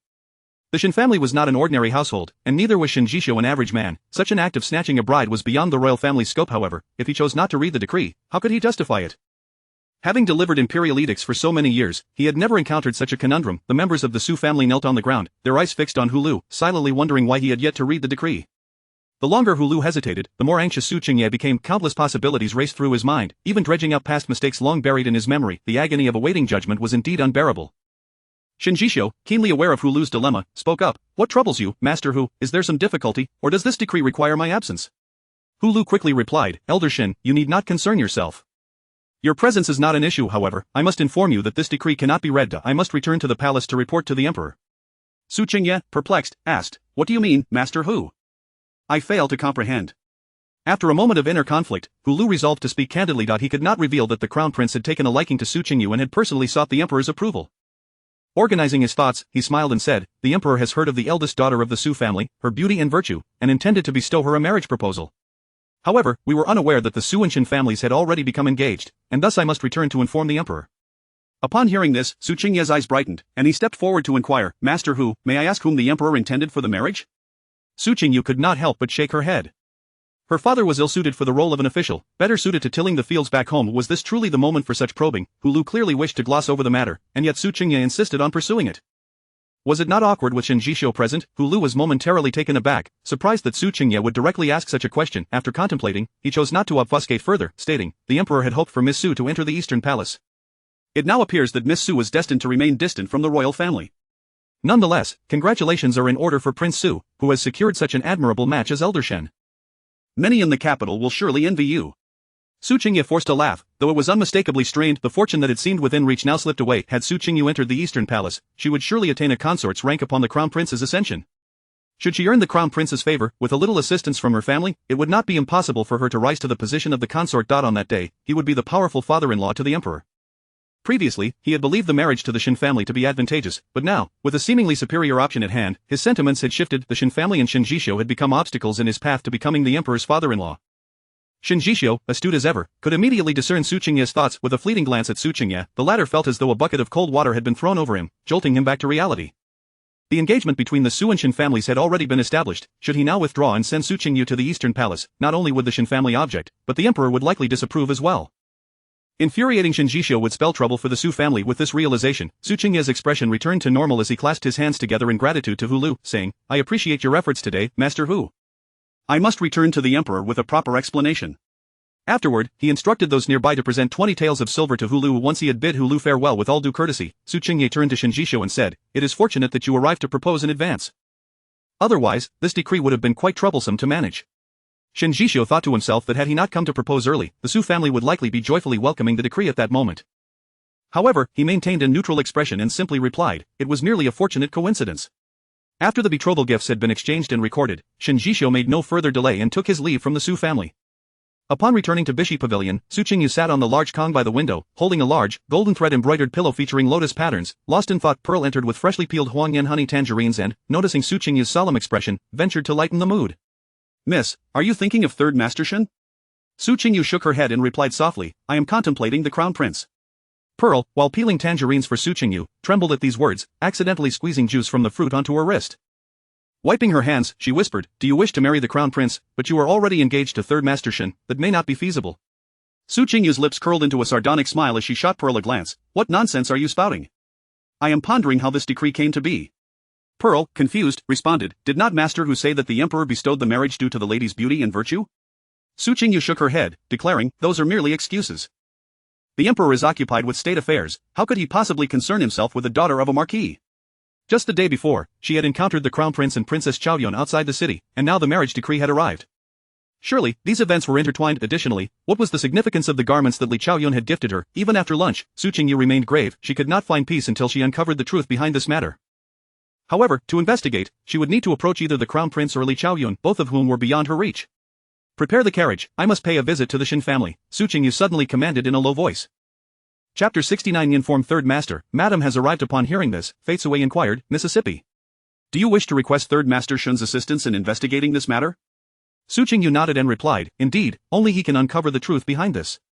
Even my cousin would struggle to reach the matter concerning the Crown Prince and Li Qiaoyun.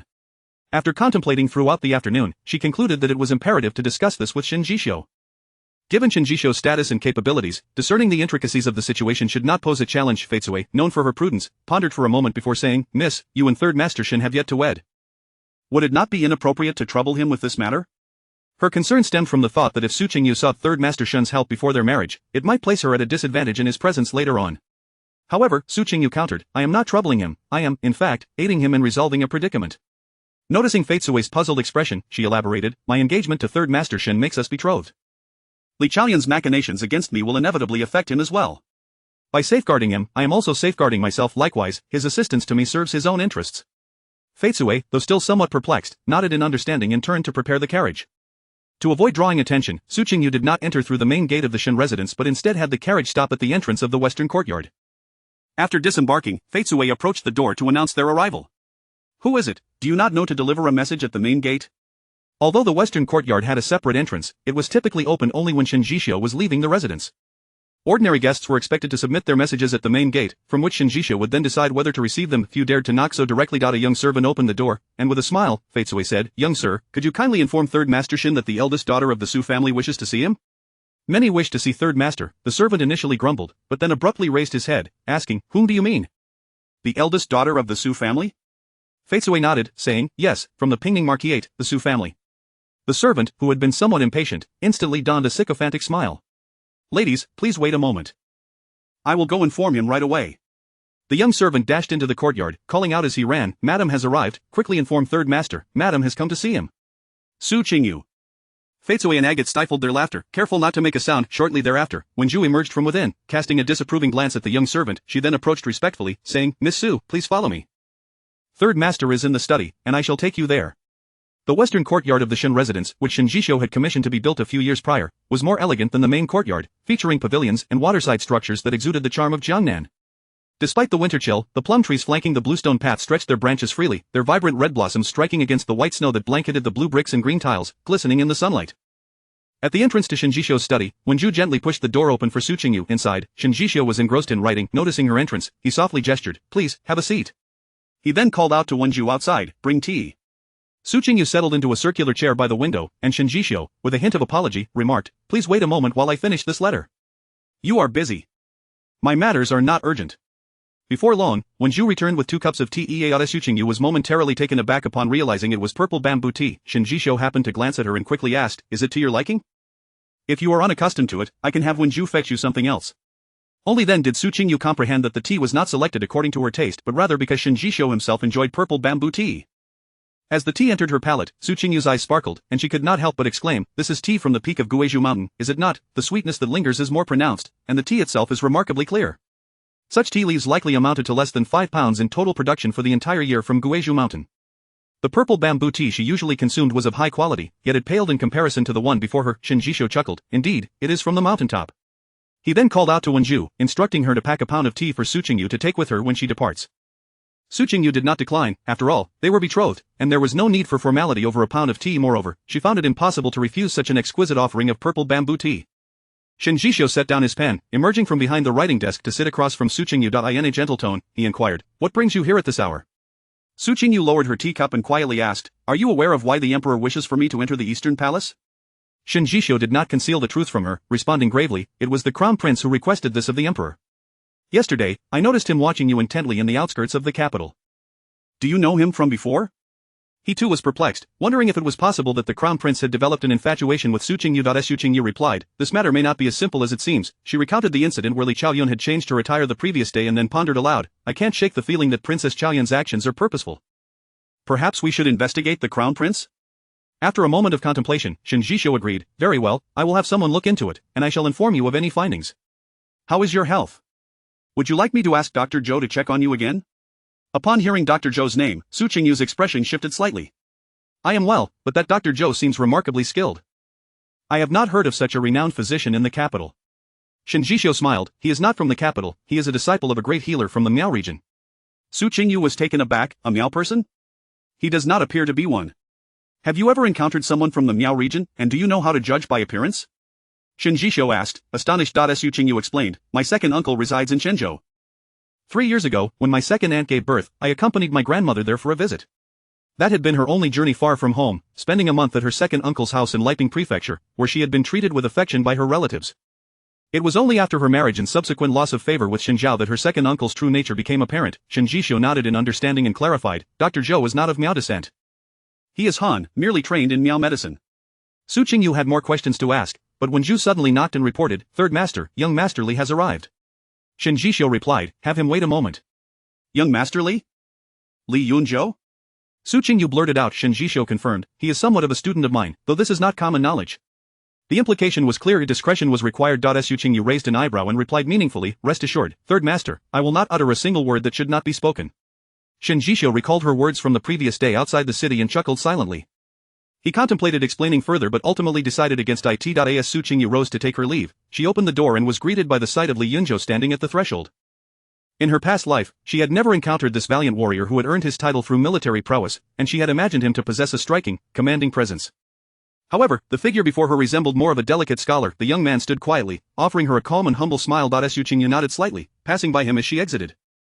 After taking a few steps, she couldn't help but glance back. This was the first time she had seen him, yet he bore an inexplicable familiarity. Shaking her head, she dismissed the thought, convinced it was merely an illusion, for she was certain there had been no prior connection between them in her past life. Upon returning to the Su residence, Su Qingyu alighted from the carriage only to encounter the anxious Pearl. Miss, you must hurry to Jiwei Courtyard, Madam is experiencing severe abdominal pain. Chapter 70. Accompanying you to the grave. Su Qingyu's heart tightened as she recalled the harrowing image of her mother's miscarriage in her final moments in her previous life. In a state of panic, she inquired, how long has the pain lasted? Have you summoned a doctor? Zhenju replied, we have already called for a physician, but he could not ascertain the cause of her distress. Hastening towards Ziwei Courtyard, Su Qingyu found Granny Bai attending to Lin Shi at her bedside. How is she faring? Su Qingyu asked softly as she approached. Glancing at the bed, she noticed Lin Shi was asleep, her complexion paler than usual, revealing signs of fatigue. Granny Bai lowered the curtain, signaling for Su Qingyu to step outside for a conversation. The two retreated to the rest area, where Granny Bai whispered, old Dr. Su has examined her but could not provide a definitive explanation. He merely suggested it might be caused by fetal movement. I am not at ease. I have also summoned Dr. Wang from Yeoman Hall, but his diagnosis was identical to that of Dr. Su. Su Qingyu furrowed her brow and asked, have you checked her food and drink? Could it be poisoning? Granny Bai reassured her, I requested Dr. Wang to investigate, and he found no abnormalities. Moreover, all of the lady's meals are prepared in our small kitchen, and the cooks are well known to us. Since the lady has not been receiving guests, who could possibly poison her without arousing suspicion, especially without the doctor's notice? Su Qingyu turned her gaze towards the inner chamber, her expression fraught with worry. What shall we do now?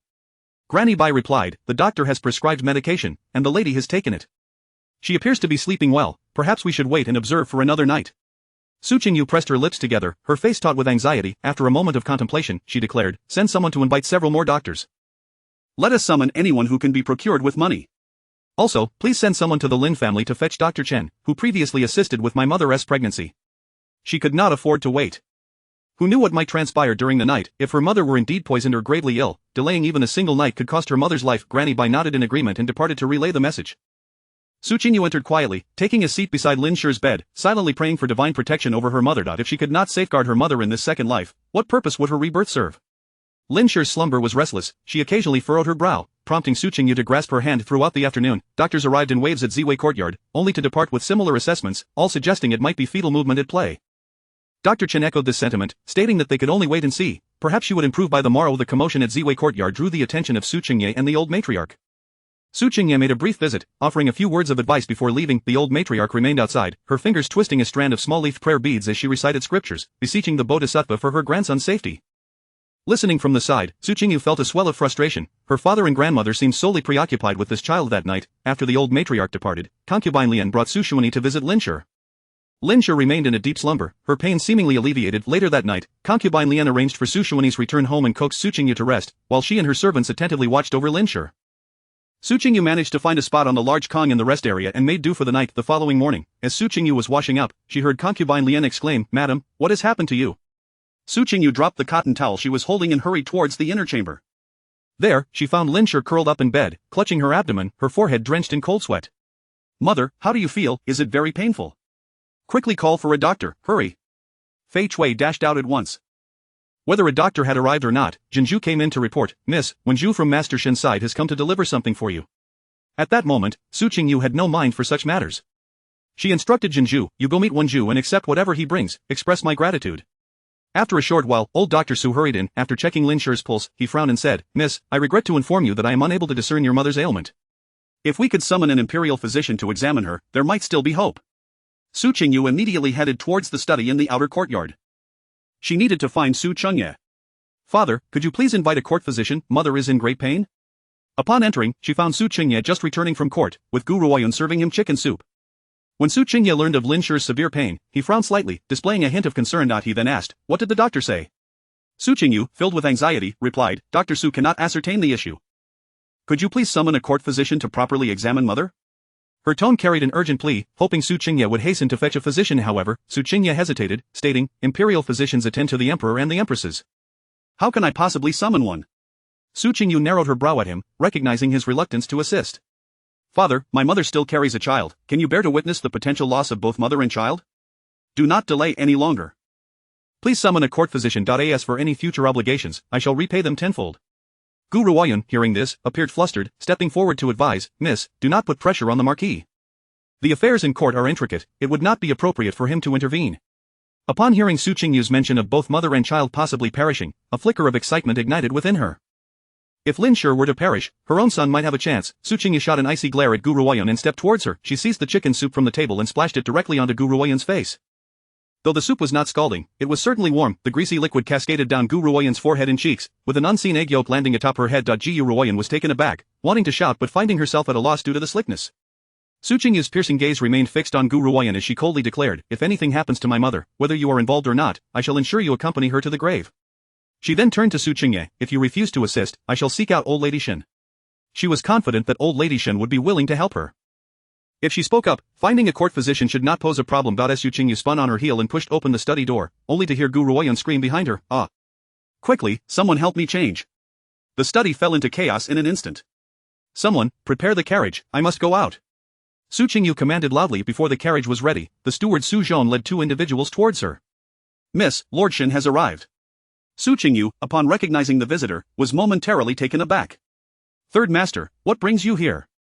Shin Jishio, clad in a dark mink cloak, regarded her while the gentleman Zhou stood behind him. "I heard that your mother is unwell, so I brought Mr. Zhou to assess her condition." Chapter 71 Preserve the Great or Protect the Small. A flicker of conflict flashed in Su Qingyu's eyes. If Shin Jishio were to bring someone else, she would undoubtedly take her leave for the inner courtyard immediately. However, concerning this Mr. Zhou, she dared not gamble. In her previous life, he had stripped her of her dignity. Who could tell if it was for wealth or out of enmity towards the Su family?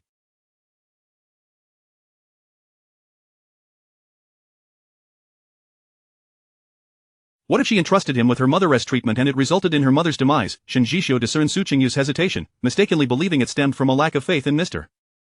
Zhou's medical skills. After a moment's contemplation, he turned to Wenju and instructed, "Please summon Lu Yuanzhang from the Imperial Medical Institute." He then approached Su Qingyu and added, "Lu Yuanzhang specializes in gynecology. Let Mr. Zhou examine your mother first, and Lu will arrive shortly." Shin Jishio's words provided Su Qingyu with a semblance of reassurance. Just then, a young maid rushed in, exclaiming, "Miss, it's terrible. Madam has coughed up blood." Without a moment's hesitation, Su Qingyu turned to Mr. Zhou, saying, "Please, sir." Ordinarily, Shin Jishio would not have been permitted entry into the inner courtyard, but under the circumstances, he could at least assume the role of a son-in-law and followed her inside. Upon hearing that Shin Jishio had arrived, Su Qingye also emerged from the study to join them. In the side hall of Zy Garden, Su Qingye accompanied Shin Jishio for tea, while Su Qingyu led Mr. Zhou into the inner chamber. Reflecting on the matter of Su Chengyan's recall to the capital, which the old lady had frequently mentioned, Su Qingye thought it an opportune moment to bring it up with Shin Jishio. After a brief pause, he initiated, "I've heard that there are several vacancies in the Wuqing military command. My second brother has been in Qianzhou for many years." However, before he could complete his thought, Shin Jishio interrupted with a wave of his hand, "Lord Su, we are still uncertain about your mother's condition. It is not the time to discuss official matters." He referred to Lin as aunt, yet addressed Su Qingye as Lord Su. Su Qingye, thwarted by Shen Jishuo's gentle rebuff, dared not speak further and bowed his head, uneasily sipping his tea. His thoughts wandered to whether Shen Jishuo might be displeased, and whether Su Changyan could indeed be recalled to the capital. As for Lin's precarious health, it was not within his contemplation. Before long, the old lady hurriedly entered, inquiring, "What's the situation? Is my grandson safe?" Shen Jishuo rose and performed a respectful gesture towards the old lady, assuring her, "Rest assured, I have already sent for Lu Yuanzhang." The old lady, having heard of Shen Jishuo's arrival, rushed over. She warmly stated, "Today, we are truly indebted to Jishuo. Do stay for lunch." Shen Jishuo politely responded, "There is no need for such courtesies, old lady.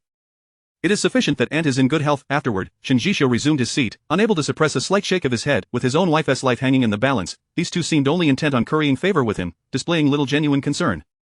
The old lady inquired after her grandson, yet her attentiveness lay solely with him. Once seated, the old lady exchanged pleasantries with Shen Jishuo, who responded with a cool indifference. After approximately a quarter of an hour, Su Qingyu and Mr. Zhou entered together. Shen Jishuo stood first and asked, "How is she?" Su Qingyu anxiously turned to Mr. Zhou, sensing his pallor during the pulse examination. "Third Master, Madam's pain is due to stagnation of qi and blood within the womb, resulting in a mass. As the fetus grows, the mass enlarges, causing such agony. There are two courses of action and one is to protect the child. I will prescribe pain relief for Madam to ensure her safety until delivery. However, this method poses significant risks to the mother. To speak candidly, she may not survive beyond the child's first year." Su Qingyu immediately exclaimed, "No, that method is unacceptable, sir. Is there no alternative?" Mr. Zhou continued, "The other option is to terminate the pregnancy directly. I can then provide care for Madam to restore her health to its former state." Su Qingyu sighed with relief. This option was preferable. As for the child, it was a loss she could accept if it meant saving her mother. Just as she was about to speak, the old lady's voice cut through, resolutely declaring, "Utilize the first method. We must preserve my grandson." Su Qingye echoed, "Indeed, the child must be safeguarded. Our Su family lacks heirs. If it is a son, he will be the legitimate firstborn." Su Qingyu felt a sharp pain in her heart, her thoughts swirling in disarray. She firmly closed her eyes, and upon reopening them, clarity returned. "Let us wait for Lu Yuanzhang's arrival to see what he advises, then we shall decide." Turning to Mr. Zhou, she inquired, "In your opinion, does my mother exhibit signs of poisoning?" Mr. Zhou shook his head, replying, "No, Madam is not poisoned. This matter warrants further discussion. For the time being, her life is not in immediate danger. Lu Yuanzhang may provide a suitable solution." Shen Jishuo approached Su Qingyu, speaking in a tone audible only to her. "Do not be afraid, make your decision, for I will handle everything." His voice was calm and steady, standing a head taller than her. His tall frame shielded her from her grandmother and father's scrutinizing gaze.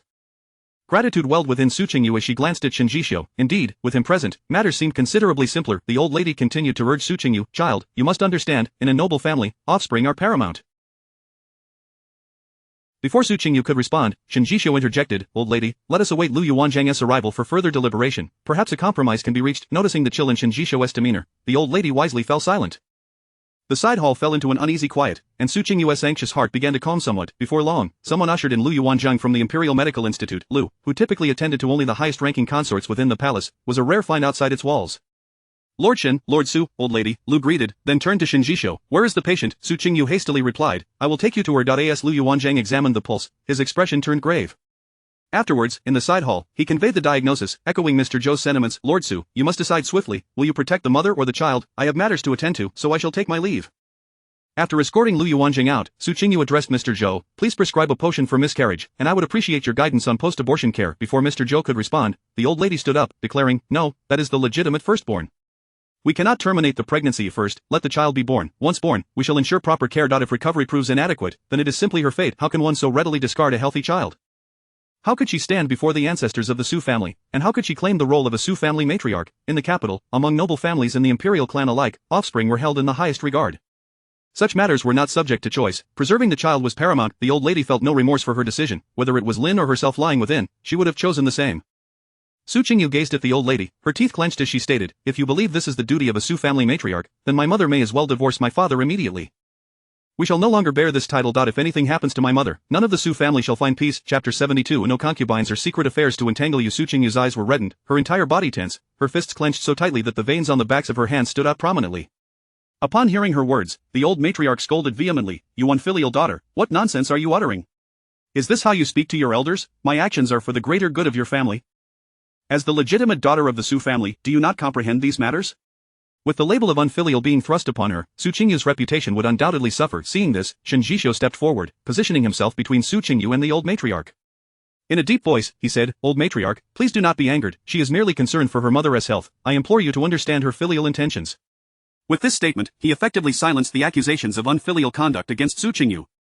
Even if word spread later, others would only say she was worried for her mother, which is quite understandable, Shen Jishou continued. While the birth of a legitimate son is important, he is yet to be born and cannot be considered a matter of life and death. As long as the Green Mountains remain, one need not fear the absence of firewood. What say you, Duke Su? Duke Su Qingyu wore a solemn expression, remaining silent for a long moment as he pondered the implications of Shen Jishou's words. Was he attempting to meddle in the affairs of the Su family? Su Qingyu was equally astonished by Shen Jishou's open defense. It was both expected and unexpected. She had thought that even though they were engaged, he would be reluctant to involve himself in the domestic matters of another family. Ultimately, after weighing the pros and cons, Su Qingyu had decided to give Third Master Shen face and agreed to let Su Qingyu have her way in this matter. Having been prepared to fight to the bitter end with these individuals, Su Qingyu was unexpectedly pulled back to safety by Shen Jishou. She let out a breath, feeling utterly exhausted. With Su Qingyu's approval, Mr. Zhou began instructing others to prepare the medicine and write a prescription. Taking advantage of the time while Mr. Zhou was occupied, Shen Jishou remarked, "My aunt will need time to recuperate, so let us set our wedding date for 3 months hence. I will take the opportunity to consult Master Cien about an auspicious date, likely in May." Since Shen Jishou's safe return to the capital, the two families had yet to discuss whether the wedding date would remain unchanged. Just 2 days prior, Su Qingyu and the old matriarch had privately discussed the matter and agreed that it would be best to proceed with the original date to avoid unnecessary complications. After all, there were many in the capital who had their eyes on Lord Shen. An early marriage would provide them with peace of mind. Upon hearing Shen Jishou propose a date 3 months away, Su Qingyu instinctively objected, "Isn't 3 months too late? Perhaps we should stick to the previous date?" Shen Jishou frowned and replied, "In our marriage, my aunt will still have to manage household affairs. It would be prudent to wait until she has fully recovered before we properly arrange our wedding." The old matriarch muttered under her breath, "Unable to bear a son and now delaying my daughter's marriage, such bad luck." Her words were barely audible, as Su Qingyu and Su Qingyu were too far away to hear, but Su Qingyu caught every syllable. She shot the old matriarch a cold glance, her eyes filled with a sinister resentment. When the old matriarch turned to look at her, she lowered her head, pretending not to have heard anything. She would not scold her, nor would she harm her. Instead, she wanted to witness her cherished descendant slowly descend into hell. Once Mr. Zhou had completed the prescription, Shen Jishou stood to take his leave. Before departing, Su Qingyu approached him and softly said, "Thank you for today." Shen Jishou looked deeply into Su Qingyu's eyes and solemnly advised, "Some matters need not lead to mutual destruction. There are many ways to resolve issues. In the future, for situations like today, you may send someone to find me at once." Su Qingyu froze momentarily. Did he see through her thoughts? For a fleeting instant, she had indeed contemplated bringing ruin upon the Su family. Noticing her daze, Shen Jishou added, "Before you strike, consider how to protect yourself. Household affairs and court matters are fundamentally the same. Do not reveal your fangs before delivering a fatal blow to your opponent." Su Qingyu couldn't help but smile, teasing, "Is Lord Shen teaching me how to navigate domestic conflicts? Are you not afraid I will marry into the Shen family and wreak havoc among your concubines?" Upon hearing the words concubines, Shen Jishou replied, "You think too much. There are no concubines here for you to contend with." His expression remained as impassive as ever, revealing no emotion, yet Su Qingyu sensed a hint of irritation beneath his calm demeanor. After finishing his statement, Shen Jishou adjusted the collar of his cloak and turned to board his carriage. Su Qingyu furrowed her brows as she watched the carriage drive away, wondering which of her words had gone awry. Or perhaps she had misjudged him. He was not angry after all. She could not afford to dwell on Shen Jishou's feelings, as urgency propelled her to return to the inner courtyard to see Lin Shi. Upon entering, she found concubine Lian holding a warm cloth to Lin Shi's forehead, while Su Shuani gently held Lin Shi's hand, softly asking, "Mother, where does it hurt? Let ACI massage it for you." The scene before her overlapped with memories of her mother's illness in her past life, causing Su Qingyu to hold back tears. She forced a smile and approached, saying, "Mother, the doctor has prescribed medicine. Everything will be fine once you drink it." Lin Shi seemed to sense something and quietly inquired, "Is this child not to be saved?" Fearing Lin Shi would sacrifice her life for the child, Su Qingyu grasped her hand, her voice choked with emotion as she said, "Mother, even if this child is lost, you can still have another. Even if not, you still have me." Lin Shi patted Su Qingyu's hand and said, "Have someone prepare the medicine. Let me sever my ties with this child swiftly. You are still young. I cannot forsake you for the sake of bearing this child." Su Qingyu leaned beside Lin Shi, quietly weeping, while concubine Lian also wept softly, her handkerchief in hand. Su Shuani, though partially comprehending the situation, followed suit and began to cry alongside her mother and sister. It was Su Qingyu who first composed herself, encouraging both Lin Shi and concubine Lian. "Mother, the medicine is being prepared.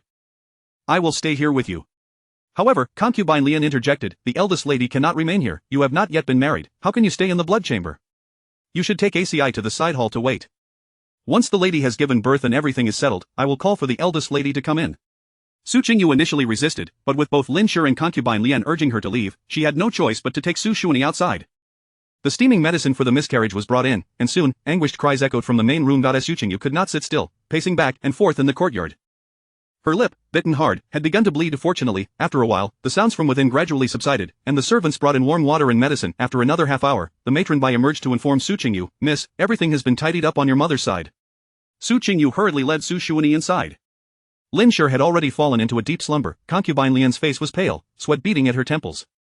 The eldest lady should return to rest. I will take care of the lady for the next few days, concubine Lian insisted, allowing Su Qingyu only a fleeting glance before ushering her out again. Seeing Su Qingyu's reluctance to leave, she added, Miss, you have not yet been married, and there are many things you do not understand. It is most convenient for me to assist the lady, and you have been weary all day. Return to rest and come back tomorrow morning. With no other option, Su Qingyu instructed someone to escort Su Xuanyi back to rest, and she herself returned to Bishi Pavilion. Upon entering her inner chamber, she noticed 3 exquisite sandalwood boxes on her vanity. What are these? Who placed them here? Su Qingyu inquired. Chapter 73. The heir apparent as Jinju assisted her in changing clothes, she replied, this was delivered by Wenju this morning, saying it was from Master Shen.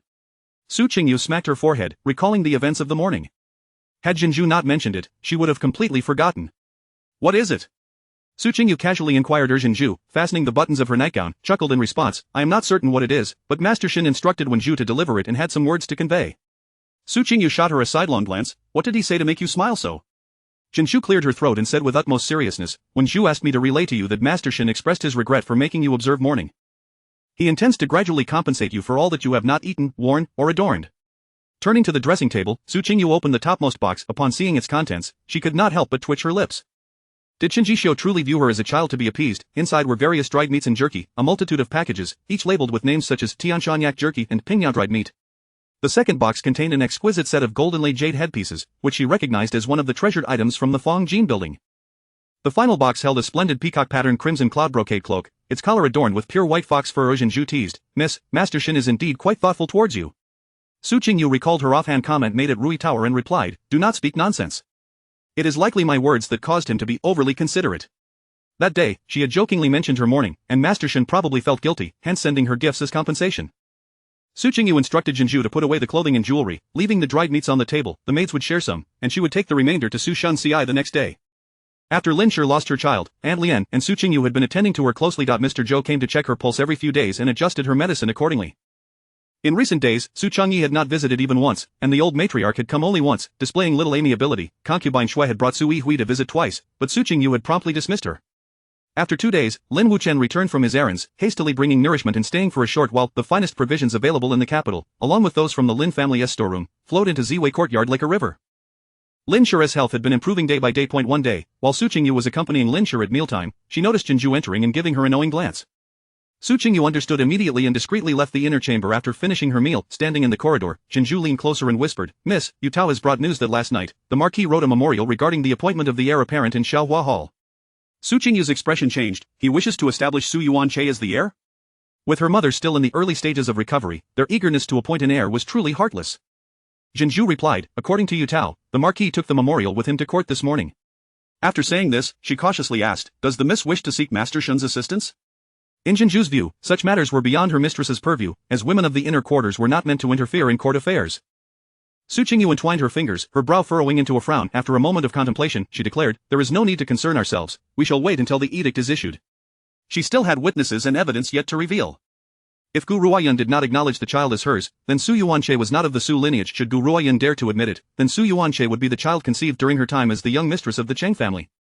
A charge of adultery could not be evaded, and the true parentage of the child would be even more difficult to ascertain. Moreover, she had assigned her third cousin to keep watch over Zhou Burun. Just as the two were finishing their conversation, the steward Su Zhong entered Ziwei courtyard, holding a letter in his hands. Miss, this is a letter from Master Shen addressed to you. Su Zhong presented the gilded invitation with both hands. Su Qingyu took it and glanced at the contents. It was an invitation from Shinjisho to join him for lunch at Rui Tower. Please inform the messenger that I shall attend punctually. After notifying Lin Shi, Su Qingyu returned to Bai Shui Pavilion to adorn herself. Miss, shall you wear the headpiece that Master Shen sent? Jinju inquired.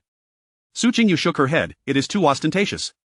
After a moment's thought, she added, bring out that crimson cloud brocade cloak. Jinju, elated, hurried to fetch the garment while Hupa assisted her in arranging her hair and adorning her with jewelry. Since Su Qingyu had been frequently leaving the estate, 2 of the 4 maids had taken roles within, while the other 2 managed affairs outside. Once properly attired, Su Qingyu carried the hand furnace, adorned with jade and agate, as she stepped outside. The grain from Jiangnan had been transported to the capital the previous day, causing grain prices to plummet, and the refugees outside the city had been properly settled. As Su Qingyu gazed outside through the carriage window, the capital had returned to its former state prior to the calamity in the northwest. At Rui Tower, in the private room on the far side of the 3rd floor, as Su Qingyu entered, she found Shinjisho already having ordered the dishes. Seeing her draped in the cloud brocade cloak, he could not help but smile. You've arrived, please sit. The dishes have just been served, Shinjishio said warmly. Chupa helped Su Qingyu remove the cloak, took the hand furnace, and then stepped outside. Seated opposite Shinjishio, Su Qingyu glanced at the table laden with food, all of which he had ordered last time, not a single vegetable in sight. Master Shen, I was merely joking last time. I did not mean to imply I wished to consume so much meat at every meal, she felt compelled to explain. Shinjishio stroked his chin and, in the end, had the waiter add 2 vegetable dishes. The two enjoyed a harmonious meal, and after finishing, Su Qingyu finally asked, Master Shen, did you summon me for a specific purpose? Shinjishio produced a memorial and handed it to Su Qingyu. Take a look. Do you have any knowledge of this matter? Without needing to examine it, Su Qingyu could surmise that it pertained to the memorial submitted by Su Chunyi regarding the appointment of the heir.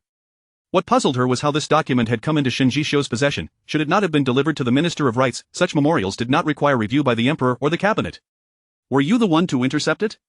Su Qingyu did not look at the memorial but raised her teacup to take a sip. Chapter 74. Where on earth did this child come from? Shinjishio was somewhat taken aback. Do you know he submitted a memorial? He further elucidated, this morning, the Minister of Rites, Lord Xiao, sought my favor, indicating that this matter pertains to my maternal family, and he would expedite assistance. I recall that there are some dubious aspects regarding Su Yuenjia's background. I surmised that you might be unaware of the memorial submission, hence I withheld it.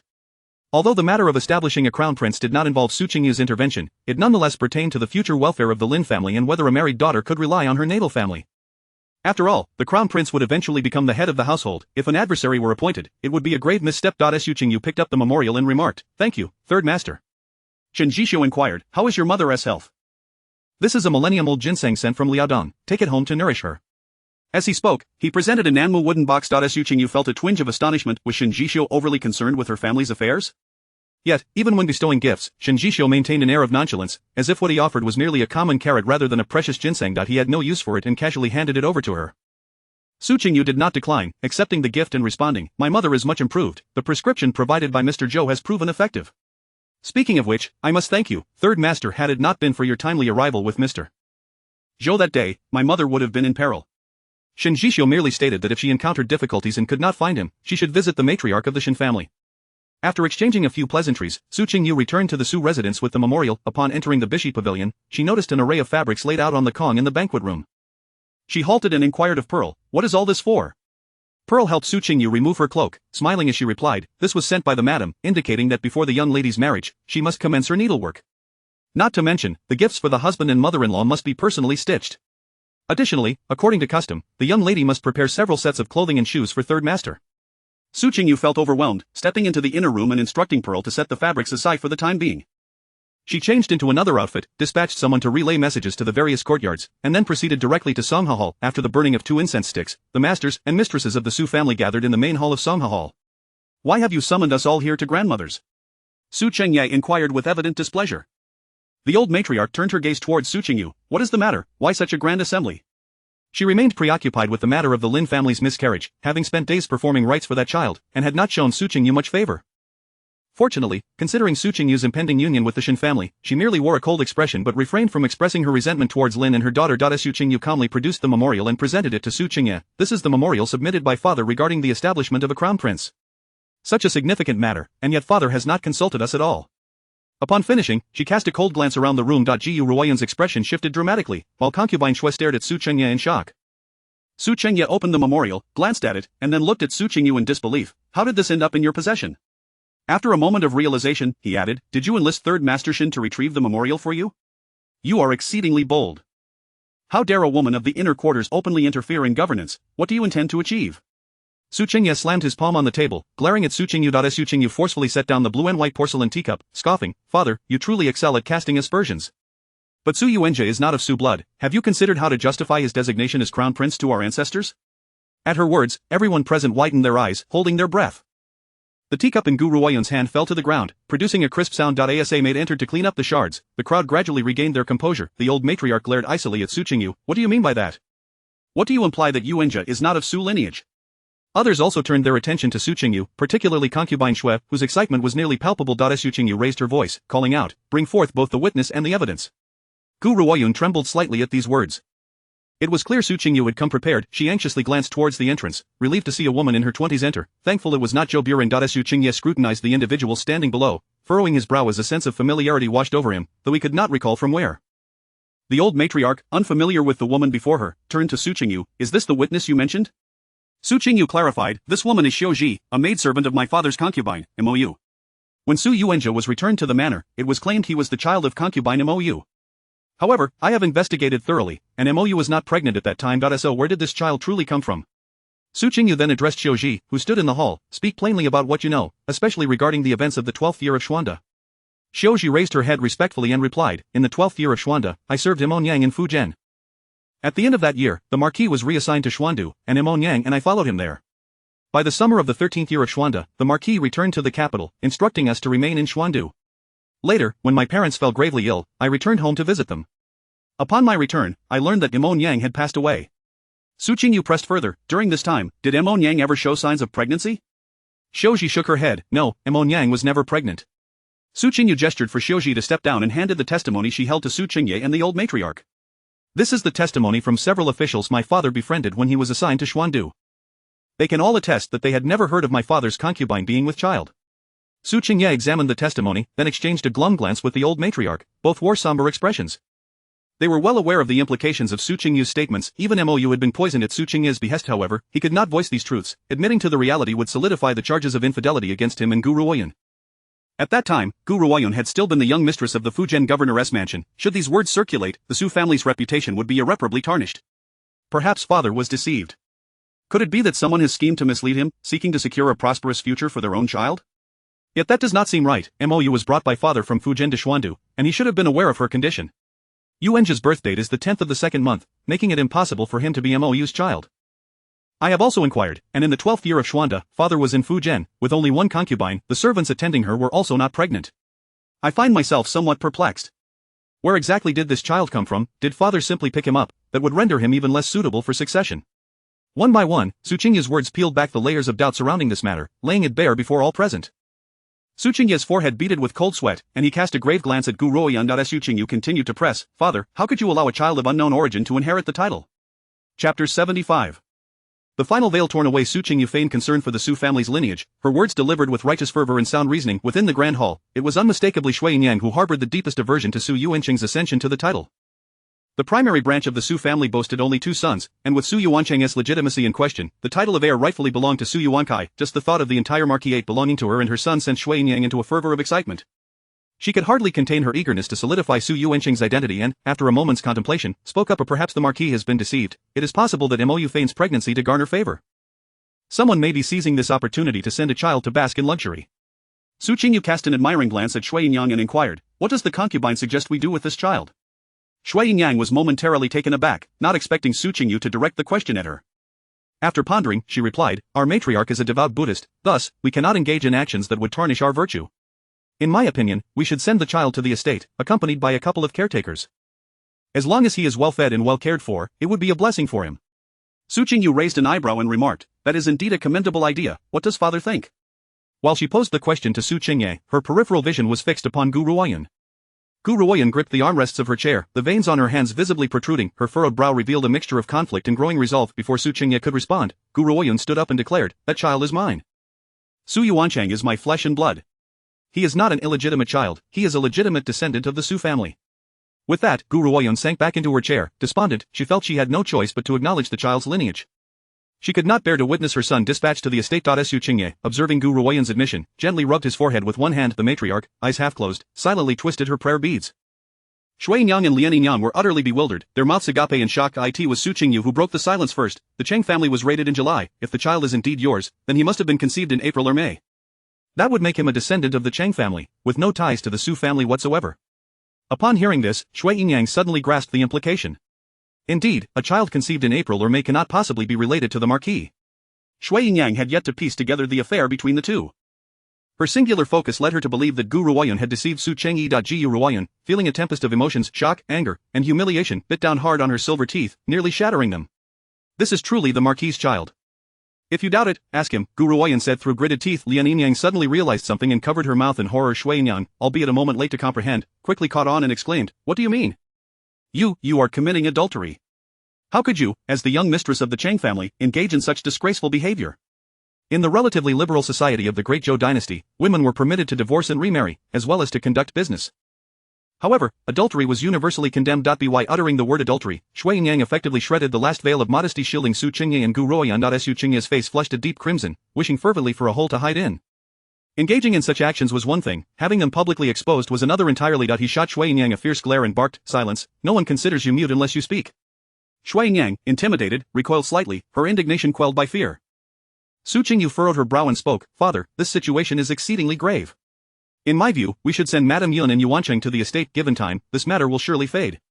Su Qingyu refrained from mentioning Su Yuancheng's lineage or the sordid affair between Zhou Buren and Gu Ruoyan, as she wished not to arouse suspicion regarding past events in Fujian. As she anticipated, Su Qingye hesitated for a moment before stating, "This matter must remain confidential, we shall discuss the heirship at a later date. As for Madam Yun and Yuancheng, they shall continue residing in the manor." He seemed to imply a caution towards Su Qingyu, adding, "The reputation of the Su family is your reputation as well. Should the family's name suffer, it would tarnish your prospects for marriage. This matter ends here. If anyone dares to speak of it, do not blame me for being unyielding." Su Qingyu maintained her composure, merely responding with an affirmative. After all, it mattered little to her whether Gu Ruoyan remained in the manor or was sent to the estate. Her time was surely limited. However, Shui Yang could not conceal her dissatisfaction, her mind racing with schemes on how to elevate Su Yuankai to heirship. On the path back from Songha Hall to Bihui Pavilion, Shui Yang hurriedly caught up to her. "Miss, how is the madam faring? You have worked hard these past few days, miss." "From today onwards, I shall attend to the madam myself," Shui Yang said with a beaming smile, her demeanor obsequious. Su Qingyu understood that Shui Yang's intentions were to curry favor with her and her mother for Su Yuankai's benefit. Once Su Yuankai became the heir and eventually the head of the Su family, her mother would likely find herself in a precarious position. "You are too kind, concubine, my mother has someone to attend to her, so there is no need for your assistance," Su Qingyu replied coolly. With that, she adjusted her cloak and prepared to leave. To her surprise, Shui Yang sought her out again shortly after she returned to Bihui Pavilion. In a good mood, Su Qingyu was seated by the Kong table in the resting room, engrossed in dyeing her nails with red lacquer. Upon hearing from Pearl that Shui Yang wished to see her, Su Qingyu did not even lift her gaze, stating, "Please let the concubine in." As Shui Yang entered, Su Qingyu was gently blowing on her nails. "May I pay my respects to the young lady," Shui Yang said, her demeanor one of utmost reverence, holding a small box in her hands. Su Qingyu replied, "Please, take a seat, what brings you here?" Shui Yang sat across from Su Qingyu and presented the red-lacquered pearwood box. "Young lady, while I was tidying the storeroom yesterday, I found this set of jewelry that I believe would suit you well. Please have a look and see if you like it." Su Qingyu opened the box to reveal a pair of exquisitely crafted golden hairpins, symbolizing longevity and prosperity. "These hairpins are indeed beautifully made, but I cannot possibly accept such a precious gift from you," Su Qingyu remarked casually, though a flicker of surprise crossed her lowered gaze. How did these hairpins come to be in her possession? Chapter 76, casually digging a pit for the eldest brother. Mother originally possessed a set of 12 golden hairpins, each representing the 5 blessings and longevity. On her 10th birthday, she gifted 2 to me, and likewise, on Su Shen's 10th birthday, she also presented her with 2. Judging by the intricate floral carvings, they must belong to Su Shen. Aunt Shui, aware that Su Qingyu was accustomed to fine things, deliberately selected the best from the storeroom. As for the origin of these hairpins, she cannot recall precisely, but she vaguely remembers that they were a birthday gift from Su Qingye a few years back. If the eldest young lady is pleased, that is enough. Only items of such quality are worthy of you, Aunt Shui remarked with a smile as Su Qingyu instructed the maid, Jade, to put them away and expressed her gratitude. Noticing this, Aunt Shui pressed her lips together and tentatively inquired, "Eldest young lady, you mentioned that Yuan Che's current status is not presentable. The only one from the main branch who can inherit the title is your eldest brother. Is his succession to the title a certainty?" She had come with the intention of gauging Su Qingyu's stance.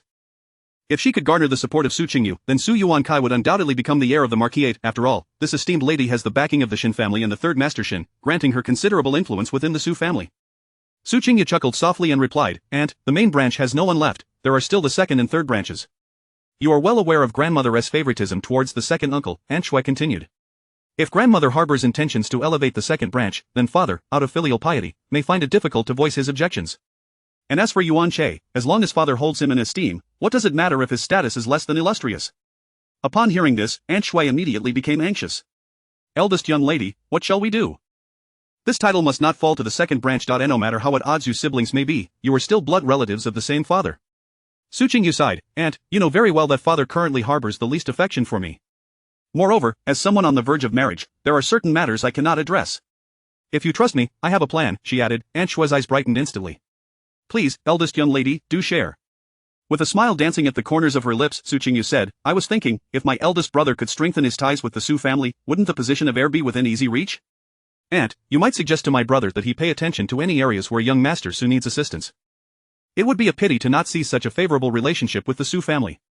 Aunt Shui was initially taken aback, but as she pondered Su Qingyu's words, the smile on her face grew wider.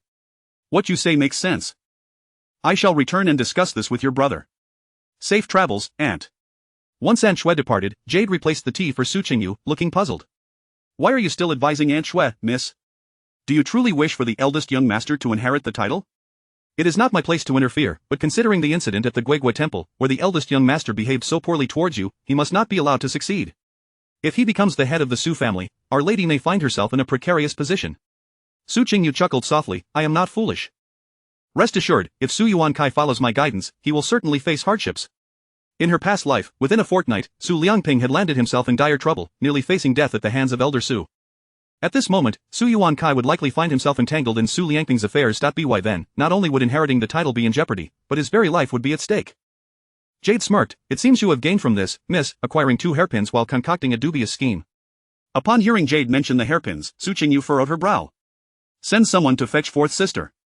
Before long, Su Shan entered, rubbing her hands together. Eldest sister, you called for me? Su Qingyu pulled her close, grasping her icy hands. Why did you not bring a hand warmer? With a sheepish laugh, Su Shan replied, I heard you were looking for me, and in my haste, I completely forgot. Su Qingyu warmed her hands, then signaled to Jade to bring forth the hairpins. As she opened the box before Su Shan, she asked, aren't these 2 hairpins the birthday gifts mother gave you? How did they end up with Aunt Shui? Su Shan turned to look at the hairpins, her eyes widening in disbelief. Did she take them again? Immediately, Su Shan, now fuming, exclaimed, Aunt Shui deceived me. She said she was keeping them safe, yet they were taken by Aunt Shui. These were given to me by mother, and I have not even had the heart to wear them. Su Qingyu was taken aback by Su Shan's apparent ignorance, realizing that the hairpins had likely been placed in Aunt Lian's care. What exactly transpired? Are you still unwilling to confide in your sister? Su Qingyu sighed softly, her voice gentle, recalling the grievances they had both endured over the years. Su Shan glanced at the hairpins, tears welling in her eyes. Eldest sister, it's not that I do not wish to tell you. I simply do not know what happened. I only know that Aunt Shui visits my aunt periodically. I cannot understand their conversations, but each time, she leaves with numerous items from my aunt. Previously, the jewelry mother gifted my aunt and the supplements you provided her have all been taken by Aunt Shui. Su Qingyu's expression hardened as she inquired sternly, do you remember anything they discussed? It doesn't matter if you didn't understand, just tell me whatever you can recall. With her hands intertwined, Su Shan pondered for a long moment before speaking. Aunt Shui mentioned something about 18 years ago, concerning the lady giving birth to something. She also said that if this matter were to leak, the lady would be unable to continue living, and would be burned alive. Every time she said this, my aunt would turn pale with fright, and she often had nightmares at night. Su Shan's few words left Su Qingyu frozen in place. Although Su Shan might not comprehend the implications, Su Qingyu grasped the gravity of the situation. Something significant occurred 18 years ago that deeply affected their mother, and now, Aunt Shui had Su Qingyu fought to regain her scattered thoughts and softly instructed Su Shan, fourth sister, the next time Aunt Shui seeks trouble, you must inform me at once, understood? Su Shan nodded vigorously, I will remember. I will definitely tell eldest sister. After sending Su Shan away, Su Qingyu remained alone for a while, utterly perplexed. What could have transpired to instill such fear in Aunt Lian? Initially, I believed the matter concerning Gu Ruoyun would linger for some time, but unexpectedly, the following day brought a turn of events. The next morning, Lin Wuchen sent word for her to visit the Lin Trading Company. Upon her arrival at the flower hall in the back courtyard of the Lin Trading Company, she found Shen Jishio also present, engaged in a game of chess with Lin Wuchen. Was it merely a coincidence, or had Shen Jishio indeed summoned her? As Su Qingyu pondered this, she heard Shen Jishio declare, no more play, let us discuss serious matters. The truth regarding the Cheng family's affairs has been uncovered. The Marquis of Pingning holds deep affections for the young mistress of the Cheng family, yet she has been skillfully manipulating him. Chapter 77 A Grand Green Hat. Su Qingyu was somewhat taken aback.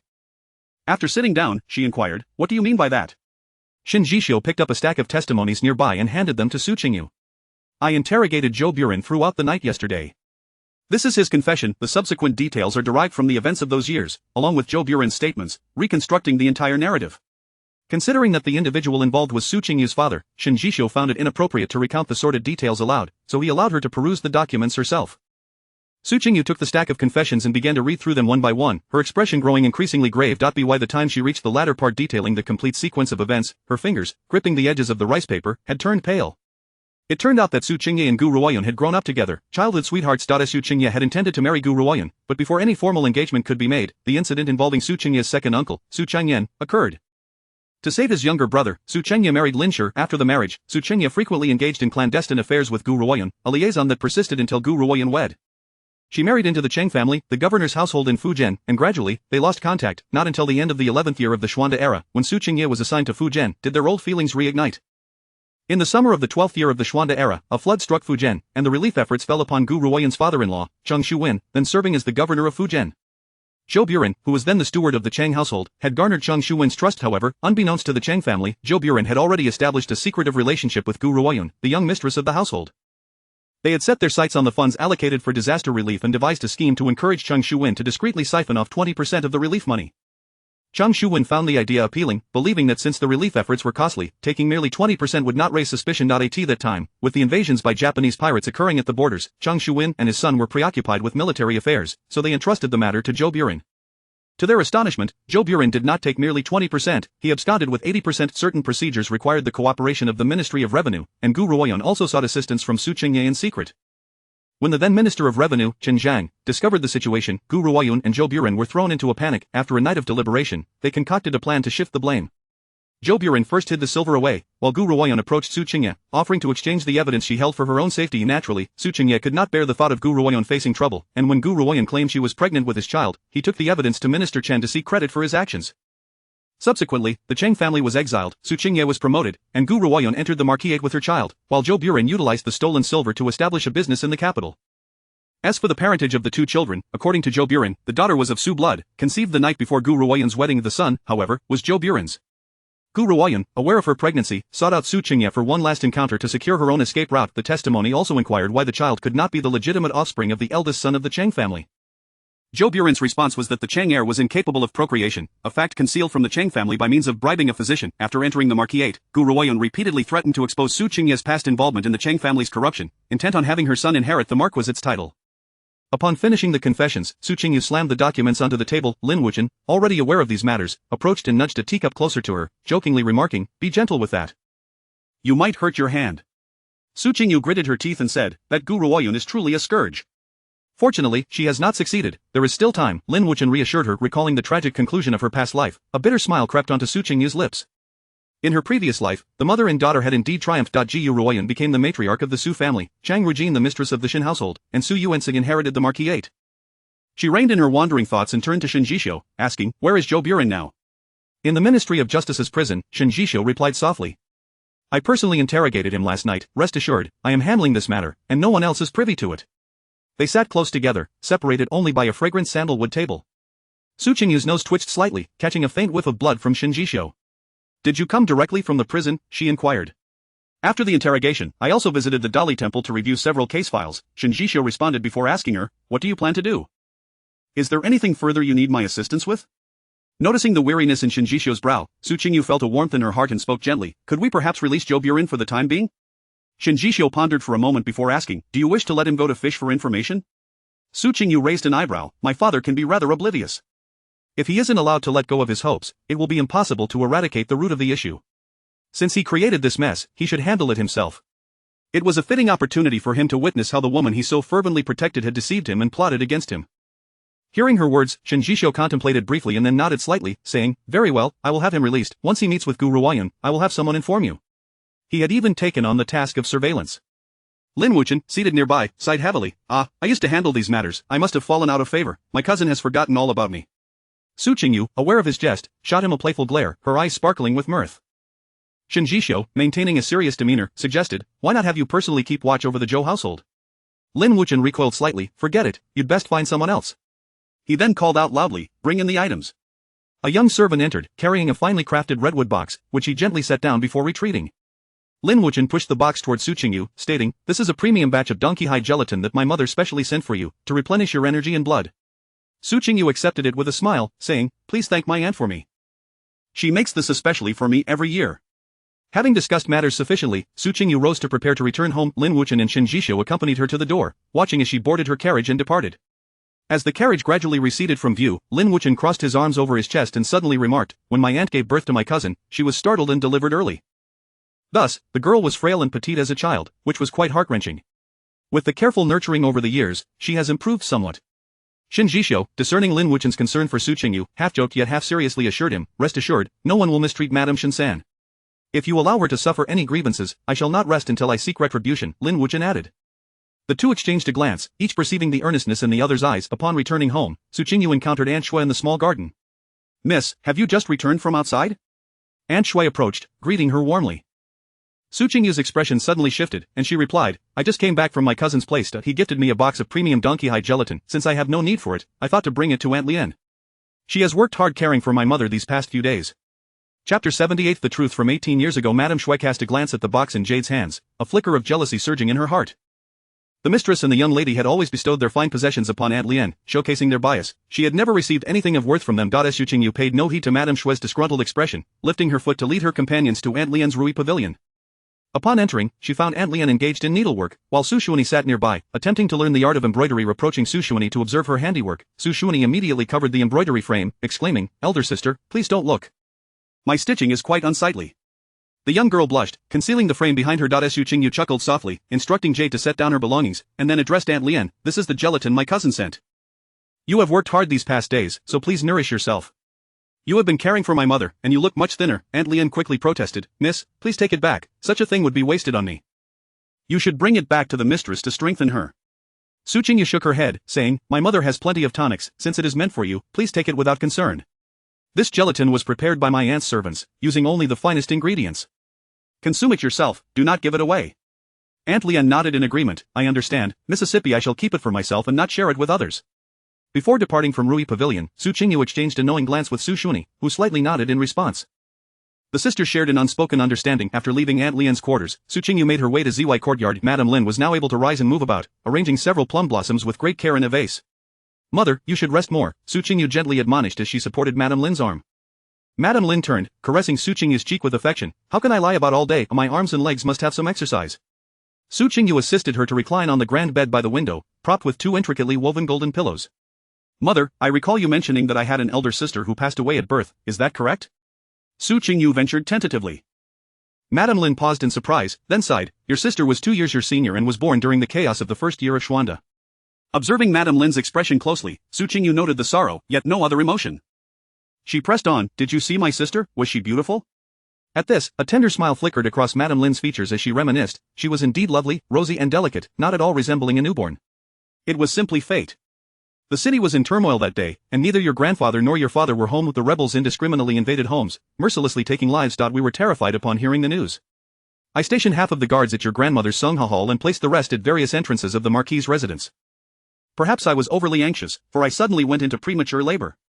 When I awoke, the child had already passed. Fortunately, Su Lien was by my side, her face pale with fright. Su Lien was Aunt Lien's given name. Alas, I feel I have failed as a mother. Your sister was a preemie, and so were you. Su Qingyu hurriedly comforted Madam Lin, Mother, do not speak that way, I am perfectly well. I was simply frail as a child, but I am thriving now. At this moment, a disconcerting thought struck Su Qingyu. If her sister was indeed a preemie, how could her mother claim she looked nothing like a newborn? Were not premature infants typically small and frail? Recalling Su Xuanyi's words, unease settled deeper within her, though she dared not reveal her thoughts. Noticing Madam Lin's melancholic demeanor, Su Qingyu engaged her with light-hearted banter until she felt a swirl of complex emotions as she returned to Bishi Pavilion. Throughout the afternoon, Su Qingyu was restless. What truly transpired on that fateful night 18 years ago? What did Madame Shen's words imply? What secrets did Aunt Lien hold? Fortunately, Madame Shen did not disappoint, as she indeed harbored ulterior motives regarding the box of gelatin. As dusk approached, having just finished dinner, Su Xuanyi burst into the room. Elder sister, Madame Shen, she has gone to find Aunt Lien. Su Xuanyi was breathless, her words fragmented, yet her expression was one of urgency, fearing Su Qingyu would be too late. Upon hearing this, Su Qingyu sprang to her feet and swiftly made her way outside, with Su Xuanyi following closely behind. Inside Rui Pavilion, the maidens stationed in the courtyard had already been sent away by Su Xuanyi, leaving the area eerily silent. Su Qingyu treaded lightly to the entrance of the main room, straining to discern the sounds within. First, Aunt Lien's voice reached her ears, laced with a tone of pleading, you cannot take this gelatin. The young lady instructed that it not be given away.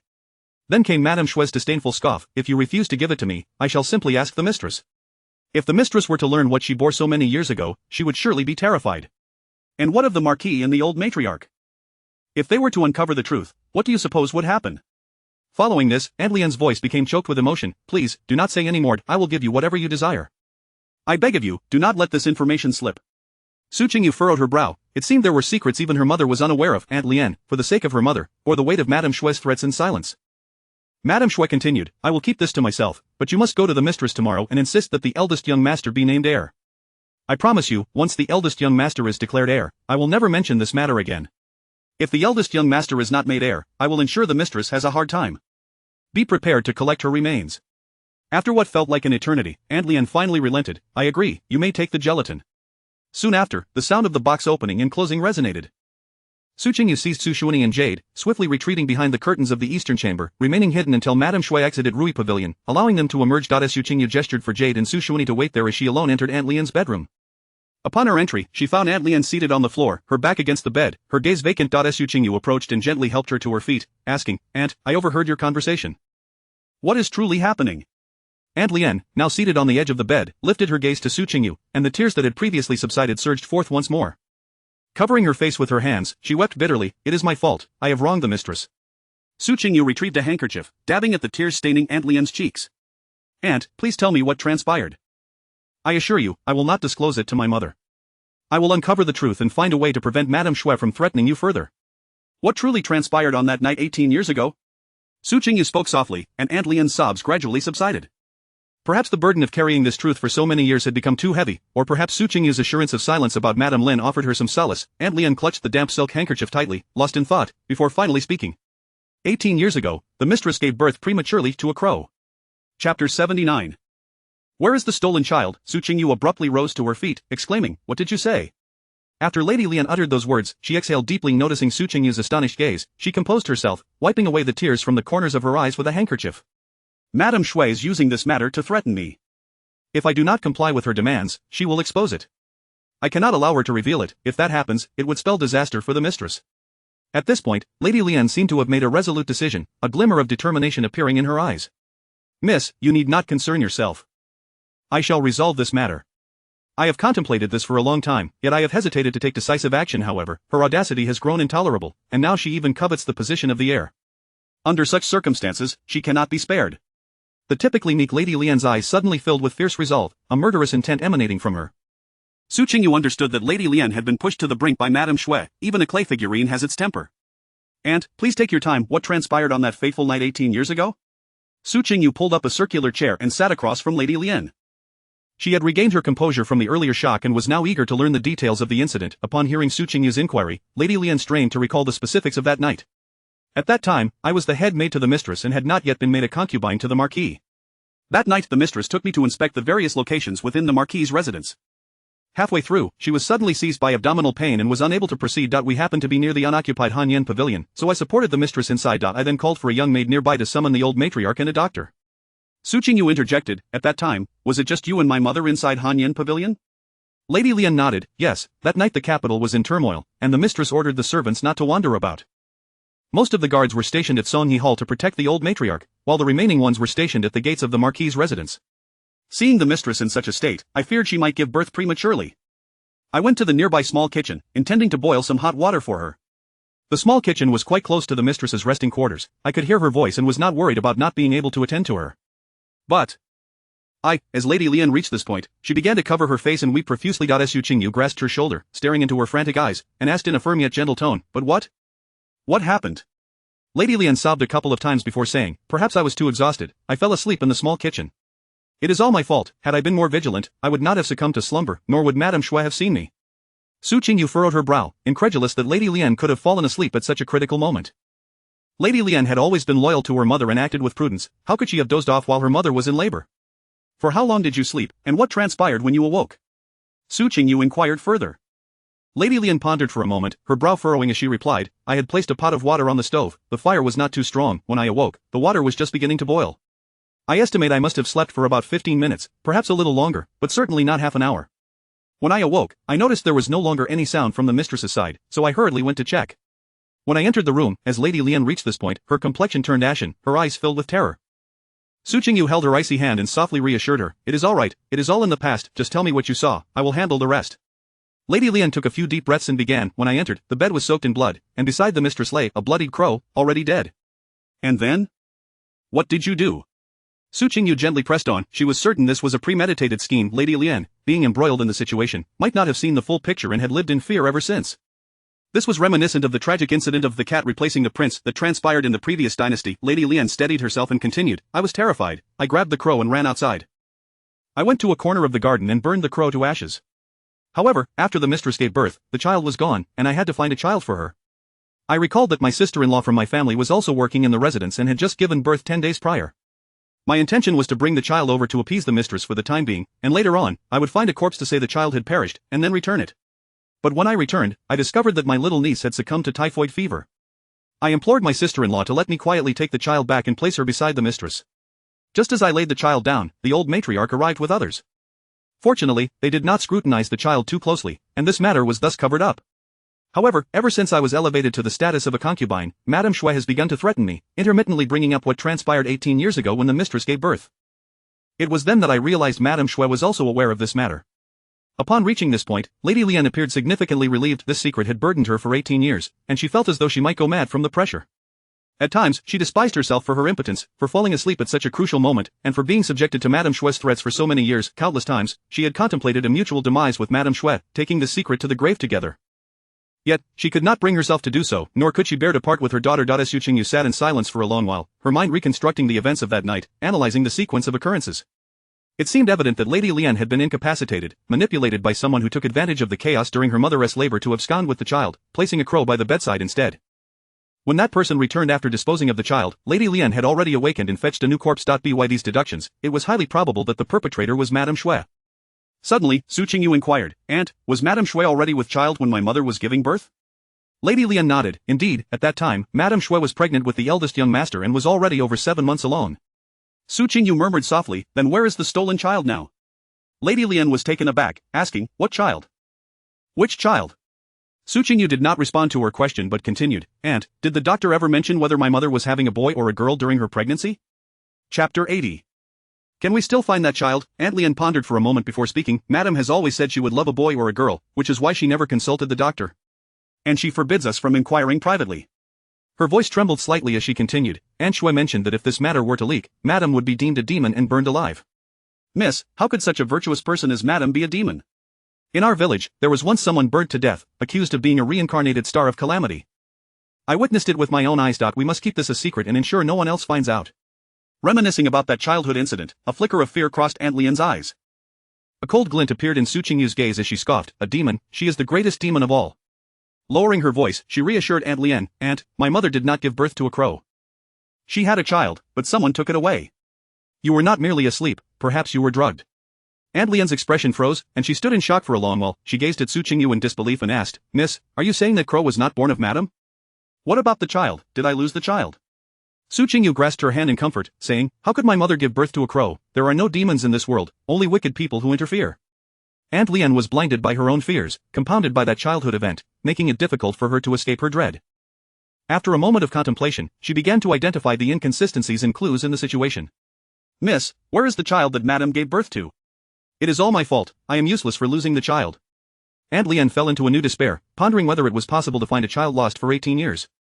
Was the child still alive? Yet Su Qingyu expressed her gratitude, saying, "Aunt, I must thank you. Had you not alerted me in time and dealt with the foul things, my mother might have truly been burned alive." Such matters are perilous, as family members might choose to believe in the worst. The crow was indeed an ominous sign. Had Aunt Lian not awakened before the old lady and others arrived, the consequences would have been unimaginable. Reflecting on the dangerous scene from that time sent shivers down Su Qingyu's spine. She felt a deep gratitude for Aunt Lian and a profound pity for the suffering she had endured over the past 18 years. After offering her some comfort, Aunt Lian's emotions began to stabilize. Su Qingyu instructed, "Aunt, remain as you have been. If Aunt Shui brings up the past again, you might inquire how she knows about it. If she is behind it, she will surely reveal her true colors. Aunt, do not let her know that I am already aware of this matter.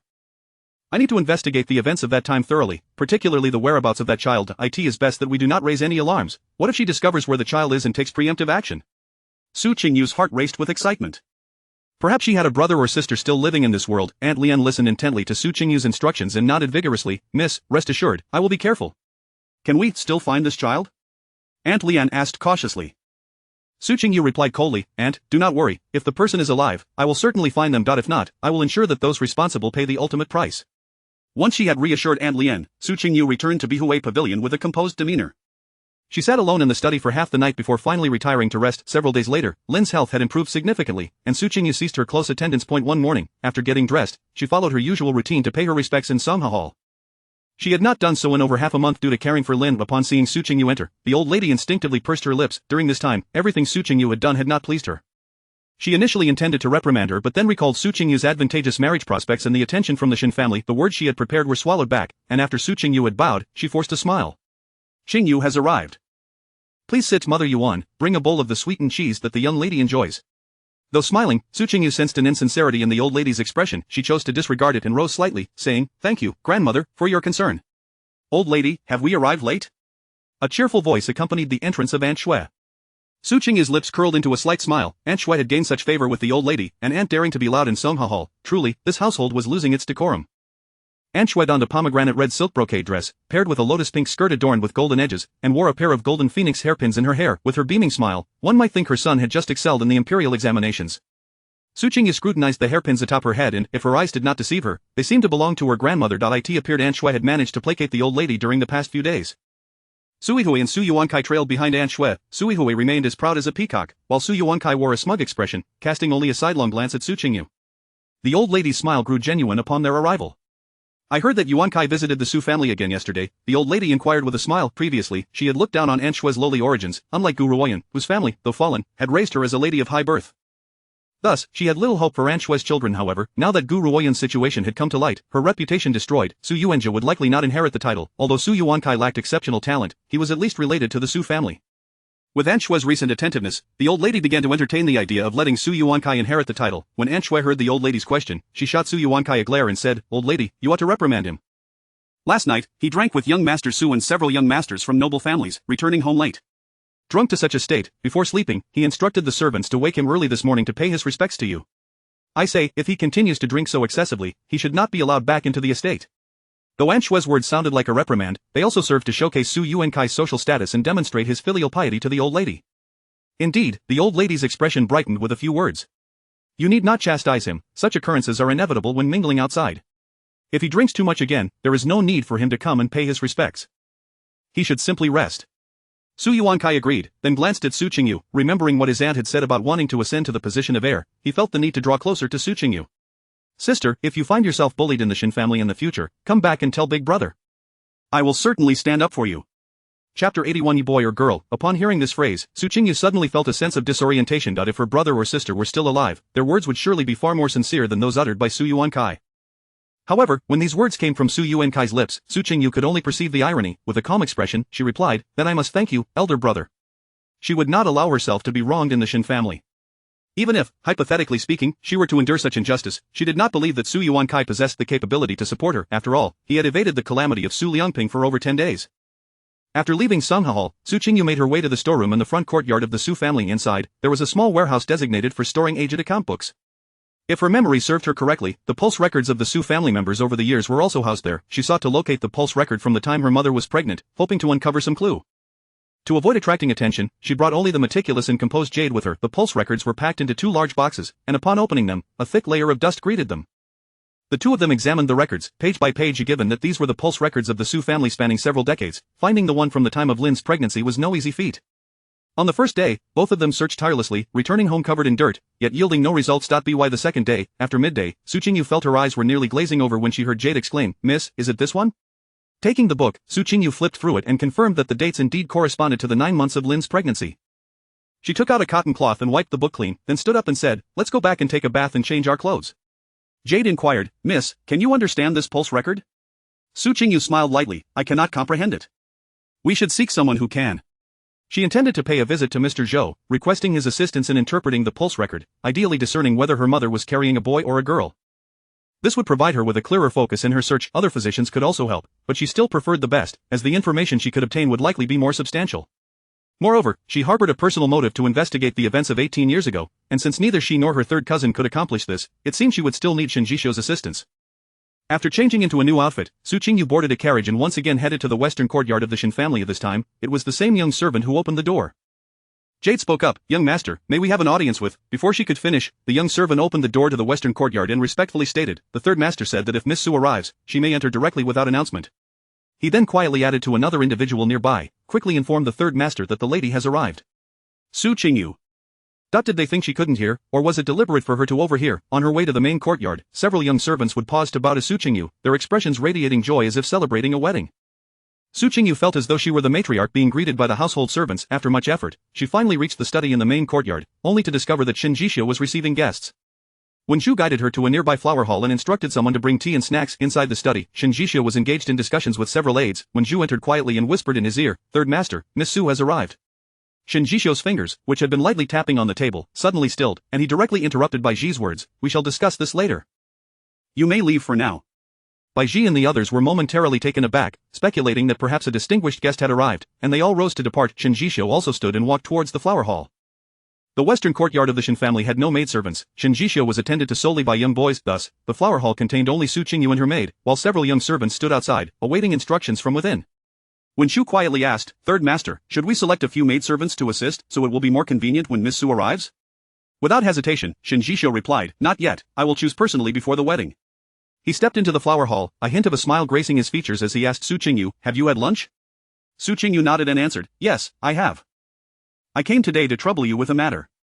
Since Shen Jishou's return to the capital, it seemed she had troubled him several times. He clearly disdained Su Qingyu's excessive formality and waved his hand dismissively. "There is no need for such formalities between us." "What has happened?" Su Qingyu did not conceal the truth and recounted the events from 18 years ago. Shen Jishou's expression gradually darkened, and upon her conclusion, he responded in a deep voice, "Such a matter exists? Then, you seek my assistance in locating that child's whereabouts?"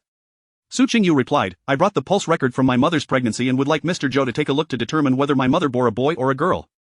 I thought this might at least narrow down the search. I also wish to ask, is Mr. Zhou a reliable person? Until we locate the individual, I do not want this to become common knowledge. This matter must remain undisclosed, especially to her mother and the Su family. Should she exert her utmost efforts and still fail to find the person, she would bury this matter deep within her heart, ensuring her mother would not live with regret and sorrow." In recent days, she had observed that Mr. Zhou did not harbor any animosity or dislike towards her. Perhaps in a previous life, he merely fulfilled his duties for payment. Shen Jishou nodded, "That is a feasible approach. You need not worry about Mr. Zhou. I can assure you that this matter will remain confidential."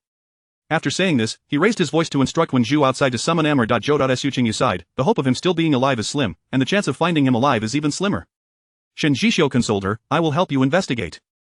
If necessary, we may have to interrogate that concubine to see if she directly killed the child or entrusted it to someone else." After a moment of contemplation, Su Qingyu responded, "I have considered this as well, but I lack evidence. I fear that if I were to inquire without sufficient proof, it might alert her. What if, in retaliation, she were to harm my brother or sister? At this juncture, I cannot afford to take any risks." Su Qingyu pressed her lips together, her eyes filled with worry. Shen Jishou's gaze turned slightly cold as he spoke, "When the time comes for her to speak, I will personally conduct the interrogation." There were still questions he had yet to ask that could not remain unanswered. Sensing that his tone had been somewhat harsh, he softened his voice and reassured her, "Let us first gather some information, this will make the interrogation more effective." Shen Jishou's words instilled in Su Qingyu a sense of reassurance. For some inexplicable reason, she believed in his ability to uncover anything. It seemed that no matter how difficult a task, it became significantly simpler in his hands. Noticing Su Qingyu's tense expression, Shen Jishou understood that this matter weighed heavily on her heart. A sudden surge of bitterness welled up within him, the cause of which he could not clearly define, whether it was heartache or something else entirely. "Third Master, Mr. Zhou has arrived," Wen Zhu announced at the door before pushing open the door to the flower hall. Upon Mr. Zhou's entrance, Su Qingyu presented the pulse record and politely requested, "Please, sir, could you assist us in determining whether my mother was expecting a boy or a girl? From this pulse record, can any distinguishing characteristics of that child be discerned?" Chapter 82. Intentionally embracing him, Mr. Zhou received the pulse chart and took a seat beside her, perusing it page by page. Su Qingyu dared not even breathe, her anxiety evident as she watched him intently. In her quest to uncover her blood relatives, she had buried the resentment she held towards Mr. Zhou from her previous life deep within her heart. After a full quarter of an hour, Mr. Zhou finally set down the pulse chart and stated, "Madam, you were carrying a boy back then." Su Qingyu, her tone laced with urgency, pressed, "Can you be certain, sir?" For a physician of Mr. Zhou's caliber, such a question could be deemed somewhat impolite, yet, Mr. Zhou displayed no sign of displeasure and patiently elucidated, "The pulse chart is quite detailed. It reveals that the doctor who recorded it was meticulous and steady, likely an experienced elder physician." Su Qingyu nodded vigorously, knowing that the author of this chart was indeed the father of the household physician, Elder Su, who had been over 70 at the time. Mr. Zhou continued, "While a single day's pulse readings may not be conclusive, the readings throughout the entire gestation period indicate that it was indeed a boy." However, Mr. Zhou hesitated for a moment before continuing, "The fetus presented with a congenital dislocation of the left arm, which is not particularly obvious." This doctor evidently was uncertain and intended to assess the child further upon birth. A congenital dislocation of the arm, does that mean his left arm will be impaired, unable to lift or exert strength? Su Qingyu's inquiry was frantic, and upon finishing, she bit her lip, fixated on Mr. Zhou. Observing her tense demeanor, Shen Jishou noted the faint traces of blood where her lower lip had been bitten. He rose and moved beside her, gently resting his broad palm upon her shoulder. In a soothing tone, he reassured, "It should not be a matter of great concern, a dislocation is not a grave issue, so do not fret excessively." Mr. Zhou also affirmed, "What Third Master says is correct. This is not a serious ailment should the child be born with it, a skilled physician can easily rectify it even if some time has passed, my medical skills suffice to address a dislocated arm.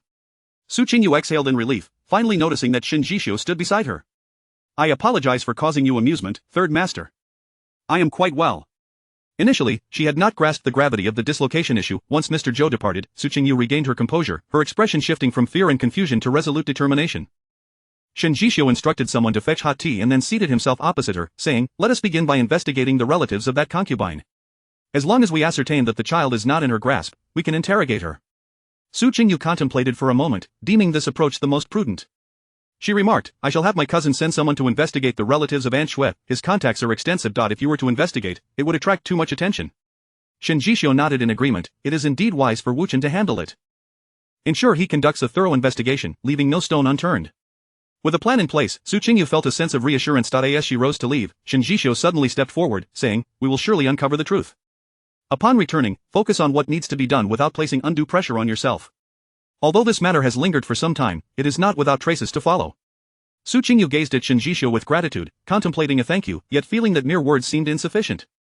She suddenly recalled the fabric sent by the Lin family to the Bihui pavilion and felt compelled, both emotionally and rationally, to create a few garments and shoes for him before their marriage.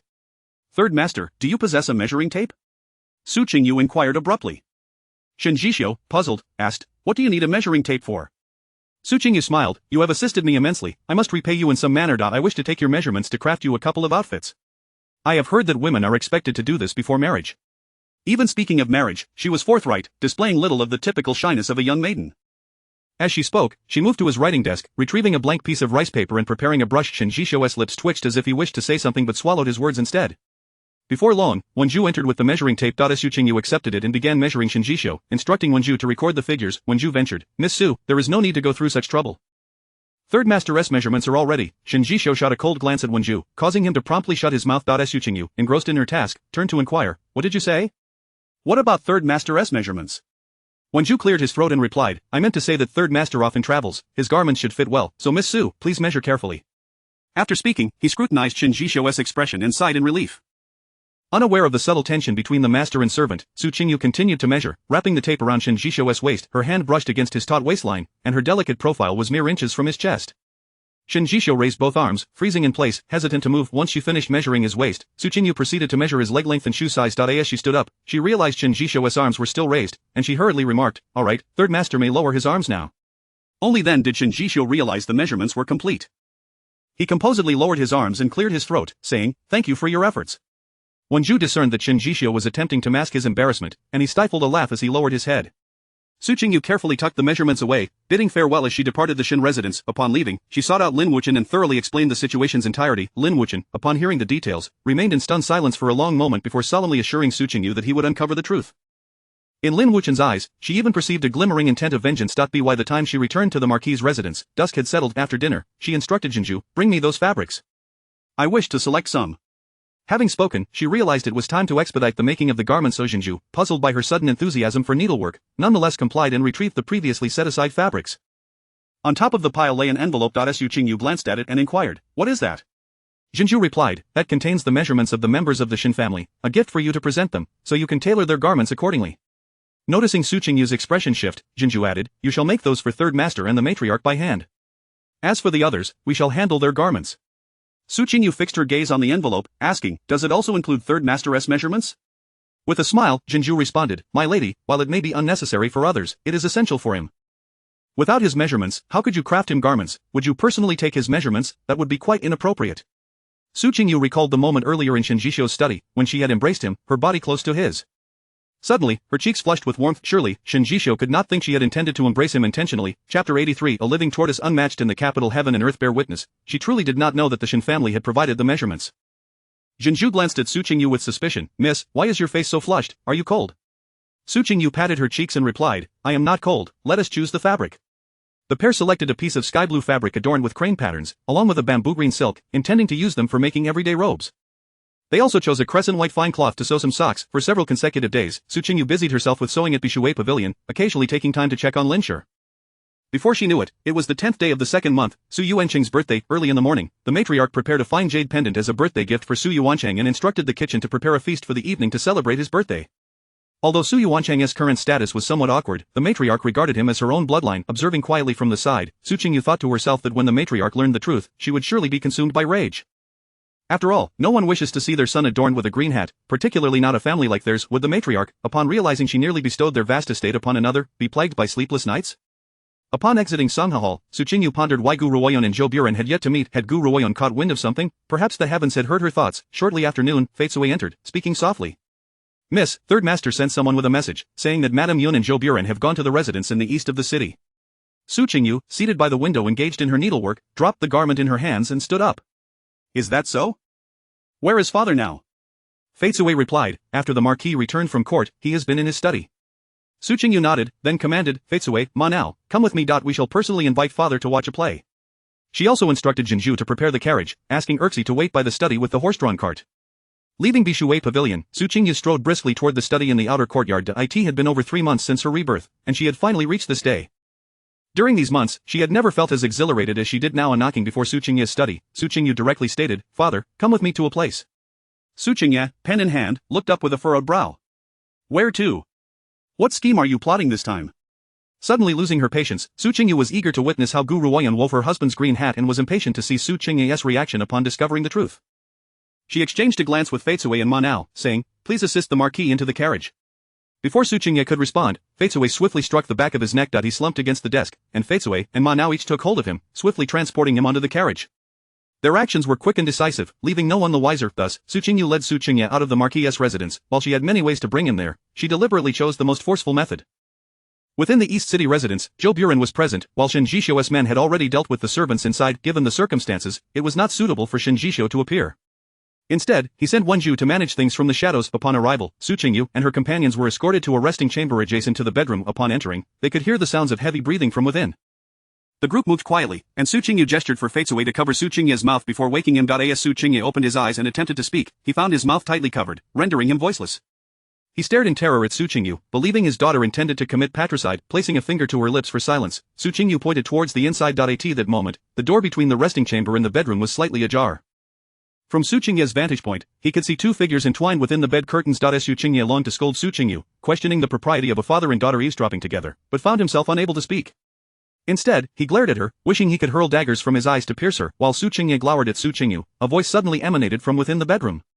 Today is our son's birthday. What have you, as his father, prepared for him? Gu Ruoyun's sweet voice rang out, causing Su Qingyu to forget his daughter and shift his gaze inward. From within, Zhou Buren's voice followed, my meager fortune will all belong to him in the future. Gu Ruoyun, however, scoffed, you have other sons. Can you truly give everything to Yuancheng?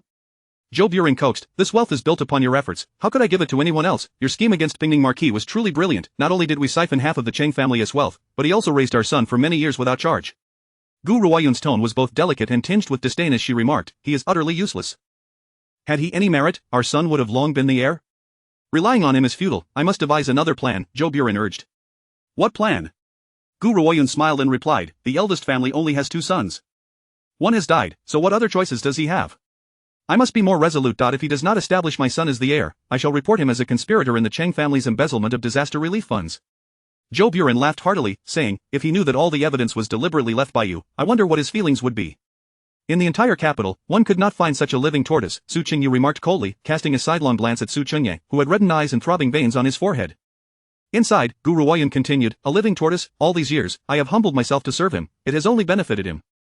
Were it not for the Marquis's title and the Lin family's dowry, would I have endured such humiliation? They think too well of themselves, truly believing I am easy to bully. Unable to contain his fury any longer, Su Qingyu broke free from the grasp of Fei Sui and Ma Nao, kicking open the bedroom door. He strode forward, directly pulling aside the curtains by the bedside. There lay Gu Ruoyun, draped over Zhou Buren, her smooth, pale back exposed, long hair cascading down, her profile alluring and enticing. Su Qingyu attempted to curse but suddenly remembered he had something in his mouth. He yanked the cloth from his mouth and advanced, seizing Gu Ruoyun. You wretched woman, how dare you betray me? Gu Ruoyun, taken aback by the sudden intrusion, paled and stammered, Hoi, what brings you here? Chapter 84. A romantic soul at this moment, Su Qingyu had completely lost his reason. He forcefully dragged Gu Ruoyun down to the ground and lunged at the bedside, delivering a punch to Zhou Buren. The assault of fists and kicks persisted for a full quarter of an hour, only ceasing when Su Qingyu's strength waned. The 2 battered individuals scrambled to find their clothes on the floor, their faces bruised and battered. Hearing the ruckus inside, Su Qingyu decided it was time to intervene and stepped into the room. Father, today is Yuanche's birthday, shouldn't we return to the manor sooner? She refrained from mentioning Su Yuansa, but as soon as she did, it felt like a sharp dagger had pierced Su Qingye's heart. Enraged, he crouched down, gripping Gu Ruoyun by the neck. Is Su Yuansa not my son, you wretched woman? How could you deceive me for so many years? Chang Rujin is not my child either, is she? You and your daughter are truly a pair of deceitful, venomous hearts. Gu Ruoyun coughed violently, straining to pry Su Qingye's hand from her throat. My lord, Rujin truly is your daughter. Su Qingye's expression darkened ominously as he replied coldly, do you expect me to believe you? A wanton harlot like you, who seduces men indiscriminately, likely does not even know whose child she bears. Fear surged within Gu Ruoyun as she beheld the malice in Su Qingye's eyes. She had never encountered such a terrifying countenance. She had no doubt that in the next moment, he could very well strangle her to death. Overwhelmed by the dread of mortality, her gaze narrowed, and she suddenly spoke, you cannot treat me this way. Are you not afraid of me revealing the events of that year? If the emperor were to discover that you were an accomplice in the Cheng family case, would he spare you? In the past, whenever Gu Ruoyun mentioned the events in Fujian, Su Qingye's fury would always subside. She had always believed that this incident held sway over him, allowing her to thrive within the Su household. However, to her astonishment, upon hearing her threat, a more profound coldness flickered in Su Qingye's eyes, and his hand returned to tighten its grip around her neck. You dare to threaten me? Do you think all these years I have been under your thumb? Were it not for our childhood friendship, I would have long since ended you to resolve that matter. Gu Ruoyun, you truly possess a heart as treacherous as a viper, still contemplating how to threaten me at this juncture. Su Qingye's grip tightened further, and Gu Ruoyun's face turned crimson from the lack of air. Nearby, Zhou Buren crawled towards the door, desperate to escape. Su Qingyu leaned against the doorframe, her cold gaze fixed on the unfolding farce. She had never expected that her oblivious father was also a romantic.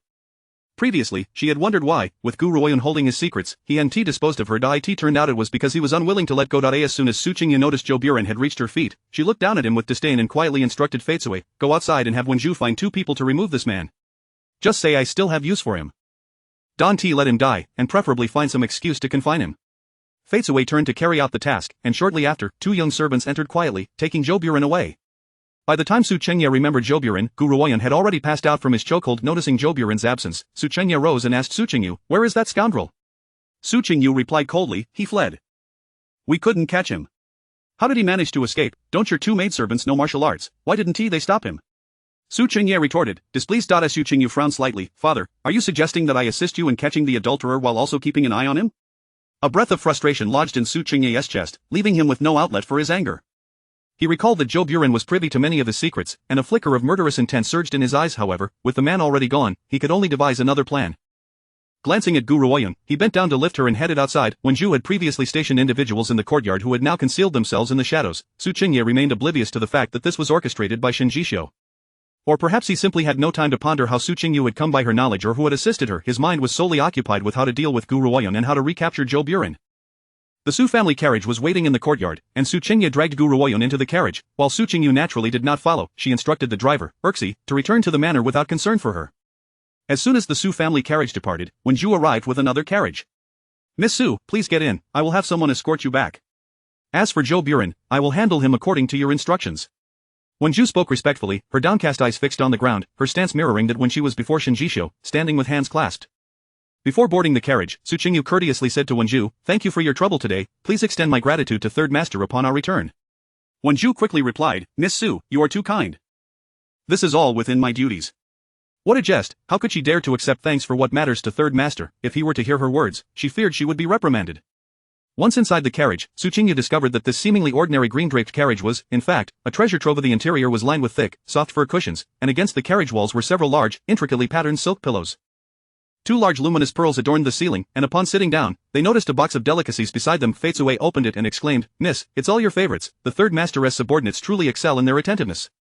It was unclear when it had begun, but the maidservants had taken to addressing Shen Jishou without the surname, as if he were their own master, a sign of newfound closeness. Su Qingyu glanced at the exquisite box of treats and chuckled softly, how could he know what I like? It must be mere coincidence. Yet, Maneo interjected playfully, Miss, haven't you heard the saying, a thoughtful person needs no instruction? If the Third Master wishes to know what delights you, surely he can find out.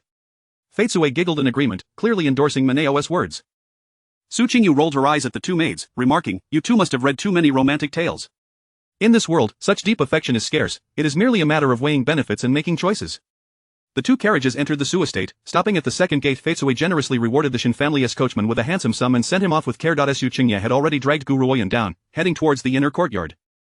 At this moment, Gu Ruoyun had regained consciousness, her hair disheveled, no longer resembling her former dignified self. She struggled to break free from Su Qingye's grip, but after several attempts, she failed. From a distance, it appeared as though they were locked in a fierce struggle. Having seen enough of their theatrics, Qingyu decided it was time to retreat and rest. Just as she turned to leave, another green-draped carriage entered the outer courtyard. The vehicle stopped beside Qingyu, and Chang Rujin, clad in exquisite garments, stepped out, accompanied by an unfamiliar young maid. "Hello, cousin, I've returned to celebrate Yuanche's birthday."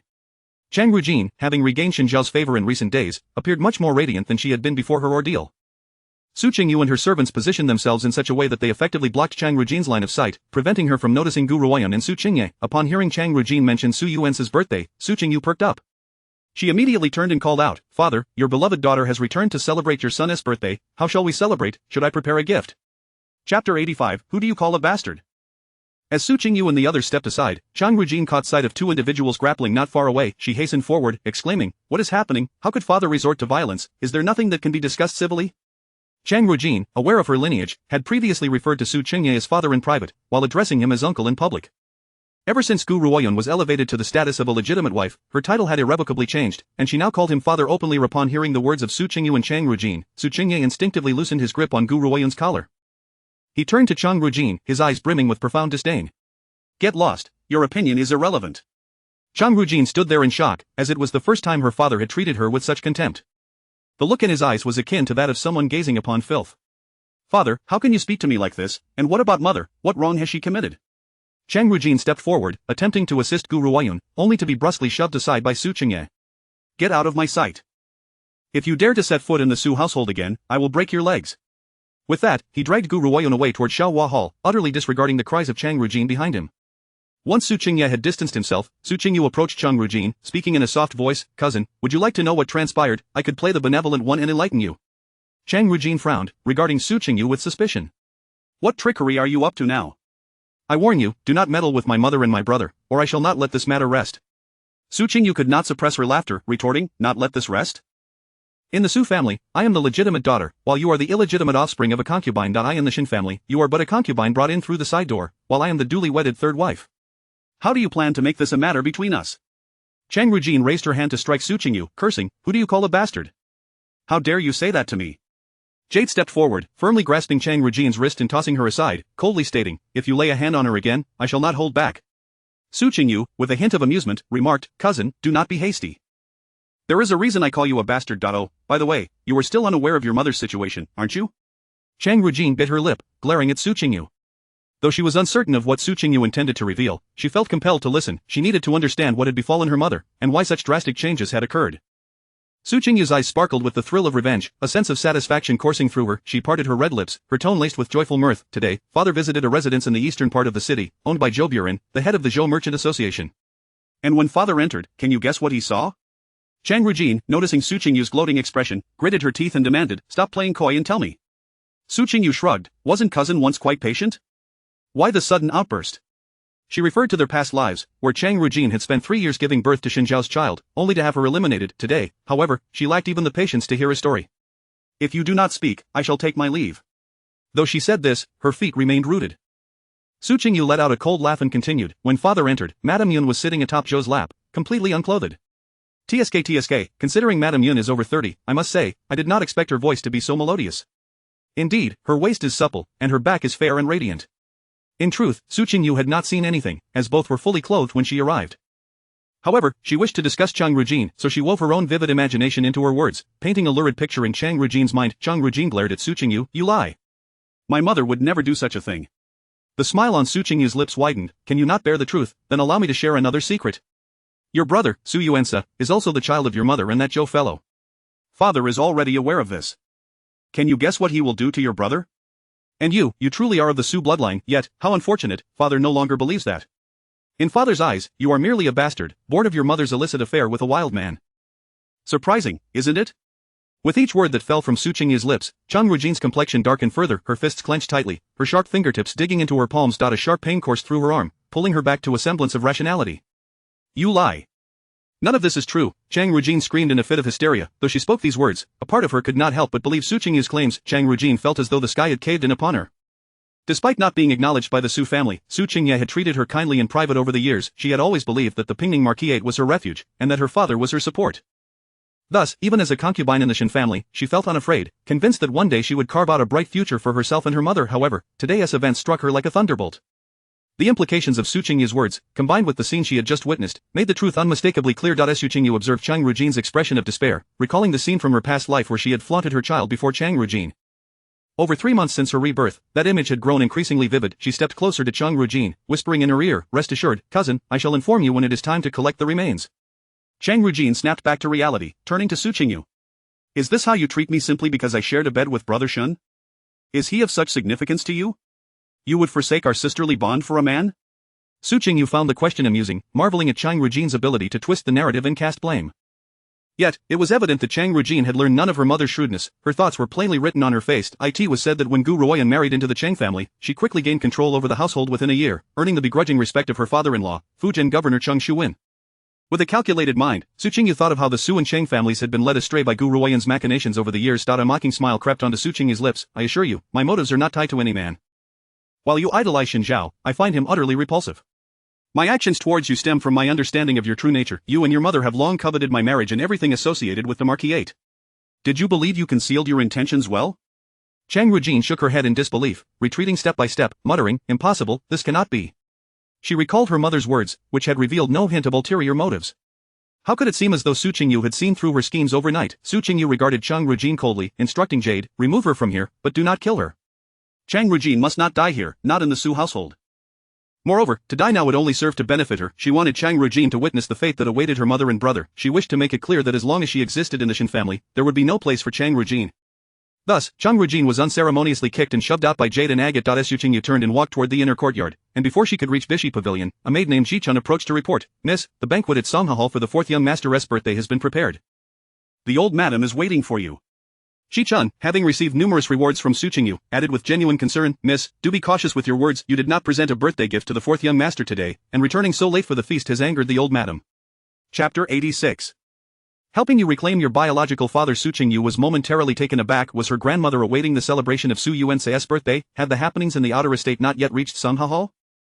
She gently shook her head. Her grandmother, being of advanced age, had certainly lost some of her control over the inner residence. Logically, when her father and Gu Ruoyan had quarreled, the servants should have reported it to the old matriarch at once. Su Qingyu gestured for the maid, Feitsue, to reward a servant, and Feitsue promptly produced a silver ingot to place in Ji Qing's hand, playfully remarking, "This is for you from our young lady, to treat you to some pastries." The servants in the manor were well aware of the eldest young lady's generosity. Ji Qing happily accepted the token and expressed her gratitude to Su Qingyu. Then, Su Qingyu inquired, "Has father and Lady Yun left yet?" Ji Qing shook her head in response, "Not yet. The old matriarch has already sent someone to summon them. Currently, concubine Shui, concubine Lian, the eldest young master, the 3rd young lady, and the 4th young lady are all at Songha Hall." As Ji Qing spoke, she glanced at Feitsue, noticing her empty hands. She added, "As of now, only you, the eldest young lady, have yet to present a congratulatory gift." Upon hearing this, Su Qingyu suddenly smiled, "I actually have brought a gift. Let us go and present it to grandmother Dai. In her past life, Chang Rujin had suffered during her pregnancy and childbirth at the hands of the Su family. She could hardly believe that there were no machinations by these elders behind such events. While she would never commit patricide, if they were to be driven to their demise by anger, it would be beyond her responsibility. Before long, Su Qingyu arrived at Songha Hall. The household was not large, and presently only Su Qingye, Gu Ruoyan, and Lin Shi were absent. Lin Shi was still in her month of confinement and would not attend. Those sent to find Su Qingye and Gu Ruoyan had yet to return. The old matriarch was already irate about the tardiness of these individuals, so when Su Qingyu entered, her wrath was naturally directed towards her. "Why have you only just arrived? The whole family is here waiting for you. Your younger brother's 5th birthday, and you regard it so lightly. Have you prepared no gift?" The old matriarch slammed her teacup down onto the mahogany table, her sharp gaze fixated on Su Qingyu. Even though Su Qingyu had an advantageous marriage proposal, in the old matriarch's eyes, it paled in comparison to that of her grandson. This was a deeply ingrained mindset in noble families. Not only should one pursue a good marriage, but also strategize for the family's future. Countless daughters had been reduced to mere tools for paving the way for their brothers. Seeing the old matriarch's fury, Su Qingyu felt no trepidation to plead for forgiveness, nor did she attempt to explain herself. Instead, she responded with a composed smile, saying, "Grandmother, please do not be angry. How could I possibly neglect to prepare a gift for my brother? On such an important day, an ordinary gift would not suffice. I have prepared something grand for you." Su Yuanse wore a satin coat embroidered with auspicious symbols, adorned with a necklace featuring a gold pendant in the shape of a rui. When silent, he resembled a doll from a New Year painting. However, everyone in the manor knew that this 4th young master was exceedingly spoiled by the old matriarch. He was a little tyrant who would command and scold the servants at will. Despite being merely 5 years old, he had no qualms about teasing cats and dogs or reprimanding the help. Su Qingyu had had little interaction with this younger brother in her previous life, and since her rebirth, she had scarcely acknowledged him. It seemed that Su Yuanse was well aware that this elder sister was not one to be trifled with, as he never provoked her. However, today was his birthday, and his nurse had reminded him that it was his special day. Observing that many had brought him birthday gifts, while his elder sister had not, and hearing the old matriarch's reprimand directed at her, his curiosity began to stir. Su Yuanzi approached Su Qingyu, gazing up at her. "Where is my gift? Why have you not presented it yet?" His tone bore no distinction from that used to scold the servants. A wave of disdain surged within Su Qingyu, yet she lowered her gaze and offered him a smile. With a cheerful demeanor, she said, "Sister certainly has a gift for you. I have found your biological father." Su Qingyu's declaration left everyone in the banquet hall of Songha Hall in stunned silence, their mouths agape, while only Su Yuanzi looked at her in a daze. He asked, "My biological father, is he coming to celebrate my birthday? Has he prepared a birthday gift for me?" At 5 years old, he was still oblivious to the true meaning of biological father. Since he had received numerous gifts today, he instinctively connected this revelation with those gifts. Su Qingyu cleared her throat lightly and replied, "That is something the sister does not know. It depends on what your adoptive father thinks." The conversation between the siblings, though serious, sent shivers down the spines of those who overheard. The old matriarch snapped back to reality and admonished Su Qingyu, "What nonsense are you spouting? What do you mean by biological father and adoptive father?" Su Qingyu curled her lip. "Does grandmother not know? Today, father personally caught Lady Yun in bed with a man, and that man claimed to be Yuanche's biological father. Fortunately, I had someone intercept the report. Had the decree for establishing the heir been issued, we would have only learned the truth then, and the Su family would have become the laughingstock of the entire capital. The ancestors of the Su family would surely rise in anger from the ancestral hall." Upon hearing this, the old matriarch's expression shifted, one hand gripping the nearby mahogany table as her body swayed slightly before she regained her composure. "Are you speaking the truth? How come I was unaware of this matter?" No sooner had she finished her question than a maid rushed in, exclaiming, "Old matriarch, you must hurry and see. The Marquis is about to kill Lady Yun," and the Marquis also instructed. The young maid hesitated, suddenly stopping short, too afraid to continue. The old matriarch, furious, barked, "Speak, what did the Marquis say? Be honest." The frightened maid swallowed hard, stammering, The Marquis said to tie up the fourth young master. He wants to kill him too." As soon as the words left her lips, the old matriarch stood and hurried outside. The others, seeing this, followed closely behind her towards Xiaohua Hall. Su Yuanzi's nurse anxiously clutched him, trailing beside the old matriarch. At this moment, none were more delighted than concubine Shui. Previously, she had worried that Su Qingyu was adamant about choosing Su Yuanzi as his heir. However, since Su Yuanzi was not of the Su bloodline, the title of heir could only rightfully belong to her son. Su Qingyu lingered at the back of the crowd, intent on witnessing whether Su Qingyu would indeed carry out his intentions, and if she would need to deliver a final blow. As the group approached the entrance of Xiaohua Hall, they were met with the piercing screams of a woman echoing from within the courtyard. Su Qingyu, who typically concealed her emotions, involuntarily shivered at the sound of the anguished cry. A servant pushed open the courtyard doors, and before they could step inside, the scent of blood rushed to meet them. The first to enter, the old matriarch's complexion paled slightly. The nurse holding Su Yuanzi cast a quick glance inside before retreating. Concubine Shui, following closely, bent over and began to retch upon witnessing the scene within the courtyard. Only Su Qingyu remained impassive, her gaze fixated on Gu Ruoyan, who was being mercilessly beaten by Su Qingyu. The pungent smell of blood wafted around her, and for the first time, she found it oddly intoxicating. At that moment, Gu Ruoyan was unrecognizable, her entire body drenched in blood, her original form no longer discernible. Su Qingyu wielded a barbed whip in hand. The servants of Xiaohua Hall knelt in a line, while a few timid maids huddled together in fear. The old matriarch furrowed her brow, stepping forward to demand, "What has transpired to warrant such brutality? Is there some misunderstanding?" Even now, she still could not bring herself to believe Su Qingyu's words. She refused to accept that Gu Ruoyan could be such a person. Chapter 87. Am I to don mourning attire for her? In that moment, Su Qingyu bore no. Upon realizing the questioner was the matriarch, he suppressed the coldness etched upon his face and declared, "Mother, I witnessed her in bed with another man. For all these years, she has been plotting against me and the Su family. Should I not slay her today, my heart's enmity shall remain unresolved." With each word meticulously enunciated, Su Qingyu raised his hand and struck again. Noting that Gu Ruoyan had ceased her cries, he commanded the servant beside him, "Soak her, douse her with chilly water."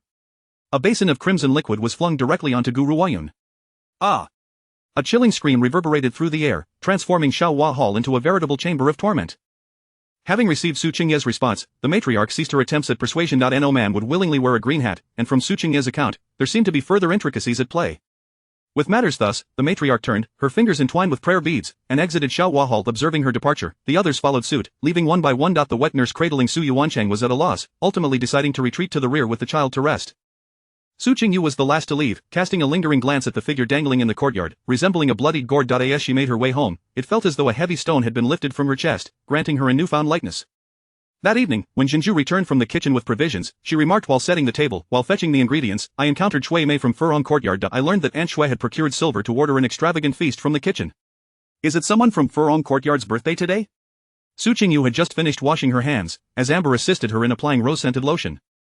The delicate fragrance uplifted her spirits, and Su Qingyu replied with a smile, "Aunt Shui is celebrating our elder brother's ascension to the heir of the Marquis. With such a vast estate soon to be in hand, what is a sumptuous meal in comparison?" Qingyu expressed her discontent with a huff, "Heaven truly is blind. If only our husband had given birth to a legitimate son." Emerald quickly interjected, "Such words cannot be uttered in front of the mistress." After a moment's pause, she added, our young lady must already have a plan. Without a doubt, the position of heir will be reserved for our true eldest son. We cannot allow ourselves to reclaim the child only to have the Marquis's title lost. Su Qingyu seated herself at the table, sipping her soup before stating, Emerald is right. The title of Marquis must not be usurped by others. For the time being, remain vigilant while moving about the manor. Any rumors from Xiaohua Hall or Furong Courtyard must be reported to me promptly. The maids responded in affirmation, and Su Qingyu settled down to enjoy her meal. The food that day tasted more delicious than usual, and she helped herself to an additional half-bowl the following morning. While Su Qingyu was still lost in slumber, Emerald roused her with urgency. Miss, awaken quickly. Something has happened at Xiaohua Hall. Su Qingyu forced open her eyes, her voice tinged with a softness that was absent in her usual demeanor. What has occurred? Surely her oblivious father had not forgiven Gu Ruoyun again? She truly wished to remain in bed, having only fallen asleep at dawn due to her excitement. Emerald continued, Madam Yun has died, beaten to death by the Marquis. Su Qingyu merely acknowledged this with a hum, as she had anticipated such an outcome. Had Su Qingyu not taken that ruthless action, she would have delivered the final blow herself. Emerald pressed on, the fourth young master has also perished, suffocated by the Marquis. Currently, the matriarch is in discussion with the Marquis regarding the mourning arrangements. Instantly, Su Qingyu's previously foggy mind cleared, and she sat upright in bed. Suffocated, she inquired again. Emerald nodded. The Marquis took the child away at midnight, and by the time the wet nurse discovered it, he was already cold. Su Qingyu remained silent for a moment before finally speaking, it is for the best. It spares him the suffering of living. Qingyu entered, holding a garment, a simple moonlight-colored dress paired with a pale short jacket. Su Qingyu glanced at it and instructed, bring me the red embroidered skirt with lotus petals and interlaced patterns, along with the red cloud brocade cloak gifted by the third master. Qingyu hesitated, saying, Miss, given that someone has died in the manor, is such attire appropriate? While she cared little for the opinions of the deceased, Qingyu feared others would deem her mistress improper and overly flamboyant. Su Qingyu, however, remained unfazed, laughing as she replied, I wouldn't dress this way for the living, let alone the dead. Prepare as I instructed, I shall not don mourning attire for a contemptible concubine. By the time Qingyu had prepared the garments per Su Qingyu's directives, she had already finished her makeup and adorned herself with jewelry. Clad in vibrant, celebratory attire, she appeared not as one mourning but as if preparing for a joyous occasion. As was customary, she proceeded to Songha Hall to pay her respects to the matriarch. Upon seeing Su Qingyu arrayed in brilliant red, the steward Su Zhong couldn't help but twitch at the corners of his mouth. He mused that he had never seen the young lady dress so festively, and she certainly did not seem to be attending a funeral. Noticing Su Zhong approaching from the direction of Songha Hall, Su Qingyu inquired, Uncle Zhong, why the haste, where are you off to? Su Zhong halted his steps, responding, in answer to the young lady, the Marquis has instructed me to arrange the funerals for Madam Yun and the fourth young master. I must go to the treasury to withdraw funds for purchasing supplies. Their deaths had come unexpectedly, and a considerable number of items needed to be procured. After speaking, Su Zhong intended to step outside. However, Su Qingyu called out to stop him, wait, do not go, simply roll them up in a mat and bury them at the foot of West Mountain. Su Zhong was taken aback, then hesitantly replied, young lady, this is not permissible. The Marquis personally instructed this, if I fail to comply, he would surely hold me accountable. The Marquis stated this concerns the reputation of the Marquis 8. Su Qingyu scoffed, reputation, does the Marquis 8 possess any dignity left? I shan't make it difficult for you, I shall speak with my father directly. You may wait here, even if you go to the treasury, you won't be able to withdraw a single tael of silver. With that, she turned and entered Songha Hall. Su Zhong, unable to act, could only wait outside for news. How the funeral would proceed ultimately rested on the decisions of the masters. Upon entering, Su Qingyu found the matriarch conversing with Su Qingye. The deceased must still be accorded some dignity. This is also for the sake of the Marquis's honor. Su Qingye responded with a curt yes, falling silent thereafter. The matriarch continued, regardless of external rumors, as long as we do not acknowledge them, they remain mere gossip. By conducting an elaborate funeral, this matter shall eventually dissipate. In my view, the funeral should not only be conducted with great formality but also on a grand scale. The scandal of Su Qingye catching Gu Ruoyun in the act had already spread like wildfire throughout the capital. With the deaths of Gu Ruoyun and the child, it was evident to even the simplest of minds what had transpired. At that moment, the matriarch was preoccupied with devising ways to maintain the Su family's facade. Su Qingyu gestured for Emerald to lift the curtain, and she strode in with a cold demeanor. I do not consent. Chapter 88 The dignity of the Su family. When Su Qingye noticed Su Qingyu entering, he instinctively turned his face away. It is worth mentioning that his awareness of the truth behind the matter was largely due to Su Qingyu's efforts. However, he could hardly express gratitude for his daughter's role in exposing infidelity.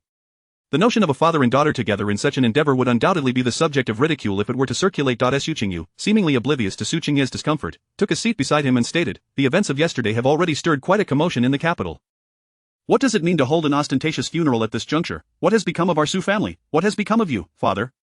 It would indeed render them a laughingstock. Su Qingye remained silent, while the matriarch pondered before speaking, it is precisely because of the uproar that we must handle this matter with care, to quell the rumors. Su Qingyu furrowed her brows tightly, having assumed that the phrase burying one's head in the sand was merely a wise saying. Today, however, she witnessed its application in reality. Was her grandmother truly treating the citizens of the capital as fools? The matriarch, observing her granddaughter's furrowed brow, sighed and remarked, once a person has passed, their grievances are rendered moot. Certain actions are meant for the living. Su Qingyu scoffed inwardly. Would death truly erase grievances? For her, it would not. The animosities from both her past and present lives would be settled meticulously with that mother and daughter pair. What difference did it make if one were deceased? Who decreed that the dead were absolved of their debts? Grandmother, even if she is dead, it does not alter her guilt of infidelity. Furthermore, it is my mother's diligent management of external affairs over the years that has allowed her to exploit weaknesses within our household. We cannot utilize my mother's hard-earned money to conduct a lavish funeral for Guru Oyen. I refuse to consent, as would my mother. Su Qingyu, while inwardly disinclined to organize Guru Oyen's funeral, could not abide the notion that the Su family's wealth was solely attributed to the Lin family.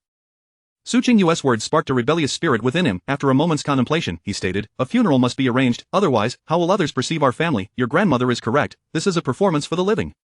We shall proceed as your grandmother suggested, ensuring it is done with grandeur and dignity. You siblings must return and don mourning attire, for she was indeed a legitimate wife within the household. Seeing the stubbornness of both individuals, Su Qingyu lost her patience and coldly declared, if you can swallow this insult, I cannot. If you insist on proceeding, I shall resort to my own means of venting frustration. Su Qingyu, unfazed, replied, as long as the matter is handled with dignity, you may do as you please, whether it be to exhume graves or desecrate corpses. Furious, Su Qingyu retorted with a bitter laugh, exhuming graves or desecrating corpses? I have no interest in her remains. I shall return and craft this incident into a narrative, distributing it to the major tea houses in the capital for the storytellers to recount. Just as Su Qingyu had taken a sip of tea, he nearly choked upon hearing Su Qingyu's words, sputtering the liquid onto the floor. He slammed the teacup aside and exclaimed, what kind of scheme is this? Shall we discard all semblance of dignity for the Su family? Su Qingyu rose. Dignity? You wish to bestow a grand funeral upon someone who committed adultery and plotted against the Su family's title? We might as well cast her upon a mat of straw and let it be known what the Su family truly stands for. Though her words carried a hint of irony, the matriarch understood Su Qingyu's stance. Exchanging glances with Su Qingyu, both felt a flicker of doubt. On one hand, there was indeed a hint of self-deception, on the other, they genuinely feared Su Qingyu's capability to seek out storytellers. Given her recent behavior, she was entirely capable of such actions, which would render the Su family a source of mockery in the capital, tarnishing their ancestral reputation. Ultimately, it was Su Qingyu who spoke, let it be as you say. Instruct the steward to arrange for her burial in the western outskirts. Su Qingyu responded with satisfaction, the steward is waiting outside, I shall inform him immediately. Feeling vexed, the matriarch saw that the discussion had reached a conclusion and said, let this be settled. You two may return now. As the father and daughter rose to exit the Sangha hall, Su Qingyu turned toward the outer courtyard. Just as he did, Su Qingyu called out, Father, please wait. Su Qingyu halted, irritation evident in his voice. What more do you need? Su Qingyu stood beside him, her expression serene. Within 3 years, the Marquis cannot establish a heir. Why? This matter does not concern you. As a young lady preparing for marriage, it is best you refrain from meddling in familial affairs and focus on your upcoming nuptials, Su Qingyu replied, momentarily taken aback before expressing his displeasure. Su Qingyu then spoke softly, Zhou Buren is in my possession. If you wish to avoid the exposure of past events that could cost you your title and position, it would be wise to heed my counsel. Had it not been for her brother's plight, she might have already submitted evidence of Su Qingyu's transgressions to the censors. What care had she for the Marquis or its title? Yet, she too possessed selfish motives. The title of the Marquis rightfully belonged to her brother, thus, she must protect it. Su Qingyu's countenance shifted, and he gritted his teeth. Are you threatening me? Where is he? Su Qingyu shook her head, I truly do not know his whereabouts, but should I desire it, tomorrow he could be at the Dali temple to report you. Consider this, father. A mere 3 years without establishing an heir will have little impact on you. Having spoken, she turned and departed before Su Qingyu could respond. Zhenju, who had been observing, inquired, Miss, what if we do not locate the eldest young master after 3 years? What if the Marquis decides to appoint an heir, and we only find the eldest young master in the 4th or 5th year? Zhenju's brow furrowed in contemplation, struggling to find clarity. Su Qingyu chuckled lightly, that is a matter for 3 years hence. Should I choose, I could ensure that the Marquis remains without an heir for a decade. Yet, she knew she must first obtain news of her brother before proceeding with any plans. Before reaching Bishi Pavilion, the steward Su Zhong hurried towards her. Miss, previously the Marquis indicated a desire for a grand funeral, and I instructed that the cousin be summoned to pay her respects. Now that the Marquis has changed his mind, what should we do, as the cousin has already arrived? Moreover, the young Master Shen accompanied her. Should we allow them entry or not? If we do let them in, we lack a spirit hall, how can they pay their respects? Su Zhong appeared troubled, unable to make a decision. Su Qingyu paused and asked, where is the body currently being kept? Su Zhong replied, it is resting on the ground near the western wall of the outer courtyard, ready to be transported to the western outskirts. Su Qingyu contemplated briefly before saying, since the cousin has shown such filial piety, let her come in. Do not send the body to the western outskirts just yet. Let it remain here. Turning to Qingyu and Feicue, she added, we should also go and pay our respects. It is only right to allow the cousin to guard her mother's spirit. Chapter 89. My cousin is so filial, let her kneel for 3 days and nights at the foot of the western wall of the outer courtyard. 2 corpses, one large and one small, lay on a mat covered with a white cloth. Qingyu stood 10 meters away, gazing intently at them, her expression devoid of emotion. Behind her, the voice of the steward echoed, greetings, young Master Shen, Miss Biao. Turning around, she beheld Xinjiao and Chang Rujin, both clad in plain garments, approaching her. Since the last encounter at Ruilu, where Xinjiao had been reprimanded and punished with 50 lashes by Shinji Xiu, Qingyu had not seen him again. It was unexpected to find him accompanying Chang Rujin today. It seemed Chang Rujin had completely ensnared Xinjiao, otherwise, given his status, he should not be attending a funeral with a concubine. You both have arrived. Let us pay our respects, Qingyu remarked indifferently. Chang Rujin moved forward, kneeling beside the corpse, weeping bitterly at Gu Ruoyun's side. A maidservant brought incense, candles, and paper offerings, arranging them simply at the heads of the 2 bodies. This funeral was even more austere than that of a peasant family. If this were displayed by the roadside, one might even believe that Chang Rujin was selling herself to bury her mother. Weren't we supposed to have a grand funeral? Is this how the Su family conducts such affairs? Xinjiao suddenly spoke coldly. From the moment he entered, his gaze had been fixated on the striking crimson figure of Qingyu. The intertwining of love and hate encapsulated Xinjiao's current emotions, though hatred had long eclipsed love. Even what love remained was not genuine, reduced to an obsessive desire for possession. His question was not to support Chang Rujin but rather to seek a sense of presence in Qingyu's eyes. Upon hearing Xinjiao's query, Chang Rujin, supported by a maid, rose to her feet.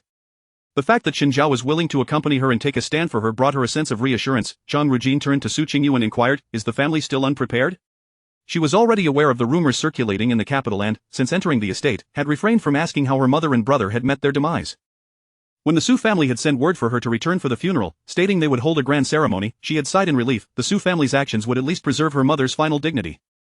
A dignified passing for her mother would make her life in the Shen household considerably easier. It was not that she did not wish to seek justice for her mother, the deceased had departed, and she had to plan for her own future. Qingyu replied coolly, given the disgraceful actions of Madam Yun, the Su family cannot possibly grant her a grand burial. Chang Rujin's swollen eyes glimmered with anger. Did you not say we would hold a grand funeral? Are you the one obstructing this? A slight smirk graced Qingyu's lips, her striking red cloak draping elegantly around her, exuding an air of beauty and coldness. A grand funeral, how does my cousin envision such an occasion? Chang Rujin furrowed her brow. The necessary ceremonies must be observed, the mourning hall must be arranged, and close relatives and friends should come to pay their respects. We must also invite a high monk to perform rites for the departed soul, these cannot be omitted. In Chang Rujin's view, even if her mother had committed disgraceful acts, the Su family should not stoop to quibbling with a deceased person over face. Qingyu nearly laughed aloud. What right did Chang Rujin have to make demands of her? What my cousin proposes is utterly impossible. However, I know my cousin is known for her filial piety. I have already inquired with a master regarding a method. There is a way for Madam Yun to ascend to the Pure Land, free from the torments of hell. Chang Rujin looked at Qingyu in confusion. What method is that? She added, my cousin is famously filial, even if it means kneeling to death before the spirit, you would never utter a word of dissent. Am I correct? Chang Rujin bit her lip, glancing at Qingyu. Those 2 sentences left her in a state of paralysis, unable to refute. It was merely mid-February, although the weather had warmed slightly, the nights remained bitterly cold. Kneeling for 3 days, her body would surely struggle to endure, and she might very well freeze to death overnight. Yet, Qingyu's words left her no room for rebuttal. Should she refuse Qingyu's suggestion, she would immediately be branded an unfilial daughter by the world. Stuck in that position, she could not utter a word of rejection. Chang Rujin turned to Xinjiao, hoping he might intervene. However, Xinjiao's gaze remained fixed on Qingyu, his expression complex and profound. Chang Rujin's heart seethed with resentment. Under the brazen gaze of Qingyu, she slowly sank to her knees. The mat beneath her was thin, and kneeling felt no different from kneeling on cold stone. Within moments, Chang Rujin felt a piercing pain in her knees. Furthermore, remaining still in that position while the cold wind whipped around her penetrated to her bones. Qingyu stood nearby, watching coldly. If Chang Rujin were truly to kneel here to the point of death, she would certainly provide her with a splendid coffin. Meanwhile, Xinjiao remained motionless, offering neither words of restraint nor even a concerned glance towards Chang Rujin. His gaze bore down on Qingyu, revealing a mixture of possessiveness and ambiguous emotions lurking beneath the surface. Chang Rujin cast a glance at Xinjiao, nearly driven to madness with jealousy. Had he not declared that he would only harbor hatred for Qingyu in the future? Yet, the look in his eyes was unmistakably one of obsessive love unfulfilled. As her thoughts shifted, she suddenly leaned on one hand, tilting her body to the side as if to faint. The maidservant beside her immediately squatted down to support her, whispering, "Are you all right, my lady?" Chang Rujin's complexion was pale, tears streaming down her cheeks. She turned to Xinjiao and softly said, "Brother Shen, I believe I may be with child." Xinjiao was taken aback, then stepped forward, crouching beside her to inquire, "When did this happen? How was I unaware? Weren't you always insisting I take contraceptive medicine?" Since Chang Rujian's last miscarriage, the old lady Shen had ordered contraception. The old lady had been quite clear that until the legitimate wife was married, the concubines were forbidden from conceiving. Thus, upon hearing Chang Rujian's claim of pregnancy, Shen Zhao's immediate reaction was one of disbelief. Chang Rujin pressed her lips together before saying, "I found the taste unpalatable, so I haven't taken it these last 2 times." Shen Zhao frowned, but being his own flesh and blood, he turned to Su Qingyu and pondered aloud, "Perhaps we should let her return to the Shen household to recite scriptures and pray for blessings. That would suffice." However, Su Qingyu's heart was filled with suspicion. The last time she had given Chang Rujin the medicine was potent. Logically speaking, after taking that, it would be difficult to conceive for a year or 2. With the old lady Shen's cautious instructions to administer contraceptive medicine, the chances of Chang Rujin becoming pregnant were even slimmer. Had she concocted such a desperate scheme to avoid kneeling? Was she not afraid of lifting a stone only to drop it on her own foot? Seeing that Shen Zhao continued to gaze at her, Su Qingyu's lips curled slightly. Is my cousin intending to fulfill her filial duty alongside the child in her womb? Surely that would guarantee her mother a swift passage to the Pure Land. Chapter 90. The stirring Chang Rujin's expression subtly shifted as she attempted to rise, yet was rendered immobile by a single utterance from Su Qingyu. Shen Zhao cast a discontented glance at Su Qingyu and remarked, "The matter of offspring is of utmost significance. Miss Su, please do not impose undue hardship upon others." Su Qingyu scoffed derisively, "Pray tell, did I force her to kneel? She came forth of her own volition to pay her respects. What concern is it of mine?" "It sounds as though I am the one who has harmed a child of the Shen family," she retorted. Shen Zhao, despite his original intent to confront Su Qingyu, found himself overwhelmed by a rising tide of anger at her frigid demeanor. His words became increasingly unmeasured, his gaze dark and menacing. "Should you dare to harm a child of the Shen family, our conflict will not be easily resolved." At that moment, Shen Zhishu approached, exuding an aura of formidable presence as he inquired, "What brings Shen Zhao here? With whom do you intend to settle scores?" Without waiting for a response, he stood beside Su Qingyu, who, glancing down, caught sight of the hem of his cloak billowing in the cold wind. Shen Zhao, taken aback by Shen Zhishu's arrival, hurriedly bowed, "Greetings, third uncle." Shen Zhishu regarded him with a frosty stare. With whom do you intend to settle scores?" Shen Zhao stood there, his hands hanging limply, rendered speechless under Shen Zhishu's piercing gaze. Observing this, Chang Rujin stepped forward to stand before Shen Zhishu, curtsying gently as she spoke in a soft voice, "I extend my respects to third uncle and implore you not to blame the eldest young master. He accompanied me here to pay homage to my mother. Indeed, my elder cousin insisted that I kneel here to express my filial piety." The eldest young master was merely concerned for the child I carry, and his words were spoken in haste. "I beg you, third uncle, do not hold it against him." Chang Rujin's voice was delicate, her tearful eyes glistening with unshed tears. Her lips were slightly pursed, presenting a fragile yet feigned air of resilience. Su Qingyu harbored a deep admiration for her. In such a state, which man could remain unscathed? Instinctively, she turned to look at Shen Zhishu, only to see his disdainful gaze sweep past Chang Rujin. He then directed a cold inquiry at Shen Zhao, "Have you lost your tongue? When did it become the prerogative of a concubine to answer in your stead?" Shen Zhao reflexively raised his sleeve to wipe away non-existent sweat from his brow. "Third uncle. I spoke out of turn," he stammered. Shen Zhishu replied with a chilling before questioning further, "You accompany a concubine to a funeral? Who taught you such manners? To allow a concubine to enter first is a grave impropriety. You dare to openly accompany a concubine to a funeral? What were you thinking? Do you wish to emulate those foolish souls who prioritize concubines over wives?" Shen Zhishu's words cut sharply, causing Shen Zhao's head to droop even lower. Chang Rujin gazed up at Shen Zhishu, unable to tear her eyes away. He was truly a formidable man. In comparison, Shen Zhao seemed like a child unfit to bear responsibilities. At that moment, she realized that the effort she exerted to align herself with Shen Zhao was merely to grasp the most splendid view at the base of a mountain, while Su Qingyu effortlessly stood atop its summit. By what right could she, having called off the engagement, still marry someone like Third Master Shen? Previously, she thought Su Qingyu's only superiority lay in her lineage. Now she understood that lineage was an insurmountable chasm she could never cross. "Third uncle, please temper your anger. Such fury is detrimental to one's health," Chang Rujin softly interjected once more. Shen Zhishu's brow furrowed tightly. A concubine repeatedly interjecting in his presence, had the rules of the Shen family become mere formalities? Shen Zhao, sensing Shen Zhishu's cold demeanor, quickly grasped the situation. With a sharp motion, he turned and struck Chang Rujin across the face, admonishing, "When third uncle is speaking, it is not your place to interject." Chang Rujin covered her face, trembling in fear, too intimidated to speak further. Su Qingyu stood by, observing with a cold gaze, having discerned Chang Rujin's lingering gaze upon Shen Zhishu. That look filled her with displeasure. After all, the man beside her was to be her future husband. How could she tolerate others' attentions? Shen Zhao had already disciplined someone, thus, Su Qingyu chose not to speak further. She disliked empty threats. It was far more pragmatic to devise a decisive strike. Shen Zhishu, sensing Su Qingyu's ire, abruptly leaned closer, speaking in a tone audible only to the two of them. "A mere concubine poses no significant threat. If you wish, I can find a way to dismiss her." Though it was improper for an uncle to interfere in his nephew's domestic affairs, he had countless methods at his disposal to ensure she did not obstruct Su Qingyu.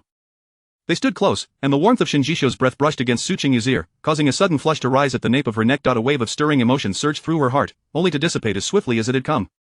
Instinctively, Su Qingyu nodded, and from Shen Jishou's perspective, he caught sight of her long eyelashes fluttering down, her eyes shimmering with unspoken depths. In the midst of Shen Jishou's momentary reverie, Shen Zhao interjected, "Third uncle, forgive me. I shall take her home immediately." Shen Jishou snapped back to reality, offering a perfunctory before adding, "Kneel in the ancestral hall until you have reflected upon your actions." Shen Zhao hastily replied, "Yes, I shall remember, uncle." He harbored no thoughts of defiance toward this uncle. It was a deeply ingrained trepidation etched into his very being since childhood. After Shen Zhao departed, Su Qingye, who had been standing by for quite some time, cautiously ventured, "Lord Shen, what brings you here?" "Is there something amiss?" He hesitated, finally managing to utter Lord Shen. Initially intending to address him as Elder Shen, he reconsidered, as they were now connected as father-in-law and son-in-law, thus opting for a more respectful title. He contemplated calling him Jishou, but the words caught in his throat. He ultimately settled on Lord Shen. Having just witnessed Shen Jishou chastising his nephew, he felt an inexplicable sense of guilt, especially at the mention of favoring concubines over wives, as if it were a pointed jab at him. Thus, Su Qingye instinctively maintained a respectful distance. Shen Jishou spoke, "I come on behalf of my mother to deliver some delicacies prepared at home for Miss Su." Su Qingyu was taken aback, finally noticing Wen Zhu trailing behind, holding two exquisite red lacquered wooden boxes. Shen Jishou continued, "I have a few words to share with you, would that be convenient?" "Then let us retire to the small study nearby," Su Qingyu replied. Seeing this, Su Qingye added, "You two converse. I have matters to attend to and shall not impose." Shen Jishou nodded, "Lord Su, please proceed." The two entered the small study where Su Qingyu typically reviewed accounts, while Zhenju, Yushi, and Wen Zhu stood guard outside. Once inside, Shen Jishou presented the box of delicacies, stating, "These are all your favorites, especially the osmanthus cake within, crafted from the osmanthus honey my mother brewed last year, freshly opened from the jar." Su Qingyu reminisced about the pastries from that day in the carriage and blurted out, "How did Third Master know what I usually enjoy?" Chapter 91. "Haven't I devoted myself to you?" Su Qingyu inquired naturally, to which Shen Jishou responded with equal candor, "I had Wen Zhu inquire." "Thank you, Third Master, for your concern and effort," Su Qingyu replied politely. Shen Jishou suddenly cleared his throat twice, saying, "When you performed the 7-day ritual for me, the offerings you brought were all my favorite dishes." Recalling that ceremony, Su Qingyu couldn't help but tilt her head in suppressed laughter, eventually bursting into genuine laughter. With a smile, Shen Jishou asked, "What is so amusing?" "I remembered what you said that day about not wasting the scriptures. So, Third Master, did you truly listen intently? What did you glean from it?" Su Qingyu teased. A ripple of emotion flickered across Shen Jishou's deep-set eyes as he replied, "I did listen attentively. There are not many in the capital who sincerely wish to deliver me from this world. After hearing that scripture, I found fortune in the northwest, perhaps aided by your reminder and the Buddha's blessings."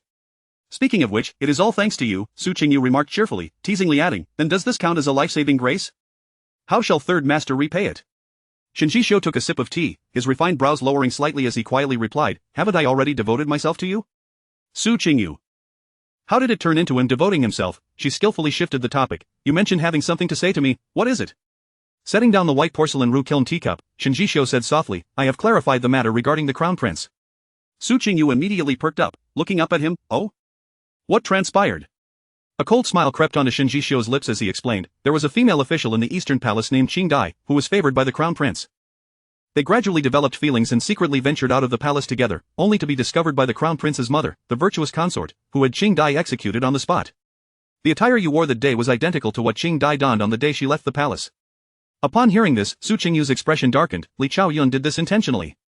She aimed to make the crown prince take a liking to me, intending for me to be a concubine in the Eastern Palace." Shen Jishou continued, "It is said that the female official named Qingdai was not particularly striking, but she was diligent and managed the affairs of the Eastern Palace exceptionally well. When the crown prince visited that day, you were preoccupied with disaster relief, so it is no wonder you caught his attention." Su Qingyu suddenly feigned a look of grievance as she gazed at Shen Jishou. "Third Master, is Li Chaoyun's treatment of me aimed at you? What does that imply?" "A femme fatale, I have long heard that Third Master is the object of many young ladies' dreams in the capital, and now it appears that the rumors hold true." The tea that Shen Jishou had just sipped nearly lodged in his throat, causing him to cough several times before regaining composure. Noticing his slight embarrassment, Su Qingyu promptly returned to the matter at hand. "In your view, does this mean the crown prince has given up? This matter, it shouldn't affect you, right?" Shen Jishou's gaze flickered as he recalled his encounter with the crown prince at the cabinet yesterday. The crown prince had visited the cabinet to see Elder Chen and had run into Shen Jishou. After exchanging a few casual words, Shen Jishou had taken his leave. Yet, before he could exit, he overheard the crown prince reprimanding a young eunuch for allowing anyone to touch his favorite parrot. The young eunuch knelt in fear, begging for forgiveness, but Shen Jishou knew that a rift had formed between him and the crown prince. This incident was essentially unrelated to Su Qingyu, it was merely a matter of respecting the authority of the crown, as he had offended the crown prince's sensibilities. However, it also revealed the crown prince's shallowness and narrow-mindedness, indicating he was ill-suited for greatness. Seeing Shen Jishou's expression sour, Su Qingyu inquired with concern, "Have I caused you trouble?" The incident that day was indeed my fault. I examined the clothing thoroughly and failed to notice anything amiss. Moreover, my attire was so soiled that it was hardly presentable. Qingyu waved his hand, saying, "This is not your fault. There are thieves who operate for 1,000 days, but there are no defenses that last for 1,000 days. Besides, this matter regarding the crown prince is a secret that few know of. Even I only learned of it through diligent investigation. You could not have foreseen it. How could you defend against it?" Qingyu felt reassured by his comforting words and asked, "If I encounter the crown prince again in the future, is there anything I should be mindful of?" Once she married into the Shen family, she would become the third madam of the Shen family. Opportunities to attend banquets would not be scarce, and she would inevitably encounter the nobility of the palace. To avoid causing trouble for herself and Qingyu, it was best to clarify this matter. After a moment of contemplation, Qingyu replied, "The crown prince does not favor women from prominent families who act pretentiously, he prefers those who are practical and down-to-earth. In half a month, it will be the emperor's birthday celebration, during which you will enter the palace. You may dress more luxuriously and adorn yourself in a dignified and elegant manner." Qingyu was taken aback. The emperor's birthday, in previous years, I was not included in the invitations. Upon realizing this, she suddenly understood. This year, she would undoubtedly be included due to her engagement with Qingyu. With this marriage settled, her status in the capital had risen significantly. "If I dress too elegantly, won't it draw too much attention?" Qingyu hesitated. Such banquets typically frowned upon excessive ostentation. After all, the capital was rife with hidden talents, overshadowing the princesses and noble ladies would not bode well. Rest assured, the future third Madam Shen can wear whatever she pleases. No one dares to utter a word against it, Qingyu asserted, his voice clear and deep. Qingyu nodded, "All right, I will remember that." Upon hearing Qingyu mention the emperor's birthday, Qingyu suddenly asked him, "Is this birthday celebration being organized by Elder Su?" Qingyu nodded, to some extent. It is said to be entrusted to Elder Su, but it is also under the purview of Su Mingjie. Su Mingjie, the eldest grandson of Elder Su, is the son-in-law of the Duke of Endurance. He is highly favored by the emperor and has already begun assisting the emperor with his duties at a young age. He currently holds a prestigious but nominal position in the Hanlin Academy, and many consider him to be Elder Su's successor. Qingyu recalled that in her past life, many who sought to undermine the Shen family had intricate ties to the Su family. Additionally, now that the chancellor and vice-chancellor were at odds, and Qingyu was a student of the vice-chancellor Chen Zhang, the relationship with the Su family was self-evident. "The Su family has the emperor's favor, and the crown prince has grown estranged from you. Does this not place you in a precarious position?" Qingyu looked at Qingyu with concern. Elder Su, as the emperor's teacher, naturally enjoyed his favor. Elder Chen, being the crown prince's mentor, would undoubtedly be favored once the crown prince ascended the throne. Originally considered part of the crown prince's faction, Qingyu was now at odds with him. Qingyu looked at Qingyu in surprise. She had a keen understanding of the political intricacies at court. "It is not as dire as it seems. The crown prince's ascension is still a distant prospect, and until then, he will not act against me. When that day comes, whether he can ascend is another matter altogether." As Qingyu spoke, his gaze turned icy and distant, starkly contrasting the warmth he displayed when conversing with Qingyu. Recalling the troubles caused by Su Liangping in her previous life, Qingyu suddenly had an idea and quietly asked, "If a suitable opportunity arises, or if the Su family commits a grave error, would you take action against Elder Su?" Qingyu looked at Qingyu in confusion, but upon seeing her earnestness, he replied, "Elder Chen and I do indeed plan to bring down the Su family, but we require an opportune moment. I possess incriminating evidence against Elder Su, but merely presenting it is insufficient. It must be when the emperor is dissatisfied with Elder Su and genuinely wishes to act against him for there to be hope. Ultimately, it all hinges on the emperor's disposition." Qingyu pondered for a moment before saying, "Third Master, please prepare the evidence for the impeachment. I may have an opportunity that could assist you." Chapter 92 Leveraging Strengths. In truth, she was not truly assisting Qingyu. Even if she had not mentioned the matter, she would have seized this opportunity to eliminate Su Yuankai. If she were to further scheme against the Su family, it would merely require amplifying the situation. Qingyu's face bore no hint of joy, his expression solemn as he gazed at Qingyu. "What do you intend to do?" "I must deliberate carefully regarding my approach to the Su family. You must not take risks on my behalf. Such matters are interwoven, and should trouble arise, the entire Su family would be implicated."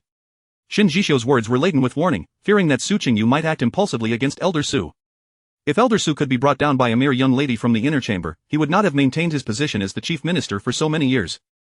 Qingyu was well aware of his concerns and smiled to reassure him, "Rest assured, I shall not act directly. My half-brother has been conspiring with Su Liangping recently, and I wish to leverage their efforts. There is no need for you to involve yourself. This endeavor may not even succeed. Just ensure you are prepared with sufficient evidence for impeachment, and do not miss the opportunity. As for my part, I will ensure that no traces are left behind." Her intentions were unmistakable, yet Qingyu's countenance remained grave. He furrowed his brow as he looked at Qingyu and inquired, "Do you require my assistance?" Qingyu promptly shook her head, "Absolutely not. If you involve yourself, it will leave a clear trace." Noticing his lingering unease, she further explained, "I will not be in contact with anyone from the Su family. My target is my brother. As for the Su family, I shall leave it to fate." Seeing her resolve, Shen Jishou ceased his persuasion, merely advising Su Qingyu to inform him promptly of any insurmountable issues. Having discussed matters sufficiently, Shen Jishou rose and stated, "I have other matters to attend to, I shall take my leave." Su Qingyu glanced at the pastries on the table and politely expressed her gratitude. "Please convey my thanks to the old lady when you return, I appreciate her thoughtfulness in preparing these delicacies for me." Shen Jishou chuckled, teasingly remarking, "If you truly wish to express your gratitude, you should visit her more often. She has mentioned you quite frequently of late." Feeling a bit shy, Su Qingyu replied, "You are right, Third Master. Coincidentally, fresh mustard greens will be delivered from the estate tomorrow morning. I shall take some to the old lady." She remembered how much the old lady enjoyed the small wontons filled with mustard greens. A subtle smile graced Shen Jishou's lips as he nodded, "Very well." After bidding farewell to Shen Jishou, Su Qingyu summoned Feitsui and instructed, "Go discreetly and find someone to make a few waterproof fire starters. Spend more silver if necessary, but ensure you are not discovered, and do not reveal your identity." While Feitsui did not comprehend Su Qingyu's intentions, she diligently noted the instructions without further inquiry. Su Qingyu appreciated Feitsui's steadiness and reticence. She then inquired, "What has been done with the servants of Xiaohua Hall?" Feitsui replied, "They have yet to be dealt with, the steward is awaiting your instructions." Su Qingyu pondered for a moment before commanding, "Give Yuatao 20 taels of silver and release her. As for Erxi, inform him that he is free to go once I am married. And the others from Xiaohua Hall, sell them off." She had no intention of retaining anyone who had been associated with Gu Ruoyun. Who could tell if Chang Rujin had any lingering ties with them? She did not wish to be outmaneuvered by Chang Rujin at the last moment. Feitsui then asked, "What should be done with Lbru?" "She is Lady Yun's confidant." "Then let her serve Lady Yun," Su Qingyu replied in a low voice. Before Feitsui departed, Su Qingyu added, "Tomorrow, the estate will be sending shepherd's purse. Have someone relay the message to the estate to gather the tenderest ones possible." Feitsui acknowledged and exited. Alone at her writing desk, Su Qingyu contemplated the events surrounding Su Liangping from her previous life. In her past life, during the emperor's longevity celebration, the responsibility had indeed fallen to the Su family, with elder Su entrusting the task to his grandson, Su Mingjie. Consumed by jealousy over Su Mingjie's prominence within the family, Su Liangping sought to undermine him. He dared not create too much of a disturbance, so he, along with a few companions, stealthily entered the fireworks storage with water flasks, intending to dampen some of the fireworks unnoticed. When the day of the celebration arrived, should Su Mingjie falter, he would surely face the consequences. However, Su Liangping's ill fortune led to him being caught red-handed, as Su Mingjie had happened upon the warehouse for a routine inspection. This incident nearly cost Su Liangping his life at the hands of elder Xu. Su Qingyu felt a sense of uncertainty. Many events had shifted since her rebirth, and she could not predict whether Su Liangping's actions would unfold as they had in her previous life. Yet, she could only do her utmost and leave the rest to fate. After all, she was reborn, not clairvoyant. With a creak, the study door opened slightly, drawing Su Qingyu back from her reverie. She saw Su Shunzi peering in, her cherubic cheeks adorned with dimples as she smiled. "Elder sister, I came to see you." Su Qingyu beckoned, and Su Shunzi dashed in, immediately resting her head on Su Qingyu's lap. "Elder sister, I have reconciled all the accounts from these past days." Her soft, melodious voice carried a hint of playfulness. Su Qingyu looked down at her half-sister, her ordinarily cold heart softening a fraction. "Having completed the accounts, why do you not practice your needlework? I recall you had shown great promise in your embroidery recently. If you enjoy it, I can find a skilled embroiderer to teach you." Su Shunzi's previously cheerful expression fell in an instant. She hurriedly replied, "No, please don't, elder sister, I truly lack talent in embroidery. Others create flowers, while I end up with a chaotic mess. I would rather spend my days tallying accounts than touch a needle again." Su Qingyu could not help but laugh, playfully pinching Su Shunzi's cheek. "Then what is it that you wish to do?" Su Shunzi giggled twice, then wrapped her arms around Su Qingyu's slender waist, saying, "I want to go to the shop. I wish to learn about the outside world." Previously, she had been sheltered by concubine Lian, timidly existing as a daughter of the Su family, carefully weighing her words lest she anger the elders. However, ever since her elder sister had taught her about accounts and management, she felt as though she had been released from a cage, captivated by the vastness of the world beyond. These days, she had awakened with laughter many a time, utterly enamored with her current life. Su Qingyu did not refuse, yet she did not grant her approval either, instead lowering her head in contemplation.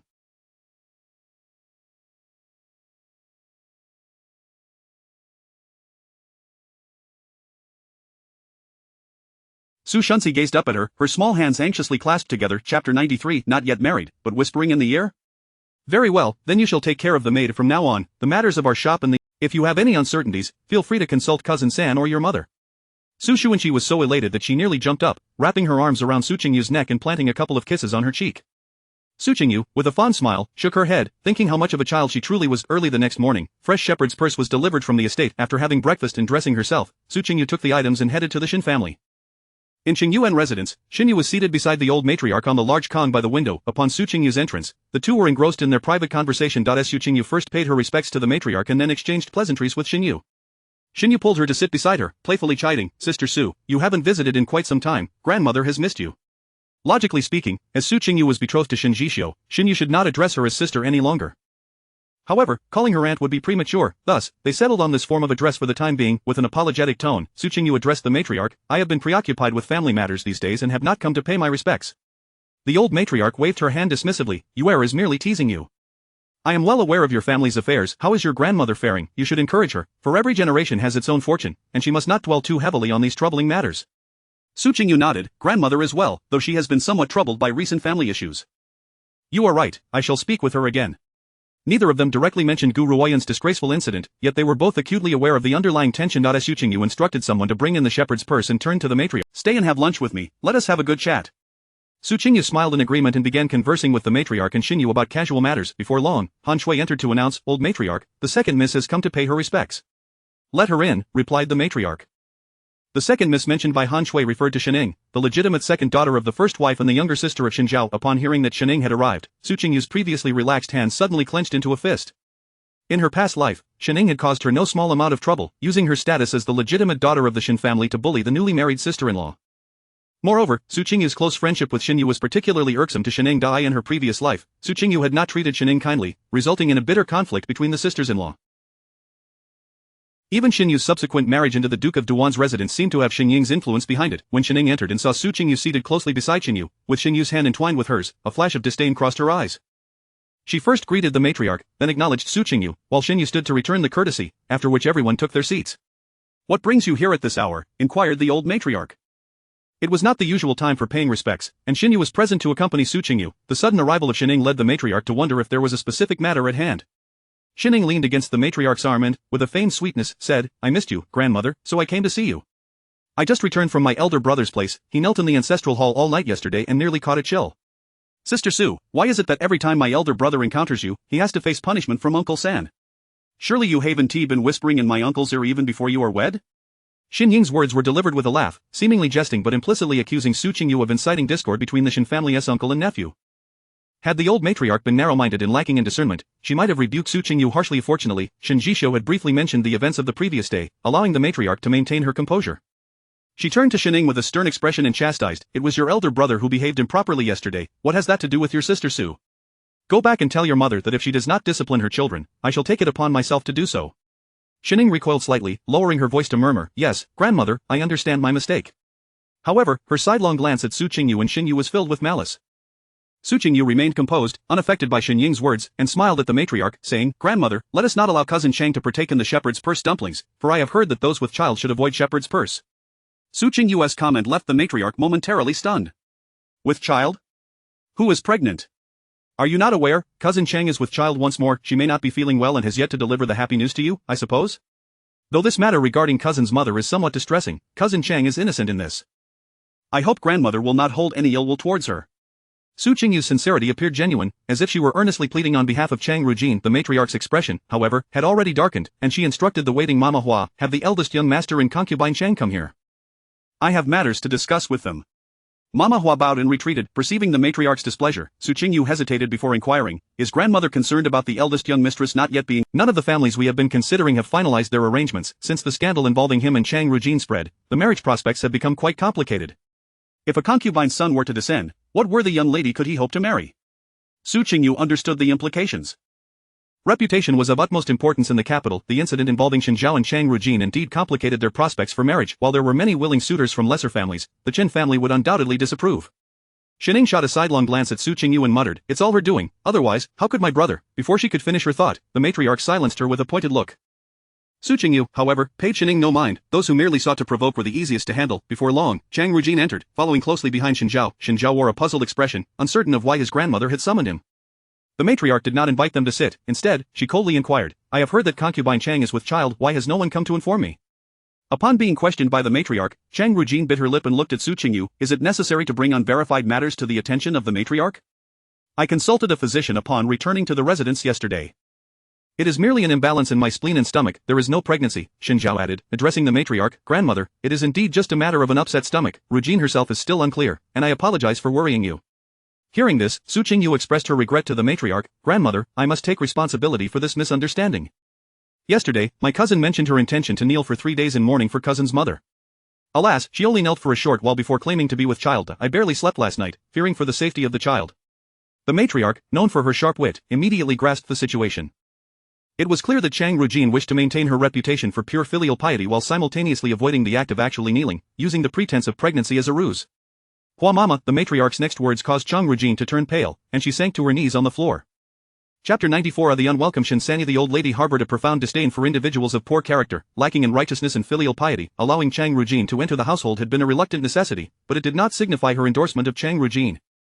Now that she comprehended the situation more clearly, her ire intensified. In a somber tone, she instructed Mama Hua, from this day forth, treat Aunt Chang as the lowest-ranking concubine. Without my permission, Aunt Chang shall not leave the estate. Moreover, administer to her a potion that renders her barren, extinguishing any lingering aspirations. Chang Rujin collapsed to the ground, her complexion as pale as death. The thought of being rendered barren, what hope would she have for the remainder of her life? To be relegated to the status of the lowest concubine, she aspired to be the mistress of the Shen family. How could she accept being treated as such? I beseech you, madam, spare my life, I shall never dare again. Please, madam, show mercy, I implore you. Realizing the gravity of her predicament, Chang Rujin knelt before the old lady, desperately pleading for clemency. The old lady furrowed her brow and turned to Shen Zhao, coldly inquiring, what do you have to say? Shen Zhao hastily bowed in response, I shall heed grandmother's wishes. To intercede for a concubine's punishment would only bring disgrace upon his grandmother. Besides, it was merely a concubine, he was not particularly concerned. Chang Rujin gazed up at Shen Zhao, her heart sinking into despair. This was the man she had striven so hard to marry, and this was how he treated her. Qingyu and Shening had never witnessed such a scene, left utterly astonished. Qingyu maintained a composed facade, though a flicker of intrigue danced in her eyes. For Chang Rujin, this fate must surely be more excruciating than a slow execution, wouldn't it? As Chang Rujin prepared to utter another plea, she was swiftly escorted away before she could speak. You may leave as well, we ladies have some private matters to discuss, the old lady instructed Shen Zhao. Shen Zhao bowed and exited, only to encounter Shen Jishou at the door. Fearing an inquiry about the previous day's events, he hastily bowed and departed. Shen Jishou was yet unaware of the unfolding drama. As a servant lifted the brocade curtain, he stepped inside. Upon entering, he removed his fur-lined cloak and casually handed it to Han Shui. Seeing Shen Jishou enter, the old lady momentarily paused, asking, I recall you were to attend a banquet at the Duke of Wei's residence today. Why have you returned? Shen Jishou, unperturbed, took a seat and replied, the banquet has been rescheduled, I came to visit mother. Su Qingyu, Xinyu, and Shening rose to greet Shen Jishou, but he averted his gaze from Su Qingyu, maintaining an air of indifference. The old lady regarded Shen Jishou with a smile, then why not stay for lunch? Shen Jishou nodded, that sounds agreeable, it has been ages since I enjoyed the dishes from mother's kitchen. He added, you all may continue your conversation. Do not mind me. Though he expressed such sentiments, aside from the old lady, the others remained quite reserved. Su Qingyu, still unmarried, refrained from appearing too casual, while Shening, who had always feared this third uncle, only dared to speak after gauging his expression. Xinyu, often in the old lady's company, was somewhat closer to Shen Jishou but still dared not overstep. Thus, despite the old lady's attempts to lighten the mood with laughter and chatter, the atmosphere lacked the previous ease and casualness. The old lady glanced at the time, it was still early for lunch. She discreetly cast a look at Shen Jishou, signaling him. However, today, Shen Jishou seemed oblivious to her hints, failing to grasp her intentions.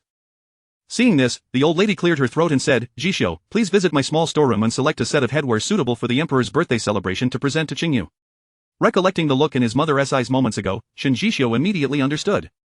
She wished to send him away, finding him an eyesore in her presence. The request for headwear was merely a pretext, she had likely already made her selection. Shen Jishou rose and exited the banquet hall. As he walked a short distance, he overheard the sounds of laughter between Xinyu and Su Qingyu from within. Smiling to himself, he shook his head and proceeded toward the small storeroom in Qingyuan residence. The group in the banquet hall continued their conversation until lunch was served. The old lady led them to the dining area, where they found Shen Jishou already seated, appearing as if he had been there for quite some time. The old lady was somewhat surprised, she had expected him to leave. After all, it was a rare occasion for her to have lunch with him. Mother has asked me to select a set of headwear. I chose this set of East pearls, what do you think?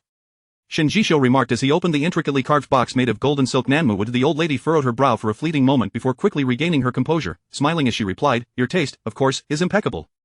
Su Qingyu's gaze fell upon the set of East pearls, captivated and unable to look away. Accustomed to fine things, she recognized immediately that this set was of the utmost quality. Each pearl was a rare gem, difficult to find on the market. The set boasted dozens of pearls of varying sizes, expertly crafted by a master artisan. Shening stepped forward, peering closely at the exquisite headwear, her heart aflame with admiration. She recognized this jewelry as a gift from the late empress to their grandmother on her wedding day. For years, their grandmother had cherished it, treating it as a treasured heirloom. Such an item could hardly be gifted to Su Qingyu. Her connection to the Shen family was merely a stroke of luck. Had it not been for the erroneous rumor of her third uncle's death, she would not have had the chance to become the third wife of the Shen family. Shen Ying's indignation grew, contemplating how to persuade their grandmother to reconsider. The old lady, oblivious to Shen Ying's discontent, took Su Qingyu's hand and stepped closer, saying, "Do you like it? I thought it would be fitting for you to wear this headwear when you enter the palace for the emperor's birthday celebration." As she spoke, the old lady discreetly glanced at Shen Jishou. Feigning ignorance of his mother's subtle implications, Shen Jishou turned his face away, avoiding direct eye contact. Su Qingyu quickly interjected, "Madam, this is far too precious, the family will prepare jewelry for my palace visit." The old lady smiled, a gift from an elder should not be declined. "It is my present to you, accept it graciously. No matter how valuable the jewelry, it is meant to be worn."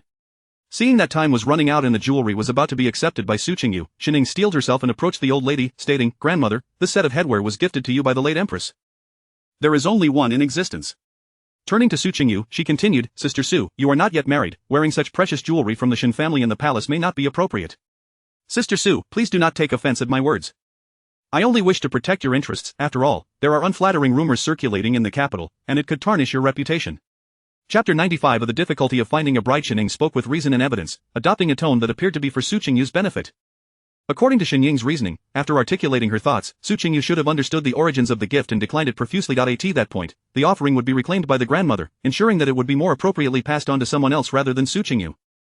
However, contrary to Shen Ying's expectations, Su Qingyu did not respond with trepidation upon learning of the gift's provenance. While she was indeed astonished that such a precious item was suddenly bestowed upon her, the fact that it was given by the old lady and brought forth by Shen Jishou implied that both heads of the Shen family had endorsed this gesture. To insist on refusing it would likely offend the old lady's goodwill. Furthermore, the more Shen Ying insisted, the less inclined Su Qingyu felt to acquiesce to her wishes. After a brief moment of contemplation, Su Qingyu spoke, "So it originates from the palace. No wonder it appears so exquisite and opulent." She neither expressed a desire to accept nor to decline, choosing instead to observe how the old lady would respond. As she had anticipated, the old lady shot Shen Ying a glare and declared, "It is I who have gifted this. If I deem it appropriate, then it is indeed appropriate." Turning to Su Qingyu with a beaming smile, she added, "I have instructed you to accept it, so you should do so without worry. It seems you have become accustomed to finer things and now look down upon the gifts of this old woman." Su Qingyu promptly replied, "Then I must thank you, esteemed elder, I shall heed your wishes." With that, she instructed Fatesue to accept the jewelry. Shen Yi shot Shen Ying a disapproving glance before linking arms with Su Qingyu and saying, "Sister Su, since it is grandmother's gift to you, you should graciously accept it. Some individuals merely envy your good fortune. Do not take their words to heart." Fuming, Shen Ying contemplated confronting them, but upon noticing Shen Jishou's cold gaze directed at her, she swallowed her retort. After the group had shared a meal, Shen Jishou arranged for someone to escort Su Qingyu home. Once only Shen Jishou and the old lady remained in the room, the servants who had brought tea exited, allowing the old lady to finally inquire, "Now, tell me, why did you choose to exchange the golden hairpiece I selected?" Shen Jishou replied solemnly, "Hasn't the crown prince taken an interest in her? I intend for her to wear this Eastern pearl hairpiece when she enters the palace. The crown prince is particularly averse to the ostentation of highborn ladies." The old lady scrutinized Shen Jishou. "Is that truly your only rationale? If that were the case, I have many lavish hairpieces in my storeroom. Why did you specifically choose this one sent by the late empress?" She did not mind parting with the item. At her age, such material possessions held little value to her. Once she departed, those items would merely be divided among the younger generation. Yet, Shen Jishou had chosen this particular piece, piquing her curiosity about his reasoning. Her youngest son was deeply inscrutable, and often she found herself unable to fathom his thoughts. Instinctively stroking his chin, Shen Jishou remarked, "This hairpiece, when worn into the palace, will unequivocally convey our family's stance." The old lady paused for a moment before bursting into laughter. "So that is your scheme? Are you concerned that your future bride might be bullied in the palace? Rest assured, this girl is far from weak and easily intimidated." Shen Jishou arched an eyebrow. "At my age, marrying a wife is no small feat. I must protect her." The old lady, raising her teacup to take a sip, nearly choked upon hearing his words. Pointing at him, she exclaimed, "You, of all people, dare utter such sentiments." Since he was 18, the family had been arranging potential matches for him, yet he had devoted himself entirely to his career, failing to settle on any engagement. She had not wished to pressure him, thus allowing time to pass. After sharing a laugh, the old lady turned serious once more, gazing at Shen Jishou. "It seems this unforeseen match has truly struck a chord with you. Perhaps it is fate. Had you not received news of the deceased, this union would never have materialized." Shen Jishou smiled softly, neither confirming nor denying, allowing a rare tenderness to flicker across his features. After a moment, Wen Zhu entered quietly, reporting, "Third Master, the banquet at the Duke's residence has concluded, and Lord Zhongyi wishes to see you." The old lady looked at him with suspicion. "Did you not say the banquet was postponed?" Clearing his throat to mask his embarrassment, Shen Jishou rose and said, "I have matters to attend to. I shall excuse myself from our conversation, mother." Observing his retreating figure, the old lady shook her head slightly, a smile playing on her lips. In just a couple of years, her little grandson would surely be running about the house, wouldn't he? A few days later, Fatesue procured a waterproof fire starter and presented it to Su Qingyu. "It is well crafted, just as I envisioned. For the next few days, keep a close watch on the eldest young master. Pay special attention to whether he brings any peculiar items into the residence, such as small water buckets." She recalled how, in her past life, Su Liangping had specially commissioned portable water buckets for his friends, distributing 2 to each. They would gather at Su's fireworks storage to celebrate at night. She wondered if that good-for-nothing Su Yuankai would be selected by Su Liangping. However, observing Su Yuankai's recent buoyant demeanor, it seemed he had already ingratiated himself with Su Liangping. Understanding the gravity of the situation, Fei Sui and Agate took turns monitoring Su Yuankai for 12 hours. On the day Lin Shi completed her confinement, Su Qingyu accompanied her for dinner. After their meal, the mother and daughter reclined on the bed, sharing intimate conversations. Mother, when Mr. Zhou came to take your pulse yesterday, he mentioned you are nearly recovered. A few more doses of medicine, and you can cease taking it. Lin Shi grasped Su Qingyu's hand, saying, from today onward, let me manage the household affairs. You should focus on preparing for your marriage. Even the needlework requires diligence. The family you marry into will certainly scrutinize your skills. Su Qingyu quickly replied, I understand, I will attend to it as soon as I return. After a moment's thought, she lowered her voice to ask, Mother, now that you have completed your confinement, may I inquire about your plans for the future? Previously, Lin Shi had been pregnant and suffered a miscarriage, and Su Qingyu had devoted herself to caring for her. Now that her mother was well, she felt it was time to address certain matters. Lin Shi looked at Su Qingyu, puzzled. Plans for the future? I do not quite grasp what you mean. With a sigh, Su Qingyu expressed her concern. Mother, you and father have long since lost your affection for one another. He has shown no regard for our well-being. Must you continue to languish in the Marquis' household for the rest of your days? If I had a son, it would be different. He could protect you. However, in just a few months, I will be married. What will happen to you then? Lin Shi was momentarily taken aback by Su Qingyu's words, then replied, what can be done? I cannot simply divorce your father, such is the life within a noble family. Had she not had children, she would have left the Marquis' residence without hesitation. The world is vast, and there would always be a place for her. Yet, with a daughter to consider, she had to think of Su Qingyu's future. Although the great Zhou permitted women to divorce, it was a rarity among elite families like theirs. A divorce would tarnish her daughter's reputation. Su Qingyu, unaware of Lin Shi's concerns for her, blurted out, why not? Others live this way because they choose to endure it. Upon voicing this, a sudden realization struck Su Qingyu, and she understood everything. Grasping Lin Shi's hand, she said, are you worried that my marriage will be affected? But all I desire is for you to live the life you wish in your later years. Initially, I was to marry a deceased man, and you supported me without hesitation. Now, whatever decision you make, I shall stand by you. Chapter 96, a step taken correctly. Lin Shi had been married into the Su family for nearly 2 decades, spending 2 decades within the confines of this household. More than anyone else, she yearned to break free, and the mere thought of leaving the Su family filled her heart with exhilaration. Yet, she could not forsake her daughter and her natal family for the sake of her own later years. Divorce was no trivial matter. What if her daughter were looked down upon by her in-laws or her own family were ridiculed because of her actions? She was no longer the carefree young lady of the Lin family. Understanding a mother better than anyone, Su Qingyu saw through Lin Shi's innermost thoughts at a glance. Her heart ached with compassion. 2 decades spent within these domestic walls, how many more decades of life could one afford to waste?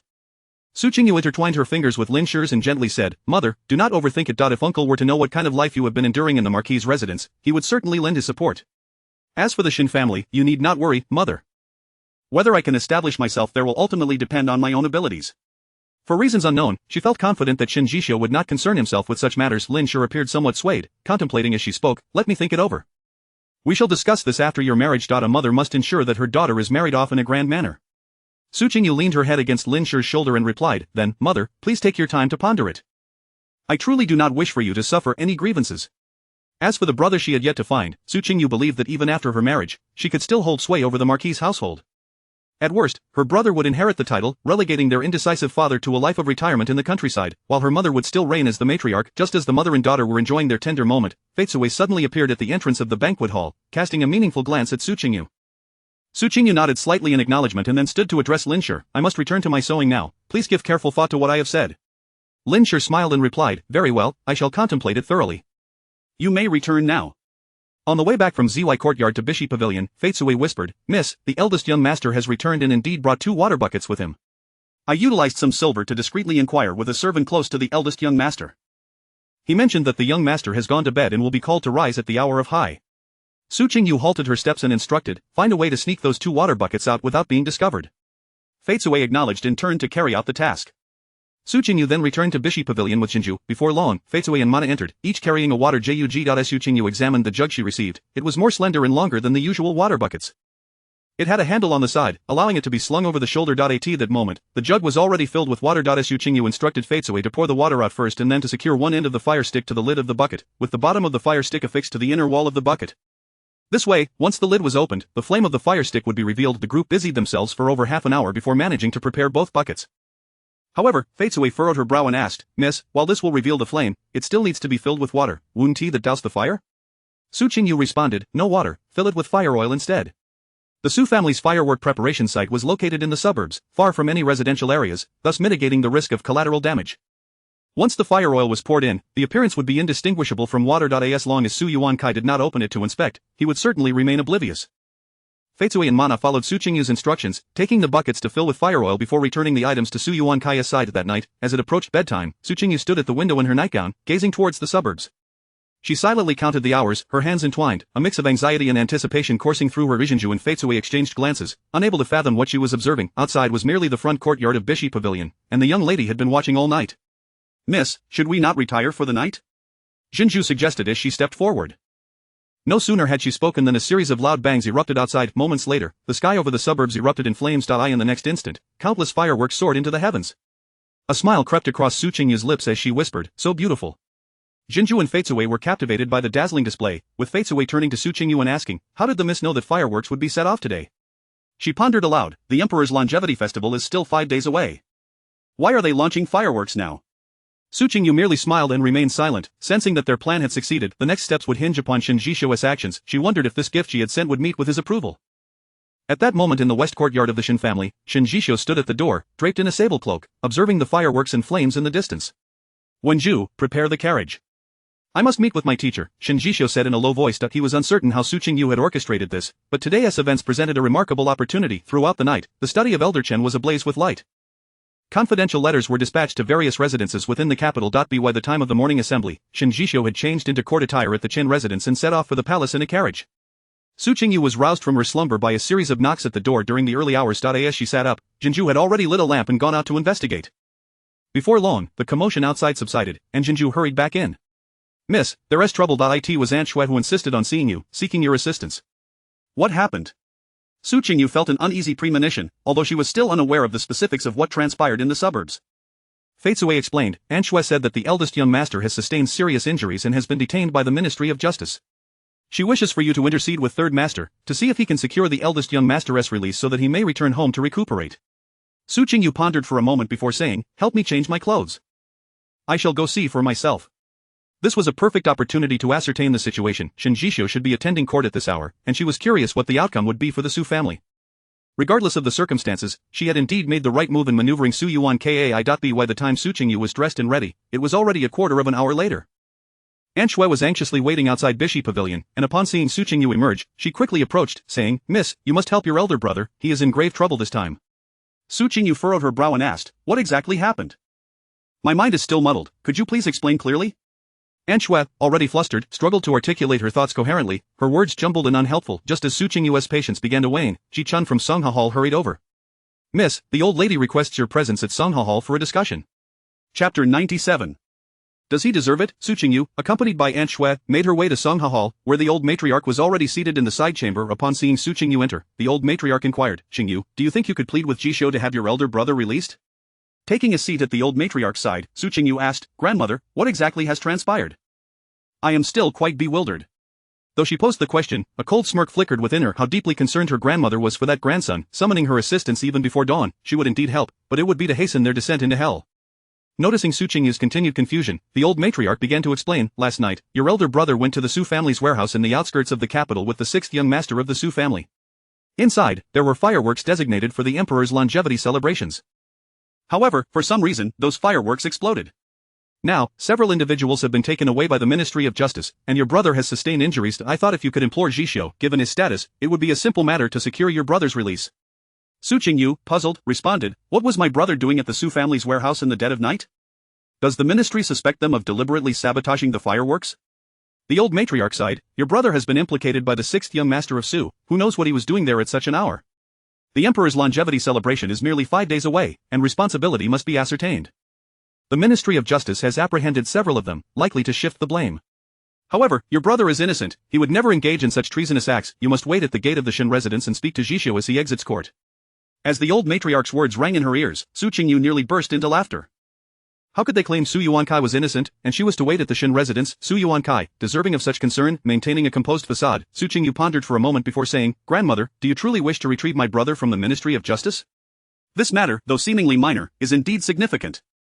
It has the potential to ruin the emperor's longevity celebration, constituting a grave act of disrespect. If the emperor thoroughly investigates and discovers that only a member of the Su family was released, would he not be enraged? What about, would Su Gulao not take out his wrath on the Su family? Were there any casualties among those at the warehouse? With each question, the old matriarch's expression shifted dramatically. These concerns had not crossed her mind. Or perhaps she had been too preoccupied with her grandson's plight to consider them. Hearing Su Qingyu dissect the situation revealed to her the recklessness of her previous decision. What do you suggest we do? The old matriarch asked, her mind momentarily devoid of options, instinctively turning to Su Qingyu for guidance. Aunt Shui, filled with urgency, tearfully implored, old matriarch, young lady, you cannot abandon the eldest master. What if he loses his life in such a wretched place as the ministry's prison? He is not dead, there is no need for your lamentations. You understand nothing, refrain from interrupting and listen to Qingyu. Aunt Shui fell silent, hastily using a handkerchief to dab her tear-streaked face. Su Qingyu deliberated for a moment before stating, the immediate priority is to ascertain whether there were any injuries or fatalities. If furthermore, we must wait for father to return from court and inquire about the emperor's stance on this matter. If the emperor is indifferent and dismisses the incident, we may still have a chance to plead for leniency. However, if the emperor is furious and demands a thorough investigation, then the Su family must brace for the worst. Should this escalate, not only my brother, but all of us could find ourselves imprisoned. Su Qingyu intentionally exaggerated the severity of the situation, causing the old matriarch to panic. Old matriarch, I have gathered some news. The steward, Su Zhong, suddenly entered from outside. Ever since the incident involving Su Yuankai, Su Zhong had been diligently seeking information and now, with a flustered demeanor, the old matriarch felt a surge of unease and urgently inquired, what news do you bring? Standing at the center of the side chamber, Su Zhong wiped the sweat from his brow with his sleeve. In a hoarse voice, he began, I have heard that the eldest young master of the Su family was injured the most severely. One of his legs was blown off by the fireworks. The sixth young master of Su lost an entire arm. Our family's eldest young master. Su Zhong hesitated at this juncture. Aunt Shui clasped her hand over her mouth, torn between asking and refraining from voicing her concerns, fearful of receiving some cruel news. The old matriarch spoke sternly, speak, what has become of the eldest young master? Su Zhong replied, our eldest young master sustained an injury to his eye. Those from the ministry say that a doctor has examined him and declared that he will likely lose sight in one eye. It was also said that his internal organs have been displaced, rendering him immobile. If any misstep occurs, his life may be in jeopardy. At this revelation, Aunt Shui fainted. The old matriarch initially closed her eyes tightly before reopening them to ask, is this information accurate? Su Zhong nodded. All those present at the warehouse were taken by the Ministry of Justice. Currently, all the doctors in the capital are attending to them at the ministry. Even the eldest and sixth young masters of Su are lying in the ministry as well. I spent a considerable sum to bribe an officer from the ministry. He should not deceive me. Turning to Su Qingyu, the old matriarch asked, what shall we do now? Su Qingyu pondered before replying, at present, we can only wait for father to return from court. This matter ultimately hinges on the emperor's disposition. Grandmother, would you like to rest for a while? Though she inquired, her mind was calculating whether Shen Jishou could leverage this incident against the Su family. According to Shen Jishou, this incident was merely an opportunity, and he had other cards to play. In such a moment, the old matriarch could not afford to rest. She instructed for breakfast to be brought forth immediately. She and Su Qingyu sat down to eat in the side chamber while awaiting Su Qingyu's return from court. As for Aunt Shui, she had already been taken away by the servants to find a physician. The old matriarch, preoccupied with her grandson's welfare, had barely sipped 2 bowls of porridge before abandoning her meal. Meanwhile, Su Qingyu felt rather hungry, consuming a steamer of buns, a bowl of mixed grain porridge, and 2 plates of light side dishes. When the time came for Su Qingyu to return from court, he did not arrive. The old matriarch, unable to remain seated, ordered someone to inquire. The messenger returned, stating that the grand court meeting had not yet concluded. Realizing this, Su Qingyu surmised that Shen Jishou had taken action. If he were to publicly impeach Su Gulao, it would indeed take some time to resolve. While the old matriarch was willing to wait, Su Qingyu found herself reluctant to linger any longer. Having risen early that morning, fatigue had begun to set in. Su Qingyu stood, softly proposing to the old matriarch, Grandmother, I shall return to change my attire. Should we need to plead at the Shen residence, I can depart immediately without causing any delay. Upon hearing this, the old matriarch promptly agreed, yes, preparation is essential. Return quickly. Thus, Su Qingyu made her way back to Bishi Pavilion, where she lay down and drifted into slumber. Before succumbing to sleep, she instructed Pearl to awaken her upon Su Qingyu's return. When Pearl eventually roused Su Qingyu, it was already past noon. Miss, the Marquis has returned, and he was carried back. Pearl spoke in a somewhat frantic tone, gently patting Su Qingyu's arm. Chapter 98. The father's fault for not educating the son. Su Qingyu, who had been in a daze moments ago, immediately regained her clarity. What is happening? What do you mean he was carried back? Jinju replied, it is said that he was punished by the emperor during the court assembly, and when he returned, there were bloodstains from his waist down. The person is already in the main hall of the outer courtyard, and the physician has arrived. Miss, would you like to go and take a look? Upon hearing this, Su Qingyu raised an eyebrow, almost wanting to exclaim, the emperor is indeed wise. After redoing her hair and changing her clothes, Su Qingyu proceeded to the main hall of the outer courtyard. Upon her entrance, she found the old matriarch, Lin, concubine Shui, concubine Lian, and others already present, with the family physician examining the injuries. Su Qingyu approached Lin and quietly inquired, how is father? Lin did not answer her question directly but leaned closer and whispered to Su Qingyu, I heard your grandmother came to see you early this morning. You didn't agree to any unreasonable requests from her, did you? Observing Lin's demeanor, Su Qingyu felt no concern for Su Qingya's well-being, rather, she feared that they might exploit her. Mother, rest assured, I did not promise grandmother anything, Su Qingyu replied softly. Upon hearing this, Lin felt relieved and patted Su Qingyu's hand. Her gaze towards the inner chamber was cool and indifferent, devoid of any turbulence. Before long, Dr. Su approached from the bedside. Old matriarch, madam, the Marquis is not gravely injured. It is merely a superficial wound. I will go prepare the medicine now. After taking 2 doses, he should be fine. However, since the injury is near the waist, we must be especially careful in his care. Once Dr. Su went to prepare the medicine, the old matriarch and the others gathered around the bedside. What exactly happened? How did you incur the emperor's wrath during the court? The old matriarch inquired. At that moment, Su Qingyu lay on the bed, covered with a silk quilt adorned with auspicious patterns. Due to the pain, cold sweat beaded on his forehead. Hearing the old matriarch's question, he made an effort to lift his chin, yet still could not see her face. Seeing this, the old matriarch instructed someone to bring over a cushion, and several of them settled around the bed. Did you anger the emperor during the court assembly? The old matriarch pressed urgently. It was no wonder she was anxious. The emperor's temperament was unpredictable. Should he truly be angered, the entire Su family would need to consider their escape. Su Qingyu shifted on the soft pillow beneath him to find a more comfortable position before speaking. Yesterday, several sons of prominent families from the outskirts of the capital also faced the emperor's punishment. The emperor stated, if a son does not educate himself, it is the father's fault. The old matriarch inquired further, has this matter been clarified? What exactly transpired? Why did Yuan Kai venture to that warehouse in the middle of the night? How did he ruin the emperor's longevity festival fireworks? Su Qingyu, upon mentioning this, felt a surge of anger. He replied in a low voice, it has been interrogated. The 6th young master of the Su family attempted to frame the eldest young master of the Su family, bringing Yuan Kai and others to tamper with the fireworks.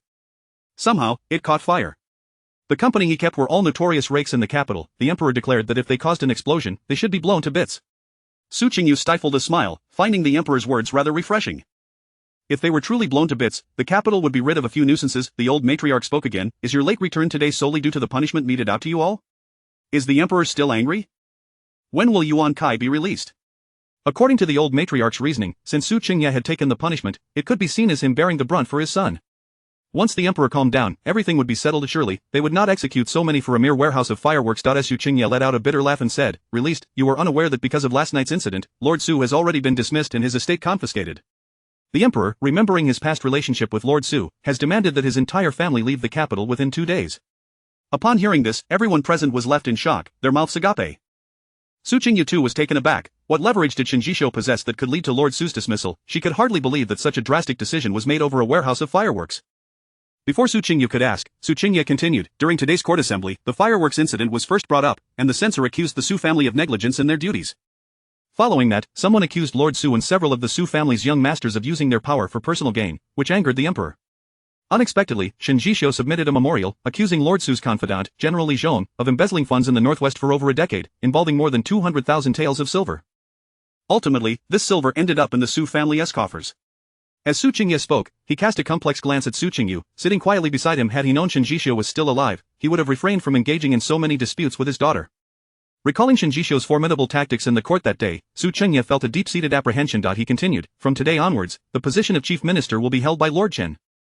As for the deputy chief minister, it will be taken up by Shen. When he uttered Shen's name, he deliberately glanced at Su Qingyu, observing her unchanging expression, devoid of any joy or arrogance. Su Qingyu could not help but lament inwardly that had Su Qingyu been a son, the Su family might well have flourished for 3 more generations. What a pity. At that moment, concubine Xue finally regained her senses and anxiously asked, what will happen to our 3rd young lady? She is already betrothed to the Su family and has consummated her marriage with the 6th young master. Now that the Su family is in turmoil, how can she still marry? In her agitation, concubine Xue's voice inadvertently rose a few notches, becoming somewhat piercing. Su Qingyu's expression darkened at her words, and he barked sharply at concubine Xue, isn't this all the fault of your well-educated daughter? If you had taught her to maintain her virtue, how could such a scandal have occurred? The marriage with the Su family will certainly be annulled. Given her current reputation, she might as well prepare for a life of seclusion in a temple. Su Qingyu's brow slightly furrowed, and a cold smile played at her lips. If the Su family had not encountered misfortune, Su Qingyu would have been more than eager for his daughter to be associated with them. Now that a change had arisen, he placed all the blame on the woman, which was truly laughable.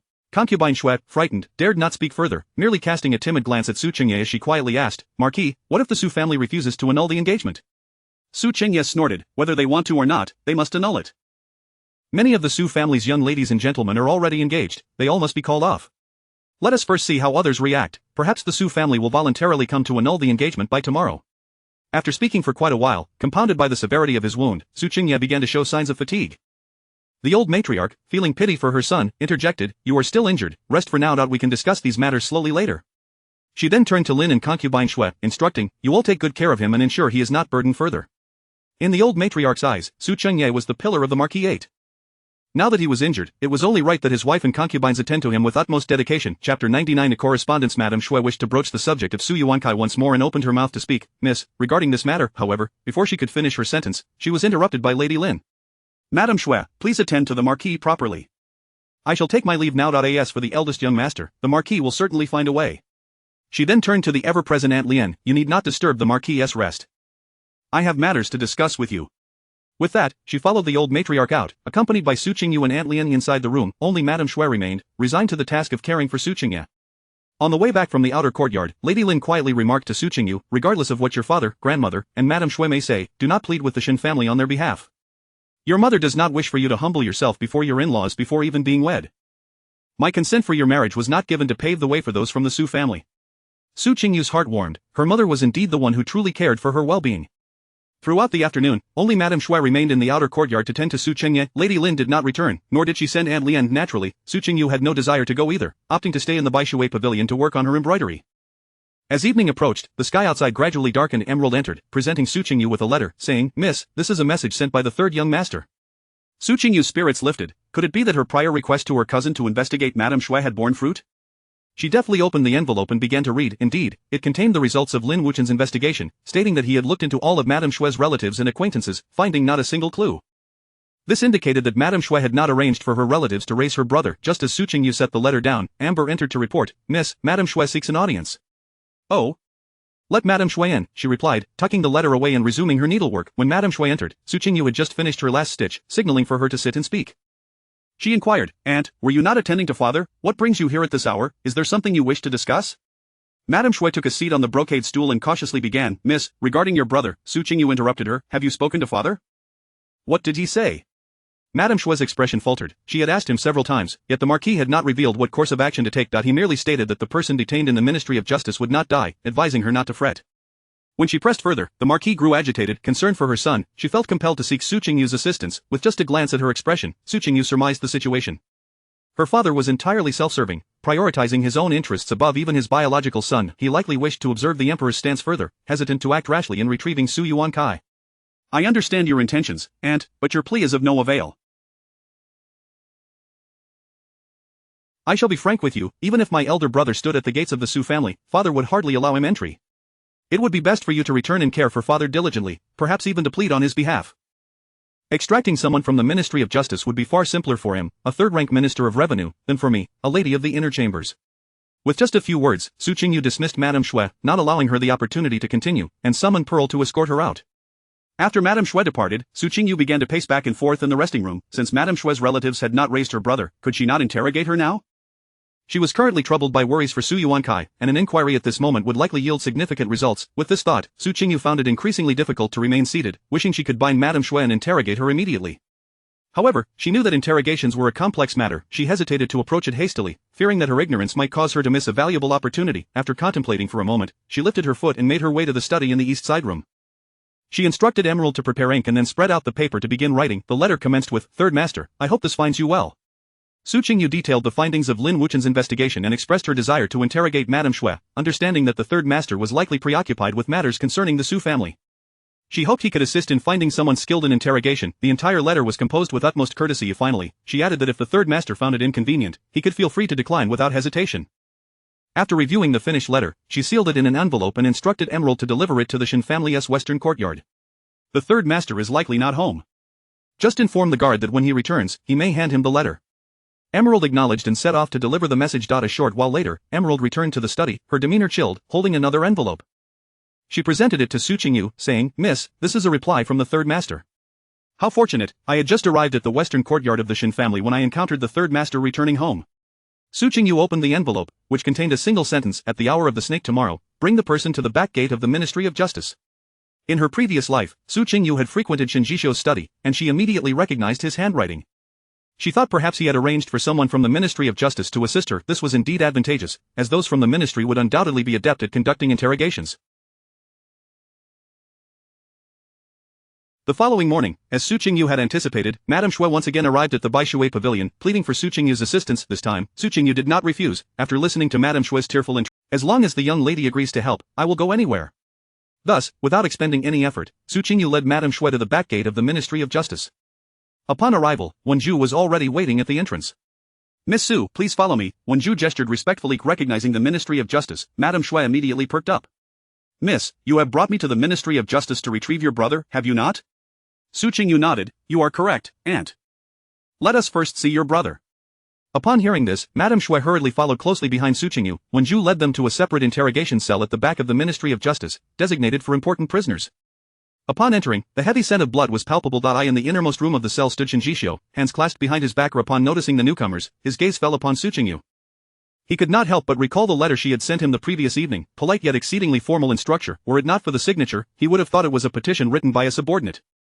Seeing Qingyu momentarily taken aback, Su Qingyu blurted out, "Shouldn't the third master be preoccupied with the Su family's matters? What brings you here in person?" Chapter 100 At the truth. When Qingyu gazed at Su Qingyu, a gentle smile adorned his face. I am not that busy. I certainly have time to assist you with the interrogation of an individual. When Shu could not help but twitch her lips twice. The third master had not rested for 2 days and nights, yet he claimed to be unoccupied. In truth, anyone around the third master could competently handle the interrogation of a concubine, but he insisted on personally overseeing it, and her attempts to dissuade him were in vain. Recalling Qingyu's methods of interrogation sent a shiver down Wenju's spine. Would he frighten the young lady of the Su family? What if the third madam, yet to enter the household, were scared off? What then would become of the third master? Aunt Shui surveyed the surroundings, noticing that Su Yuankai was absent, yet Qingyu was present. She looked at Su Qingyu in surprise and inquired, "Where is your brother? Will he be brought over shortly?" Qingyu exchanged a knowing glance with Wenju, who understood immediately. She stepped forward, seizing Aunt Shui and binding her to the rack in the prison cell. By the time Aunt Shui realized what had transpired, her arms were already restrained behind her back, her wrists secured by ropes. Wenju pulled the winch, hoisting Aunt Shui into the air. "What do you intend to do? Young lady, if you do not wish to assist, why must you suspend me? Is it not permissible for me to proceed without your aid? Release me at once." Aunt Shui, utterly bewildered by Su Qingyu's treatment, struggled desperately to escape the restraints. Qingyu furrowed his brow slightly but paid no heed to Aunt Shui's cries. Instead, he reached for a clean chair for Su Qingyu. "Please take a seat, I shall conduct the interrogation," he said softly, offering her a reassuring glance. After Su Qingyu sat down, Qingyu approached Aunt Shui, commencing with a piercing inquiry. "Where is that child from 18 years ago?" Not only Aunt Shui, but even Su Qingyu was taken aback. In her memory, Qingyu was gentle and humble, although there were fleeting moments when his gaze turned sharp. They were always brief. Su Qingyu quickly regained her composure. Someone who had navigated the complexities of officialdom for so many years and held a high position at a young age could not possibly be as benign as he appeared. Aunt Shui's expression faltered as she stammered, "What child? I know nothing of what you speak." Qingyu's demeanor grew even colder as he calmly instructed Wenju, "Apply the torture." He had never been patient when it came to interrogations, yet there had never been a case he could not resolve when he personally conducted the questioning. Wenju hesitated, casting a glance at Su Qingyu. "Third Master, Miss Su is still present. Should we not proceed with caution? I fear it may become too gruesome and frighten her." Su Qingyu discerned Wenju's intent and coldly replied, "Do not concern yourself with me. Interrogate as you see fit." Gruesome? Was there anything more macabre than the final scene of her past life? Hearing Su Qingyu's words, Qingyu felt a flicker of admiration in his eyes. He had genuinely feared that she might be frightened to tears during the interrogation. Wenju, noticing the situation, moved to a corner of the cell, and Su Qingyu discovered a brazier there. At its center lay a red-hot branding iron, which Wenju grasped by one end and brought close to Aunt Shui. The iron, glowing and emitting steam, approached Aunt Shui's cheek as Wenju jested. If this were to be branded, Su Qingyu remained unfazed, her gaze fixed coldly on Aunt Shui. Even when her eyes swept over the branding iron, there was not a hint of hesitation. Wenju could not help but marvel at her fortitude. Indeed, she was worthy of marrying the third master. Such resolve was rarely found among the daughters of noble families in the capital. Aunt Shui, upon sighting the branding iron, turned pale with fear. When Wenju brought it closer, she could hardly muster the words to plead for mercy, finally stammering, "I will tell you everything you wish to know, just take it away." Wenju glanced at Qingyu, who then withdrew the iron. Qingyu stepped in front of Aunt Shui and asked, "Speak, where has that child gone? How long did you plan to steal that child?" Aunt Shui swallowed hard, her voice trembling as she replied, "I did not plan anything. I merely saw the madam about to give birth and was tempted." "And the child?" Qingyu pressed, his voice low and insistent, with terror in her eyes. Aunt Shui dared not hesitate, responding, "The child. I discarded him by the roadside. When I was about to leave, I noticed that someone had taken the child." Su Qingyu suddenly rose. "Was that child a boy or a girl? Do you know the person who took him?"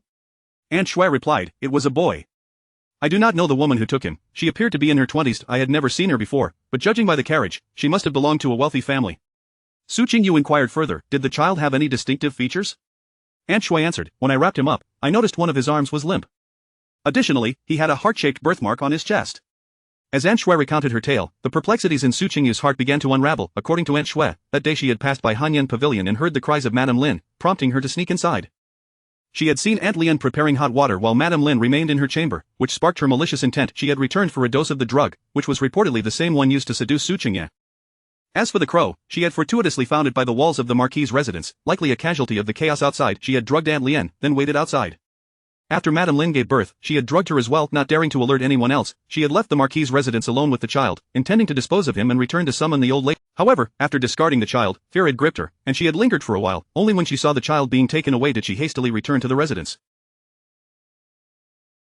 By the time she called for help at Hanyan Pavilion, Aunt Lian had awakened, and a baby girl was by Madam Lin's side. Aunt Shui had refrained from elaborating, gripped by fear.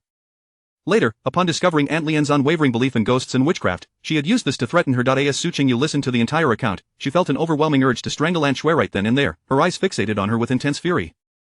Shen Jishou, fully aware of her rage, murmured, "Please, take a seat for a moment, I will have someone bring you a pot of tea. I still need to inquire further to ascertain the truth of her words."